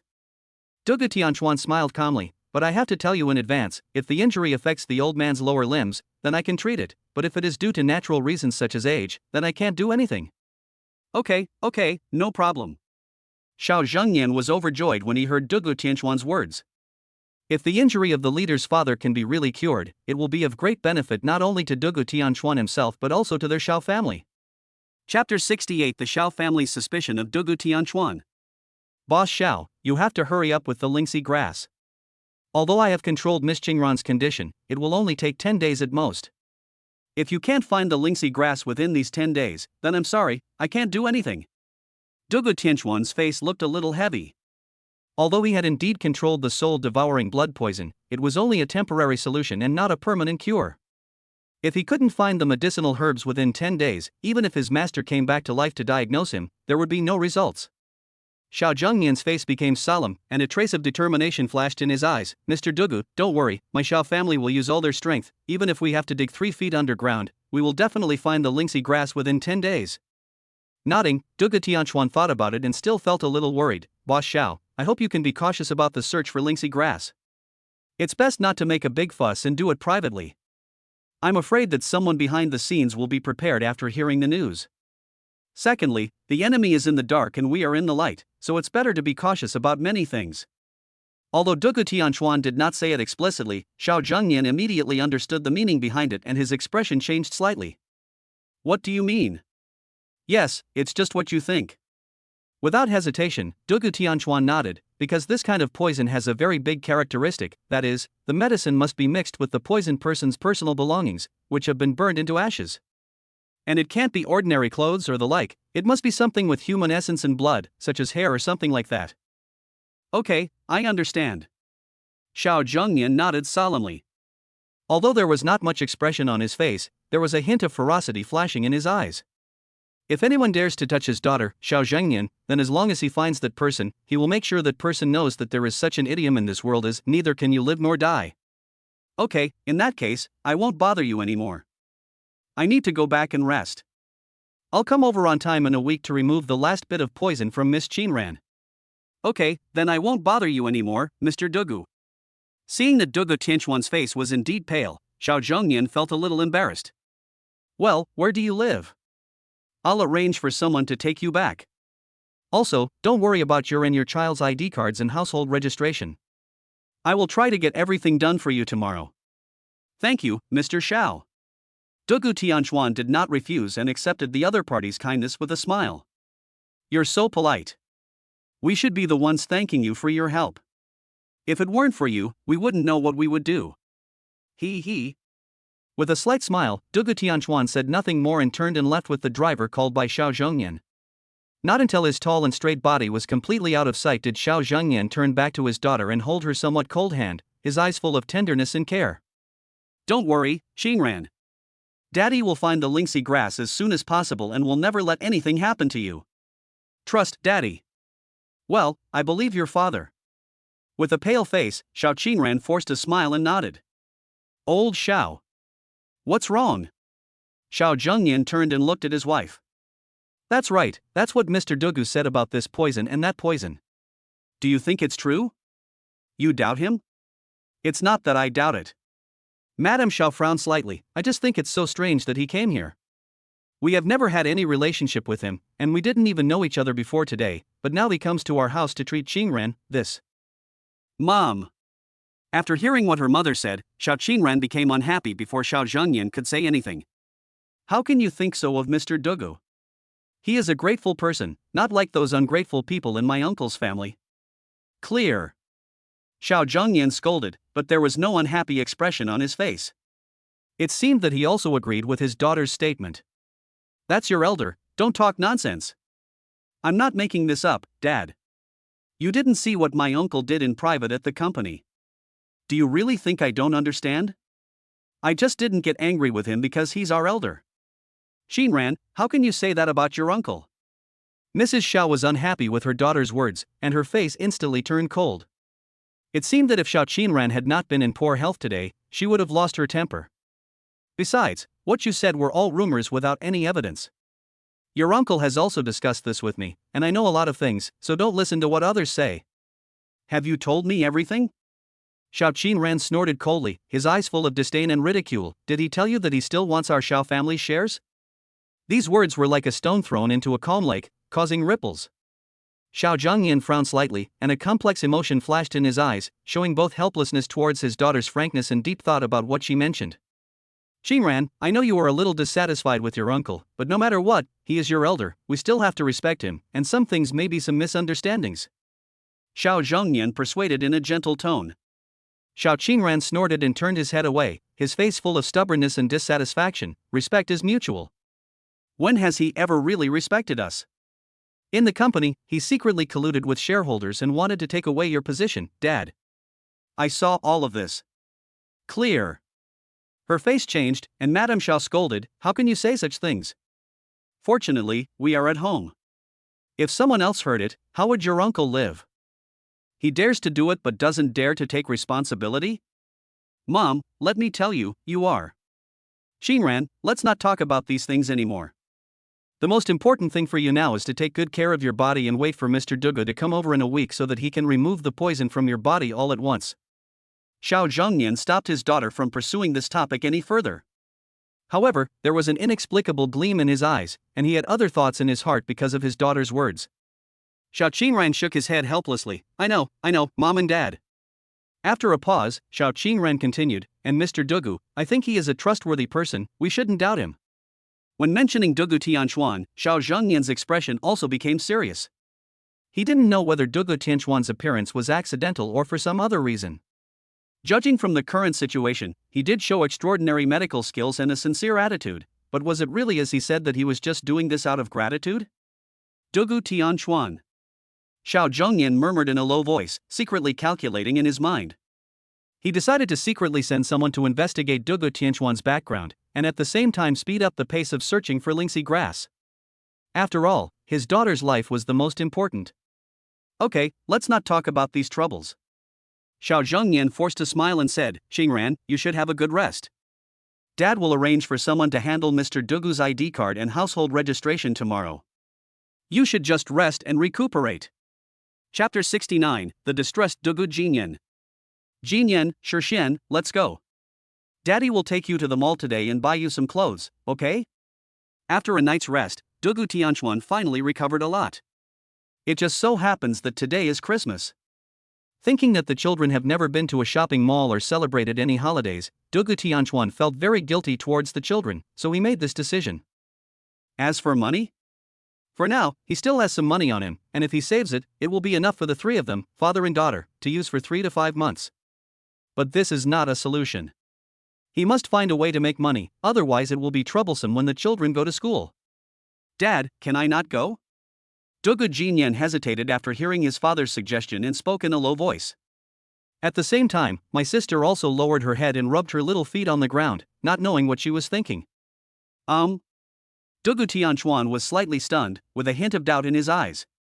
Don't children like these places? Jinyan, don't you like it? No, but no. Then why not go? Today is the Western New Year. There are a lot of fun games and a lot of kids outside. Why don't we go and have a look together? Although he didn't know why his child didn't want to go, Dugu Tianquan still coaxed him patiently. I'm a little scared. As soon as he finished speaking, Dugu Jinyan quickly lowered his head, clasped his two little hands together and stirred them constantly. Upon hearing this, Dugu Tianquan was slightly startled, and a feeling of heartache and pity arose in his heart. He knew that this was because the children had suffered too much because of him in the past few years and had been bullied by many children of the same age, which caused psychological trauma. All this was caused by his disabled and stupid father. After calming down, Dugu Tianquan put on a gentle smile again. He squatted down and gently took Dugu Jinyan into his arms, saying softly, Baby, don't be afraid. Daddy will always be with you and protect you. Don't be afraid, okay? He gently stroked Dugu Jinyan's hair, his eyes full of love and concern, and then said, Look, Dad's leg is healed now. If you encounter any danger, Dad can protect you and your sister.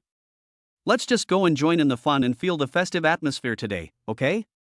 Dugu Jinyan raised his head with a hesitant gleam in his eyes, and whispered, But I have never been to that kind of place, I don't know what will happen, Dad, I'm still scared. Dugu Tianquan gently stroked his son's head and patiently explained, It's okay, it's just because you have never been there. In fact, when you go there, you will find that it is not a big deal. And when you go there, you will find that there are many interesting things there. For example, there are beautiful clothes, all kinds of cute toys, and a lot of delicious food. We can also see many other children, and maybe we can make new friends. Dugu Tianchuan looked at Dugu Shixian again and asked softly, Shixian, do you want to go? If you go, Dad will buy you a lot of beautiful hairpins and give you a Barbie doll, okay? Dad, what is a Barbie doll? Raising her head, Dugu Shixian looked at her father in confusion. Dugu Tianchuan was stunned when he heard this, and then a huge sour feeling surged into his heart, making his eyes red immediately. Holding back the complicated emotions in his heart, Dugu Tianchuan smiled and held his daughter in his arms and said gently, Barbie is just a toy girl wearing beautiful clothes and shoes. Ah? Pretty toy sister? Dugu Shixian immediately opened her eyes wide and looked at her father in surprise. Is it? Is it the kind of small toys that other children's parents bought for them in the past? Yeah, that's the kind. Daddy will buy it for you today, too, okay? Okay, Dad, I want a Barbie doll too. Okay, no problem, Dad will buy it for you. Dugu Tianchuan smiled and touched Dugu Shixian's head, then said to Dugu Jinyan, Look, my sister wants to go too. And Daddy promises you that no matter what happens, Daddy will be by your side. If you feel uncomfortable or scared, we will go home right away, okay? Dugu Jinyan bit his lip, his eyes full of struggle. Seeing his son like this, Dugu Tianchuan did not urge him, but just looked at his mature child quietly, and the love in his heart was almost overflowing. If they hadn't been by my side, I wonder if I would have survived those 3 chaotic years? Dad, why don't you take my sister with you? I'm not going. After thinking for a while, Dugu Jinyan shook his head. Can you tell Dad the specific reason? Dugu Tianchuan did not feel impatient because of his son's words, but patiently asked him why. Years of father-son love have made him understand his son very well, and it would definitely not be the reason just mentioned. I'm just a little scared. Brother, don't be afraid. Dugu Shixian walked to her brother and hugged his arm, raising her little face. Dad is fine now. If anyone bullies us again, Dad will beat them. You can go with us, okay? Hearing his sister's words, Dugu Jinyan, who had always been very calm, gently touched her little head, but still shook his head. Baby, are you afraid that Daddy has no money? Suddenly Dugu Tianchuan asked with a chuckle. Dugu Jinyan was slightly stunned, then lowered his eyes and looked at the ground without saying anything. Seeing this scene, Dugu Tianchuan knew that he guessed right. A warm current surged in his heart, with a hint of sadness. Dugu Tianchuan gently embraced Dugu Jinyan in his arms and said softly, My baby, don't worry. Dad was sick before but now he has recovered. We will be richer and richer in the future. Don't worry. As long as our family is together, that is the happiest. Then he paused, then smiled and said, In that case, Dad will take you to make money today and take you to the mall, okay? Dugu Jinyan raised his head and hesitated for a moment. Making money? Yes, just like last time. Call your uncle Ding Hao along, and let's go sing and make some money, okay? Seeing this, Dugu Shixian quickly took Dugu Jinyan's hand and shook it coquettishly. Brother, go ahead, I want to go with you too. Daddy said he would buy me a Barbie doll and buy you a lot of fun things. Dugu Jinyan looked at his sister's big eyes full of expectation, and his heart wavered. Okay, Dad, let's go together, but I don't want anything, you buy it for my sister. Let's go. With a loud laugh, Dugu Tianchuan did not respond to his son's words, but walked out of the house first with Dugu Shixian in his arms. Chapter 70 Christmas Gift. I don't know when it started, but the Western Christmas began to become popular in China, driving many boys and girls or young couples in love crazy about it. Dugu Tianchuan was extremely disgusted from the bottom of his heart. Not to mention the shocking battle of ice and snow on Christmas Eve in his previous life that concerned the fate of China, he also disliked it from a cultural perspective. What does a Western New Year have to do with us Chinese? He is not our ancestor. Only. Looking at the two children with joy in their eyes but also a little timidity, Dugu Tianchuan felt very sad in his heart. He felt really guilty towards the children in the past few years. So at this moment he didn't want to think too much about the profound history. He was just one of the thousands of fathers, and as long as his child was happy, that was all that mattered. Shixian, is this beautiful? Dugu Tianchuan picked up a beautifully dressed doll and placed it in front of Shixian. Pretty. Her eyes suddenly lit up, and Dugu Shixian couldn't take her eyes off. Ha ha. Seeing that his daughter liked it very much, Dugu Tianchuan laughed and said, Okay, then buy it. Without waiting for his daughter to object, he walked straight to the cashier and paid. Thank you, Dad. Holding the beautiful doll tightly in her hands, Duga Xian couldn't take her eyes off it for a moment. I have to say, Barbie dolls are really invincible for 3-year-old girls. As for Duga Jinyan? After seeing his sparkling eyes staring at a remote-controlled car for 2 seconds longer, Duga Tianchuan bought it without saying a word. Although the sensible brother has been explaining that he doesn't like it, as a father, how could Duga Tianchuan not see what his son is thinking?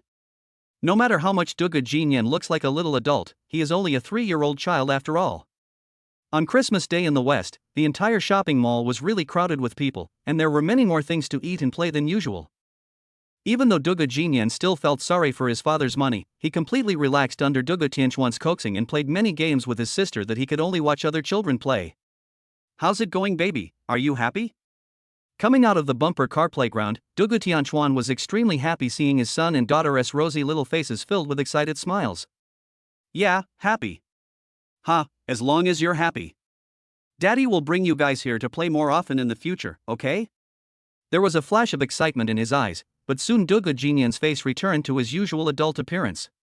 He shook his head and said in a deep voice, "No, Dad, I don't particularly like it. It's fine to come over once in a while." Seeing his son's adorable look, who was obviously very fond of the thing but was forcing himself to hold it back, Duga Tianchuan's heart melted. How could he know that Duga Jinyan didn't like him? While driving with his daughter and son, he could fully feel Duga Jinyan's extreme excitement and joy.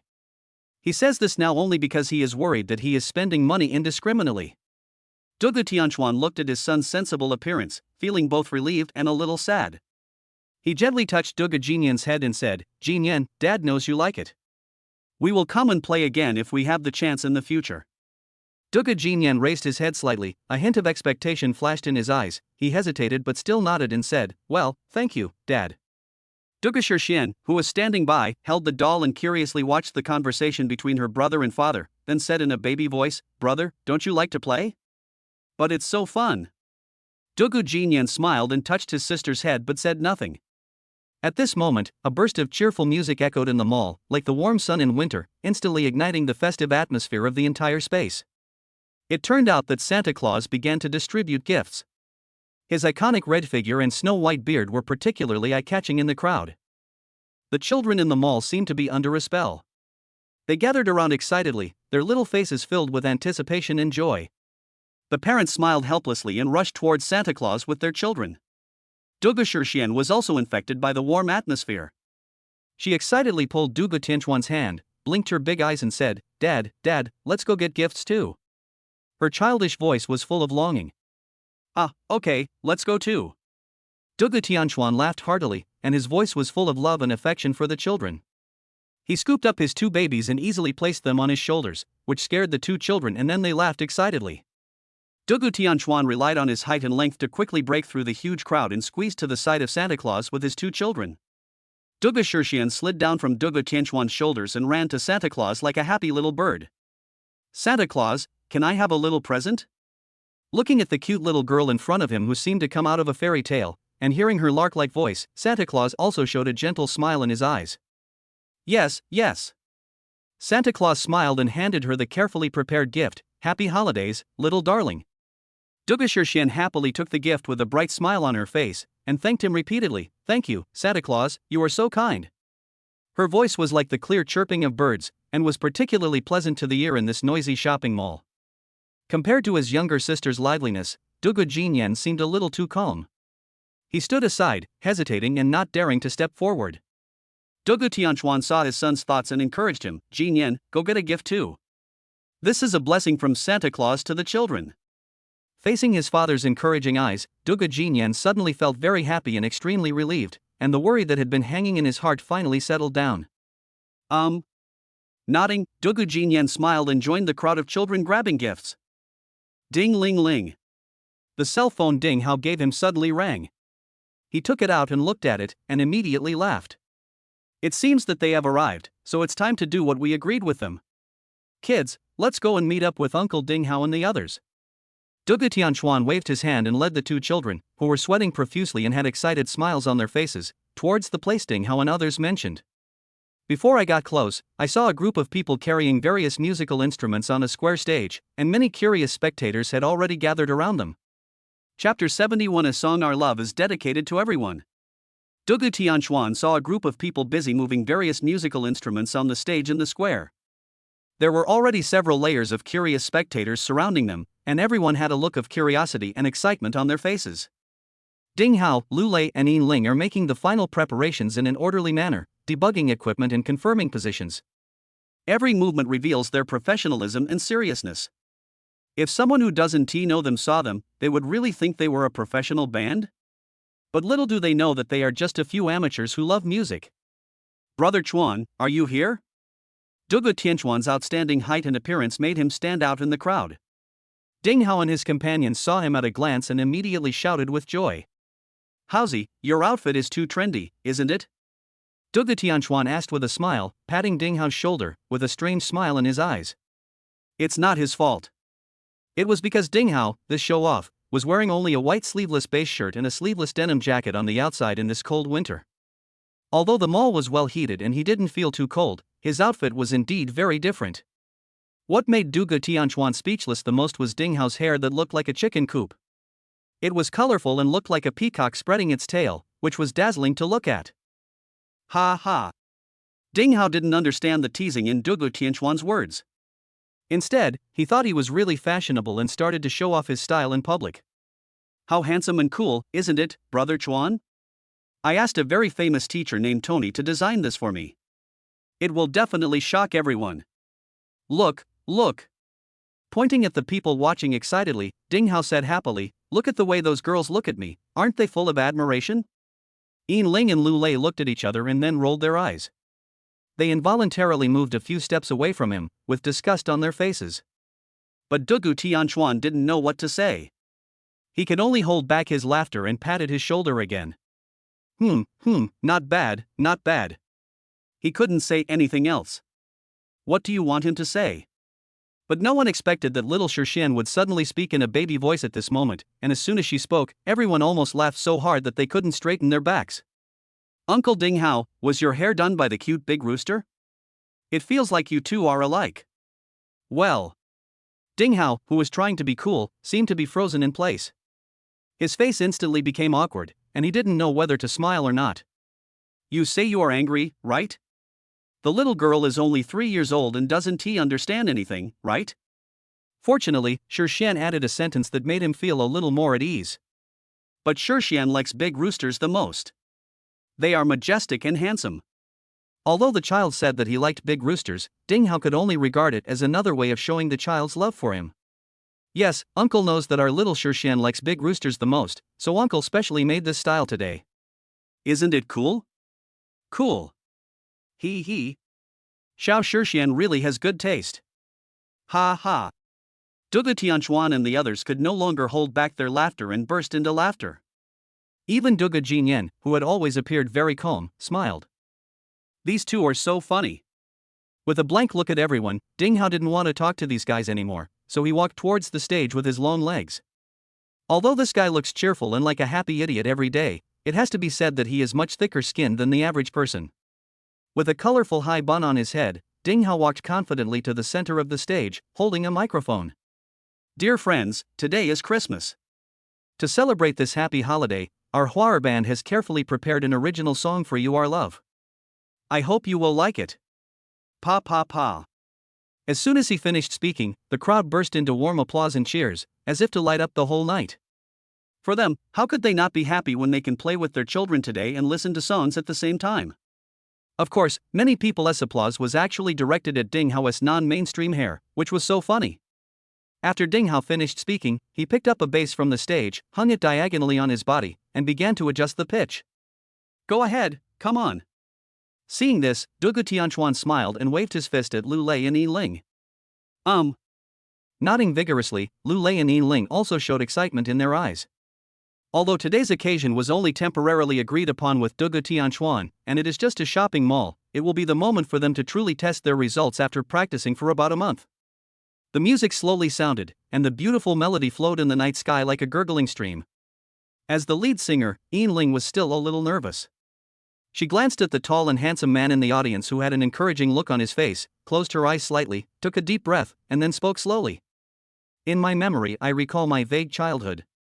Clouds floating in the blue sky. At that time you said you wanted to hold hands with me. Let's go to the end of time together. From then on, I didn't dare to look up. It's as if my sky has lost its color. From that day on I forgot to breathe. Tears, never stop crying. As Yin Ling sang, Du Tianchuan gently beat the rhythm in the audience, looking at the girl on the stage with admiration in his eyes. I have to say that this girl's voice is very clean and powerful. At this time, Yin Ling gradually entered the world of song. Her voice became higher and higher, and clearer, like a nightingale flying freely in the night sky. The originally noisy crowd began to quiet down as she sang, staring closely at the three young people performing on the stage. At this time, Yin Ling's singing paused for a moment, while Lu Lei's electronic piano music became more intense at the same time. At the same time, Yin Ling's high and intense singing voice once again resounded throughout the venue. Our love is gone and will never come back. Until now I am still waiting silently. I understand our love has become a burden to you. I just can never let go. The last warmth. The warmth you give. When Yin Ling sang the high note in the chorus, Du Tianchuan suddenly became nervous. He stared at the girl on the stage and prayed secretly that there would be no mistakes. After all, she always had some small flaws in this area before. When the high notes were perfectly performed in front of everyone, Du Tianchuan finally let go of his worries, and the smile on his face showed a little more satisfaction, just like the joy of a teacher who finally saw his apprentice graduate. Chapter 68-72, Du Tianchuan. Gu Tianchuan's heart was filled with surprise and admiration, and his eyes were filled with joy as he looked at the passionate little girl on the stage. He was deeply shocked by Yin Ling's explosive voice and was surprised by her outstanding performance today. Yin Ling's voice is very clean and soft, like a stream of clear spring flowing in the noisy world, clear and pure, refreshing when she sings in a low voice. The voice is soft and delicate, like the drizzle in spring brushing the tender green willow leaves, with a hint of sweet charm, quietly penetrates into people's hearts, making people intoxicated and unwilling to wake up. And once she lets go of her voice, the high notes are like a mountain torrent, majestic and powerful. The voice is high and passionate, rushing straight into the sky, as if it can penetrate all obstacles in the world, shocking the hearts of every listener. Her voice also contains a unique texture, which is soft and warm, yet full of strength and tenacity. It is like a piece of fine silk, soft and smooth, yet tough enough to withstand wind and rain.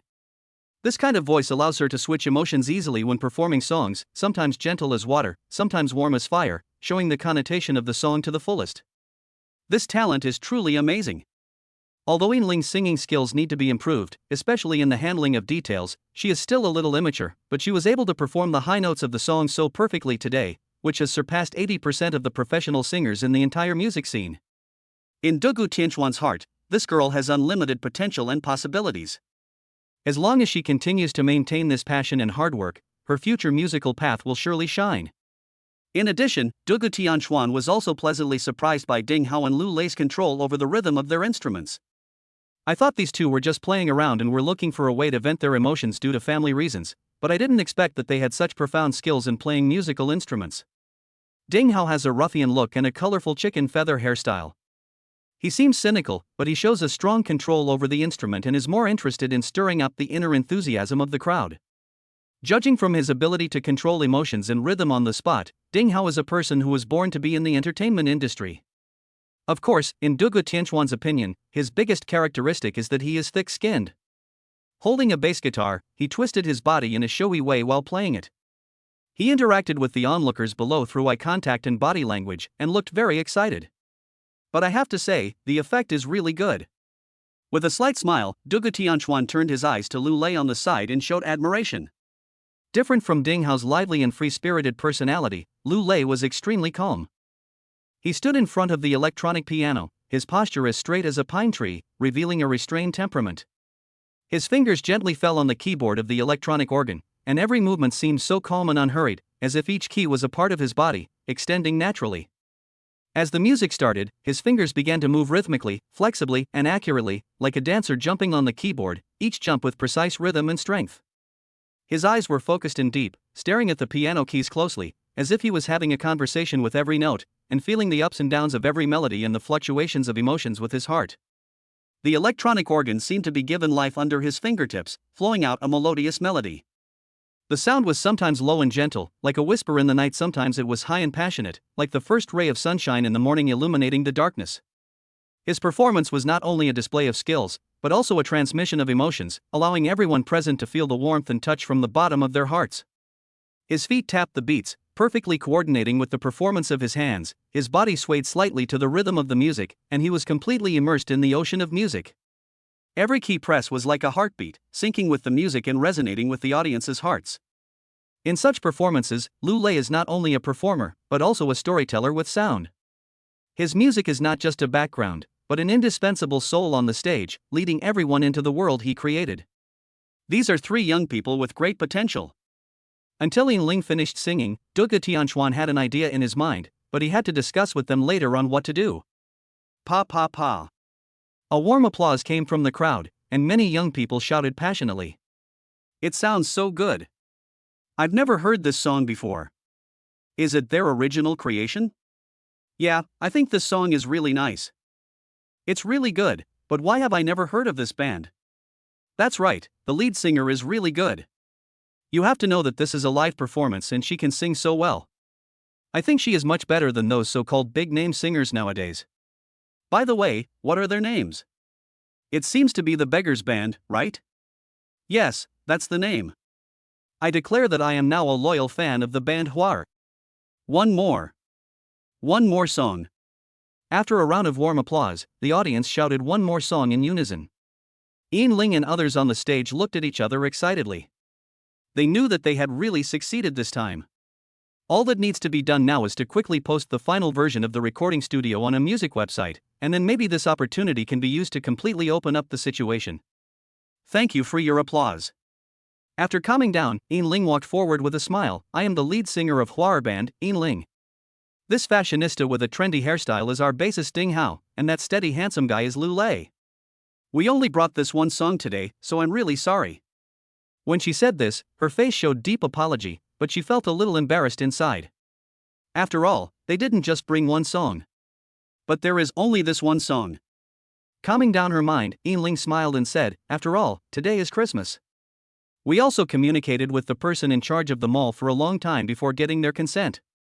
If we continue to listen to someone, we won't be able to do business, right? Ha ha. Her words caused laughter from the audience. But what they said is true. If we keep singing here, what will happen to those businesses? But today I want to invite a friend to come up and sing a song for everyone, okay? Good. Looking at the enthusiastic crowd below the stage, Ling smiled slightly and turned her gaze to Dugu Tianchuan. Then we would like to invite Mr. Dugu Tianchuan to perform an original song for us. Kiss My Baby. Chapter 73, Kiss My Baby. Dad, do you want to sing? Dugu Shixian raised her little head and asked excitedly. Although her brother Dugu Jinyan did not say anything, he was looking at his father with anticipation in his eyes. The children also felt the passion of Uncle Ding Hao and others singing on the stage just now. Now how could they not be happy when they heard that their father was also going to sing? After all, there is no child who doesn't like his father to be a powerful person. Yes, do you like it, baby? I like it. Dugu Shixian jumped happily while holding the Barbie doll. He. With a chuckle, Dugu Tianchuan touched his daughter's head, patted Dugu Jinyan's little head and whispered, Son, Dad will go upstairs to sing later. You stay with Uncle Ding Hao and don't run around. Take good care of your sister and wait for Dad to finish, okay? Yeah, okay. Dugu Jin didn't say much, just nodded heavily. Seeing this, Dugu Tianchuan smiled, whispered some instructions to Ding Hao who was walking off the stage, and then slowly walked back to the stage. The crowd around was waiting to see who would come on stage, and then they saw an extremely handsome man walking slowly onto the stage with steady steps. His figure was tall and straight, like a pine tree, and was particularly eye-catching under the spotlight. He was wearing a simple and decent black long coat. Although it was not high-end or brand-name clothing, it perfectly outlined his muscular figure. He was wearing a white turtleneck sweater inside, which added a sense of calmness and handsomeness to him. With his angular face, everyone's eyes were on him for a moment. This man is so handsome. She is not inferior to the so-called top stars on TV. Merry Christmas, my friends. Dugu Tianchuan's voice was deep and magnetic, which made some girls and even young women blush and their eyes became watery in an instant. Thank you very much for your warm support to Huar Band. As their friend, I would like to sing one of my original songs, Kiss My Baby, for you. I wrote this song for my two babies. Thank you for accompanying me all these years. I also dedicate this song to all the adults and children present here. I hope you like it. After he finished speaking, Dugu Tianchuan bowed slightly to everyone, then picked up a guitar from the stage and casually tuned it. Just a few simple movements, but they make people feel extremely free and handsome. Some young ladies and young women even stared at the man on the stage with their eyes wide open, as if the man on the stage was Tang Monk's flesh. Seeing that there was nothing more that needed to be adjusted on the guitar, Dugu Tianchuan smiled slightly, and began to pluck the strings with his well-defined fingers, and a melodious prelude sounded. The soft notes are like a warm spring breeze, gently blowing through everyone's heart. Dugu Tianchuan closed his eyes slightly, took a deep breath, and immersed himself completely in the world of music. His chest rose and fell rhythmically with his breathing, as if in sync with the music. Dear my baby, I want to cross the mountains. Looking for the missing sun. Looking for the missing moon. When Dugu Tianchuan opened his mouth, everyone was shocked. This man's voice is so charming. Dear my baby, I'm going to cross the ocean. Looking for the missing rainbow. Catch the missing meteor. I want to fly into the endless night sky. Pick a star to make your toy. When singing this line, Dugu Tianchuan pointed to where his two children were, his eyes filled with endless love. If you look closely, you might be able to see the guilt deep in his eyes. Dugu Tianchuan didn't know that his pointing caused a huge commotion among the crowd of children, and some little girls and wives all waved their hands towards the man on the stage. I have to say that his face alone is enough to drive everyone crazy, not to mention that he sings so beautifully. Of course, the brother and sister Dugu Jinyan and Shirshan also noticed their father's expression, and they happily raised their short arms and waved them towards Dugu Tianchuan. The brother and sister just thought that their father was so cool at that time. I want to touch the moon with my own hands. Write your name on it. La la hula hula hula. Write your name on it. La la hula hula hula. Finally, come back safely. Come back and tell you all that. Kiss my baby. Dugu Tianchuan's voice is stable and powerful, his pitch is just right without any flaws. His singing skills are even more sophisticated, his emotional expression is sincere and natural, and he interprets the family affection in the song to the fullest. As the song progressed, Dugu Tianchuan's condition became better and better, his body swaying gently to the rhythm, as if he had become one with the music. At this moment, there was a gentle light flashing in his eyes, and that light was as bright as the stars, which made people intoxicated. The audience was also immersed in the wonderful music. From this song, they deeply felt the love of a father for his children. For the sake of their children, they were willing to climb mountains and wade through water, and even to pick a heart from the sky for their children, just for their children's happy smiles. Although this is not traditional pop music, I have to say that the lyrics of this song are really great. A music lover in the audience couldn't help but exclaimed, "This man's singing level is really high." Singing seems to be as natural to him as drinking water and eating, and the lyrics are even better. His words were also agreed by some people around him. Yes, although this song is not a popular song, we parents like it more. It completely touches our hearts. Didn't the gentleman on the stage just say that this was written for his child? It's so rare to find such a handsome, talented, and family-oriented man. How come I haven't met one? How great it would be if this man was my husband. Come on, do you think you are worthy? Don't you see how outstanding the man is? Don't you know how outstanding his wife is? Ha ha. When Dugu Tianchuan sang the last note, the entire venue erupted in thunderous applause and cheers. And in a place where he couldn't see, a woman with elegant temperament and stunning beauty was also watching him singing, but unlike the enthusiasm of other audience members, her eyes seemed more complicated. Chapter 74 Who is your baby? Nangong Zishuan never expected that she would meet the man who left a deep impression on her again in such a seemingly ordinary place. In her initial perception, this man, apart from having an outstandingly handsome face, seemed to have only an unignorable tendency towards violence. To describe him in simple terms, he is a man with strong limbs but a simple mind, as if there is nothing else worthy of praise except showing his strength. However, everything that happened at this moment made her involuntarily begin to change her previous opinion of him. This man is such an amazing singer and songwriter. His voice seems to have a magical power that can easily penetrate people's hearts and make people immerse themselves in the musical world he created. Nangong Zishuan herself is also a person who loves music very much. It's just that the heavy workload on weekdays occupies most of her time and energy, making her seem like a person who only knows how to work and is a bit rigid in the eyes of others, as if in her life, apart from work, she has no other interests or hobbies. But the song sung by Dugu Tianchuan at this moment deeply touched her heart.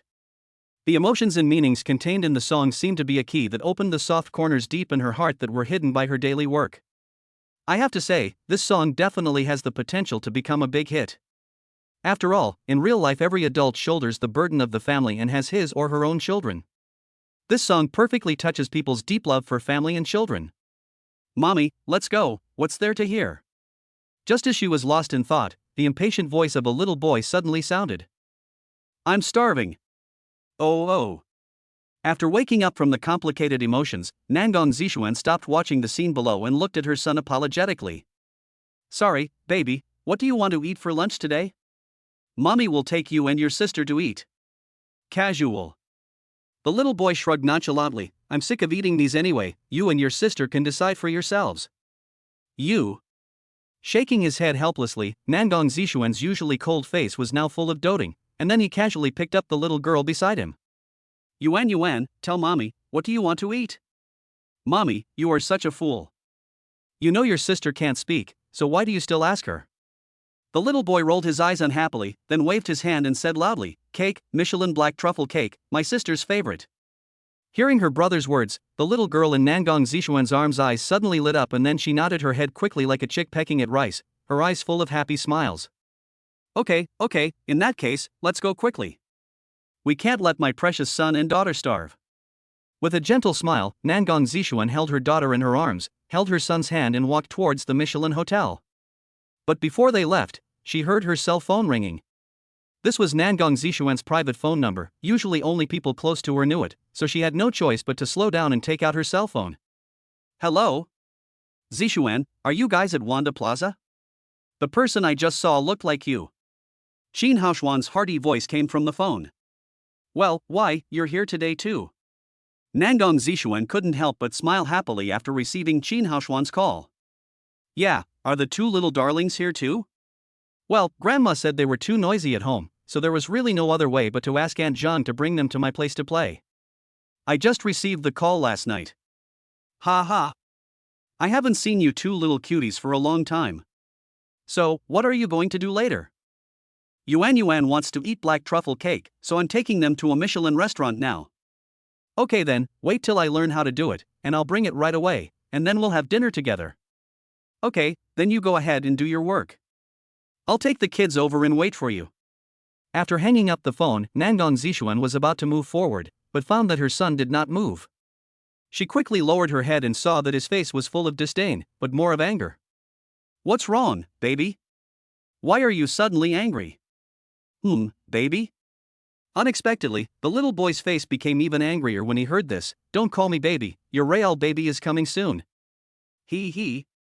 Hearing her son's sarcastic words, Nangong Zishuan was stunned at first, then she couldn't help laughing, raised her jade hand and gently tapped her son's little head. "What nonsense! My babies will always be you and your sister." No. The little boy was quite proud of his mother's explanation but was not satisfied. He quickly waved his hands with a disgusted expression on his face. "Now we are your little darlings, but when that disgusting man comes, we will be a pair of unwanted rags." Nangong Jinyu. When Nangong Zishuan heard what her son said, her expression suddenly changed. The helpless smile on her face disappeared instantly, and turned into a serious look as she stared at him closely. Seeing his mother's ugly face, the little boy Nangong Jinyu seemed to feel a little scared and shifted his gaze elsewhere. "Nangong Jinyu, tell me, who taught you these dirty words?" Snort. With a light snort, Nangong Jinyu's face was not looking good, and he said unhappily, "No one taught me, so let me ask you, isn't this the truth?" "What facts?" "You're going to marry him soon, and then you're going to have your own children. Then my sister and I will be unwanted junk." "Am I wrong?" Nangong Jinyu suddenly turned her head and stared at her mother fiercely. Her eyes were red and tears could be seen in them. The little girl in Nangong Zishuan's arms heard what her brother said. Although she couldn't speak, her hearing was fine. The little golden beads as big as beans dripped down instantly. Her little body seemed to have a great resistance to Nangong Zishuan's hug, and she struggled to get down. "Who told you that?" When Nangong Zishuan heard what her son said, she was stunned for a moment, and looked at Nangong Jinyu with wide eyes in disbelief. Snort. Seeing that his mother did not deny it at the first time, but instead asked who said it, the little boy immediately got angry. "I'm going to the bathroom. With a loud roar, Nangong Jinyu turned around and ran away. Seeing her son angry, Nangong Zishuan realized that there was something wrong with what she said just now, but it was too late to explain. She could only ask the bodyguard to catch up quickly, and then she hugged her daughter in her arms and comforted her in a low voice. At this time, Dugu Tianchuan happened to be walking towards the bathroom with Dugu Jinyan. Chapter 75 Twins? Baby, go to the bathroom. Daddy will wait for you here to smoke a cigarette. Watching his son enter the toilet, Dugu Tianchuan saw the smoking area next to it, so he took out a cigarette and walked there. Anyway, this place just overlooks the entrance and exit of the toilet, so he doesn't have to worry about his son getting lost. Besides, although Dugu Jinyan is young, he has been taking care of his father and sister over the years, so Dugu Tianchuan is not too worried. What's more, he has just bought a little talent phone watch for both children, so he is not afraid of him getting lost at all. Just as he turned around, Nangong Jinyu quickly rushed into the toilet, and the bodyguard who followed him did not go in, but just stood at the toilet door and watched. Oof. Bad mom. Nangong Jinyu's eyes were red and tears were already dripping down her face. What he just said was not really nonsense, but what he really felt. Although he is young, he is definitely a genius-level child, and he has long been aware of this situation. If it were someone else, he might not have such a strong resistance. After all, it was really hard for his mother to raise him and his sister alone. But he just doesn't like that guy named Qin Haoshuan. He couldn't explain why. Although the other party was always very happy to see them and was very nice to him and his sister, he just didn't like that guy. He always felt that he was too fake. When she thought about her mother being with this man in the future, and maybe even having a baby of their own, Nangong Jinyu felt very uncomfortable. She hated Qin Haoshuan more and more, and also began to dislike her mother. While cursing the man and blaming his mother, Nangong Jinyu went to the urinal, unzipped his pants and urinated.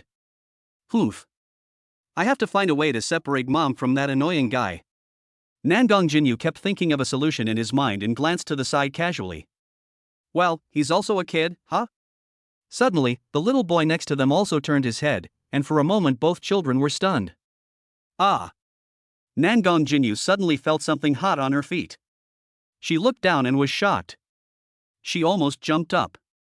It turned out that her urine had dripped onto her shoes. Hey. After discovering this situation, Nangong Jinyu was a little at a loss, and the little boy who met his eyes was also shocked. After a moment of silence, the two little guys burst into laughter almost at the same time. Ha, you peed your pants, the little boy next to him teased. Nangong Jinyu's face flushed, but he quickly calmed down and retorted, No, I did it on purpose. Do you want to try it? I'm not, it's too dirty. Coward. You are the coward. Pursing her lips, Nangong Jinyu decided to end this disgusting topic and instead showed a curious look on her face. Hey, my name is Nangong Jinyu, what's your name? Dugu Jinyan. The little boy next to him was none other than Dugu Jinyan, who came in to use the toilet. Why do you look so much like me? Why do you look so much like me? Unexpectedly, as soon as the two of them finished speaking, they were stunned. You and I look alike? You and I look alike? Are you sick? Why are you imitating my speech? Why are you imitating me? Unexpectedly, the two of them said exactly the same thing, until the last sentence. Ha ha. Ha ha. Nangong Jinyu and Dugu Jinyan looked at each other and burst into laughter. For some reason, the two little ones feel close to each other, maybe because they look so similar? Hey, why are we so alike? After the laughter stopped, Nangong Jinyu asked first. I don't know either. Dugu Jinyu was also very puzzled. Let's go, let's take a look and see if they are the same. Nangong Jinyu became energetic now. The unhappiness in his heart had been thrown away somewhere. Now he was thinking about going in front of the mirror with the other party to see if they were the same. Holding Dugu Jinyan's hand, the two ran to the mirror. This. The two little ones were completely stunned. Just now they just felt that they looked alike, but without a mirror they didn't have a specific impression. But now they finally knew. Not only do they look alike, they are exactly the same. The two little guys stared at each other carefully in the mirror with their eyes wide open. Except for the different clothes they were wearing, the two little faces were simply cast in the same mold. Nangong Jinyu's eyes were sparkling and revealed a sense of cleverness, while Dugu Jinyan was a little shy and looked much calmer than Nangong Jinyu. People who came in to use the restroom would look at the two children in front of the mirror with curiosity from time to time. Curiosity was evident in their eyes, and they were obviously surprised that the two children looked so similar. This is too weird. Nangong Jinyu muttered to herself. Yeah, they're like twins. Dugu Jinyan also echoed, his eyes full of surprise. Hey, do you think we are actually brothers? I don't know either. After hearing Nangong Jinyu's imaginative words, Dugu Jinyan was a little confused. How about this? After rolling his eyes, Nangong Jinyu whispered, leave me a strand of hair, and I'll do a paternity test secretly and I'll know, right? Paternity test? Dugu Jinyan frowned, somewhat confused. No way, big brother? Seeing that the other person seemed a little silly, Nangong Jinyu waved his hand exaggeratedly. Don't you know what a paternity test is? I really don't know. Hearing this, Dugu Jinyan lowered his head in embarrassment, and clasped his two little hands together and stirred them constantly. Okay. Rolling his eyes helplessly, Nangong Jinyu was too embarrassed to say this anymore. After all, the other person said he didn't know. A paternity test is to use DNA to check whether the other person is your relative. Do you understand now? Oh, I see. Although he still didn't know what DNA was, Dugu Tianchuan understood what paternity testing was. The adults passing by looked at the complacent Nangong Jinyu with surprise. They never expected to hear the word DNA from such a little kid. Chapter 76, Swapping Identities. Dugu Jinyan lowered his head in embarrassment, not daring to look at the new friend he had just met. How should he tell the other party that just a month ago he and his father and sister were begging on the streets and sleeping under bridges at night? As for what Nangong Jinyu said, he had never heard of it before. This made Dugu Jinyan even more sad. However, he did not resent his father for this. Instead, he secretly decided that he would go to school after he returned and learn these seemingly amazing knowledge. Nangong Jinyu was feeling proud, but suddenly he saw that his friend seemed very embarrassed. He was an extremely smart child, even a genius. He realized that his words might make the other person sad, so he quickly changed the subject. Hey, what do you like to eat? I like steak the most, especially Japanese Wagyu. The taste is so delicious. I drool just thinking about it. It's so delicious. Dugu Jinyan raised his head slightly when he heard this, a trace of yearning flashed in his eyes, but it quickly dimmed, and he whispered, I haven't eaten it. Nangong Jinyu was stunned. Didn't he expect that his new friend had never eaten steak? So I asked curiously, what do you usually eat?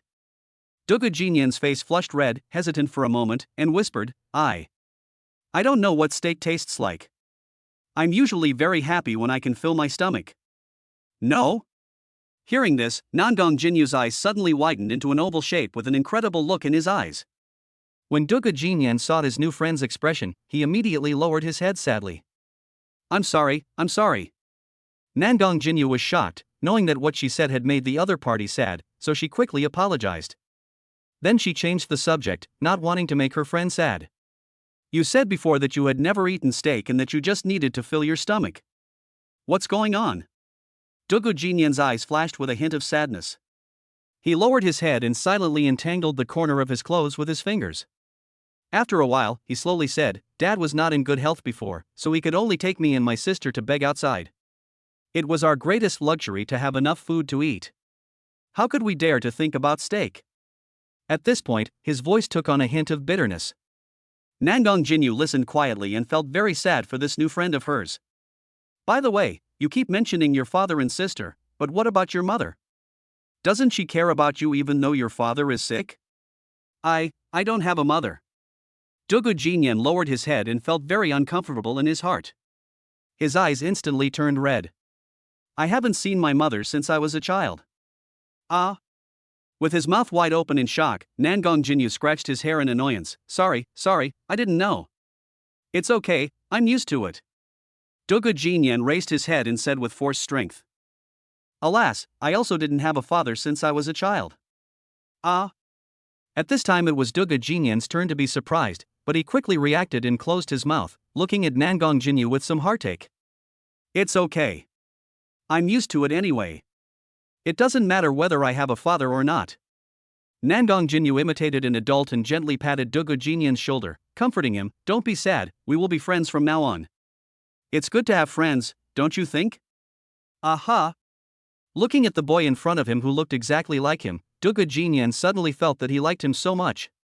Just then Nangong Jinyu frowned, as if thinking about something. After a moment, his eyes suddenly lit up and he said excitedly, I have a good idea. Since we look so alike, how about we change clothes, and then you pretend to be me and go eat black truffle cake with mom, and I pretend to be you so that your dad won't worry. How about that? Dugu Jinyan's face turned pale when he heard this, and he shook his head repeatedly and said, No, if you are discovered, you will get into trouble. But Nangong Jinyu waved her hands nonchalantly and said indifferently, It's okay, my mother loves me the most, and she won't be angry even if she finds out that something is wrong. Come on, let's change now, you can have a taste too. As he spoke, he began to unbutton his clothes, preparing to change clothes with Dugu Jinyan. Dugu Jinyan felt very conflicted as he watched Nangong Jinyu's actions. On the one hand, he really wanted to taste what the mysterious black truffle cake tasted like, but on the other hand, he was afraid of bringing trouble to Nangong Jinyu. Hurry up, or it will be bad if they find out. Seeing that his friend had already started to take off his clothes except for his briefs, Dugu Jinyan had no choice but to start taking off his clothes like him. The adults who came in were all curious and amused when they saw this scene. What are these two kids doing? Why are they taking off their clothes in the bathroom? However, when they saw the two people's identical faces, they all smiled knowingly, thinking that these two guys must be trying to play a prank. Soon they both changed their clothes and couldn't help laughing at each other's appearance. Now you are me, don't let it show. Nangong Jinyu looked at Dugu Jinyan with satisfaction as he helped him straighten his collar and said in a serious tone. Well, don't worry. Hey. With a sly smile, Nangong Jinyu suddenly remembered that he didn't have the contact information of his friend. By the way, do you have a little genius watch? Some. Dugu Jinyan showed off the new watch his father bought for him on his wrist. How about we exchange contact information, and then find a place to change clothes after you and my mom have dinner? Nangong Jinyu proposed excitedly, then took out his little genius phone watch from his pocket and handed it to Dugu Jinyan. Dugu Jinyan hesitated for a moment, but finally took the watch, entered his own number into it, then took out his own phone watch and exchanged numbers with Nangong Jinyu. The two children smiled at each other, as if a special connection had been established between them at this moment. By the way, what I just said, can you leave me some of your hair? Nangong Jinyu suddenly remembered what he had said before and spoke quickly. Good. Without waiting for him to say more, Dugu Jinyan pulled a few strands of hair from his head and handed them to Nangong Jinyu. Give. Okay, I'll find a chance to send it for inspection, and I'll let you know as soon as I have any news. By the way, go out first, and then you'll see a big, stupid guy in a black suit at the door. That's my bodyguard. After you go out, he'll take you to find my mother. Remember, don't say anything and act cool, okay? Fearing that Dugu Jinyan might make a mistake, Nangong Jinyu kept talking. Okay, when you go out later you will see a very tall and handsome man. That's my dad. I understand. Go ahead. Nangong Jinyu showed a mischievous smile on his face, and pushed his friend out quickly. Chapter 77 Human Trafficker. Master. A sturdy man in a black suit standing at the bathroom door saw Dugu Jinyan coming out and quickly stepped forward. Let's go. As he said this, the bodyguard held him in his arms, squeezed through the crowd and walked towards where Nangong Zishuan was. Dugu Jinyan still felt a little dizzy at this moment, and even had a trace of regret in his heart. Why did I agree to Nangong Jinyu's proposal at that time? At the same time, I began to think about my father, afraid that he would be worried if he found out and couldn't find me. However, when he thought about the fact that he looked exactly like the other person, he felt extremely curious. He suddenly wanted to know if Nangong Jinyu's mother would notice the difference after seeing him. With conflicting feelings, Dugu Jinyan did not leave in the end, but went to the so-called mother under the escort of bodyguards. At this time, Nangong Jinyu saw that Dugu Jinyan had been taken away by his bodyguards. A cunning look flashed in his eyes. He carefully found a bag to put the hair that he had just pulled from Dugu Jinyan's head and put it into his pocket. Then he looked around, raised the corners of his mouth, and walked out with brisk steps. Different from Dugu Jinyan, who was nervous, Nangong Jinyu was extremely proud and even looked forward to meeting the so-called father as soon as possible. He wanted to see what kind of person the father of his new friend was. Where are the people? Nangong Jinyu stood outside the bathroom door, looking around for the tall and handsome father described by Dugu Jinyan, but she didn't see any similar figure among the people coming and going around, and she couldn't help feeling a little angry. It's so unreliable. He really trusts a 3-year-old child to go to the toilet alone? Really, it makes me angry. Muttering softly, Nangong looked around at the bathroom door. And where is Dugu Tianchuan at this time? When he finished smoking a cigarette, he was about to go out to pick up his son, but he didn't expect Xiao Zhengyan to call and say that their ID cards had been arranged, and as long as Dugu Tianchuan told him their birthdays, they could get the ID cards in a few days. Dugu Tianchuan was immediately overjoyed by the good news. He thanked the Xiao family repeatedly and thought to himself that the Xiao family was indeed one of the top families in Hong Kong City. How could such a difficult problem be easily solved by him? So I was so excited that I forgot the time. However, he was very relieved about his son. After all, it was Dugu Jinyan who took care of him when he was alone and confused in the past few years. So even though he was young, Dugu Tianchuan was very relieved. Nangong Jinyu was looking around alone, but she didn't expect to be noticed by someone. Son, what are you doing? You went to the toilet but you didn't even come to see Dad. Aren't you afraid that Dad will worry? Really? Just then, a tall and thin man with shifty eyes came up to Nangong Jinyu and pretended to be unhappy. Dad? When Nangong Jinyu heard the voice, she thought it was the father that Dugu Tianchuan was talking about, so she quickly turned her head to look. You won't know until you see it. It's really shocking. Isn't she too ugly? He is the father of his best friend? To be honest, he was still a little disappointed. After all, whether it is him or Dugu Jinyan, they are both handsome young men. Who wouldn't praise them for their good looks? Oh, no, they look the same, so they should both be handsome boys. Then Dugu Jinyan's father should be very handsome too. But the man in front of me? Nangong Jinyu didn't know how to describe it. He is quite tall, but that doesn't seem to have anything to do with being handsome, right? This guy is not only not handsome, but also looks. I can only say it is very unique. What, are you stupid? Come with Daddy quickly, Mommy is waiting for us outside. Seeing the little boy in front of him looking at him in a daze, the man felt a little impatient. He took a step forward, grabbed his arm and dragged him out. Although Nangong Jinyu is young, she is very intelligent. She has been known as a child prodigy and a child of other people's family since she was young. Although he felt a little disappointed in his heart just now, thinking that the other party was not as handsome as he imagined, he was also mentally preparing himself. Maybe it was a genetic mutation?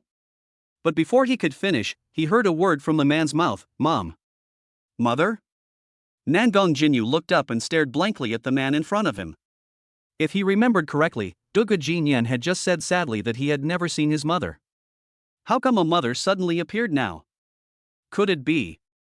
In just a moment, his brain with an IQ of 220 started working rapidly. He deliberately pretended to be innocent, blinking his big eyes and asking cutely, Mom is here too? Dad, we agreed not to let Mom know that we sneaked out today. If she knew, I would be beaten again. Originally, the man was afraid that the child would make a fuss, but he didn't expect that the child would actually call him Dad directly. This saved him a lot of trouble, and he couldn't help but loosen the strength in his hands. You know that, too? Mom knows our plan and is waiting for us in the car now. If we don't get off quickly, she might get really angry. Let's go quickly, don't let her wait too long. As he said this, the man was about to pull him away again, but he didn't expect Nangong Jinyu to dodge the trafficker's hand flexibly, with a sly smile on his face. You stinky trafficker, you dare to deceive me? You are too young, go home and suckle for a few more years. Before he finished speaking, Nangong Jinyu turned around and ran away. At this moment, he didn't have time to think about where his father was or why this problem had not occurred yet. His most important thing to do now was to quickly escape from the human trafficker, otherwise if he was really caught by the other party, he might be sold. The trafficker didn't expect that he was fooled by a little kid. He was immediately furious and said viciously, You little bastard, you even left your parents behind just to play outside, right? I'll beat you to death when I get home. As he said that, he started to chase after Nangong Jinyu. But he didn't expect that this little guy, who looked young, with short legs and small arms, was extremely flexible, and his body kept dodging in the crowd like a swimming fish. For a while, he couldn't catch him. Seeing this, a hint of viciousness flashed in the other party's eyes, and he suddenly made a gesture to the front. Chapter 78 Confusion of Right and Wrong. Nangong Jinyu seemed to have found his excitement at this moment. While dodging, he turned his head and verbally despised and mocked the trafficker. Humph, you idiot, you were so stupid. How can there be someone as stupid as you in the world? Do you think you can fool me with this little trick? Go home and stay in bed for a few more years. You are making me laugh to death. With an IQ of less than 30, you're still imitating others to cheat. If I were you, I would have found a big tree and hanged myself by pulling out my belt to avoid wasting air and food. His voice was clear and loud, very eye-catching. However, what Nangong Jinyu did not expect was that while he was smugly mocking the other party, an accomplice of the human trafficker had been quietly waiting in front of him. Where are you going? When Nangong Jinyu turned around and prepared to use his invincible taunting skills again, a big hand suddenly grabbed his collar, followed by a huge force, and his body involuntarily fell into a smelly arms.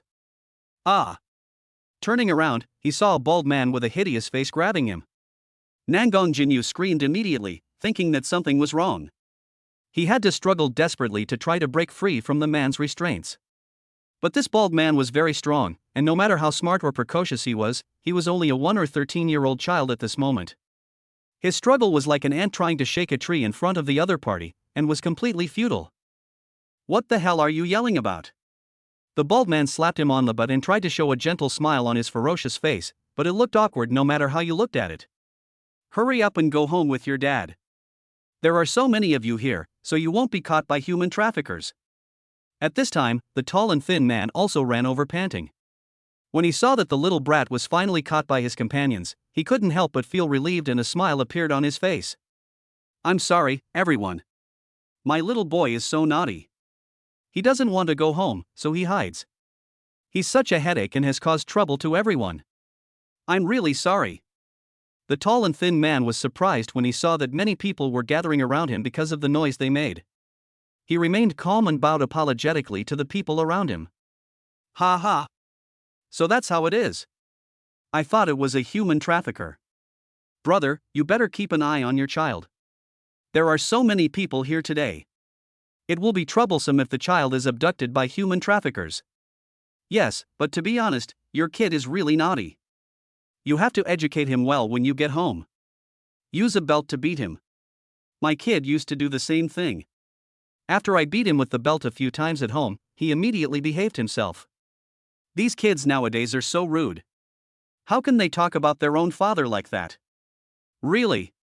Those who gathered around thought they knew the whole story.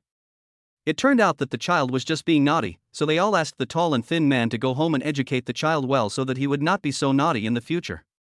Okay, I got it. Thank you guys, thank you. The tall and thin man finally let go of his worries and bowed to the people around him with a wry smile. Seeing this, Nangong Jinyu was immediately shocked, and at this moment he finally felt afraid. You've been deceived. He's not my father. He's a human trafficker. Hurry up and call the police to save me. How can you, kid, say that about your father? A middle-aged man frowned, his eyes revealing obvious displeasure. He straightened his body slightly, crossed his arms in front of his chest, and stared at Nangong Jinyu closely, as if he wanted to use his majesty to make him realize his mistake. Really? That's so rude. It seems like you still lack education. A lady also accused, and as she spoke she shook her head slightly with a look of contempt on her face.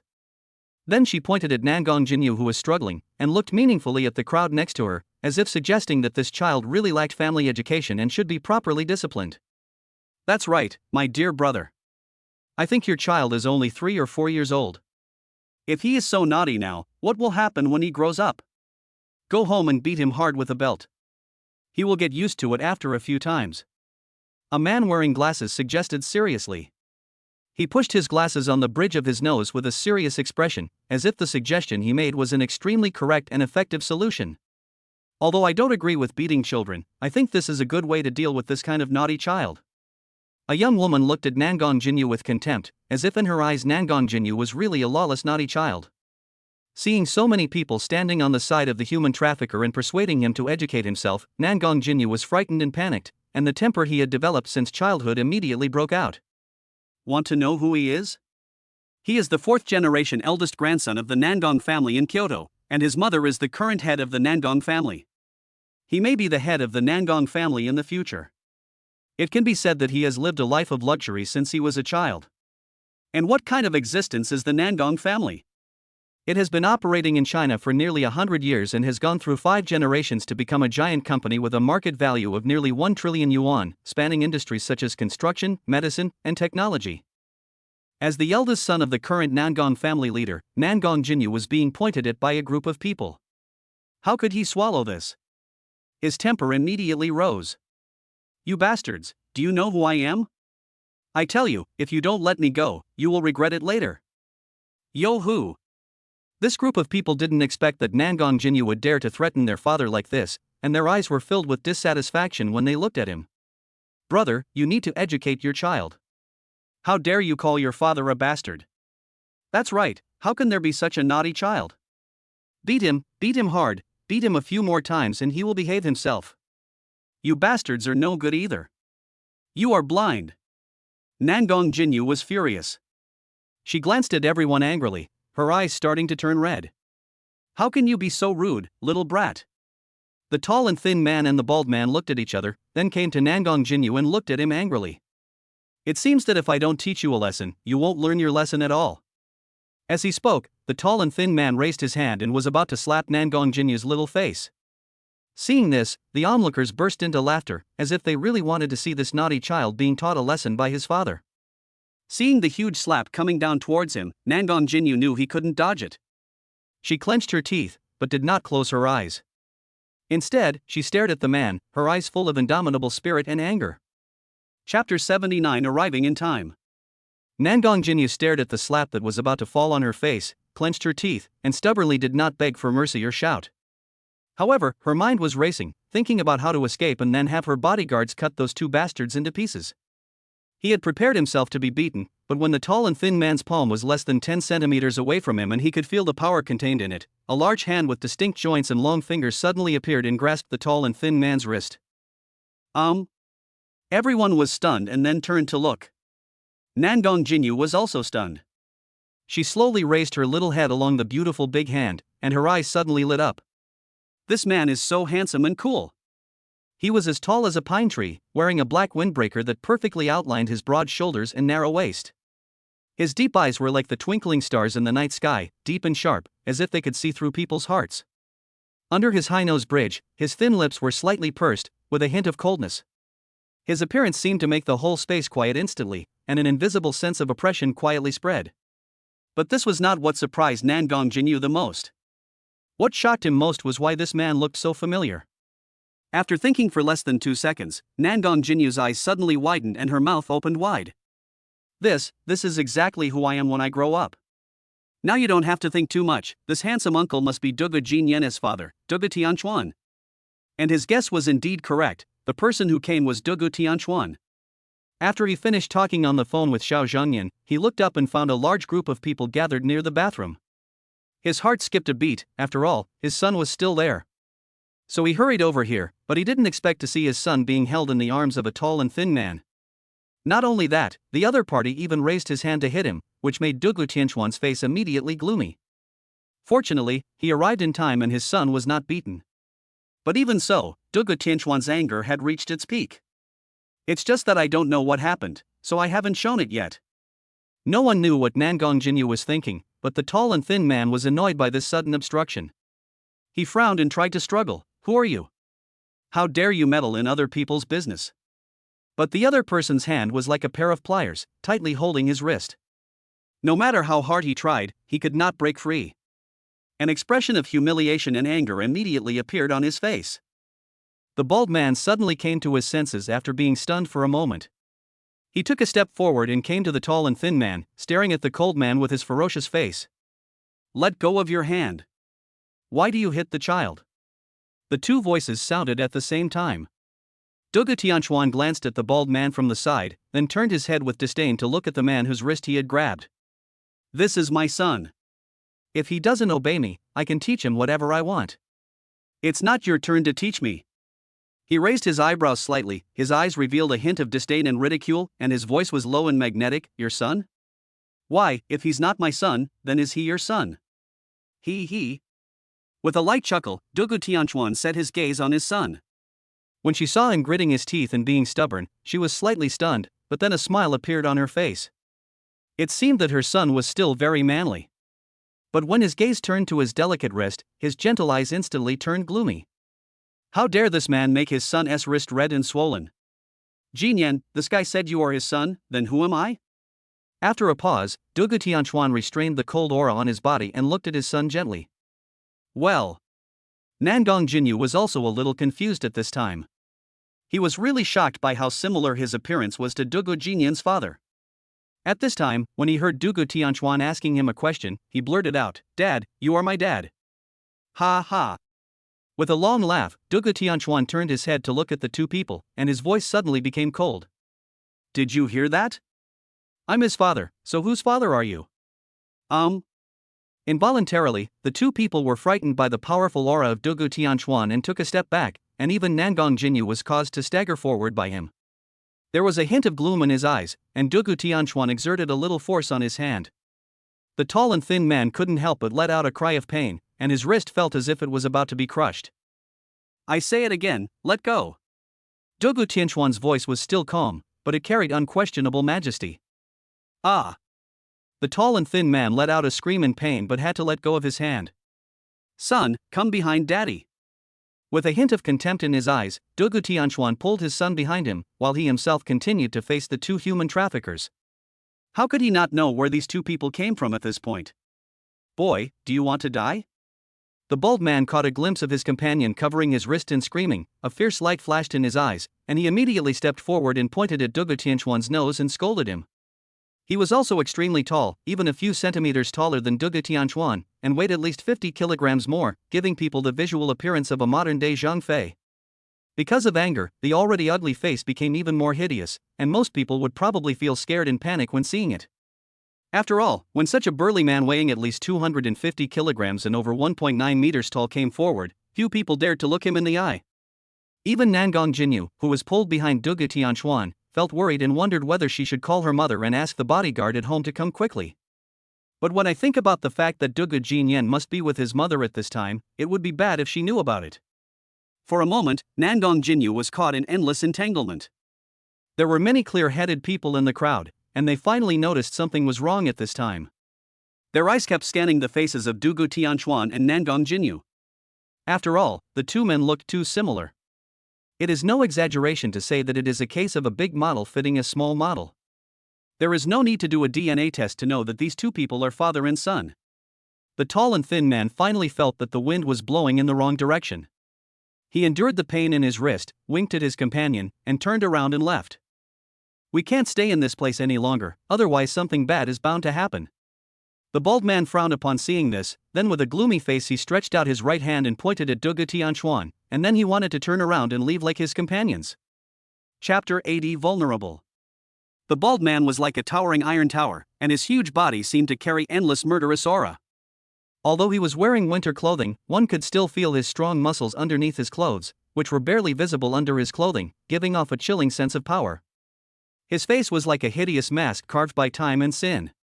On his fleshy face, his triangular eyes flashed with ferocity, and his thick eyebrows slanted into his temples like two sharp swords, ready to stab anyone who dared to offend him. Under his high nose bridge, his big mouth opened, revealing a row of uneven, yellow-spotted teeth, which made people shudder. Faced with this powerful sense of oppression, everyone present involuntarily closed their mouths. At this moment, they already knew in their hearts that these two guys were definitely not good people, and they looked like they might be human traffickers. Even if there were one or two people with a conscience, they couldn't help but feel afraid under this evil aura. As soon as they thought of secretly calling the police, they were extinguished by the bald man's fierce eyes. After all, who would be willing to provoke such a devil-like existence for no reason and get themselves into trouble that is difficult to get rid of? The bald man showed a disdainful and sarcastic smile on his face, and that smile seemed to contain contempt and disdain for everything in the world. He glanced at Dugu Tianchuan, his eyes revealing undisguised arrogance and provocation, and then turned around and walked away with a swagger, as if in his eyes, Dugu Tianchuan was just an insignificant ant, not worth even a second glance from him. Why, just leave like that? Dugu Tianchuan's indifferent voice was like a sharp arrow, suddenly breaking through the oppressive silence and shooting straight at the bald man. Should I apologize before leaving? Dugu Tianchuan raised his head slightly, his eyes calm and deep, as if he didn't take the bald man in front of him, who had a burly figure and didn't look like a human, seriously at all. His original intention was to send the two men to the police station and let the law punish their crimes to prevent such things from happening again. However, the reality made him have some concerns. He himself hasn't got his ID card yet, and if he acts rashly, it might cause other unnecessary troubles. So he decided to teach these two people a lesson they would never forget, so that they would never dare to do such inhumane things again. Apologize? Upon hearing this, the tall and thin man and the bald man were both stunned, then stopped and slowly turned their heads to look at Dugu Tianchuan, their eyes full of surprise and confusion, as if they had heard the most ridiculous thing in the world. In their opinion, this pretty boy in front of them actually dared to provoke them so recklessly. What else could he be but a fool? The tall and thin man was the first to come to his senses. He raised a cruel smile and said sarcastically, "Boy, are you tired of living? You dare to ask us to apologize. It seems that you don't know how to write the word death." As he spoke, he slowly approached Dugu Tianchuan, each step carrying a sinister aura. Dugu Tianchuan still had a calm expression and stood there quietly, like a steady mountain, unmoved. When the tall and thin man came up to him, he suddenly moved. Dugu Tianchuan rushed forward like lightning. His movements were so fast that people could hardly see his figure. He stretched out his right hand with 5 fingers slightly bent, and grabbed the tall and thin man's throat as swiftly as an eagle's claw. The tall and thin man only felt a strong airflow coming towards him, and before he could react, Dugu Tianchuan's eagle claws had already pressed against his throat. As long as Dugu Tianchuan exerted a little force, he could easily break his neck. The tall and thin man suddenly felt suffocated, his face turned pale as paper, his legs became weak, and he almost knelt down. Seeing this, the bald man on the side clenched his fists and roared, and his huge body rushed towards Dugu Tianchuan with a suffocating gust of wind like a tiger descending from the mountain. Careful! Although the crowd watching around were afraid of the bald man, and were even more afraid of retaliation from these people afterwards, some people still couldn't help but shout out in this situation. Nangong Jinyu's face turned pale at this moment, and her eyes were filled with fear. The appearance of this human trafficker is too shocking, and one can feel the powerful strength from his huge and strong body. At this moment, he suddenly felt a little regretful in his little heart. He shouldn't have let his good friend's father get involved in such a thing. If he was beaten by the other party because of him, he would feel sorry for Dugu Jinyan. Dugu Tianchuan had no idea what the little man behind him was thinking. He just looked at him calmly as he rushed towards him. Just when the opponent's fist, which was as big as a casserole, was about to hit Dugu Tianchuan's head, Dugu Tianchuan moved. He just slightly turned sideways, and the bald man's fist passed by his face, while Dugu Tianchuan's left index finger joint protruded and hit him under the armpit with lightning speed. The bald man's eyes suddenly widened, his mouth opened and he let out a scream, and his huge body bent down in pain. At the same time, Dugu Tianchuan raised his knees, pressed his left hand on the back of his head and pulled it down hard. Plop! Without any reaction, this big man who looked like an iron tower was knocked to the ground by a knee and kept twitching, with blood all over his face. At this time, he was still holding the tall and thin man with his right hand, and he didn't even move an inch. Wow! The whole audience was shocked by this scene, and everyone opened their eyes wide and looked at what was happening in front of them in disbelief. They never imagined that the terrifying-looking man was knocked to the ground in front of Dugu Tianchuan without even lasting a second. Nangong Jinyu's little face also had the same shocked expression, but then she revealed a hint of uncontrollable excitement, and looked at the tall man in front of her with admiration in her eyes. Isn't this amazing? I feel like he is even more powerful than the bodyguards at home. Suddenly, his little head turned, and he remembered that Dugu Jinyan said that his father had no money, and he and his sister couldn't even fill their stomachs before. If his mother hired him to be her family's bodyguard, wouldn't he be able to be with Dugu Jinyan every day? Thinking of this, Nangong Jinyu suddenly became excited, hoping that it would be over quickly so that he could go and tell his mother about it. Dugu Tianchuan didn't know that someone had already arranged the next work for him. He just casually glanced at the bald man on the ground, and then turned his gaze to the tall and thin man in his hand. What do you mean? Looking at the tall and thin man with indifferent eyes, Dugu Tianchuan mentioned that he was staring at the other person coldly. I apologize. The tall and thin man was trembling all over, with a look of fear in his eyes. Didn't he expect that his companion would be in such a miserable state in the hands of the other party? I secretly hated myself for not checking the almanac before going out today. I thought I could make some extra money, but it turned out to be a failure. How unlucky. However, these people often hang out in society and are very flexible. They immediately softened and apologized. But before he could apologize, his eyes suddenly froze, and then a look of surprise appeared on his face, and at the same time, there were shouts of "Be careful" from all around. Chapter 81: Encountering a Tough Guy. Careful! The onlookers screamed and began to squeeze out as if they wanted to stay away from Dugu Tianchuan. The little guy Nangong Jinyu also widened his eyes and looked behind Dugu Tianchuan in horror through his tall body. The bald man who had just been knocked to the ground by Dugu Tianchuan had crawled up again. His face was covered in blood, and his already fierce face looked even more hideous and terrifying. His eyes were red like burning flames as he stared at Dugu Tianchuan, letting out a low roar like a wounded beast venting its anger. I don't know when he took out a dagger that was at least 15 centimeters long. The dagger flashed a cold light under the dazzling light of the square, as if it could easily tear open flesh with just a slight wave. Go to hell! The bald man roared, a fierce light flashed in his eyes, and the dagger in his hand drew a cold light in the air and stabbed towards Dugu Tianchuan's back. Dugu Tianchuan became alert when he heard everyone's screams. Although he didn't know what had happened, the sudden cold feeling behind his head made him understand immediately. It happened in a flash. Just as the dagger was about to touch Dugu Tianchuan's back, he suddenly turned around.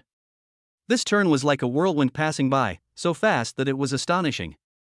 With a whoosh sound, the dagger brushed past his clothes, bringing up a gust of wind that made his hair flutter slightly. The bald man missed his attack and became even more furious. His eyes were open and filled with anger. He swung the dagger in his hand horizontally and cut towards Dugu Tianchuan's neck. At this time, Dugu Tianchuan was still holding the tall and thin man's neck with his right hand. Seeing this situation, he had no choice but to throw the other person out, and he fell heavily to the ground, wailing. At the same time, he did a cross-legged pose, with his body forming a 90-degree angle with the ground. The sharp dagger in the bald man's hand swung across his face. Die, die! Seeing that the opponent had dodged both of his attacks, the bald man could no longer suppress his anger and quickly swung the dagger towards Dugu Tianchuan. Facing the extremely sharp dagger, even Dugu Tianchuan had to be on his guard at this time. After all, having a knife and not having a knife are two different concepts. Even he did not dare to take it lightly. With a gleam of light in his eyes, Dugu Tianchuan planted his feet firmly on the ground, bent his knees slightly, and stretched out his right arm quickly like a snake emerging from the sea. In just a blink of an eye, his right hand grabbed the bald man's wrist with incredible precision. The wrist in his palm seemed to be tightly clamped by an iron clamp. No matter how hard the bald man struggled, he could not move at all. The bald man's face was full of astonishment and unwillingness. He tried to pull his hand back, but Dugu Tianchuan's hand seemed to have taken root and locked him tightly. That's it? Dugu Tianchuan snorted coldly, a trace of disdain flashed in his eyes, and he swung his arm vigorously. The bald man's huge body actually drew an arc in the air and fell heavily to the ground. Nangong Jinyu was watching with fear. Her little face turned as pale as paper because of extreme fear. Her lips were trembling slightly. Her eyes were fixed on the dangerous scene. She prayed silently for Dugu Tianchuan in her heart. Not until he saw Dugu Tianchuan throw the big man away did his heart calm down a little, and his eyes once again showed admiration and excitement. At this moment, the onlookers all took a deep breath. They didn't expect that this bald guy was so fierce and dared to take out a dagger and stab people in public. The bald man struggled to get up from the ground, his eyes full of bloodshot. Regardless of the pain in his body, he waved the dagger again like a madman and pounced towards Dugu Tianchuan like a mad beast. This time, his attack was even more crazy and random. He just kept waving the dagger, trying to kill Dugu Tianchuan. Dugu Tianchuan narrowed his eyes slightly, revealing a hint of solemnity. He knew that this guy had gone crazy and might hurt himself if he was not careful. When the bald man's dagger stabbed again, Dugu Tianchuan flashed and easily avoided the fierce attack. At the same time, he seized the opportunity and blasted out with his right fist like a cannonball, accurately hitting the bald man's abdomen. The bald man felt a sharp pain in his abdomen, as if he was hit by a huge rock, and he flew backwards involuntarily. This guy was quite fierce. He forced himself to keep his body steady in mid-air. As soon as he landed, he pushed the ground with his feet and rushed towards Dugu Tianchuan again like a rocket. The dagger in his hand drew a flash of light in the air and stabbed towards Dugu Tianchuan again. Just as the bald man was about to approach, Dugu Tianchuan suddenly leaned to the left, avoiding the bald man's attack. At the same time, he quickly stretched out his left hand and grabbed the bald man's shoulder, pulling hard. The bald man immediately lost his balance and fell forward. Dugu Tianchuan did not miss this opportunity. He raised his right knee and hit the bald man's back hard. Ah! With a cry of pain, the bald man was pushed forward by the huge force and fell heavily to the ground again, and the dagger in his hand also fell to the ground. He wanted to get up, but he failed after several attempts. He felt as if all the bones in his body were broken and his internal organs were churning, leaving him with no strength to move. In desperation, the bald man had to stop his attempts and lay on the ground gasping for breath. He knew he was in trouble this time. Dugu Tianchuan slowly walked to the bald man, bent down and looked at him coldly. Go to jail or have your limbs cut off. Choose one. Dugu Tianchuan's voice seemed to come from hell, making people feel terrified. The bald man raised his head and looked at Dugu Tianchuan viciously, his eyes full of hatred. With the blood all over his face, he looked like a demon, which was chilling. I admit defeat today. You can kill me or chop me up as you like. The bald man said with gritted teeth. Dugu Tianchuan showed a cold smile on his face, but there was no emotion in his eyes. Do you really think you are a hero in society? The bald man snorted coldly, turned his head away and stopped talking. In that case. With a cold light flashing in his eyes, Dugu Tianchuan suddenly attacked. Ah! Even though this bald guy was considered a figure, the pain of having his limbs broken was more than he could bear. He let out a scream that was not like a human voice, and the tall and thin guy was even paler and his whole body was shaking. He knew that today he and his brothers had met a truly ruthless person. Chapter 82 Nangong Jinyu's Shock. Baby, are you scared? Dugu Tianchuan held Nangong Jinyu in his arms and his voice was gentle but with a hint of barely perceptible nervousness. He could clearly feel that the child in his arms had not yet recovered from the thrilling scene, and he felt annoyed in his heart. At this moment, Nangong Jinyu's mind kept replaying the image of the bald man holding a dagger, with a ferocious face, and his limbs that were broken and twisted, and his little face was as pale as paper. When he heard Dugu Tianchuan's gentle voice, his expression gradually became dazed. This man easily subdued the ferocious knife-wielding gangster by himself, and he did it in the name of his father. An inexplicable sense of security and dependence arose in Nangong Jinyu's heart. Baby. Dugu Tianchuan saw Nangong Jinyu's strange expression and looked down at him with concern, his eyes full of worry. Nangong Jinyu was startled. This face that was so similar to his own brought him back to his senses instantly. Nothing. He stammered in reply, but his little heart was beating wildly. It was okay because he was far away just now, but now he is in Dugu Tianchuan's arms. Looking at his face, which is so similar to his, one can imagine how excited he is. That's good. Dugu Tianchuan breathed a sigh of relief, glad that his son didn't seem to be too frightened. Gently stroking Nangong Jinyu's hair, he said with a hint of self-blame, Dad was wrong this time. If Dad had waited for you at the door earlier, this wouldn't have happened. Dad promises you that he will never leave you again, okay? Dugu Tianchuan was also filled with fear and hugged Nangong Jinyu tightly as if he wanted to dispel all his fear and worry. Until this time he had not realized that the little person in his arms was not his biological son, but another child who looked exactly like Dugu Jinyan. For some reason, when he heard Dugu Tianchuan's apology, his eyes suddenly turned red. Although his life could be said to be carefree since he was a child, and Nangong Zishuan loved him and his sister very much, and everything they used, wore, and ate was the best in the world, he still often felt lonely. Because Nangong Zishuan is often busy with work and running around the world, there are only him and his sister at home. Fortunately, the old lady loves them, otherwise Nangong Jinyu doesn't know whether he will go crazy or when he will go crazy. This also made him develop this seemingly unruly personality since he was a child. Although he has shown an extremely high IQ that surpasses all children of his age since he was old enough to understand, this is also the source of his extreme sensitivity. He had never known what a father was since he was a child, but at this moment he suddenly seemed to have a concrete image. Is this his father? Feeling Dugu Tianchuan's care and self-blame, Nangong Jinyu felt a warm current in her heart. After hesitating for a moment, she gently leaned her little head against the man's broad chest. In an instant, an unprecedented feeling of security surged in her heart. Dugu Tianchuan was slightly stunned, wondering why his son, who had been very independent and sensible since childhood, suddenly became so fragile.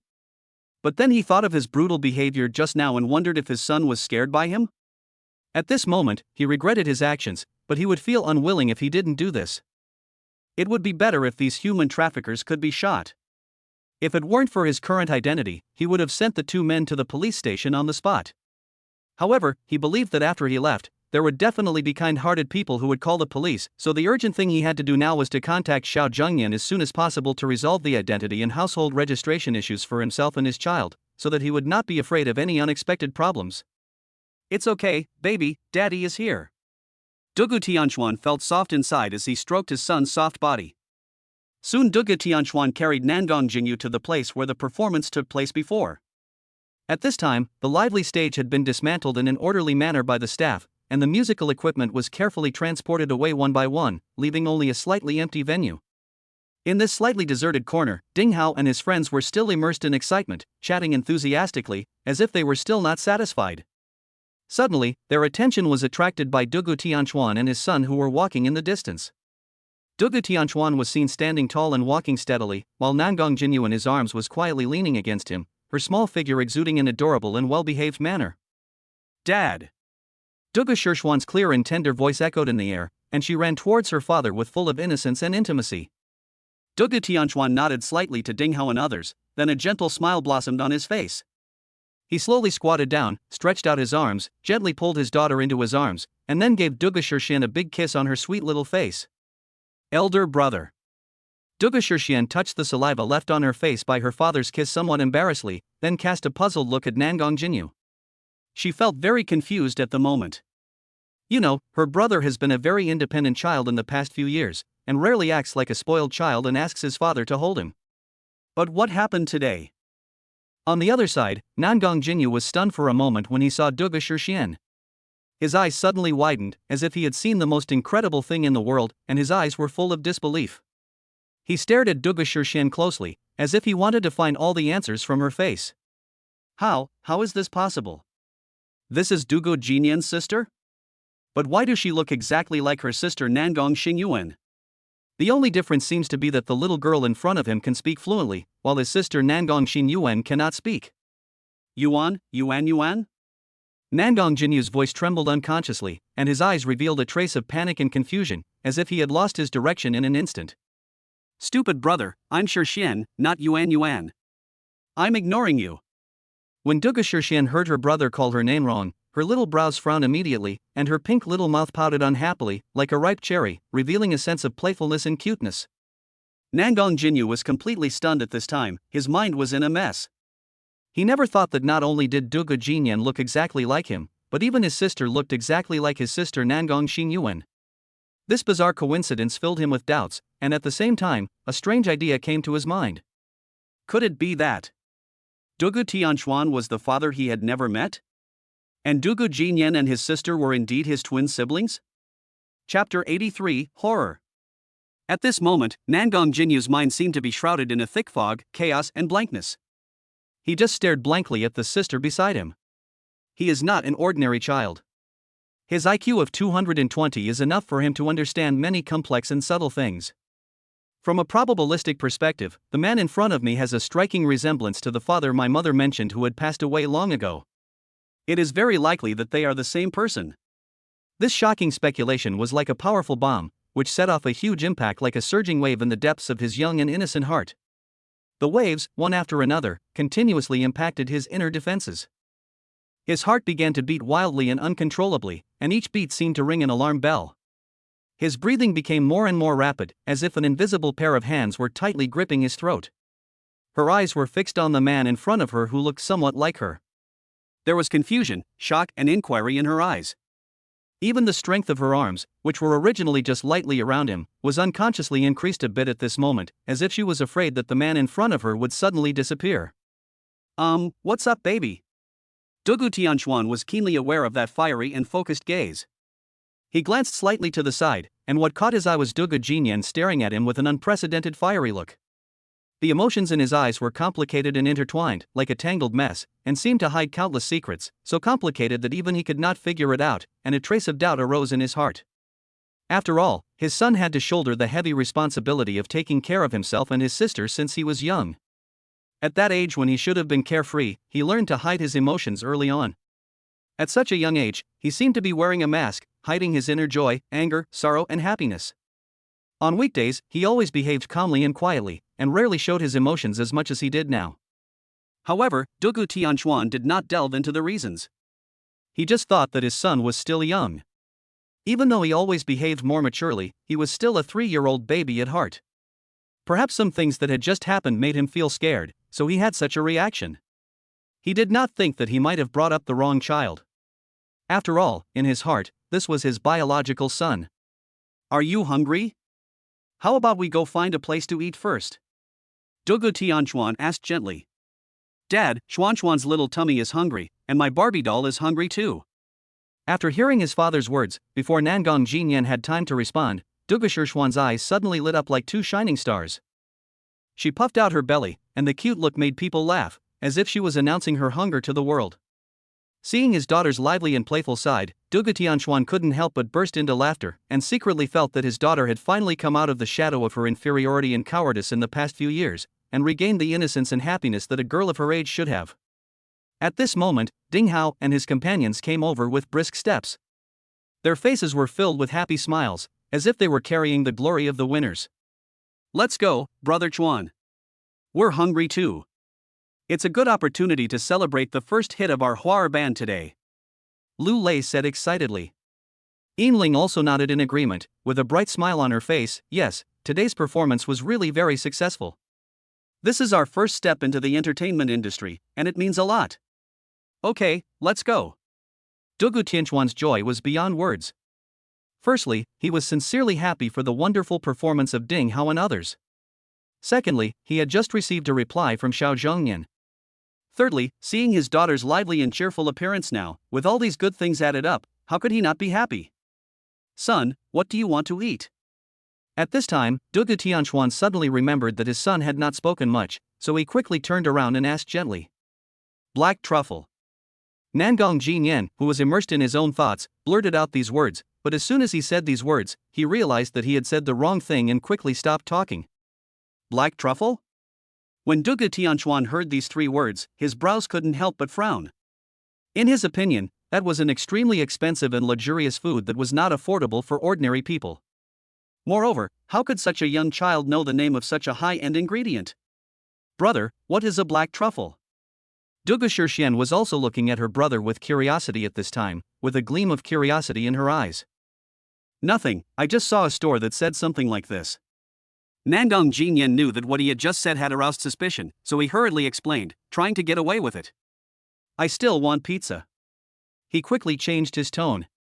Okay, then Brother Chuan, let's take the kids to eat pizza. There are many other foods that kids like. Ding Hao came to the rescue at the right time. Xian, how about it, do you want to eat? Dugu Tianchuan turned to look at his daughter and asked gently. Well, as long as my brother likes it, I like it. Dugu Shixian nodded heavily, and her serious look was very cute. In fact, for her, how would she know what is delicious and what is not? It was during this period that Ding Hao and others often brought some delicious food from outside to the brother and sister, otherwise they usually only knew about steamed buns and steamed buns. Okay, let's go to the pizza place. Seeing that both children were fine, Dugu Tianchuan carried the two children and walked towards the restaurant in the mall first. At this time, Nangong Jinyu finally breathed a sigh of relief. He felt like he had just escaped from a life and death crisis, and his heart was filled with relief. Fortunately, he reacted quickly and changed his words in time, otherwise he might have been exposed. Although the speculations in my heart are still surging like the tide, at this moment I feel more panic and anxiety. He hadn't figured it out yet. If this man was really his father, how would he tell his mother? And how would he get along with him? Nangong Jinyu felt a headache when he thought of the disgust that came from his mother's heart when she mentioned her dead father. Of course, these premises are based on the premise that one does have a parent-child relationship with the other party. Now everything is just random speculation based on some vague clues. But he didn't see that when Dugu Tianchuan carried them to the hotel, the look Dugu Tianchuan gave him was full of doubt. Nangong Jinyu might think that he drew a beautiful and perfect circle, but he had no idea that Dugu Jinyan had never even been to school, so how could he know how to read? As their father, Dugu Tianchuan knows this even better. But he was just a little confused and didn't think too much about it, nor did he doubt that the person in his arms was not Dugu Jinyan at all. After all, the other person looked exactly like Dugu Jinyan and what he was wearing, so how could he not be his son? Maybe he just heard someone else say this name and remembered it. Just when Nangong Jinyu breathed a sigh of relief, Dugu Jinyan, who was with Nangong Zishuan and others, was also frightened. Chapter 84 Dugu Jinyan's Strong Shock. Dugu Jinyan followed the bodyguard to a restaurant. The door of the restaurant is tall and elegant, and the golden door handle shines brightly under the light. The doorman is dressed in a neat uniform, with a professional smile on his face, and politely opens the door to welcome every guest in and out. His body couldn't help but pause, and Dugu Jinyan felt a little uncomfortable. Although he already knew from chatting with Nangong Jinyu that they were going to have dinner at a very luxurious restaurant, he didn't expect it to be so luxurious.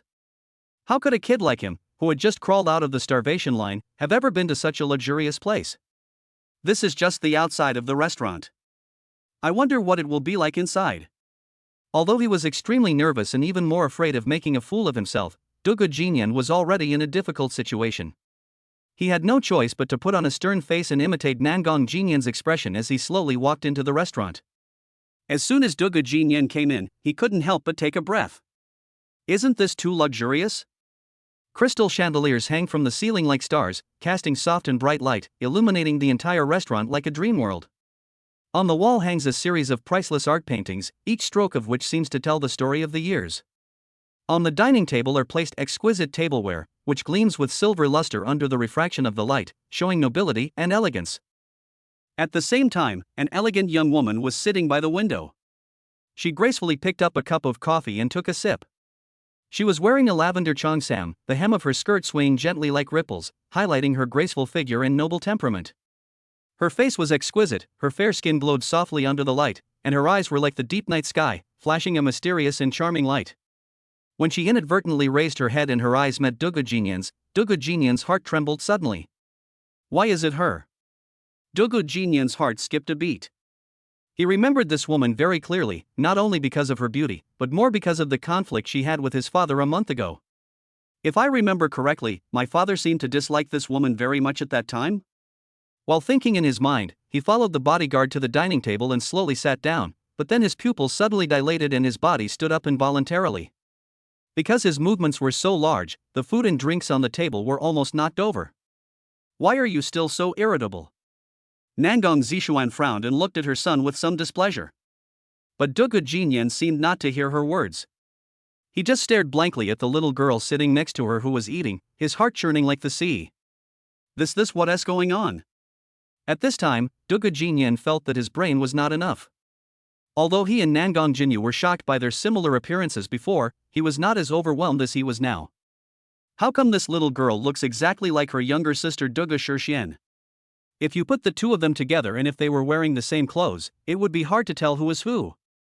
At this moment, Dugu Jinyan's little head was completely confused. He just stared at the little girl blankly and didn't hear what Nangong Zishuan said at all. How could this happen?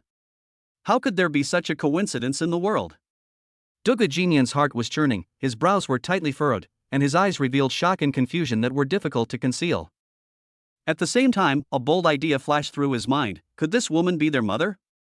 Otherwise, how could there be such a striking resemblance? Once this idea came up, it was like a seed taking root and sprouting in his heart, making his mood more complicated and heavy.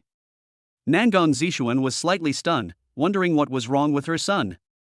Jinyu, what are you doing? Frowning, Nangong Zishuan said unhappily, hurry up and sit down to eat. Do you know that this will scare Yuan? Dugu Xinyuan also put down the delicious food in her mouth at this time, and looked at her brother with a pair of big, beautiful eyes full of confusion, as if she didn't know what was wrong with her brother.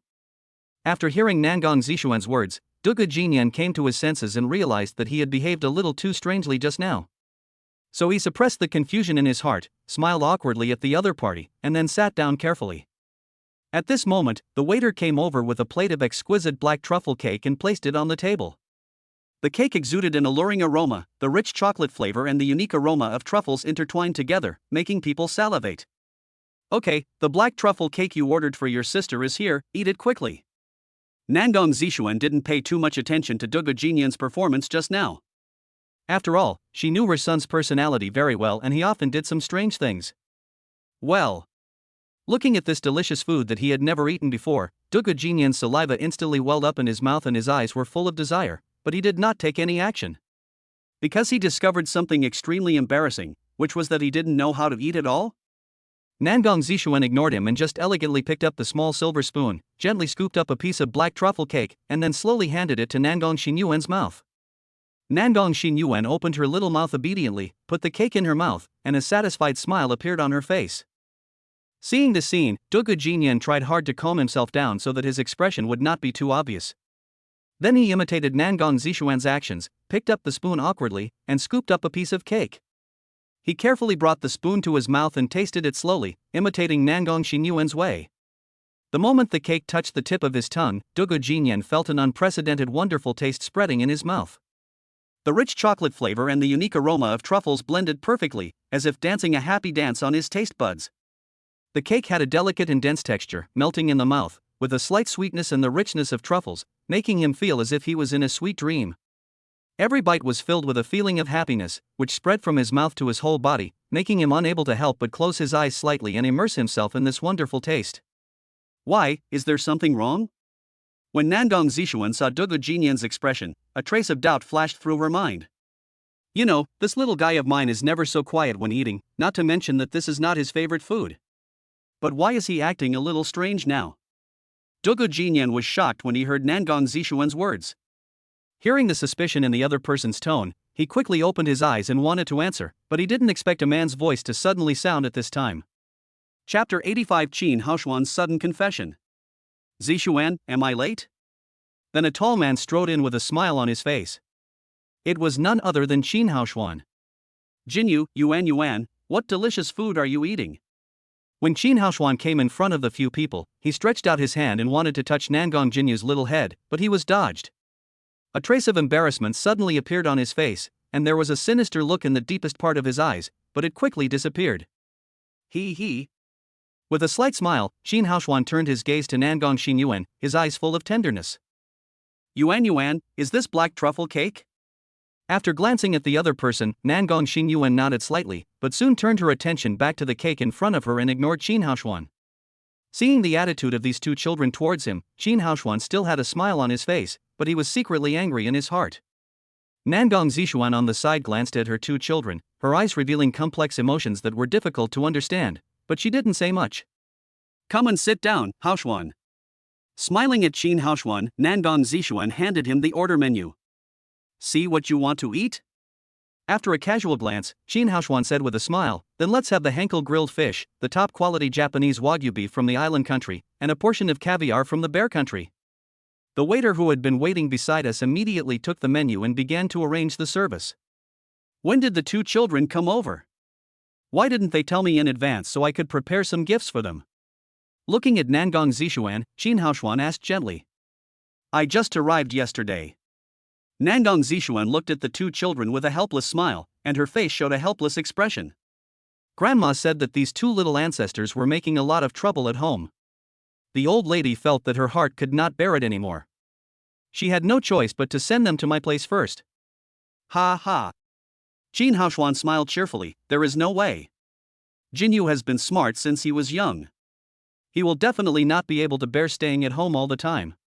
But it is good to go out more often and let him see more of the outside world. Didn't the ancients say that reading 10,000 books is not as good as traveling 10,000 miles?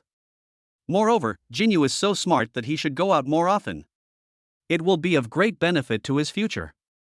As for Yuan, there was a trace of heartache and pity in his eyes. Although she can't talk, I think she should go out more often. Maybe one day she will suddenly talk when the opportunity comes, right? As he said this, he glanced at the siblings Nangong Jinyu and Nangong Xinyuan, his eyes filled with gentle pampering and love. If someone else saw it, they would think it was his father. Dugu Jinyan, who was immersed in these delicacies, was suddenly startled when he heard this. He raised his head and looked at Nangong Jinyu's sister, his eyes full of shock. Nangong Jinyu's sister can't speak? No wonder he hadn't heard her voice since he came here.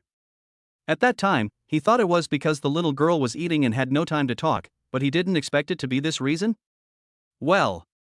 With a light sigh, Nangong Zishuan showed a look of helplessness and heartache on her face. Don't think too much. Qin Haoshuan's heart softened when he saw the helpless expression on Nangong Zishuan's beautiful face. He gently held her hand and said softly, Zishuan, don't worry too much. Medicine is so advanced nowadays. There will always be a way to cure Yuan. This sudden action seemed to startle Nangong Zishuan. She quickly pulled her hand out without leaving a trace, pretended to comb her hair, and then picked up a piece of cake and fed it to Yuan. Thank you, Haoshuan. I'm lucky to have you by my side all these years. Otherwise, I don't know how I would have made it through. Seeing Nangong Zishuan avoiding his intimate gesture, a trace of gloom flashed across Qin Haoshuan's eyes, but then returned to normal. What do you mean by that? Qin Haoshuan rolled his eyes at Nangong Zishuan and smiled helplessly. For you, I, Qin Haoshuan, am willing to sacrifice my life, let alone these little things? After saying this, he looked towards Nangong Zishuan with eyes full of affection and persistence, as if silently expressing his inner determination. Zishuan, do you know? From the moment we met, I vowed to protect you. Although many things have happened since then, I still stick to my original belief, which is to protect you and the children for a lifetime of happiness. Qin Haoshuan's voice was low and gentle, and his eyes were looking straight at Nangong Zishuan, which seemed to be filled with endless love and heartache. Nangong Zishuan raised her head slightly, and the moment her eyes met Qin Haoshuan's, a complex emotion flashed in her eyes, including being touched, relying on, and a hint of imperceptible worry. Sighing softly, Nangong Zishuan slowly said, I know, but now that I have a child, I am no longer worthy of you. With your conditions, you can find a better girl. Don't waste your time on me. No. Qin Haoshuan shouted softly, then reached out and held Nangong Zishuan's hand again. His eyes flashed quickly a few times, and this time Nangong Zishuan did not dodge but let the other party hold it. Zishen, please believe me, in my heart you have always been the most perfect person, and the only one I want to marry. You have not accepted me all these years. Although I am sad, I will always wait for you, waiting for the day when you truly accept me.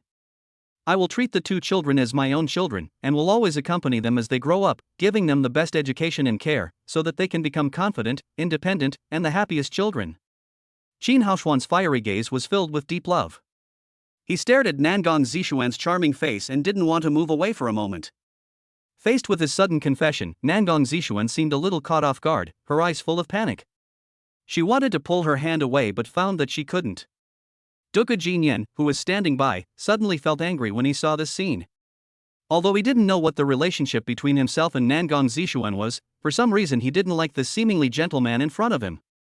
As for Nangong Zishuan? Duge Jinyan just glanced at the other party indifferently, his eyes fell on the two people's hands clasped together, and he snorted coldly inwardly. Although he is young, he has been accompanying his father to beg since he was a child and has seen all kinds of scenes, so he looks down on Nangong Zishuan and the other person from the bottom of his heart. At this moment, Nangong Zishuan suddenly noticed the look in her son's eyes. She felt flustered for some reason and pulled out her hands to pretend to gather her hair.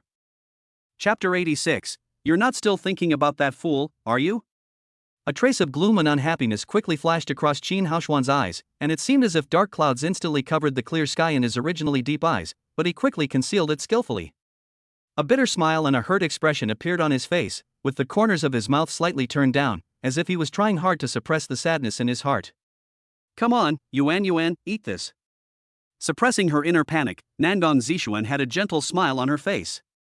She gently picked up a piece of durian cake and handed it to her daughter's mouth.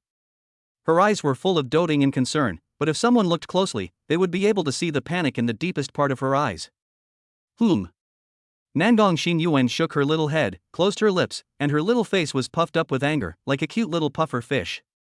Her bright and pure big eyes revealed obvious resistance as she stared straight at the durian pastry in her mother's hand. Because she couldn't speak, she could only use this vivid expression to indicate that she didn't like this food. Seeing her daughter's angry expression, Nangong Zishuan suddenly realized that this was the flavor her son liked. How could she have made a mistake due to carelessness? A trace of regret flashed across her face, and she quickly apologized softly. Oh, baby, mommy made a mistake, I'm sorry. As she spoke, she handed the durian pastry to Duge Jinyan in a hurry, with a hint of panic and apology in her eyes. Her series of panicky behavior made Duge Jinyan feel even more uncomfortable. With a slight frown, Duge Jinyan's eyes revealed a hint of disdain and boredom. He glanced at Nangong Zishuan coldly, then turned his gaze to Qin Haoshuan. Seeing his deeply hurt expression, a barely perceptible sarcastic smile appeared at the corner of his mouth. Although he was too young to know what green tea was, it did not stop him from hating the man. Especially when he thought of the insults he had inflicted on his father, Duge Jinyan hated him more and more. As for Nangong Zishuan? Duge Jinyan's feeling of annoyance was no less than that of Qin Haoshuan. When he saw Nangong Xinyuan, he already had some guesses in his mind. If his guesses were true. Thinking about how his father had dragged his disabled body, wearing a fool's hat and struggling to survive with him and his sister over the years, Duge Jinyan's hatred for her became even stronger. Qin Haoshuan happened to see Dugu Jinyan's mocking gaze. He was slightly stunned, and then an inexplicable anger rose in his heart. Damn it! He cursed inwardly, this brat's eyes are really disgusting. Why didn't he kill these little things at the time and instead let them live? Although he was secretly full of hatred, Qin Haoshuan did not show it on his face. He still looked gentle and polite, but his fingers unconsciously tapped the table lightly, making a rhythmic tapping sound, as if he was venting his inner frustration. When Dugu Jinyan saw the durian pastry handed over by Nangong Zishuan, he immediately smelled a pungent smell and couldn't help but dry heave twice. What's wrong, baby? Seeing this scene, Nangong Zishuan's face changed slightly. She quickly put down the food in her hand and stood up to check. I'm fine. Coldly pushing away Nangong Zishuan's hand that wanted to be checked, Dugu Jinyan pushed away the food in front of him and said coldly, I'm full. Nangong Zishuan was stunned and looked at her son in confusion, as if she didn't know why he suddenly rose up. Instead, Qin Haoshuan looked at Dugu Jinyan meaningfully, then reached out to touch Nangong Xinyuan's hair, trying to ease the slightly awkward atmosphere. Unexpectedly, Nangong Xinyuan did not appreciate it. She shrank back and avoided Qin Haoshuan's hand, humming in dissatisfaction. This scene immediately made Qin Haoshuan's hands freeze in mid-air, and the smile on his face became even more awkward. I need to go to the bathroom. Dugu Jinyan didn't want to see these two people again, so he stood up coldly and was about to walk out. Seeing that her brother was about to go out, Nangong Xinyuan rolled her eyes, then quickly swallowed the food in her mouth, stood up and walked to his side with her short legs, pulling his clothes and looking up at Dugu Jinyan. Looking down at the little girl, Dugu Jinyan felt a flash of pity in his heart. Although he didn't know whether she had any relationship with him, Dugu Jinyan felt a little distressed when he thought that she couldn't speak. Without hesitation, Dugu Jinyan gently took his sister Nangong Xinyuan's hand, with a gentle light in his eyes. He leaned down slightly to look at Nangong Xinyuan, his eyes full of doting. Let's go, brother will take you to the toilet. As he said this, he took Nangong Xinyuan and slowly walked out of the restaurant. Nangong Zishuan stood there and watched the two children leaving, feeling helpless. Kid, there is clearly a bathroom in the restaurant, why would he go out? But when she thought of Qin Haoshuan's actions just now, she understood in her heart that her son must be angry.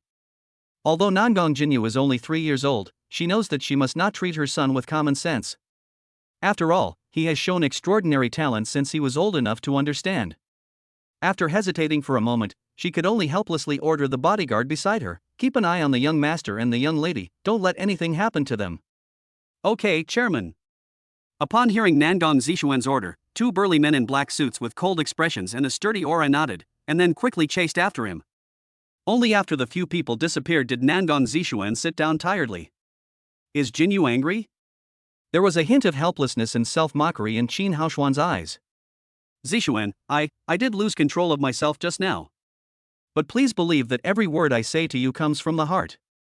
I really love you, to the point of being crazy, to the point of wanting to build a new family with you and have our own children. Stop talking.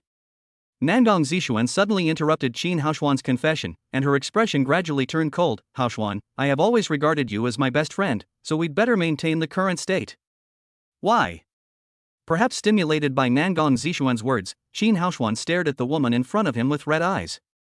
Don't you understand my heart after all these years? Seeing Qin Haoshuan's expression, Nangong Zishuan's icy expression softened a little. Haoshuan, I'm only thinking about taking good care of the two children now. As for other things, they are not within my scope of thought. I hope you can understand. You're not still thinking about that idiot, are you? A hint of gloom flashed across Qin Haoshuan's eyes and he couldn't help but blurt out. As he said this, Nangong Zishuan's face suddenly turned cold. Chapter 87, Acting Like a Spoiled Child. What do you mean by that? Nangong Zishuan's face no longer had the gentleness it had before, but was instead filled with a cold aura. Her beautiful eyes stared coldly at the man in front of her, as if she wanted to wait for his answer. Why? Without suppressing his inner thoughts, Qin Haoshuan looked at the beautiful young woman in front of him with red eyes. Zishuan, you know how I feel about you, but why do you always reject me? Even if you have children, I don't care at all, and I will treat them as my own children and will never let them suffer any grievances. I have done this much, why don't you accept me? As if he had already decided to go all out, Qin Haoshuan panted and said excitedly, as for that idiot, he appeared by your side with a purpose. Have you forgotten that on the day you gave birth, he actually stole your two children and burned them to death? For such a person, you have been rejecting me. Shut up! Nangong Zishuan roared, and the whole restaurant fell silent. Then the people eating inside turned their eyes over. As if realizing that she had lost control, Nangong Zishuan took a deep breath, nodded to the waiter who came over to indicate that she was being rude, and then turned her gaze to Qin Haoshuan again, her eyes full of coldness.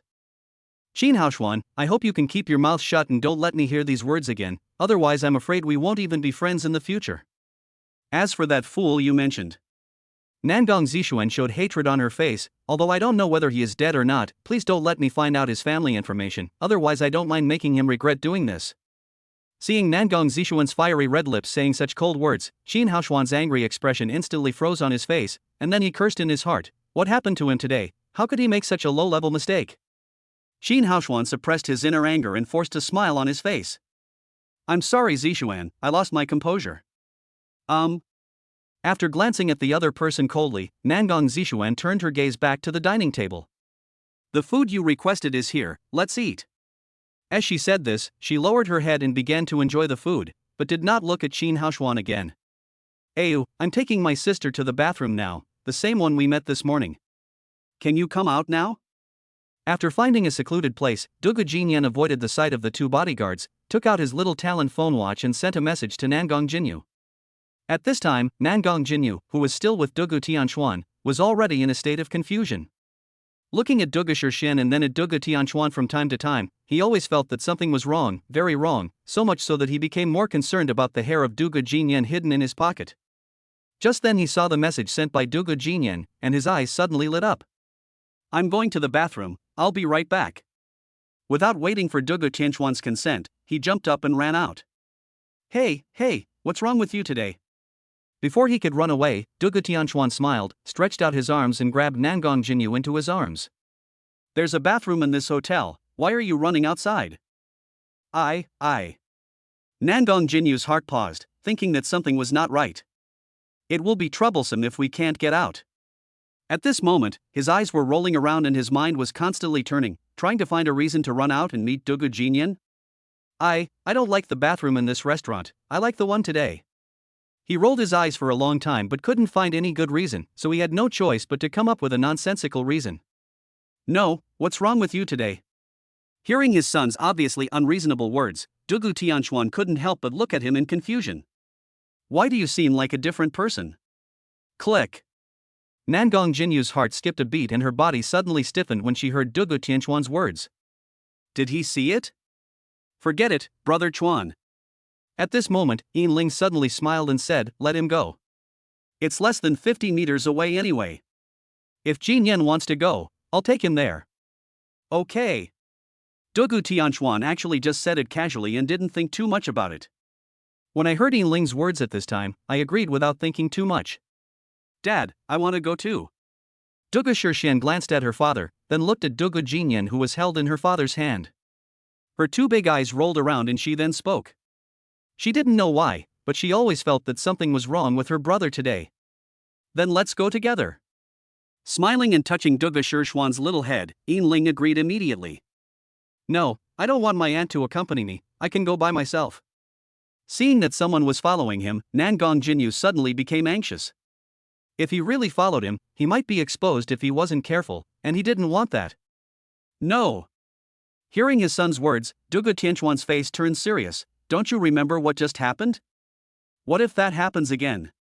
No. Nangong Jinyu quickly shook his head and waved his hands, swearing, that situation will never happen again, don't worry. I still don't think so. Without any hesitation, Dugu Tianchuan immediately rejected his request. Dad. Restraining the awkwardness in his heart, Nangong Jinyu shouted a word that was extremely unfamiliar to him, but for some reason he felt something strange. Just agree to it. I'm already this old now, and I have a little genius watch, right? You can check my location at any time, right? This.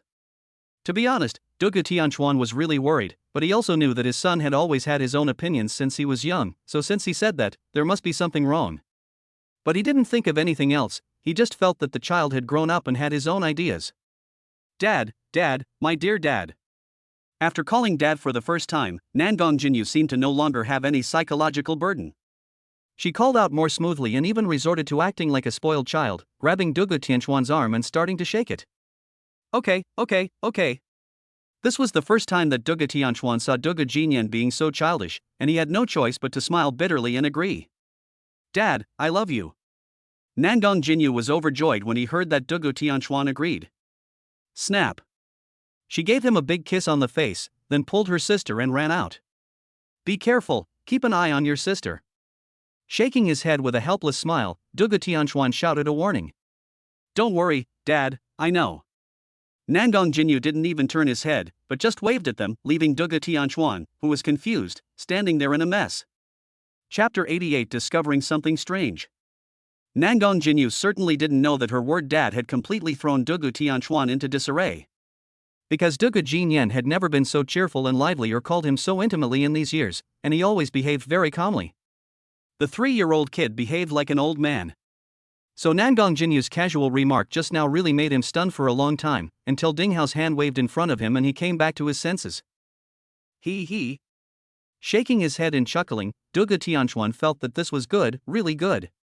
At this moment he really felt that his son was a 3-year-old and was as lively as he should be at his age. Haozi, let's talk about the future work arrangements. Putting aside his thoughts, Duga Tianchuan turned his gaze to Ding Hao and the others again, and his face gradually became serious. Ding Hao and the others had the same expression, but they were more excited. Maybe, today's conversation will really give them a different future? Not to mention the discussion between Duga Tianchuan and Ding Hao, let us just say that Nangong Jinyu pulled Duga Shixian's hand and ran out quickly. Brother. Duga Shixian kept shouting, with a hint of anxiety and excitement in her voice. She was still holding her beloved Barbie doll tightly in her arms, as if it was her most precious treasure at the moment. Because she ran too fast, her little face turned red, her little mouth was slightly open, and she was gasping for breath. Her breathless appearance made people feel pity. Slow down, Xian is tired. Hearing Duga Shixian's cry, Nangong Jinyu couldn't help but slow down his pace, turned his head to look at her, his eyes full of tenderness and heartache. For some reason, he liked Duga Shixian very much when he saw this little girl for the first time. Maybe it was because her face looked exactly like his sister's? We're almost there. Pausing, Nangong Jinyu looked towards the bathroom, which was less than 10 meters away from them, and saw 2 tall, expressionless and cold men in black suits standing at the door, which made him feel a little moved.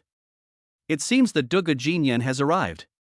But his eyes kept flickering, and Nangong Jinyu kept thinking in his mind how to avoid these 2 bodyguards. Go in and change clothes with Duga Jinyan first. In the end, he decided to go into the bathroom first, but after looking at Duga Shixian beside him, Nangong Jinyu became a little worried again. If I go in, what will Xian do? Although he was confident that he could still handle some things, Duga Shixian could not. Suddenly his eyes moved and he saw a policeman on patrol. Nangong Jinyu squatted down and looked at Duga Shixian tenderly. Xian is the best. Brother will be back soon. Can you and the policeman wait for brother here? After hearing Duga Jinyan's words, although Duga Shixian felt a little reluctant, she still nodded obediently, holding the Barbie doll tightly in her little hands, with a hint of ignorance and trust in her eyes. Nangong Jinyu stood up, took her little hand and walked to the policeman. Uncle Police, can you please do me a favor? Looking up, Nangong Jinyu asked obediently. Hey, what's wrong, kid? When the police officer heard this, he immediately laughed, squatted down and looked at them gently. But when he saw Duga Shixian's face, he was obviously stunned, his eyes full of confusion and puzzlement. Uncle Police, I need to go to the bathroom, but no one is watching my sister. I'm afraid she's been kidnapped, so I want to ask you for a favor, okay? I'll be out soon. Okay, go ahead. Uncle and my sister will be waiting for you here. Although the policeman was stunned for a moment, he still smiled and agreed. Thank you, Uncle. Thank you, Uncle. Seeing this, Nangong Jinyu finally breathed a sigh of relief and thanked him repeatedly. It's okay. You have to be careful when you go in there as a kid. Don't be afraid if anything happens. Your uncle is here. Seeing such a tiny child pretending to be an adult, the policeman couldn't help but laugh out loud, but he liked the child very much in his heart. Not to mention his politeness, his speech and behavior alone do not seem like that of a child of his age. On the contrary, he looks at least 10 years old. Only.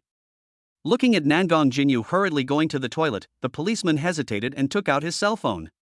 Hey, Lao Zhang. Come on, bring the little girl you were with just now with you. I found something very interesting. You will know when you come.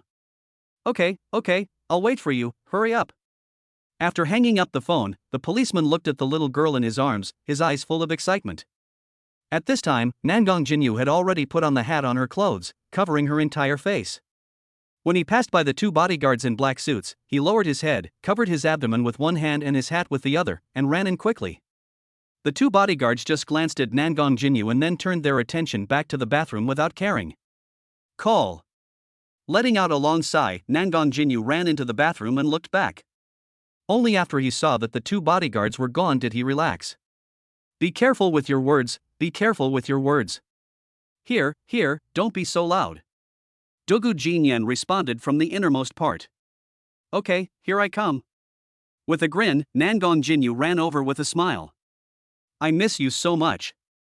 When Nangong Jinyu saw Dugu Jinyan in the innermost private toilet, he walked up to him and gave him a big hug.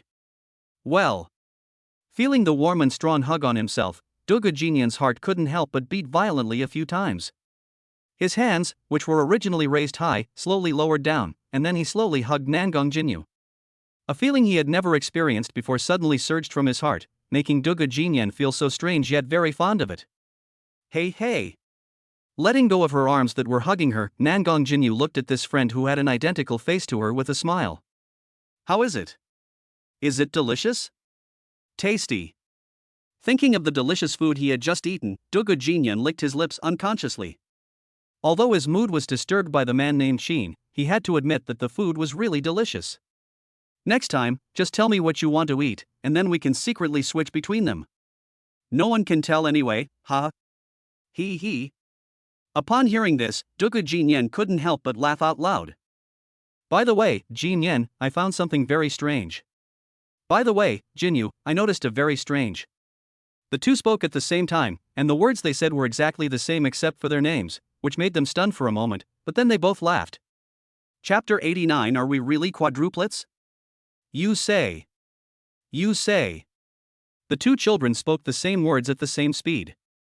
Their childish voices intertwined in the air with an inexplicable tacit understanding, as if they were in sync with each other. Ha. Nangong Jinyu was the first to chuckle. That smile was like a flower blooming in spring, pure and brilliant.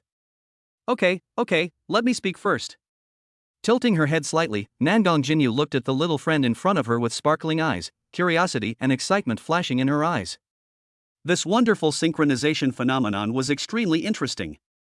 Apart from their slightly different personalities, many things happened naturally and synchronously as if they were pulled by an invisible thread. This novel feeling made him feel even closer to and more curious about Dugu Jinyan. Okay, you say? Dugu Jinyan nodded slightly, the corners of his mouth unconsciously raised, revealing two cute dimples. Clearing his throat, Nangong Jinyu said with a sigh, You know, Jinyan, when I first saw Shirshin, the feeling was really indescribable. There was a hint of surprise and confusion in his eyes, as if he was still immersed in the shock of the moment. As for me, I felt like I saw another Yuan. She looked so much like my sister Yuan. No, they were exactly the same. If I hadn't heard her voice, I wouldn't have believed my eyes. I really thought it was Yuan standing in front of me. Nangong Jinyu became more and more excited as she spoke, and she waved her hands involuntarily, as if she wanted to express her surprise through her actions. Me too. Dugu Jinyan smiled bitterly and nodded, an expression of empathy appearing on his little face. He recalled the first time he saw Yuan, and the feeling of being frightened is still vivid in his mind. You don't know, I was really scared when I saw Yuan. At that moment, my heart seemed to stop beating, and my mind was blank. The only thing left was that familiar yet unfamiliar face in front of me. This is really incredible. Dugu Jinyan's voice trembled a little, and his eyes revealed endless confusion. Yeah, it's unbelievable. Nangong Jinyu frowned tightly, his eyes full of confusion and bewilderment. Do you think we are really quadruplets? Nangong Jinyu's curious voice sounded again, his eyes fixed on Dugu Jinyan, his eyes full of expectation and exploration. This. Looking at a face that looked exactly like his own, Dugu Jinyan didn't know how to answer this question. His mind was also in a mess, with all kinds of thoughts intertwined. If he hadn't seen Nangong Xinyuan, he might have said without hesitation that it was impossible. After all, in his original cognition, such a thing was too bizarre. But when he saw with his own eyes a face that looked exactly like his sister Dugu Shirshian, his faith began to waver. He opened his mouth, but found himself speechless. Although he was still young, and because of his childhood experiences, he had not been exposed to as many things as his peers, this did not mean that he was a fool. On the contrary, being able to take good care of his father at such a young age was enough to show his intelligence. However, he also felt extremely confused when faced with this sudden situation. Hey. Nangong Jinyu seemed to notice Dugu Jinyan's embarrassment and smiled gently to ease the shock brought by the question just now. No rush. Tomorrow I will secretly find someone to help me do a paternity test for the four of us. The results will be out in 3 days at most. By then, won't we know what the situation is? That is true. Dugu Jinyan nodded and agreed with what the other party said. By the way, Jinyu, I have something I want to ask you. Is it convenient? After hesitating for a while, Dugu Jinyan couldn't help but ask, expressing his doubts. What are you talking about? What's our relationship? Just ask. With a wave of his hand, Nangong Jinyu looked like a chivalrous man with great heroic spirit. With his small stature and handsome child face that looked like something out of a cartoon, he looked extremely conspicuous. Fortunately, the two kids were hiding in a private bathroom at the time, otherwise they would have attracted a lot of attention. By the way, Jinyu, I want to ask you, what do you think of my father? Not wanting to dwell on this issue, Dugu Jinyan suddenly asked. Faced with this question, Nangong Jinyu was slightly stunned, then a bright smile broke out on her face, with admiration shining in her eyes. Your father? Jinyan, I really admire Uncle Dugu.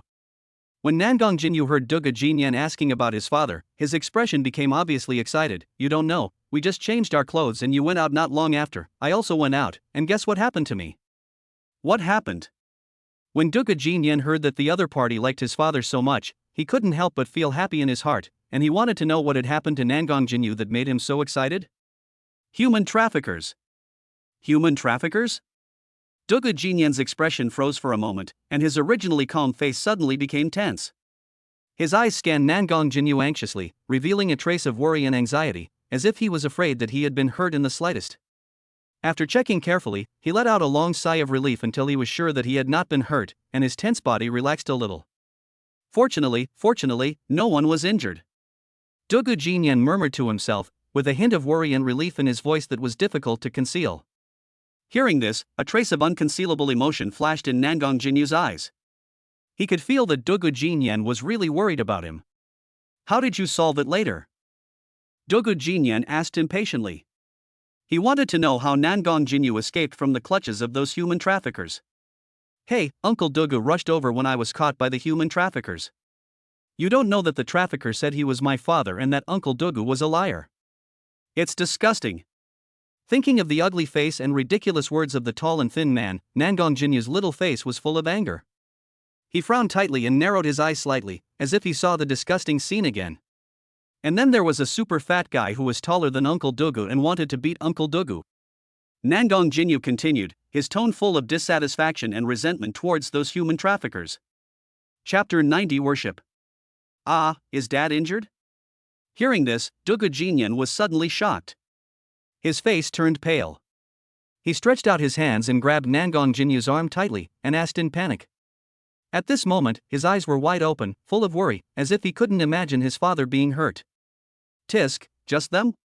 After rolling his eyes in disdain, Nangong Jinyu's expression soon became excited again, and his eyes were full of admiration. He straightened his small body and said proudly, Uncle Dugu knocked them all to the ground with just 3 punches and 2 kicks. That scene was so cool. The super fat guy was still not convinced and took out a knife from his body to commit murder. What? A knife? Hearing this, Dugu Jinyan suddenly became nervous again. Although he already knew that his father was not injured, he still couldn't help but feel conflicted. Don't worry. Patting Dugu Jinyan on the shoulder, Nangong Jinyu said in a condescending manner, Uncle Dugu knocked him to the ground in a few moves, and he didn't even touch the corner of Uncle Dugu's clothes. Call. Dugu Jinyan let out a long sigh of relief, but then a strong sense of pride surged in his heart.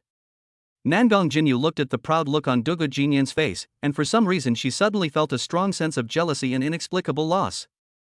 By the way, Jinyan, what do you think of my mommy? Is she very beautiful and gentle? In order to ease the inexplicable emotions in his heart, Nangong Jinyu immediately changed the subject. Aunt Nangong?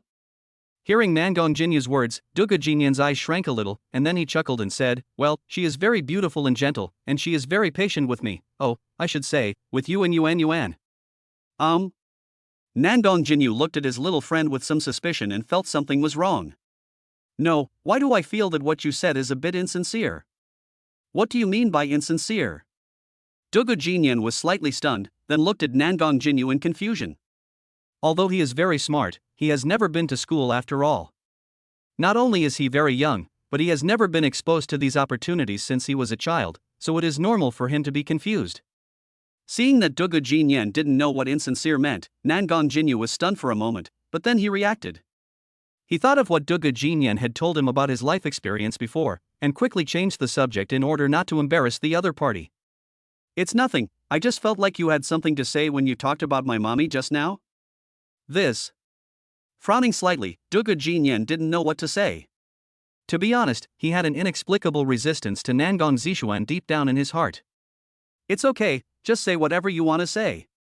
Seeing that his friend had concerns, although he didn't know why, Nangong Jinyu didn't want this to hinder their relationship. That Qin guy, Qin Haoshuan. What's his relationship with your mother? Seeing that Nangong Jinyu really didn't seem unhappy, Duga Jinyan just spoke frankly. Qin Haoshuan? Nangong Jinyu couldn't help but frown when she heard the name. Her little face was full of unhappiness, and her eyes revealed deep disgust. How do you know that name? As soon as he finished speaking, his expression turned ugly. Is he the one who was with you just now? Seeing Nangong Jinyu's look of extreme disgust, Duga Jinyan didn't say much, but just nodded. How annoying. After saying this hatefully, Nangong Jinyu was in no mood to say anything more to Duga Jinyan. He finally understood why Duga Jinyan had such an expression towards his mother. After all, no child wants to see such a scene. Let's change our clothes quickly. I'm going to chase that annoying guy away. Good. Seeing that Nangong Jinyu was unwilling to say more, Duga Jinyan did not ask any more questions, but quickly changed clothes with him. By the way, Jinyu. After changing his clothes, Duga Jinyan thought of something very important. 10 meters after you go out, turn right. There is a policeman. Yuan just came out with me on the pretext of going to the bathroom. I was worried, so I left her next to the patrolling policeman. Don't forget it when you go out. Upon hearing this, Nangong Jinyu was stunned at first, and then burst out laughing. And the laughter got louder and louder, and it seemed like he couldn't stop. What's wrong? Seeing the other person's expression, Duga Jinyan frowned and looked at him, somewhat puzzled. Is there anything wrong or funny about what I just said? No. Seeing Duga Jinyan's puzzled look, Nangong Jinyu finally stopped laughing. I just feel that the two of us really seem to be. We actually look alike. Duga Jinyan felt even more strange after hearing this. Didn't they know this when they first met? Why are they laughing like this about this? Seeing that he was still confused, Nangong Jinyu stopped teasing him. Just now when I came out, Xian followed me out, and then I also handed her over to the police uncle outside to help watch over her, huh? It was not until this time that Duga Jinyan knew why he was laughing. Thinking about all these coincidences, he couldn't help but chuckle, but then he took Nangong Jinyu's previous words even more seriously. Maybe, could, be true?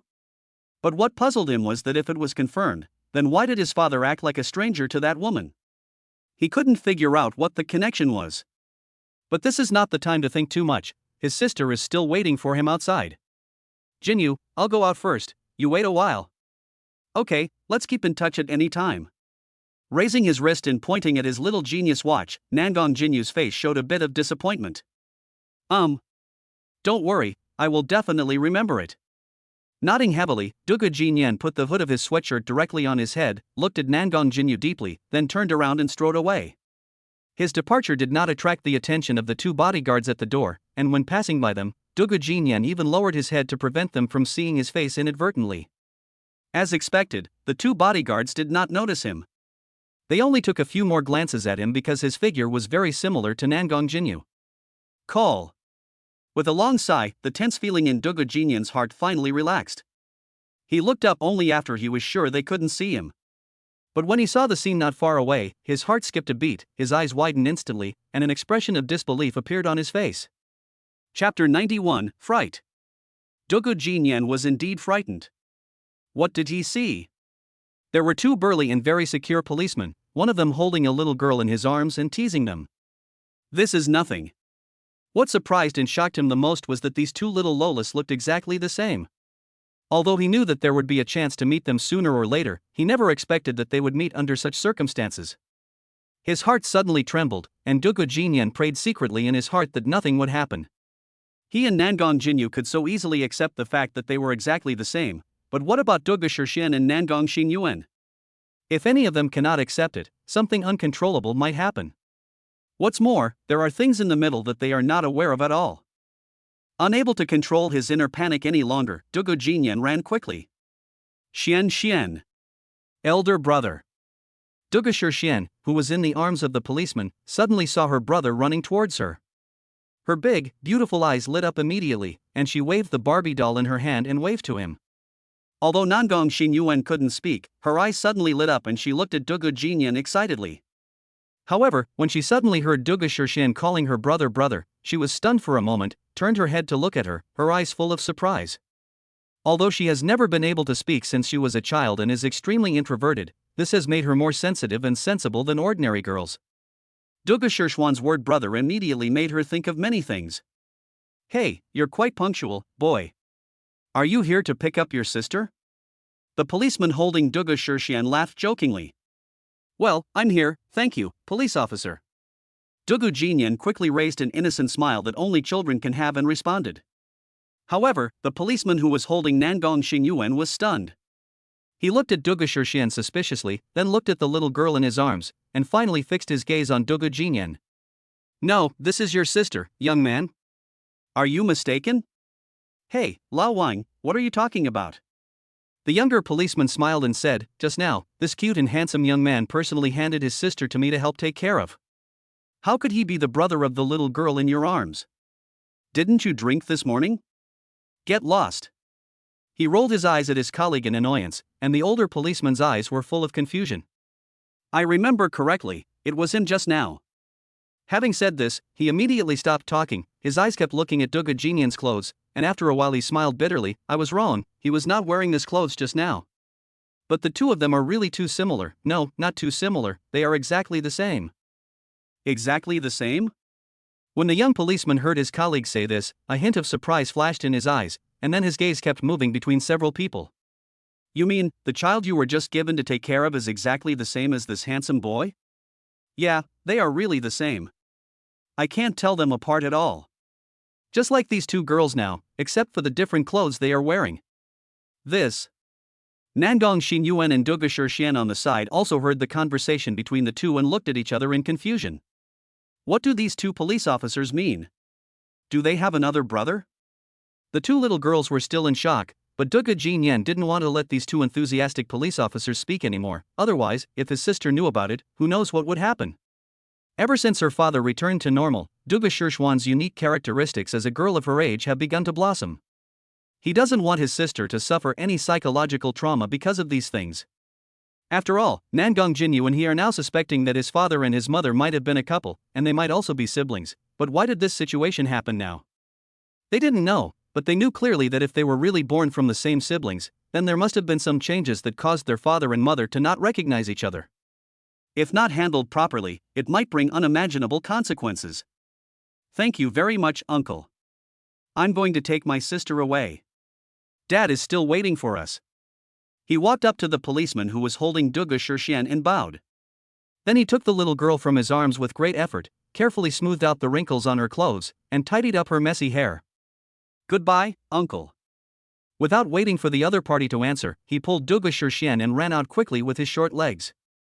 Brother, slow down, Xian can't keep up with you. When her brother suddenly grabbed her and started running, Dugu Shirshian didn't react for a moment and almost couldn't keep up, but then she acted coquettishly and asked Dugu Jinyan to run slower. Dad must be waiting anxiously, let's hurry up. Without explaining too much to Dugu Shirshian, Dugu Jinyan lowered his head and sped up again. This. The young policeman looked at his colleague with a confused look in his eyes. Why do I feel like we are not the people's police, but rather like bandits and human traffickers? The policeman holding Nangong Xinyuan had the same expression. He lowered his head to look at the little lowly in his arms, then turned his gaze to the two little ones running, his eyes full of confusion. I don't know either. Hello, police officer. Just as the two were looking at each other in silence and confusion, a somewhat cold child's voice suddenly sounded beside them, and at the same time two tall figures appeared beside them.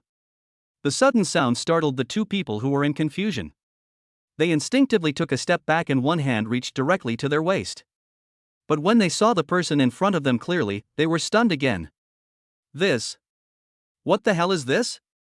How come the little guy who just left came back again and changed his clothes in such a short time? Wrong. Not the same person. It was not until this time that their confused heads realized that this was not the same person. The little guy who just left looked more calm, while the child in front of him looked rather cold, with a stern expression. The most important thing is that although he is not very old, and can even be said to be a little kid, his aura is not something that ordinary people can have. At a glance, you can tell that he is a young master from a certain family. The two cold-blooded men behind him almost have the words "I am your bodyguard" written on their faces. Chapter 92 Yuan, do you have anything to ask? The two policemen looked at each other and saw shock and confusion in each other's eyes. They really couldn't believe that the young man with a strong aura in front of them was so similar to the little boy who looked very calm before, but they had completely different temperaments. Uncle? Seeing how these two people were in a dazed state, how could Nangong Jinyu not know what had happened? They must have been frightened by the appearance of Dugu Jinyan and myself just now. It would be fine if it were just the two of them, after all, there are many twins. But now even the two little girls are so identical, that is quite big news.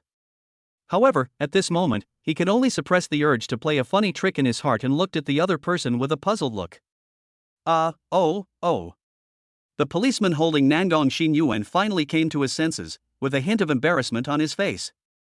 Sorry, Uncle was just thinking about something. Come here to pick up your sister, right? Well, I finished using the bathroom, and now I want to take my sister to the bathroom, thank you. Nangong Jinyu glanced at her two bodyguards and noticed that they seemed a little confused. She didn't want them to know, so she wanted to end it quickly and leave with her sister. Oh, okay. He wanted to hand Nangong Xinyuan in his arms to him, but a bodyguard next to him walked over first and wanted to take it. This is?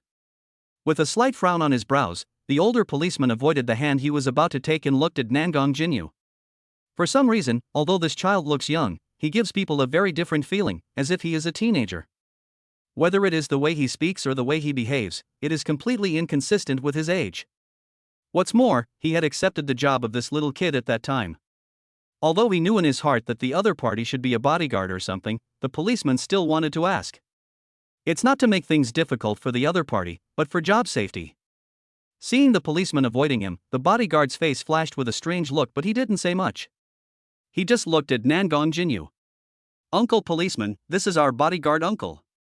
It's okay for you to let him hold my sister. Oh, that's fine. After getting a definite answer, the older policeman was ready to hand the little girl in his arms over to the other party. Pa!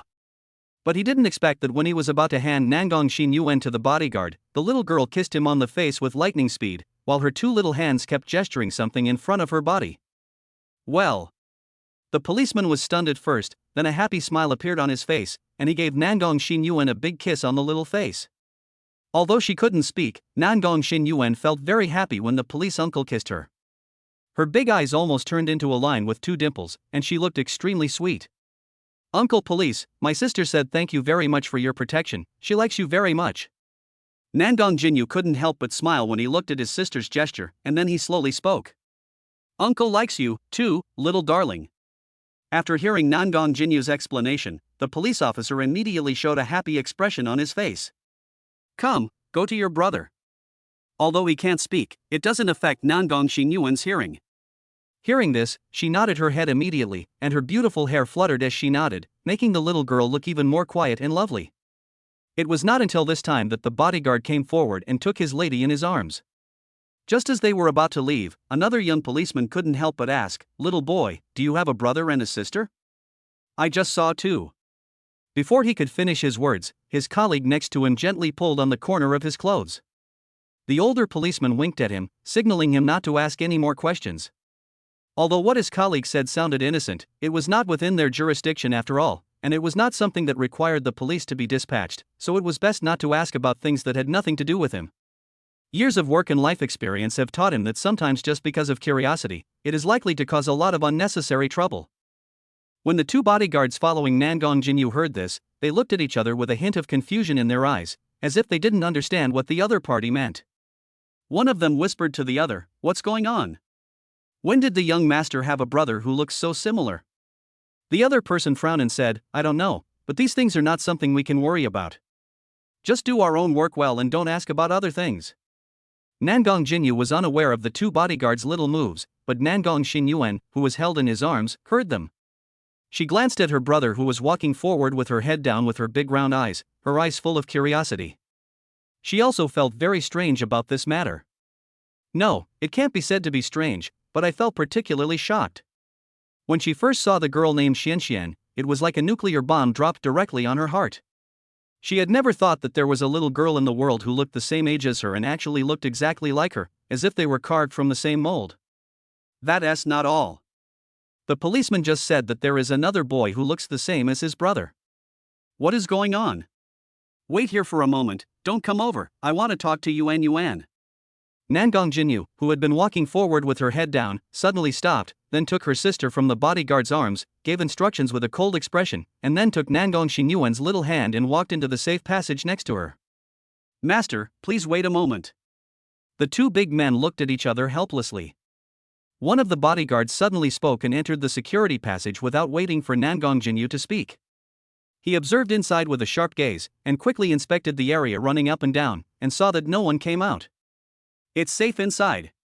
Master, you and miss, don't close the door, please stay in our sight." After taking a look at the other person, a hint of satisfaction flashed in Nangong Jinyu's eyes. These two bodyguards are much more professional and careful than before. Especially after experiencing the incident with the human trafficker just now, Nangong Jinyu knows the importance of safety even more. "Let's go." Holding his sister's hand, Nangong Jinyu brought her to the safe passage about 10 meters away from the two bodyguards. Yuan, if you have anything to ask, just ask." Nangong Jinyu gestured and said. Chapter 93, More handsome and cooler than Uncle Chin? Yuan, what do you want to ask? Nangong Jinyu asked while gesticulating. "Who is that little kid?" Staring with a pair of big round eyes, Nangong Xinyuan looked at his brother and gestured quickly. "Why does she look exactly like me?" With a slight smile, Nangong Jinyu knew that his sister would definitely not be able to help asking about this topic, and even if she didn't ask, he would have to tell Nangong Xinyuan something. "That little sister is probably our sister too." "What?" Nangong Xinyuan opened her mouth wide, her eyes full of shock and confusion. His brows were slightly furrowed, and ripples appeared in his originally clear and bright eyes as he stared straight at Nangong Jinyu, as if trying to find the answer from his face. Seeing her sister like this, Nangong Jinyu felt like laughing for some reason, but when she thought about how shocked she was when she first met Duga Jinyan, she was no less shocked than her sister is now. "She could be my older sister? But doesn't mommy only have 2 children? After coming back to her senses, Nangong Xinyuan gestured quickly with her hands, her eyes full of disbelief. "I'm not sure now." Nangong Jinyu shook her head, "But think about it, I look exactly like her brother, and you look like Xian. Is there such a coincidence in the world?" After hearing his brother's analysis, Nangong Xinyuan nodded and thought that this was true, but... "Brother, how do you know her name is Xian, and that she has a brother?" Looking up at his brother, Nangong Xinyuan's little face was full of teasing smile. "Although she is young, it doesn't mean she is stupid." "Well..." Nangong Jinyu's expression suddenly froze, and a trace of embarrassment appeared on her face. She had just spoken so readily that she had forgotten about this matter. This. For a moment, Nangong Jinyu didn't know what to say. Could he tell Nangong Xinyuan that the young man who just had dinner with you was not me, but someone else? If Nangong Zishuan knew about this, she would definitely be beaten with a whip. "You weren't the one who had lunch with me and my mother at noon, were you?" Suddenly, Nangong Xinyuan gestured a word, which frightened Nangong Jinyu so much that he shuddered all over. He couldn't help but lower his body and knock on the door. He was relieved when he saw that the two bodyguards didn't move. "Don't talk nonsense, how is it possible? Don't slander my brother." Although Nangong Xinyuan had no problem with hearing, Nangong Jinyu had been using gestures to communicate with her sister for the sake of caution. When he heard her words at this time, he gestured rapidly to defend himself. In response to his explanation, Nangong Xinyuan did not say anything, but just smiled at her brother, her eyes full of teasing. Nangong Jinyu gave a helpless smile upon seeing this and then stopped explaining. He knew that his sister had been extremely intelligent since she was a child. Although not being able to speak was a huge defect, it also gave her deeper thinking and a smart brain. Because of her physical condition, she likes painting very much. Although she is only 3 years old, her level of both Western and Chinese painting is extremely high. Those who teach her praise her very much and even believe that after another 20 years of accumulation, she will definitely have a place in the Chinese painting world. I just blurted it out in a moment of pleasure and Nangong Xinyuan caught me in it and directly associated it with what happened at noon. I have to say that Nangong Xinyuan's reaction speed is probably only about the same as that of an average adult. Seeing that she could no longer hide it, Nangong Jinyu no longer tried to cover it up and directly admitted the matter generously. That's right, the person who will have lunch with you today is the one I just mentioned who looks exactly like me. So, you and Mom didn't notice anything wrong? Speaking of this, Nangong Jinyu raised his eyebrows proudly and looked at his sister. How dare you say that? Looking at her brother's smug look, Nangong Xinyuan pouted and rolled her eyes at him. What would you do if Mommy knew about this? You would definitely be punished according to the family rules. Nangong Jinyu's expression immediately became nervous when she heard the word family rules. Even though Nangong Zishuan was often busy with work outside, she never relaxed at all when it came to the education of the brother and sister. On the contrary, she was even more strict. If she knew about this, how could she not be angry? When Nangong Jinyu thought of Nangong Zishuan holding the ruler in her hand, he felt pain in his buttocks. Yuan Yuan, Yuan Yuan. With a smirk, he came up to Nangong Xinyuan and gently put his arm around her shoulders, his face full of flattery. We are siblings from the same mother, and your brother has loved you so much since you were a child. You will definitely not do something that will make your loved ones sad and your enemies happy, right? Looking at his brother like this, Nangong Xinyuan couldn't help but laugh. My brother is both smart and brave. He dares to do anything and is not afraid of anything. The only thing that can discipline him is the ruler in my mother's hand. All right. Pushing away Nangong Jinyu's arms, Nangong Xinyuan said with an unpleasant smile, I won't tell Mommy, but you have to tell me everything you know. You are not allowed to hide even the slightest bit, understand? No problem. Seeing that his sister finally agreed to his request, Nangong Jinyu nodded hurriedly. As long as her but doesn't get spanked with a ruler, Nangong Jinyu will agree to anything his sister asks. He did not hide anything at the moment and told everything in detail about how he met Dugu Jinyan, how he tricked him into pretending to be himself, and how he went to meet Dugu Jinyan's father. He even told Nangong Xinyuan about his own doubts about their backgrounds. This is everything I've been through, sister. I'm not hiding anything. Nangong Jinyan stopped explaining and looked at his sister flatteringly. What does that man look like? Nangong Xinyuan, who had been listening to the explanation calmly, suddenly asked. Man, which man? Nangong Jinyu was slightly stunned, as if she didn't understand, but then she realized who she was talking about. Very gentle, handsome, cool, and very powerful. Thinking of the scene where Dugu Tianchuan taught those two human traffickers a lesson, Nangong Jinyu's eyes once again sparkled with little stars of admiration. Seeing her brother like this, Nangong Xinyuan's eyes suddenly lit up. More handsome and cool than Uncle Qin? Chapter 94 Feeding. More handsome and cool than Uncle Qin? There was a hint of excited anticipation in Nangong Xinyuan's eyes. When Nangong Jinyu heard his sister mention Qin Haoshuan, his brows couldn't help but frown, and a very unhappy look appeared on his face. Why mention that man? He's disgusting. Nangong Jinyu's disgust for Qin Haoshuan came straight to her, and the entire corridor seemed to be filled with his dissatisfaction. Sorry. Seeing that his brother was angry, Nangong Xinyuan realized that he had just said the wrong thing and quickly gestured to apologize. It's okay. Taking a deep breath, Nangong Jinyu forced a smile on her face and touched her sister's hair.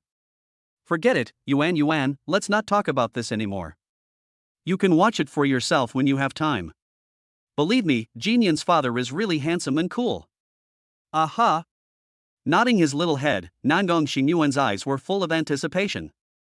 Although the two of them never mentioned Xuanxuan's siblings again, nor did they say whether they were really siblings, they actually knew in their hearts that some things could be coincidences once but not twice. If the fact that Dugu Jinyan and Nangong Jinyu look alike can be explained by coincidence, then why does his sister Dugu Shixian also look alike with Nangong Xinyuan? Brother, look. Just then Nangong Xinyuan took out a long hair from her pocket with a smug and coquettish smile on her face. Shixian's? Her eyes lit up as Nangong Jinyu took the long, dry, and yellow hair. He could tell that this was obviously not Nangong Xinyuan's own hair, but rather looked more like Dugu Shixian's. Compared to Nangong Xinyuan, who came from a wealthy family and had extra smooth black hair due to adequate nutrition, Dugu Shixian's hair was a little dry and yellow due to lack of nutrition since childhood. Although the nutrition has been improved during this period, and Dugu Tianchuan is also using Chinese medicine to treat his two children, the damage caused in childhood cannot be recovered so quickly. What's more, Dugu Tianchuan didn't have that much money, so he could only use the simplest and cheapest medicinal herbs for treatment, so in this month, he only managed to slightly recover the two children's health. Looking at the hair in his hand, which was obviously of poor quality, Nangong Jinyu suddenly felt a little sore in his heart for some reason, and the joyful expression on his face dimmed. At this moment, he suddenly thought of the scene when he first met Dugu Jinyan, and thought of what the other party said, and the pain in his heart became more intense. Nangong Xinyuan is very sensitive. She immediately noticed the change in her brother's mood. Well, what's wrong, brother? Looking at his brother cautiously, Nangong Xinyuan asked while gesturing. Nothing. Shaking her head, Nangong Jinyu didn't want to tell her sister what she was thinking just now. She smiled and said, "You are worthy of being my sister. You even thought of this. You are almost as smart as your brother." Snort. Hearing this, Nangong Xinyuan rolled her eyes at him, folded her hands over her chest and looked at him angrily. Although she couldn't speak, her expression at the moment showed her dissatisfaction and disdain for Nangong Jinyu's words. Ha ha. Seeing Nangong Xinyuan's cute look, Nangong Jinyu couldn't help but laugh out loud, and the pain in her heart just dissipated a lot. She reached out and touched her hair. Yuan, don't tell mommy about what we met with Jinyan brother and sister today. Wait until our paternity test comes out before we talk about the rest, because I don't know why mommy doesn't seem to recognize dad if we are really siblings. Nangong Jinyu almost said the word dad, but quickly reacted, adjusted her mood and continued, "Don't you know Jinyan's father? There must be some inside information that we don't know, so let's investigate it clearly before telling mommy, okay?" Nodding heavily, Nangong Xinyuan also agreed very much with doing so. Seeing that his sister also agreed with his approach, Nangong Jinyan finally felt relieved. Okay, let's go and find mommy and that disgusting guy. I want to see what he wants to do. As soon as the words fell, Nangong Jinyu walked out with her sister in her arms with a stern face. Qin Haoshuan, who was unaware of these circumstances at the moment, was picking up food for Nangong Zishuan with a very attentive look on his face. "Zishuan, come here, open your mouth and try this foie gras. It is top quality food shipped from France, very fresh." Qin Haoshuan tenderly handed the goose liver in the spoon to Nangong Zishuan's mouth. Her expression froze slightly, and a complex emotion flashed in Nangong Zishuan's eyes, but she did not open her mouth immediately. This scene made Qin Haoshuan's heart sink. A haze flashed quickly in the deepest part of his eyes, but soon disappeared. "Why, are you sorry?" Glancing at the diners around him, Qin Haoshuan smiled gently, but he didn't stop teasing. "I have fed you like this many times in the past. Why, you still haven't gotten used to it, or do you need me to feed you in a different way?" Hearing this, Nangong Zishuan couldn't help but frown, and a feeling of unhappiness suddenly rose in her heart. As an adult, how could she not understand what Qin Haoshuan meant by feeding in a different way? Although Qin Haoshuan did often feed her like this when they were still a couple, he had never done anything inappropriate. What's more, since she gave birth to two children, all her attention except work has been focused on her children, and she would never do such a thing. No matter what kind of relationship they had in the past, at least she is a mother now and she has to consider her two children first in everything she does. If this were really done, it would become a very embarrassing farce once it was spread by someone with ulterior motives. Although in some ways, he is unmarried and she is widowed, their family backgrounds are not much different, so they can be considered a perfect match. But Nangong Zishuan still doesn't tea like this, she really doesn't tea like it. She originally thought of refusing directly, but when she looked up at the man in front of her whose eyes were full of expectation, her heart moved slightly, and she suddenly thought of them when they were young. This was how Qin Haoshuan was at that time, and the man in front of him seemed to merge with the young Qin Haoshuan's face again, and he involuntarily opened his red lips and moved closer. Qin Haoshuan, who had been worried, suddenly laughed after seeing this scene. He was originally quite handsome, and with the blessing of his family background, he looked even more noble, which attracted many girls around him to steal glances at him, but he just quietly looked at the beautiful young woman in front of him, as if she was the only one in the whole world. But just when Nangong Zixuan's sexy red lips were about to come into close contact with the delicious foie gras, a cold child's voice came. Chapter 95 Nangong Jinyu's Rage. When Nangong Zixuan opened her red lips and was about to accept the foie gras handed to her by Qin Haoshuan, a child's voice suddenly sounded coldly and angry. "Mommy, what are you doing?" Along with the sound, a tender little white hand quickly knocked the spoon out of Qin Haoshuan's hand. The piece of French foie gras, which might be worth a month's salary for an ordinary person, instantly fell to the ground. At the same time, other diners around also looked over, their eyes revealing the excitement of watching a show. This sudden scene made Nangong Zixuan's confused eyes instantly clear up, and her sexy and proud body couldn't help but sit back straight. "Jinyu, you guys are back?" Without even looking at the piece of foie gras on the ground, Nangong Zixuan pretended to tidy up her hair, calmed herself down, and then looked at her son and daughter with a little embarrassment. She didn't expect that her behavior was caught by the child. Although she didn't do anything out of the ordinary, she still felt a little embarrassed. Compared to Nangong Zixuan's uneasiness, Qin Haoshuan's face suddenly turned ugly, and a violent rage rose in his heart. He looked up at the naughty boy beside him, and a hint of viciousness flashed in his eyes. However, at this time everyone's eyes were on Nangong Jinyu, so they did not notice this situation. "Come and sit down. You didn't eat much just now. Come and eat quickly." Seeing that her son was looking at her coldly, Nangong Zixuan felt very uneasy and quickly forced a smile to break the awkwardness. "You already have someone to feed, how can you still have time to take care of me and Yuan? Nangong Jinyu opened her mouth with a burst of sarcasm, which made Nangong Zixuan's face turn pale instantly, and Qin Haoshuan's face became even uglier. "What nonsense are you talking about, kid?" Although she was very nervous, Nangong Zixuan was unwilling to admit it. Uncle Haoshuan just handed the foie gras to mommy to let her check whether the food was genuine imported. "Who knew that you, a little bastard, would knock it to the ground before he could even check it? You are so naughty." As expected, she was the woman who could inherit and expand the Nangong family business. She quickly adjusted her mentality and was able to help her son. "Yes, Jinyu, you misunderstood me and mommy." At this time, Qin Haoshuan also put away the vicious look in his eyes, and a bitter smile of being misunderstood appeared on his face. "Shut up." Unexpectedly, as soon as Qin Haoshuan opened his mouth, Nangong Jinyu turned around angrily and scolded him coldly. After these words were spoken, Qin Haoshuan was stunned for a moment, his face turned as pale as pig liver. He stared at the little guy in front of him as if he couldn't believe that he said these words. After all, he has been in contact with these two children for a long time. Although Nangong Jinyu was not very close to him in the past, she was not as rude as she is now. "Nangong Jinyu." Nangong Zixuan's face suddenly turned cold and she shouted his name angrily. "Who taught you to be so rude? Apologize to Uncle Haoshuan, or I will teach you what the rules are today. I hate you." Seeing her mother criticizing her so harshly, Nangong Jinyu's eyes immediately turned red, with a drop of tears growing inside. Even though he is naturally intelligent and more mature than other children of the same age, he is still only a 3-year-old child. When he saw his mother being so close to this man, he still felt very sad.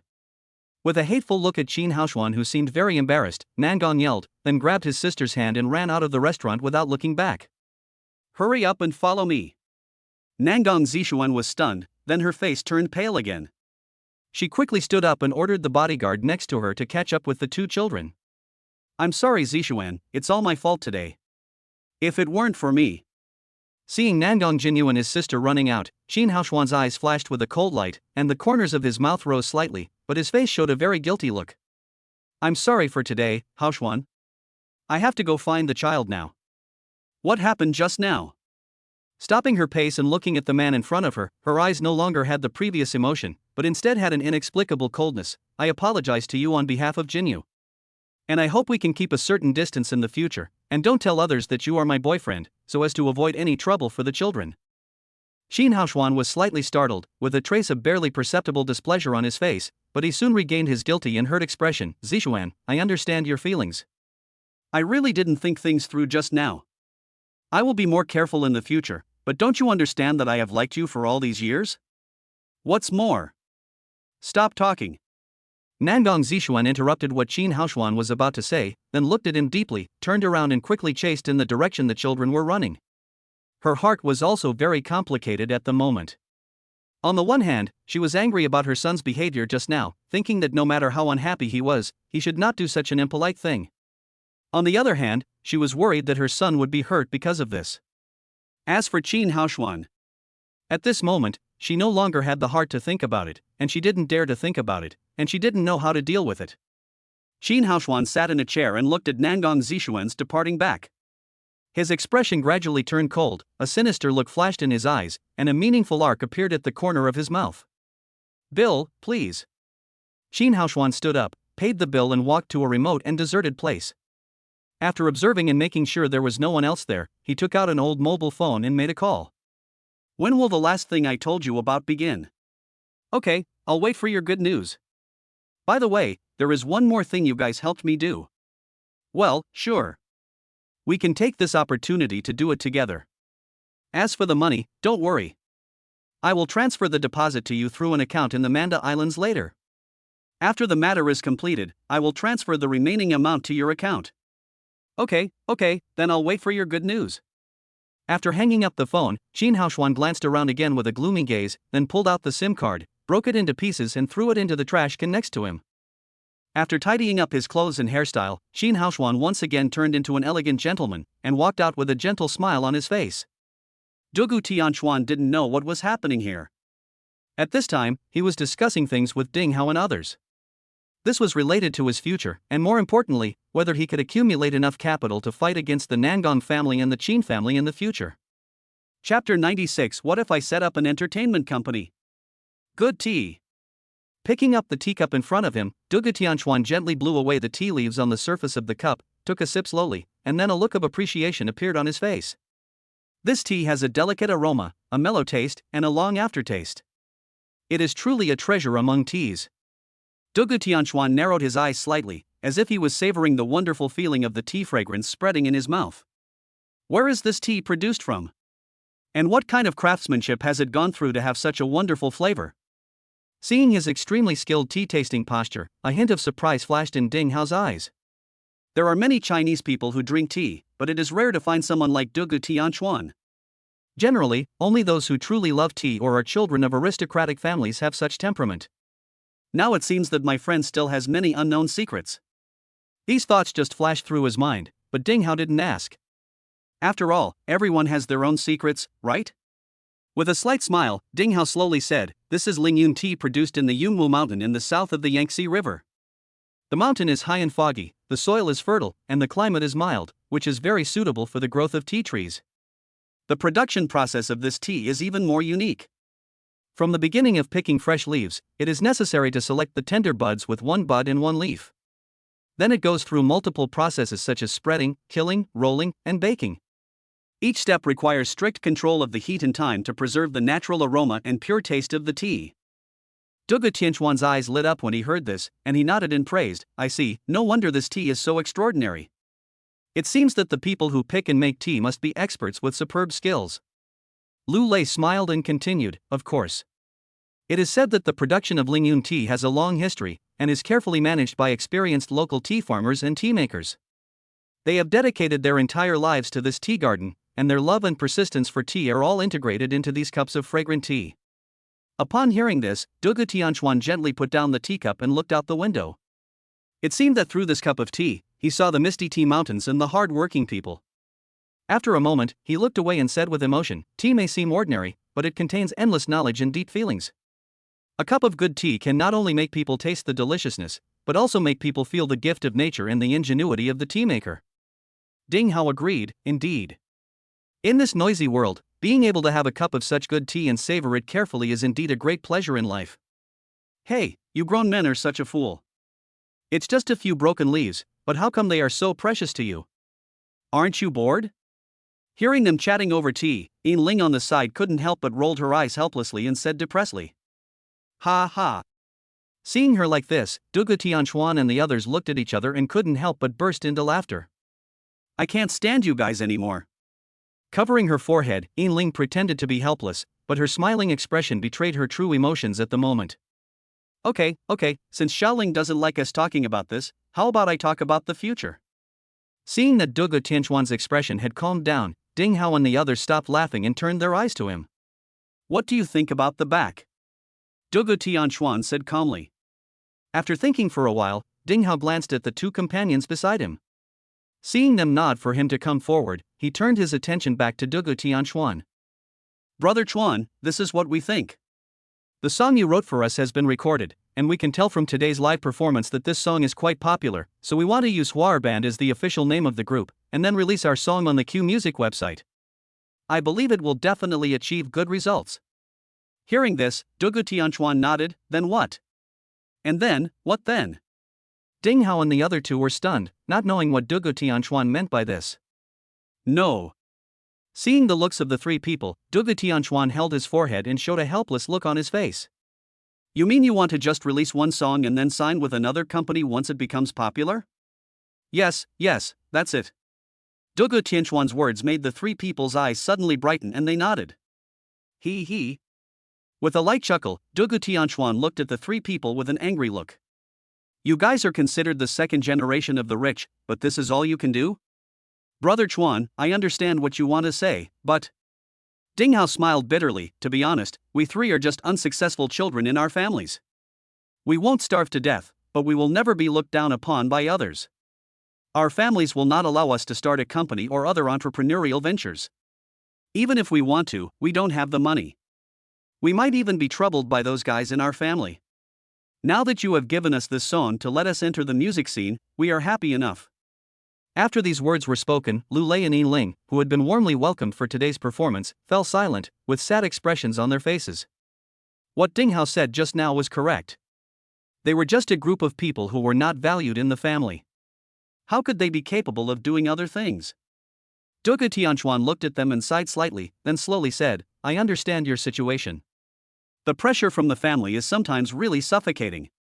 But are you willing to continue like this? Relying on the short-lived popularity brought by a song, and then waiting to be signed by other companies, like puppets at the mercy of others?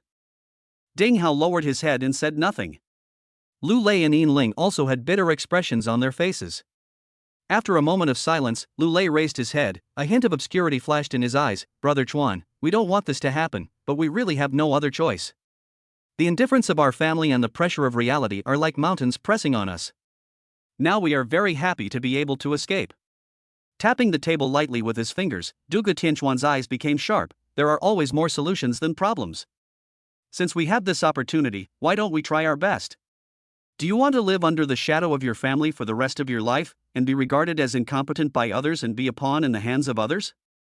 Yin Ling bit her lip lightly, hesitated for a moment, and said, Brother Chuan, we understand what you said. We also want to make a career of our own and let those guys who once looked down on us know how bad their vision is. But this is easier said than done. Starting a business requires funds, connections, and resources. We have nothing. The most important thing is that we know nothing except singing. What if I set up an entertainment company and you become one of the shareholders? How about I sign you to the company? Just then Dugu Tianquan suddenly said. His words immediately stunned several people, and they looked at him with disbelief. Chapter 97 Agree. Dugu Tianquan's words stunned everyone present. They stared at him intently as if they wanted to know if he was joking. After a moment of dead silence, Ding Hao was the first to break the silence. His voice was a little trembling, with a hint of uncertainty. Brother Chuan, are you serious? Setting up an entertainment company? This is not a trivial matter. It requires a lot of money and energy. This. Yeah, Brother Chuan. At this time, Lu Lei also showed a hint of uncertainty on his face, and hesitantly said, besides that, the most important thing in the entertainment industry is to have your own singer or team. Although we firmly believe that this song can become a small hit, it is far from enough. Dugu Tianquan didn't say anything, just a faint smile on his face, as if these words or questions were not a big problem for him. Yin Ling on the side didn't say anything, but just lowered her head as if thinking about something. Although she had only known Dugu Tianquan for a month, Yin Ling could feel that Dugu Tianquan was not a big talker. Since he proposed this idea, he must have a plan. She didn't know what it was, and it seemed that he was just waiting for their opinions. So should we give it a try? What Ding Hao and Lu Lei said is indeed very realistic. Funds, connections, and good songs are all indispensable, but is it really the right choice for them to find another entertainment company?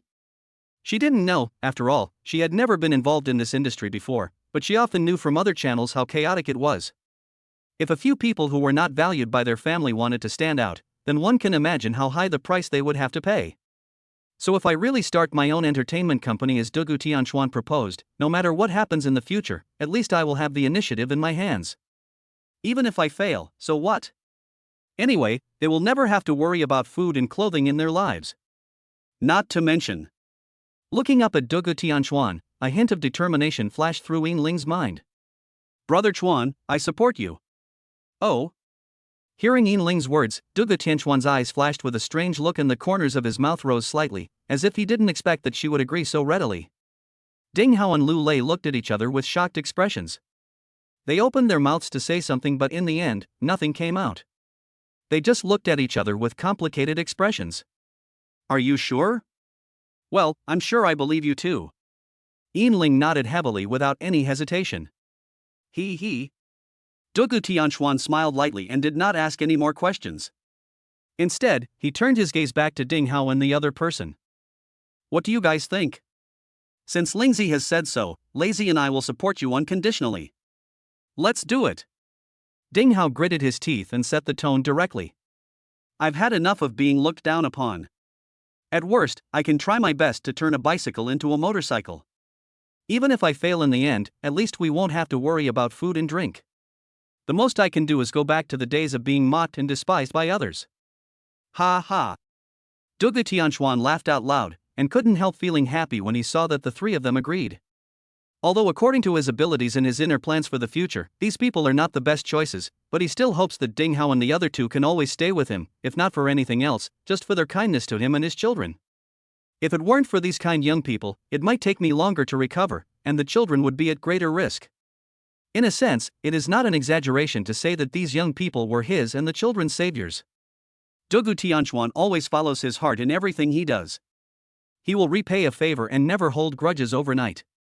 Moreover, after this period of time, Dugu Tianchuan has gained a better understanding of this world and is extremely confident about the future. He believes that he will be able to achieve something in this world. In this case, why can't we create a new world for ourselves together with these young people?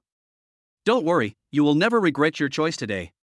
His expression returned to calm. Dugu Tianchuan said calmly. Hey. Now that the choice has been made, Ding Hao and his companions no longer think about the difficulties that may arise in the future. If everyone agrees, then I will talk about the next work arrangement. Picking up the teacup and taking a sip of tea, Dugu Tianchuan slowly spoke. As he spoke, Ding Hao and the other two turned serious and looked at Dugu Tianchuan quietly. In my opinion, the most important thing in the music industry is the work. When you have a good work, you can win attention. Of course, publicity is also a very important link, but this requires money and connections, which is precisely the most difficult thing for us now, but it is not unsolvable. Dugu Tianchuan's eyes exuded a strong sense of confidence. He spoke eloquently, and there was an inexplicable trust in his whole body, which made Ding Hao and others' eyes flash with a strange light from time to time, and even a hint of confusion. He was completely different from the homeless man at that time. With his handsome face, there was an inexplicable sexual tension all over his body. But for me, a good work is the simplest thing, and I have already planned your future path. Really, Chuan Ji? Hearing Dugu Tianchuan's words, Ding Hao and the others' eyes suddenly lit up, and they looked at him excitedly, breathing heavily. Have we planned out our future songs? That's a must. With a slight smile, Dugu Tianchuan's expression was full of pride. Not to mention the well-known classic songs in the previous life on Earth, he himself is also a talented lyricist and composer. Haha, that's great. Ding Hao and his companions showed extremely happy expressions on their faces. But they know how talented Dugu Tianchuan is at writing lyrics and composing music. Not to mention the song they are singing now, even the song Kiss My Baby they sang in the mall this morning is also a rare classic song.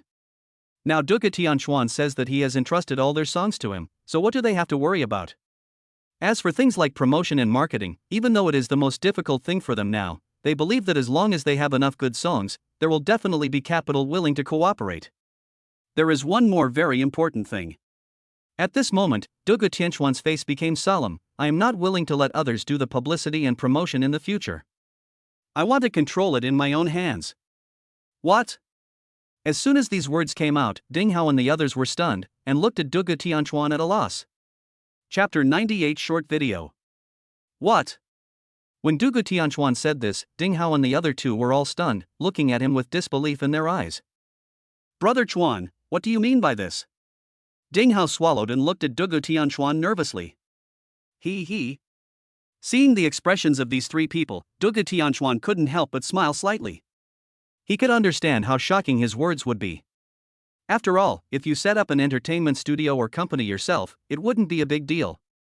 As long as you have good works, there might be other capital willing to invest and play with you. But if you also include publicity and promotion, then it would be no small matter. It involves a lot of resource allocation. After all, the entire market is so small that it has long been completely controlled by a few big capitals. Of course, even if they wanted to register a publicity and promotion company, regardless of whether they had the ability to do so, the initial capital alone was an astronomical figure. How could they, a few ignored second generations in Dugu Tianchuan, who had just woken up from wandering, afford it? My meaning is very clear. We not only want to set up our own entertainment company, but also our own publicity and promotion company. Dugu Tianchuan took out a cigarette, gave one to Ding Hao and Lu Lei, then lit it up and exhaled lightly. His entire body was instantly enveloped in smoke, making it impossible to see his specific features. As for the two children watching cartoons in the private room next door, they would not be affected. Ding Hao, Lu Lei, and Yin Ling looked at each other, the shock in their eyes still not dissipated. They took the cigarettes handed to them by Dugu Tianchuan, lit them with slightly trembling hands, and after taking a deep breath, the smoke lingered in the air, as if disturbing their thoughts as well. Brother Chuan, this is not a trivial matter. Ding Hao blew out a puff of smoke, his voice carrying a hint of worry. It's not easy to set up an entertainment company, and we also want to get involved in the field of publicity and promotion. How many resources and connections will it take? Lu Lei also nodded and agreed. Yes, Brother Chuan, the entire market is now controlled by those big capitals. How easy is it for us to get a piece of the pie? We might even offend a lot of people and the loss will outweigh the gain. I know how difficult this is, but that's why we have to do it. Think about it, if we just set up an ordinary entertainment company and develop it in the usual way, we will always be the only one who can follow others and pick up leftovers. Only by mastering the publicity and distribution channels can we really promote our works and let more people see them. The most important thing is? Dugu Tianchuan blew out a puff of smoke, his eyes full of ambition. We must have our own channels to speak out, only in this way can we have our own world. Ding Hao and the others looked at each other and then fell into deep thought. They understood that what Dugu Tianchuan said made sense, but they still had many doubts in their hearts. But Brother Chuan, how do we solve the initial funding problem?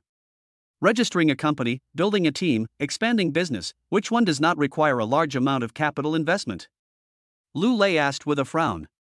The most important thing is that the market is now completely saturated.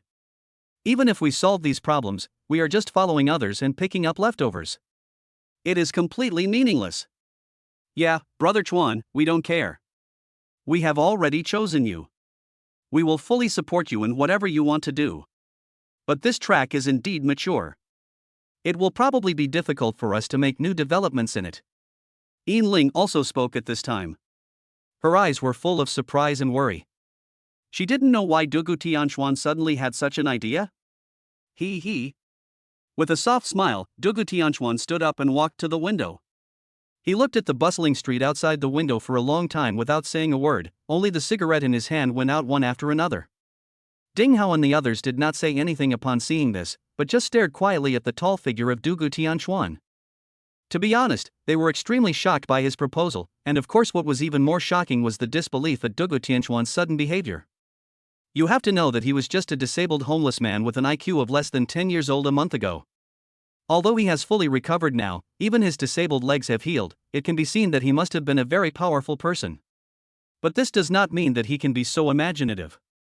It's just that the various behaviors displayed by Dugu Tianchuan during this period made them still trust him very much, otherwise they would not have agreed when he said he wanted to set up an entertainment company.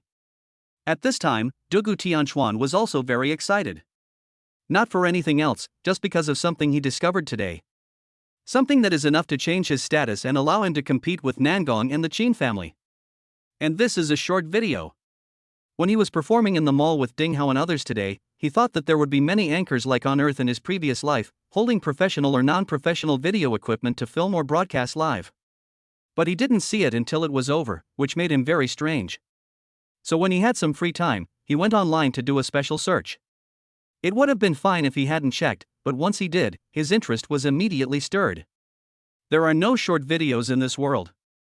For Dugu Tianchuan, this was absolutely good news from heaven. You should know that in the previous life on Earth, Douyin was the hottest company in the world, and its founder was even the richest man in the country. Now that he has discovered this business opportunity, how could Dugu Tianchuan let it go? After all, his biggest goal now is revenge. But neither the Nangong family nor the Qin family is someone he can contend with now. To put it bluntly, he is not even as good as an ant in front of the other family forces. Nangong Zixuan saved him, but also killed him, so their grudges could be resolved, but she had to pay for the lives of her 2 children. And that Qin Haoshuan? A sharp light flashed in Dugu Tianchuan's eyes. Not only must this man die, but his family must also disappear into thin air.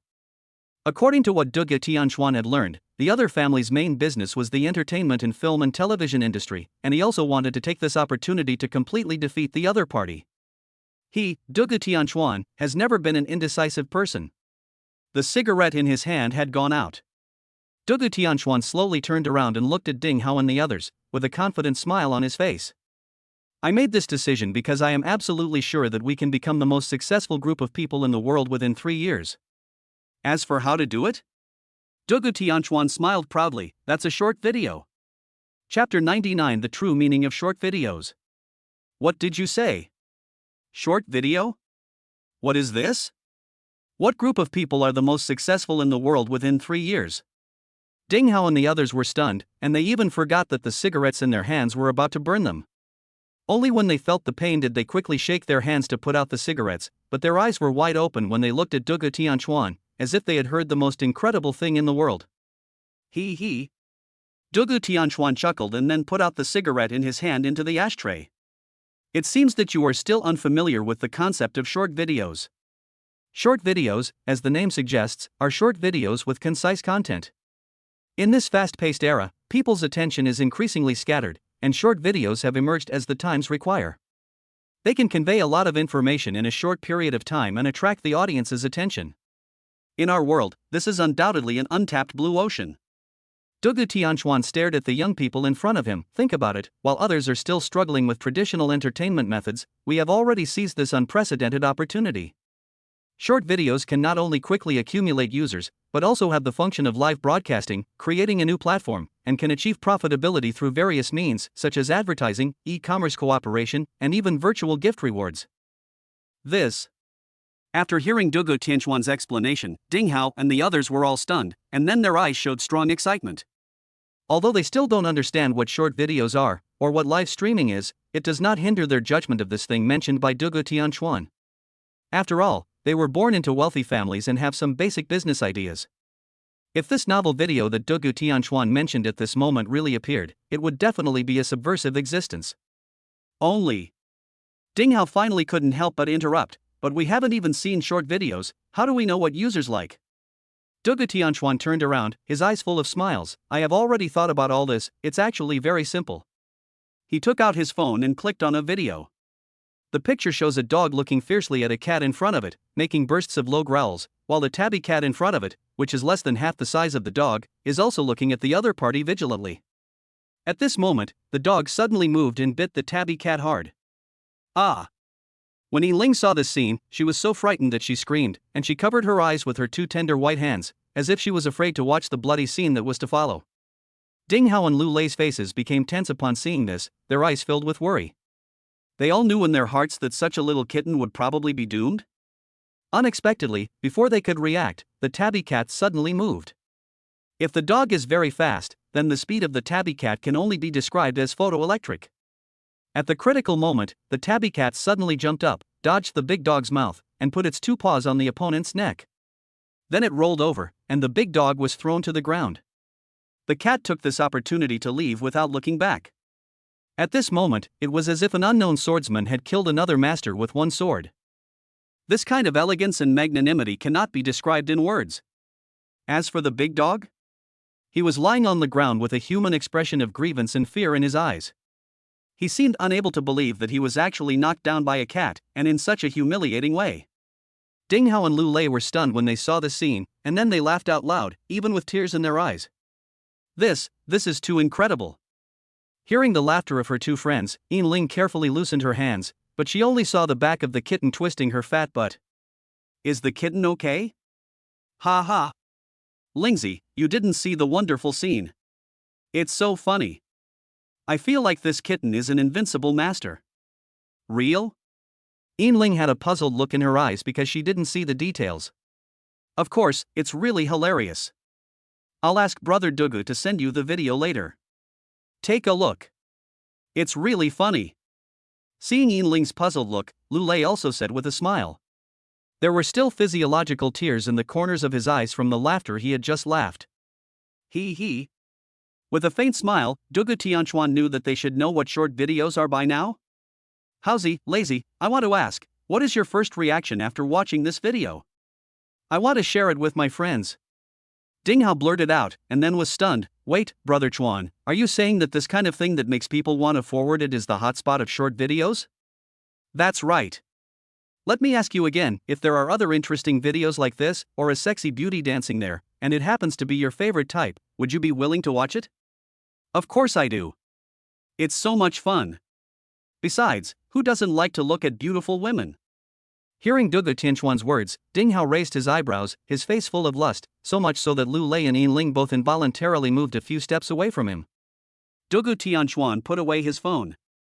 This is what is called a short video. And its core is short, fast, and exciting. It catches the eye in a short time, quickly conveys emotions, makes people enjoy watching it, and can't help but spread it. As for the content direction, he held up 3 fingers: funny, good looks, and novelty. These 3 things will always have a market. After reading Brother Chuan's explanation, I think it is totally feasible.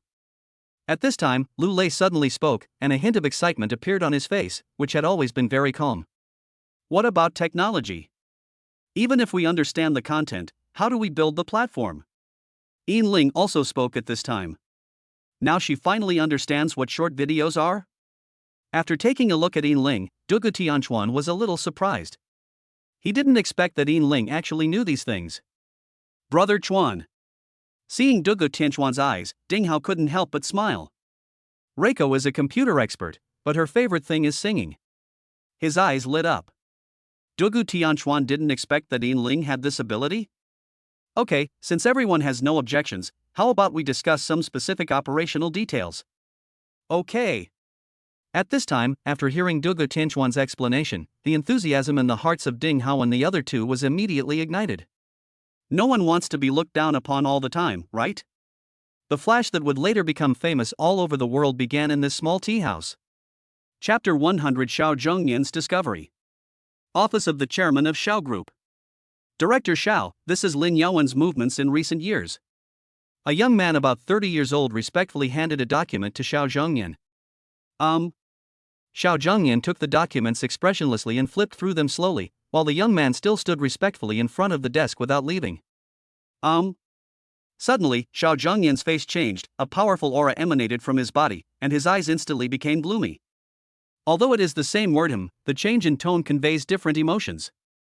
The information mentioned that this Li Banxian is now a consultant for the Lin Group? And it said that half a year ago he brought a thin man whom he had never seen before to meet Lin Yaowen, and when he left, Lin Yaowen personally escorted him out? Looking up, Xiao Zhongyan looked at the young man in front of him, with an unclear color flowing in his eyes. Yes, Mr. Xiao. Are you sure there is nothing wrong with this information? There will be absolutely no problems. The young man raised his head with a confident look on his face and replied in a decisive tone. Xiao Zhongyan didn't say anything and looked down at the information in his hand again. Suddenly, his body trembled violently, and a hint of surprise appeared on his expressionless face, and his eyes were full of gloom and disbelief. Xiao Zhongyan's fingers tightly grasped the edge of the document, his knuckles turning white from the force. His eyes were fixed on the line of small characters, as if he wanted to burn through the paper. Boss Xiao? The young man noticed something was wrong and called out tentatively. Bang! Xiao Zhongyan suddenly slammed the document on the table, and the rosewood tabletop made a dull thud. He stood up abruptly, and the hem of his suit knocked over the coffee cup, leaving a stain of brown liquid on the snow-white carpet. 3 months ago, my second son actually secretly received that mysterious man in a private club? His voice seemed to be squeezed out from between his teeth, and each word was wrapped in ice. Is the evidence conclusive? Even facing Xiao Zhengyan, who was already extremely angry at this time, the young man only lowered his head slightly but did not feel any fear. Yes, this was also discovered by our people when they were tracking down the man's clues. But our people didn't find out what they talked about specifically. After all, the place where they talked was too private. Nodding, Xiao Zhengyan knew that what his assistant said was true. After all, he had followed him for many years. Continue investigating. We must find out the identity and background of that thin man, and... He paused, his eyes flashing with a cold light like a knife. Xiao Jian's financial and personnel transactions in the past 3 months. Yes. Also, how is the linksy grass that I asked you to check? No news yet. Hearing this, the young man smiled bitterly and shook his head. Go on, you must find it within a week, no matter how much it costs. His eyes flickered a few times, and Xiao Zhengyan turned his head and looked seriously at the young man who had followed him since he was 16 years old. Even if you want half of my Xiao group, I will give it to you. What? Hearing this, the young man, who had been extremely calm all along, looked up at his boss in astonishment, with an expression of disbelief in his eyes. He knew how much Xiao Zhengyan had paid for the Xiao group to reach its current position. But now, just for this linksy grass, he is willing to give up half of the Xiao family's territory. This. The shock in the young man's heart was like a surging wave, hitting his reason wave after wave. His Adam's apple rolled, and his voice was a little dry. Boss Xiao, what is so magical about this linksy grass that is worth you going to so much trouble and even sacrificing so much? Xiao Zhengyan did not answer immediately, but turned and walked towards the French window, overlooking the entire city. The sunlight shone through the glass onto his angular face, but it could not dispel the haze in his eyes. After a long while, he slowly spoke. Lu Chen, how many years have you followed me? 16 years, 3 months, and 5 days. Although the young man named Lu Chen didn't know why Xiao Zhengyan asked this question, he still blurted it out. It's been 16 years. With a soft smile, Xiao Zhengyan turned his head and looked at the young man named Lu Chen. The haze in his eyes disappeared, replaced by a touch of tenderness. Can I trust you? Lu Chen's back stiffened, and then he knelt on one knee, speaking in a steady and powerful voice. Since the moment you rescued me from that hell, my life, Lu Chen, has been yours. Get up, get up. Hearing this, Xiao Zhengyan's eyes flashed with emotion, and he quickly stepped forward to help him up, then leaned over and tapped his knees twice, complaining, I told you before that a man's knees are made of gold, and he can only kneel to heaven, earth, and his parents. The moment I was reborn, you became my father in my heart. So kneel before you, I am willing. Well, you kid. Hearing Lu Chen's words, Xiao Zhengyan's eyes turned red and he patted his shoulder hard. Since you asked, let me tell you. With a light sigh, Xiao Zhengyan asked Lu Chen to sit on the sofa, and he also sat beside him. This matter starts with Qingran. Miss Qingran? His expression was startled, and there was an obvious nervousness in Lu Chen's eyes. Seeing this scene, Xiao Zhengyan didn't say much, but he had some more thoughts in his heart. You know about Qingran's illness. She would be in excruciating pain every 15th day. Some time ago, I finally found a doctor who could treat Qingran. Her illness happened to require linksy grass, and the doctor gave a time limit of 10 days. Otherwise, even gods would be unable to save her. Now 3 days have passed, so now you know why I am so anxious, right? Xiao Zhengyan did not mention the soul-eating blood poison, but simply attributed it to the goo poison. Did you really save Miss Qingran? Hearing this, Lu Chen's face showed obvious joy. Well, so I hope you can find the linksy grass within a week, do you understand? Understood. I will send all the people out now and we will find it within a week. After hearing the time of 1 week, Lu Chen could no longer sit still. He immediately stood up and said goodbye. Mr. Xiao, I'm sorry for wasting time. Let's go now. Good. Patting Lu Chen's shoulder with relief, Xiao Zhengyan did not try to keep him. By the way, Lu Chen, have you finished the thing I asked you to arrange 2 days ago? Just as Lu Chen walked to the office door and prepared to leave, Xiao Zhengyan suddenly asked. It's all ready, don't worry. Turning around, Lu Chen said respectfully. That's good, that's good. Xiao Zhengyan let out a long sigh, and then solemnly instructed, from now on, you must treat everything about Mr. Dugu as my own business, and don't be rude. Clear. He nodded to indicate that he understood. Although Lu Chen felt very strange in his heart, he still ran out quickly. If for nothing else, just for that week. Chapter 101 Beginning of Action. Xiao Zhengyan looked at Lu Chen's back with a gloomy look in his eyes. In fact, he had already had some premonitions about the current situation, and he knew that there had been problems within himself for a long time. It's not just because of Xiao Qingran's matter, but also some projects of the company. He originally thought that some senior executives within the company were betraying him, but he never thought that it was his own brother. Of course, there is no definite evidence yet to prove that Xiao Jian is the mastermind, but it cannot be ruled out. After all, his private contact with Lin Yaowen is inexplicable. In that case, with a cold gleam in his eyes, Xiao Zhengyan took out his mobile phone and quickly dialed a number. Soon a hoarse male voice was heard from the other end. Mr. Xiao? Black 5, help me do something. You said. Arrange someone now to bring back a man named Li Banxian who was with Lin Yaowen. I want to see this man before 8 o'clock tonight at the latest. No problem, information. The man with the hoarse voice agreed without any hesitation. I'll send it to you right away. Good. Etc. Anything else? Frowning, Xiao Zhengyan's face turned cold. If possible, bring the other man to me, but remember he must be alive. I will send you the information later. No problem, wait for my news. The man named Heiwu agreed and hung up the phone directly, which was very efficient. Lin Yaowen, Li Banxian, he. With a sneer, Xiao Zhengyan's eyes flashed with a dangerous light, and then he sat down at his desk and began to handle official business. Just when Xiao Zhengyan began to arrange manpower, the Lin Group building. Just as Xiao Zhengyan began to deploy manpower, the atmosphere in the Lin Group building became particularly solemn. Boss Lin, is there any progress? A short old man asked in a deep voice. He had a Taoist bun, a few scattered white beards trembling in the wind, and his face was so gloomy that it seemed like water could drip out of it. Although he was sitting on the sofa at this time, he looked like a poisonous snake curled up on him, making people look very uncomfortable, especially his triangular eyes, which were even more terrifying. It was none other than the Li Banxian mentioned by Xiao Zhengyan. It's been found. Lin Yaowen picked up the cigar in front of him, trimmed it, and threw it to the old Taoist priest. Here, have a try. These were just delivered today by our servants. They are made by the hands of pure Cuban beauties. There are only 10 of them in total. They are priceless.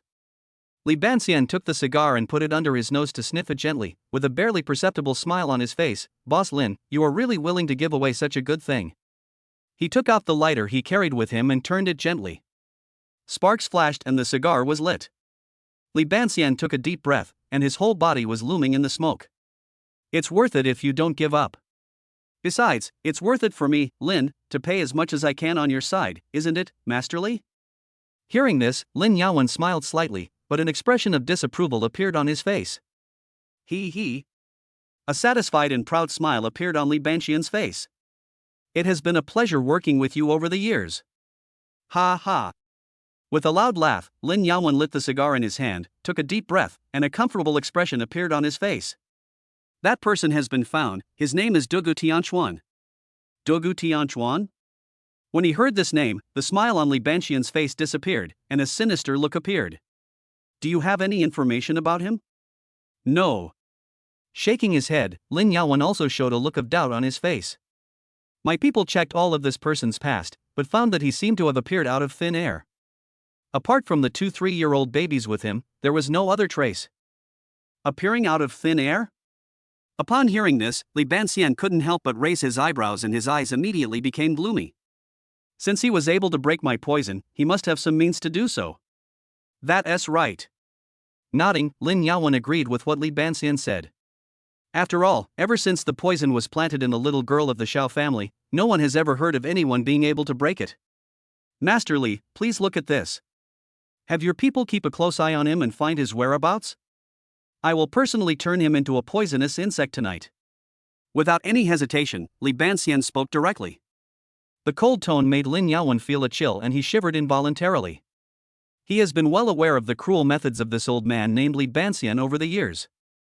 Okay, no problem. Nodding, Lin Yaowen calmed himself down and agreed. How is it going? Has everything been arranged at the Xiao family? Li Banxian's expression calmed down again. You know, if he can find such a capable person, then he will definitely find you soon. The war between the Lin family and the Xiao family will probably start soon. Hey. Blowing out a puff of smoke, Lin Yaowen showed a disdainful smile on his face. Over the years, Mr. Xiao has focused most of his attention on his daughter. How can he have the energy to manage his own company? Moreover, we have received assistance from the Venerable. This time, Lin Yaowen's eyes flashed with a fierce light. He will definitely die. In that case, Li Banxian licked his lips and a bloodthirsty smile appeared on his face. Then let's get started right away, so as to avoid any more trouble. Ha ha. With a loud laugh, Lin Yaowen stood up and said, Master Li, and I think the same thing. I asked you to come here today for this matter. Since the other party has already noticed our existence, there is no need to hide it anymore. I will let Xiao Zhengyan know what the consequences were for rejecting me in the first place. Okay, I like Mr. Lin's straightforward and generous personality. Li Banxian also stood up with a big laugh. I won't bother Mr. Lin anymore. I'll go back and prepare some things and wait for you to give me the location. No problem, wait for my news. After saying hello to Lin Yaowen, Li Banxian stood up and went straight to his residence. After seeing Li Banxian leave, the smile on Lin Yaowen's face gradually disappeared, and he casually took out a phone. Let the action begin. He then hung up the phone and looked out of his office with a cigar in his hand. The entire city of Hong Kong was in full view before his eyes, and a surge of ambition immediately ignited in his heart. Chapter 102: The Assault on Li Banxian. Li Banxian's residence is in the most luxurious villa area in Hong Kong City. The people who live here are all rich and powerful people from Hong Kong City, and this was bought by Lin Yaowen as a gift for him. I have to say that people with the surname Lin are really generous. Ever since he got together with him, he has been willing to spend money on Li Banxian and also given him a lot of face. In the Lin Group, who doesn't know that Li Banxian is President Lin's direct confidant? Of course, Li Banxian is not the kind of person who just takes money but does nothing. Over the years, Lin Yaowen has privately dealt with many opponents who are reluctant to show up, so that the Lin Group is now becoming more and more powerful. In some ways, it is even more powerful than the Xiao family, an old family in Gangcheng. He is now impatient to get rid of that guy named Dugu Tianchuan. A few days ago, he sensed that his poisonous insect was suppressed, and he knew in his heart that he had met a master. In this case, he couldn't just sit there and wait for the other party to succeed. You should know that goo poison is different from other poisoning methods. Goo poison is connected to the blood and heart of the person who poisons it. Even though this is not his natal goo, if it is broken by someone, it will cause great harm to his body. Thinking about how to torture that guy after catching him, Li Banxian opened the door. What comes into view is a hall that is 4 meters high. A huge crystal chandelier hangs down like a waterfall, casting brilliant light and illuminating the entire space as bright as day. The marble floor is as smooth as a mirror, reflecting the gorgeous decorations in the hall. In the center of the living room is a set of top-grade Italian leather sofas, whose soft texture and deep color exude luxury. In front of the sofa is a giant coffee table that can accommodate more than 10 people. It is carved from a whole piece of natural jade, and the exquisite tea sets on it sparkle with an attractive luster under the light. Every time Li Banxian saw these precious furniture, he felt very happy and seemed to get immense satisfaction from them. But today, when he saw several people coming down from upstairs, all the joy in Li Banxian's heart disappeared. Li Banxian? When the leader, a man about 1.75 meters tall, thin, with short hair, dark skin and scars on his face, called out his name, Li Banxian's inner displeasure reached its peak. These people came uninvited, so they must be bad guests. As for where it came from and why it came, he didn't need to know so much. Because in his mind, these people are already dead. Suppressing the rage in his heart, Li Banxian did not answer the other party. Instead, he turned around and took out a bottle of red wine from the refrigerator, poured himself a glass, and then slowly sat down on the sofa. He looked very relaxed and comfortable, as if he didn't take these people seriously at all. Everyone, would you like a drink? Li Banxian raised the red wine glass in his hand and smiled. But if you look closely, you will find that his smile does not reach his eyes. Hearing Li Banxian's invitation, the thin man snorted coldly, "We are all smart people. This cup of wine will be your beheading wine." Li Banxian narrowed his eyes slightly and gently shook the red wineglass in his hand. The wine rippled in the glass with an attractive color, but his eyes were still cold. "Why? You all came from afar, but you won't even give me a glass of wine?" His voice was steady and tinged with sarcasm. The thin man frowned, obviously not expecting the other party to remain so calm in this situation. He took a step forward, a fierce gleam in his eyes. "Since you are the real me, there is nothing to discuss, please get on your way." Following his footsteps, several sturdy men following behind him reached into their arms, then pulled out a thick-back machete about 50 centimeters long and looked at Li Banxian with cold expressions. "Are you so confident that you can take me down here?" Li Banxian took a sip of the red wine in the glass. He looked very relaxed, but his eyes revealed a hint of disdain and ridicule. He. The skinny scarred man raised the corner of his mouth, revealing a ferocious smile. "Then you can give it a try." As soon as he finished speaking, the several sturdy men behind him immediately quickened their pace. In just a blink of an eye, he had rushed to a distance of less than 3 or 4 meters from Li Banxian. The machete held high in his hand flashed a dazzling light, which was terrifying to look at. "You are such a fool." Li Banxian put down the red wine glass in his hand, a cold light flashed in his eyes, and he suddenly jumped up with both hands. Several faint lights shot out from Li Banxian's fingertips, like nimble snake shadows, and rushed straight towards the sturdy men who were rushing in the front. "What?" The men showed shock on their stern faces. They wanted to dodge but found that the dim lights were extremely fast and hit them in the blink of an eye, making it impossible for them to avoid them. The moment they were hit by the ghost light, several men only felt a tingling sensation spreading rapidly from the wound, followed by a sharp pain that penetrated deep into their bones, as if millions of ants were gnawing at their bodies. "Ah!" The shrill screams continued, and the tough men dropped their machetes and frantically scratched their bodies with their hands, trying to relieve the unbearable pain. Their skin quickly became red and swollen, their clothes were torn to pieces, and they rolled on the ground. When the thin man saw this, his face changed slightly. He didn't expect that this short and ugly old man in front of him actually had such a skill. Although he didn't know what happened to his brothers, this thin man was indeed a ruthless person. Without even looking at his men who were wailing and screaming on the ground, a fierce light flashed in his eyes and a low roar came out of his mouth. He rushed towards Li Banxian quickly, his hands dancing quickly in front of him, flashing cold lights, which turned out to be a pair of short blades that he had pulled out from his sleeves at some point. The pair of short blades seemed to have life in his hands, extremely agile, and attacked Li Banxian swiftly. Facing this sudden attack, Li Banxian raised the corners of his mouth slightly, without any panic in his eyes. He calmly put down the red wine glass in his hand and flicked his right fingers lightly. A faint light once again shot out from between his fingers towards the thin man, and in the blink of an eye it was in front of him. Snort! With a cold snort, a sharp light flashed in the thin man's eyes, and the dagger in his hand instantly danced in front of him, and the whole hall seemed to be filled with cold knife light. Squeak! Suddenly, a sharp scream was heard, and the thin man also felt a slight stagnation on the blade of his knife. Then, an object about the size of a fingernail was chopped off by his knife. Chapter 103: A Fierce Fight. The thin man felt as if the blade of his sword had touched hard metal, and his palms even felt a little numb, which startled him. "What the hell is this?" The fingernail-sized black shadow was chopped away by the thin man with all his strength and hit the wall like a black meteor, making a crisp metallic sound, as if it was not a tiny beetle but a piece of hard metal fragment. The thin man took a closer look and found that it was a beetle he had never seen before.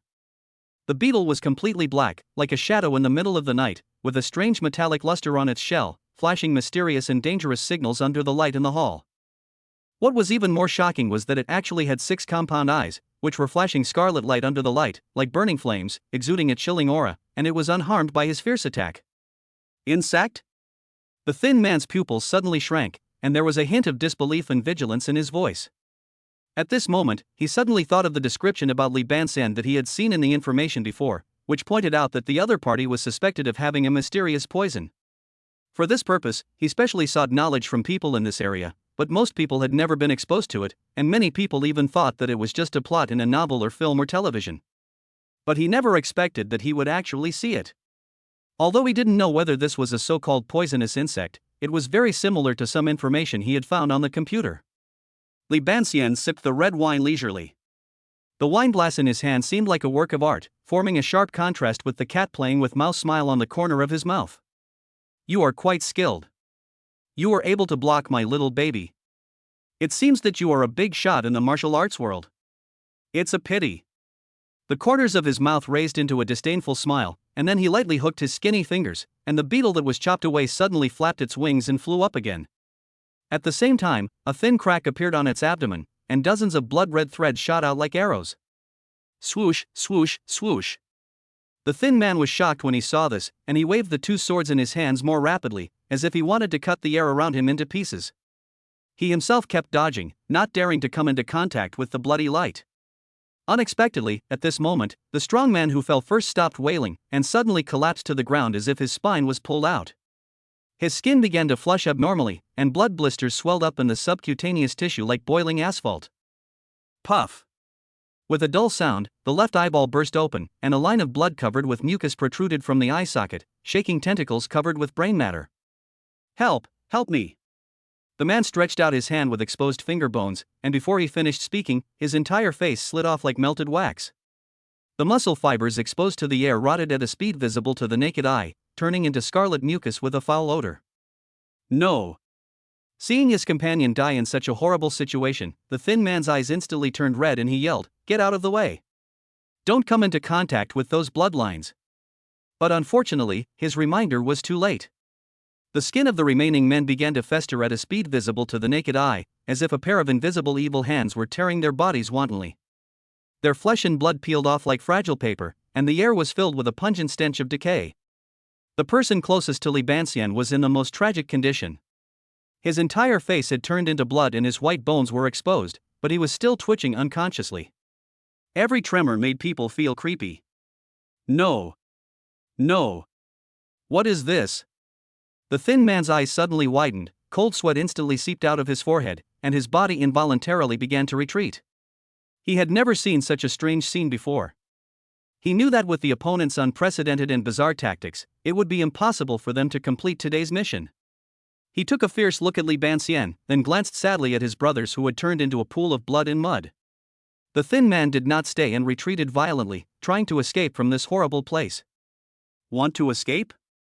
Seeing this scene, Li Banxian showed a disdainful and sarcastic smile in his eyes. With a slight wave of his right hand, the bloodline shot towards the thin man again, at a speed so fast that people could not catch up at all.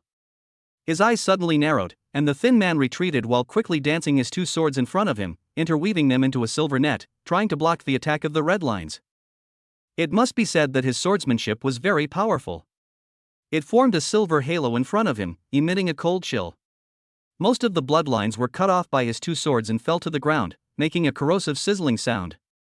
The marble floor was immediately corroded with honeycomb-like holes, as if it had been gnawed by a group of angry ants.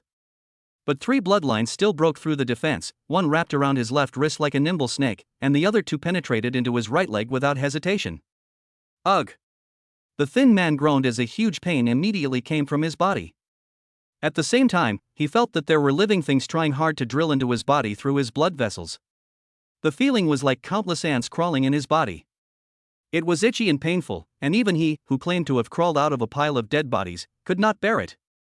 But he is also a ruthless person.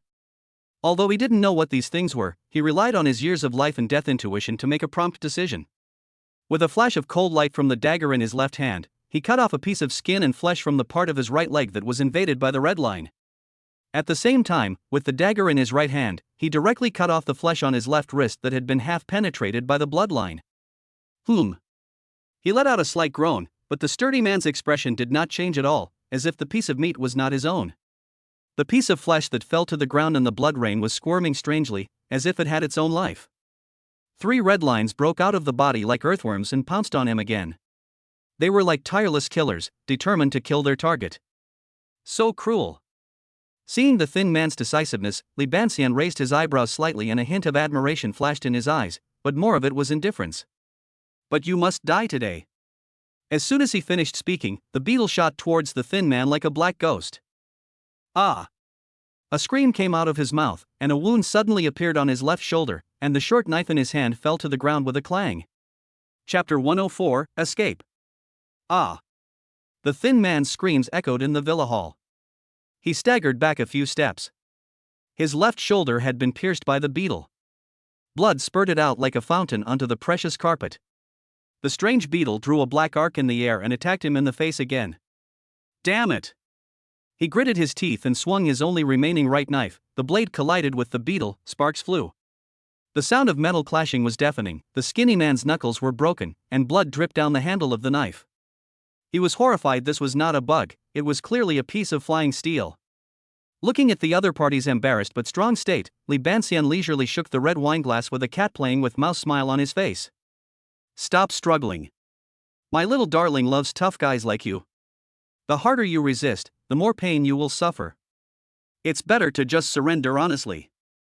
Maybe you can save your life. How about it? You are dreaming.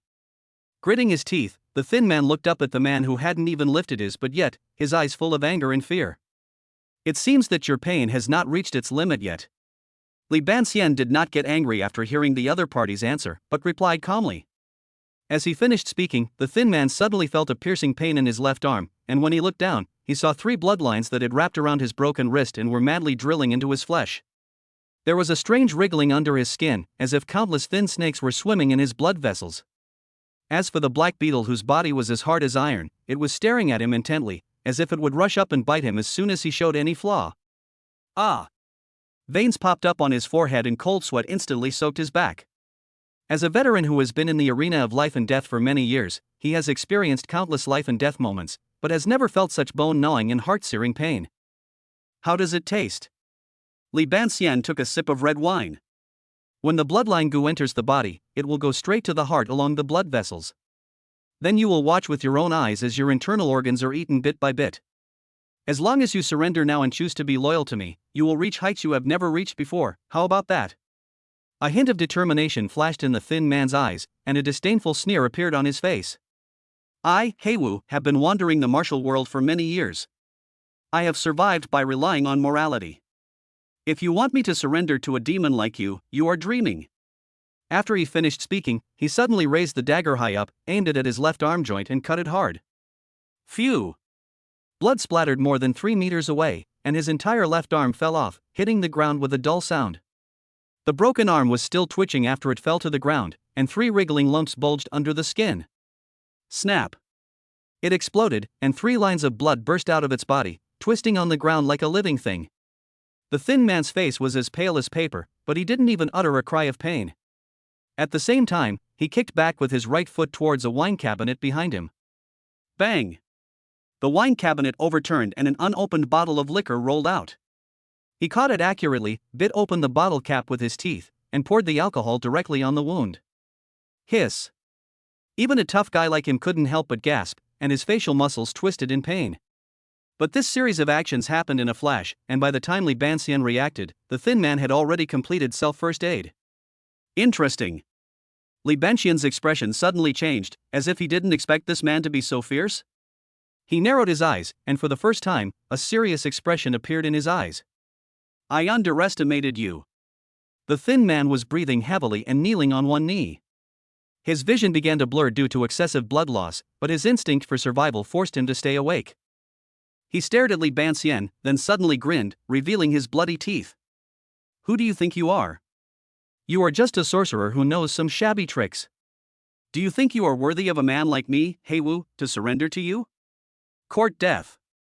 Hearing this, Li Banxian's eyes flashed with anger. In that case, then you might as well die. As soon as he finished speaking, the black beetle rushed towards Heiwu again. At the same time, the 3 bloodlines flew out from Heiwu's broken arm that fell to the ground and went straight towards him. At this time, Heiwu's vision became blurred due to excessive blood loss. His world seemed to have turned blood red, and horrific scenes kept appearing before his eyes. Looking at the black beetle and bloodline rushing towards him, Heiwu used up his last bit of strength to bite the tip of his tongue at the last moment before his consciousness faded, and at the same time took out a porcelain bottle from his arms and smashed it to pieces. Bang! Purple smoke instantly filled the hall, and the smoke spread rapidly like a blooming poisonous flower. Seeing this scene, Li Banxian hurriedly stood up and stepped back away from the smoke, his brows furrowed and his eyes revealed a hint of vigilance. The black beetle and the 3 bloodlines, which were originally rushing forward, suddenly stopped at this moment, and Li Banxian actually felt a desire from them at this moment. At this moment, Heiwu took advantage of this opportunity, mustered up all his strength, broke the window beside him, and then jumped out. Want to run? With a flash of his eyes, Li Banxian was about to command his poisonous insect to chase after it. Suddenly, there was a roar of an engine outside the villa. A modified off-road vehicle broke through the gate of the villa, did a beautiful drift and stopped under the window. The door suddenly bounced open, and Heiwu used his last bit of strength to jump into the car. Boss! There was a cry of surprise from inside the car. Go! Go! Heiwu screamed and then fell into a coma. Interesting. Seeing this, Li Banxian did not rush to chase after him. Instead, he squatted down to check the purple powder on the ground. A hint of doubt and thought flashed in his eyes, as if he was analyzing something. The goo-breaking sand from Miaozhong? His face suddenly changed. He looked up, and saw the three bloodlines greedily devouring the purple sand. At the same time, their bodies visibly expanded, as if they were enjoying a crazy feast. You actually fed my goo worm with a deadly poison? For the first time, a serious look appeared in Li Banxian's eyes. He realized that this guy named Heiwu didn't seem to be a small fry, and was not as simple as he had imagined. After all, being able to find a way to deal with one's own poisonous insects means one is considered a talent. What a good way to fight poison with poison. Li Banxian snorted coldly, and with a flick of his fingers all the poisonous insects flew back into his sleeves, and he stood up and walked upstairs. These assassins were just appetizers for him. What he had to do was to meet the person who could break his poison, and at the same time let the other party know that his methods were not limited to these. Chapter 105 Undercurrent. Xiao Zhangyan always felt a little uneasy in his heart, but he didn't know where this uneasiness came from. He paced back and forth anxiously in his spacious office, smoking one cigarette after another, and the whole room was filled with smoke. Ding-ling-ling. Just then, a crisp ringtone rang from his desk, which made his expression suddenly tense. He quickly walked forward and took out a very old mobile phone. Boss Xiao? A man's crying voice came from the phone, which made Xiao Zhangyan stunned, and then his face turned cold. This phone was the one he used to communicate with Black 5, but now there was another strange man's voice on the other end of the line, which made his inner anxiety reach its peak. Xiao Zhangyan's fingers tightened slightly, and his knuckles turned white as he gripped the old-fashioned mobile phone. The voice on the other end of the phone was obviously trembling and crying, and it was obviously not Heiwu himself. Who are you? Xiao Zhangyan's voice was as cold as ice and his eyes were terrifyingly gloomy. The man on the other end of the phone seemed frightened by his tone, and his voice became even more flustered. Mr. Xiao, Mr. Xiao. I'm a Biao, a subordinate of Brother Heiwu. Brother Wu. He's in trouble. Xiao Zhangyan's heart sank suddenly, and a chill ran up his spine, but he still suppressed his emotions and said in a cold voice, "Explain it clearly." Biao's voice was filled with fear and grief. Fifth brother took people to deal with that Li Banxian, but in the end, they all failed. Fifth brother risked his life to let me escape and report the news, but he himself is now seriously injured and in a coma. Xiao Zhangyan's pupils suddenly contracted, his fingers clenched unconsciously, and the phone case made a slight click sound. Heiwu was his most capable confidant in the dark, ruthless, and cautious in his actions, and had never failed.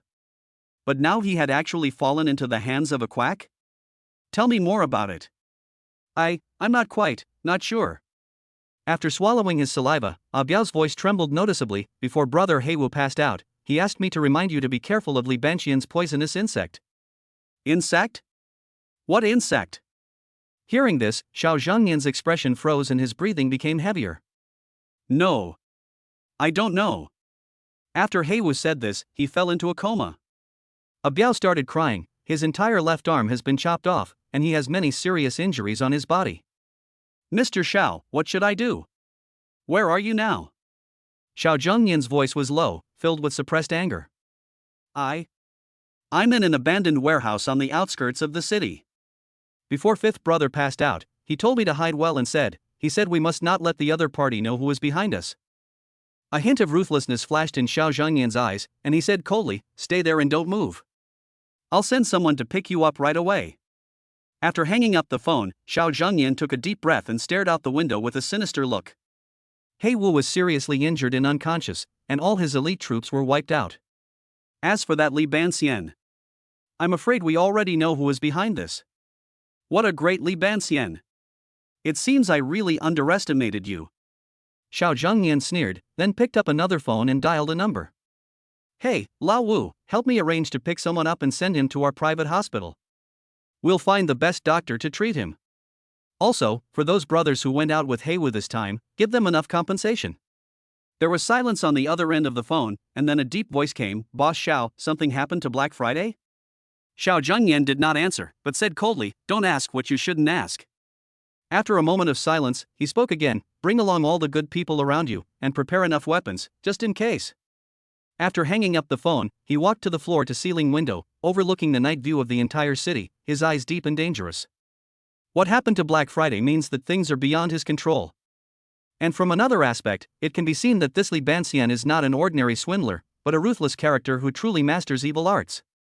But A cold light flashed in his eyes, and Xiao Zhongnian became more convinced of his previous judgment with Dugu Tianchuan. It might be that this guy really was the one who murdered his daughter Xiao Qinran. It seems Lin Yaowen is really involved this time. Xiao Zhongnian narrowed his eyes and calculated secretly in his mind. Just then his work phone suddenly rang. He picked it up and saw that it was his secretary calling. Explain. Mr. Xiao, this is bad. The technology that our lab just developed has been stolen, and several companies that we are working with are now clamoring to withdraw their investment. What did you say? Upon hearing his secretary's words, Xiao Zhongnian's face suddenly turned pale, his body shook a few times and he almost fell to the ground. Call a meeting of all senior executives and shareholders now. Hurry, go now. With a roar, Xiao Zhongnian lay tiredly on the chair, his mind blank. He knew that Lin Yaowen must have contributed to this. It seems that the other party is about to launch a general attack on the Xiao group. Just when Xiao Zhongnian was in a state of panic, at the same time, 3 men walked out of the international flight channel at the airport exit. They were dressed in well-tailored casual clothes and looked like ordinary tourists, but their every move revealed an unusual aura, taut muscles, a cheetah-like posture ready to pounce, and a pair of eyes that were always observing their surroundings, sharp enough to pierce the darkness. The leading man pushed up his sunglasses on his nose, a cold light flashed behind the lenses, and he took out his mobile phone neatly, tapping the screen a few times with his well-defined fingers, as if measuring the scale of death. Mr. Qin, we are here. His voice was low and controlled, like a sharp blade in its sheath. Qin Haoshuan's cold laugh came from the other end of the phone, like a poisonous snake spitting out its tongue. Very good, the target information has been sent to you, and the tools are ready. Someone will contact you later. After a brief pause, the voice suddenly turned cold. Remember, I want Dugu Tianchuan and those 2 children to die quietly, do you understand? The man in sunglasses had a dangerous smile on his lips, which made his angular face look even more solemn and murderous. Without answering, he hung up the phone neatly, and when he turned around, his black windbreaker fluttered in the wind. Get to work. He whispered to his 2 companions, and those 3 short words seemed to turn on some kind of killing switch. The 3 of them dispersed tacitly, while maintaining a subtle distance of response, like 3 lone wolves locking onto their prey, silently blending into the darkest corners of the city and sneaking in a determined direction. Their footsteps were deliberately kept to the lightest, yet the entire street seemed to be shrouded in the shadow of death. Chapter 106: Crashing into Nangong Jinyu's brother and sister. The sunlight penetrates the gaps between the leaves of the sycamore trees, casting mottled shadows on the asphalt road. Dugu Tianchuan put his hands in the pockets of his windbreaker, feeling the long-lost hustle and bustle of the city and the relaxing comfort. Today, the children were taken out for a trip by Yin Ling, which created a perfect opportunity for him to relax. It just so happened that Xiao Zhongnian had also solved his identity and household registration issues, which made him very grateful. Although in a way this is a case of reaping the rewards for your efforts, Dugu Tianchuan is still very grateful for the other party's help, otherwise he would not know when he would be able to obtain a legal identity. And this will also have a great impact on his future life. Now all this has been settled, and he has found a school for the children, which is an ordinary kindergarten. It costs 2,000 yuan a month for lunch, which is not a small burden for him now. After all, he does not have much money on him now, only the reward money from Ding Hao and others last time. Therefore, for Dugu Tianchuan, the most urgent thing now is to find a way to earn some money to temporarily support daily expenses. Although Ding Hao said he could lend him some first, Dugu Tianchuan was unwilling to do so. Before, that was a choice he had to make out of helplessness due to his physical condition. Now that he has recovered, he must not do that again, otherwise he will look down on himself. After discussing with Ding Hao and others a few days ago, he devoted himself to the preparation work for the new company. Although the preparations for the entertainment company went relatively smoothly, the short video project encountered difficulties. This required extremely professional talents to support it. Fortunately, we have Yin Ling, who has actively contacted various resources with her extensive network of contacts and has now made significant progress. It is reported that a technical expert will come for an interview tomorrow, which makes him full of expectations and passion for the future. Whenever he recalled the remarkable success of a certain audio app in his previous life, Dugu Tianchuan's heart became as hot as a burning flame. There is also the matter of Xiao Qinran's treatment. His body has recovered well during this period, and he has made final preparations for the poison in Xiao Qinran's body. There is no problem at all.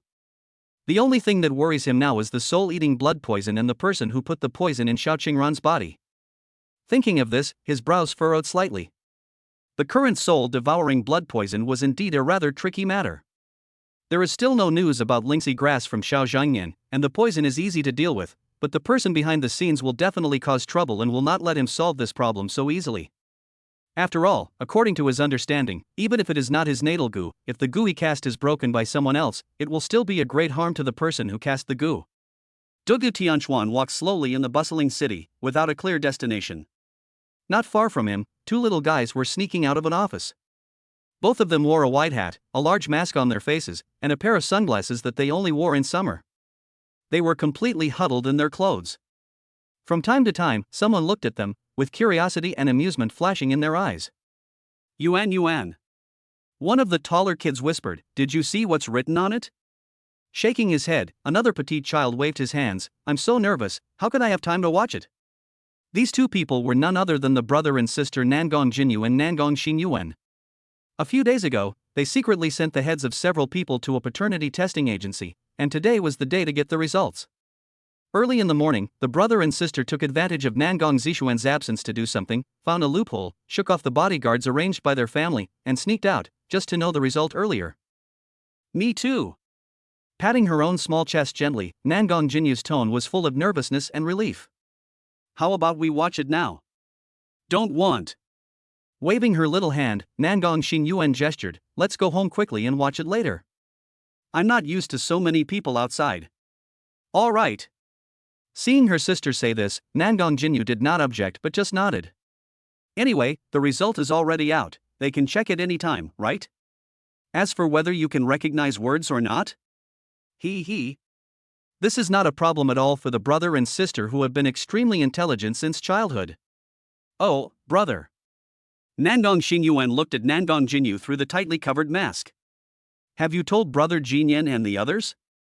Without shaking his head, Nangong Jinyu smiled and said, "I don't want to tell him yet that I have to get the report today.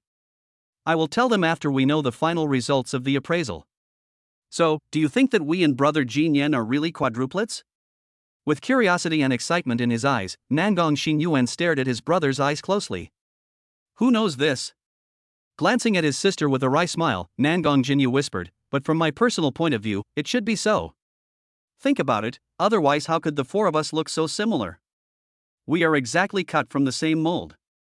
"Aha!" Nodding his head quickly, Nangong Xinyuan also agreed with his brother's analysis. "It would be great if it were true, I would have a brother and sister again." "How do you know they're not brother and sister?" Raising his eyebrows, Nangong Jinyu said unconvincedly. "That's it, that's the feeling." As if she felt that she was too arbitrary, Nangong Xinyuan gestured and then stuck out her tongue. Okay, let's go home quickly, I can't wait." As he spoke, Nangong Jinyu held his sister's hand and stood on the roadside waiting for a vacant taxi. They didn't know that there were two men sitting in the car staring at them intently. Just then, Nangong Jinyu saw an empty taxi on the opposite side. Her eyes lit up and she quickly waved to the other party to stop. After the other party stopped, he looked around and saw that there were no other vehicles coming, so he quickly grabbed Nangong Xinyuan's hand and ran to the other side. "Get started!" With a light shout, the old black car without a license plate that had been parked on the side of the road quickly rushed towards the brother and sister with a roar. "Careful! Someone, stop now!" The people around were shocked when they saw the scene and signaled the car to stop quickly. But who would have thought that the black car seemed not to have heard it? Instead, it increased its speed again and madly rammed towards Nangong Jinyu and his sister. "No!" Nangong Jinyu also saw it, and her face turned pale with fright. At this distance, he knew he couldn't hide away, so he suppressed his fear and hugged Nangong Xinyuan in his arms, hoping that his sister wouldn't be hurt. Chapter 107, A Critical Moment, Rescue Success. Dugu Tianchuan strolled on the bustling city streets. Such days of complete relaxation are rare, and he enjoys them very much. Although it is almost January and the weather is very cold, he doesn't seem to feel the cold. "When I think about my future plans, I feel even more excited. Isn't life about achieving sublimation through constant struggle?" What's more, for him, he has changed from being alone after his master left in his previous life to being a father with his own children. This feeling makes him full of motivation to strive. After all, he used to feed his whole family by himself, but now even if he doesn't consider himself, he has to consider the future of his two children. Just as he was thinking, he suddenly heard a loud noise beside his ears and couldn't help but glance over. Just one glance, and his eyes suddenly tightened, and all the blood in his body seemed to freeze. He saw an out-of-control black car hit two children on the roadside at a very fast speed. At this time, the two children seemed to have been frightened and stood there in a daze. One of the children, who was slightly taller, was holding the other one, as if trying to block the impending danger. When Dugu Tianchuan saw this scene, he seemed to see the figures of Dugu Jinyan and Dugu Shixian in those two children. Although the other party was completely covered, judging from their body shape, they were about the same age as his own children. I just don't know why there was no adult to accompany them, which led to such danger. But now is not the time to think about these things. The black car is less than 3 meters away from the two children and will hit them in less than a second. At the speed the car was going, not to mention the two children, even a cow would probably die on the spot. Without thinking too much, Dugu Tianchuan had no other thoughts except saving the two children. Just when the black car was about to hit Nangong Jinyu and his sister, Dugu Tianchuan moved. His body flashed across the road like a flash of lightning, his black windbreaker fluttering in the wind, like a black eagle, like a cheetah hunting. The moment he approached the children, he stretched out his arms and accurately embraced the two children in his arms. At the same time, he lightly tapped the front of the car with his toes, used the momentum to flip in the air, and landed steadily in a safe area 3 meters away. But the impact of the vehicle was so great that even with Dugu Tianchuan's current skills, he could not completely avoid this kind of damage. After he landed, his body could not help but take a few steps back, and his back hit the wall heavily. Because of the excessive pain, Dugu Tianchuan frowned and let out a groan. Wow! That's amazing. So handsome. It's great that nothing happened. The children are safe. Passers-by who saw this scene screamed in surprise, their tone full of joy and admiration. Dugu Jinyu, who had closed his eyes and was waiting for the pain, felt that he had suddenly entered a very warm and safe embrace, like a mountain, filled with an extremely reassuring atmosphere. But more of it is a father's warm and safe embrace. Although he has been without a father since childhood, and has never experienced the so-called father's embrace, it does not hinder his true thoughts at this moment. When he opened his eyes and looked, he was suddenly stunned, and then his heart started beating rapidly. He was so excited that his whole body was shaking unconsciously. Who did he see? It turned out to be Dugu Jinyan's father. That man might very well be his father. Nangong Xinyuan had also recovered from the shock at this time, and looked at the person who saved him with a stunned expression. This uncle is so handsome and cool. But why does he look so much like his brother? Dugu Tianchuan certainly didn't know what these two children were thinking. When he felt the little person in his arms shaking, he thought he was frightened.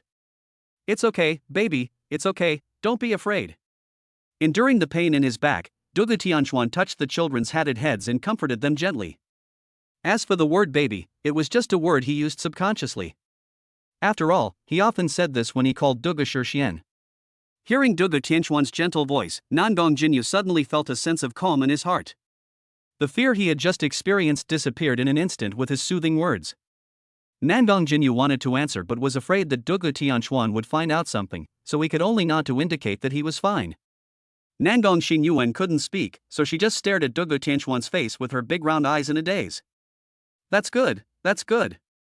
Dugu Tianchuan wanted to comfort the two children a few more words, but suddenly he heard a loud noise coming from the side, which instantly interrupted his thoughts. Bang! I saw the black car that had just lost control crash into a fire hydrant on the side of the road, and a column of high-pressure water shot up into the sky.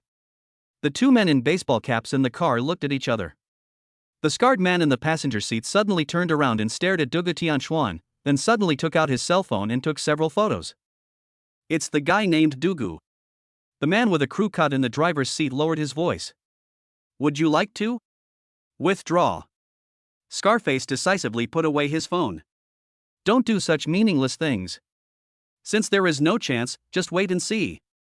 At this point, Scarface looked at Dugu Tianchuan again in the rearview mirror, with a sharp gleam in his eyes. I didn't expect this guy to have such good skills. It seems that the information Sheen gave us is not right. Let's go, don't delay. In the mist, the black car suddenly reversed and spun its tail. Its tires made a harsh sound as it rushed outward rapidly. Dugu Tianchuan turned around suddenly and just saw half of a scarred face flash through the car window. The moment the pair of sinister eyes met his, the car roared out of the street. With a thought in his mind, Dugu Tianchuan instantly felt that this was not a sudden accident, but was most likely a premeditated car accident. But why did they target these two kids? Before he could figure out the reason, Nangong Jinyu had already pulled his sister's hand out of his arms. "Thank you." As he said this, he bowed deeply to Duge Tianchuan, then pulled Nangong Xinyuan and ran away without looking back. He originally wanted to wait for the children's parents to come and pick them up so that he could tell them about his discovery and remind them to be careful. But why did these two children just run away as if they had seen a ghost? Dugu Tianchuan smiled bitterly and shook his head. If that was the case, forget it. He then stood up and prepared to leave.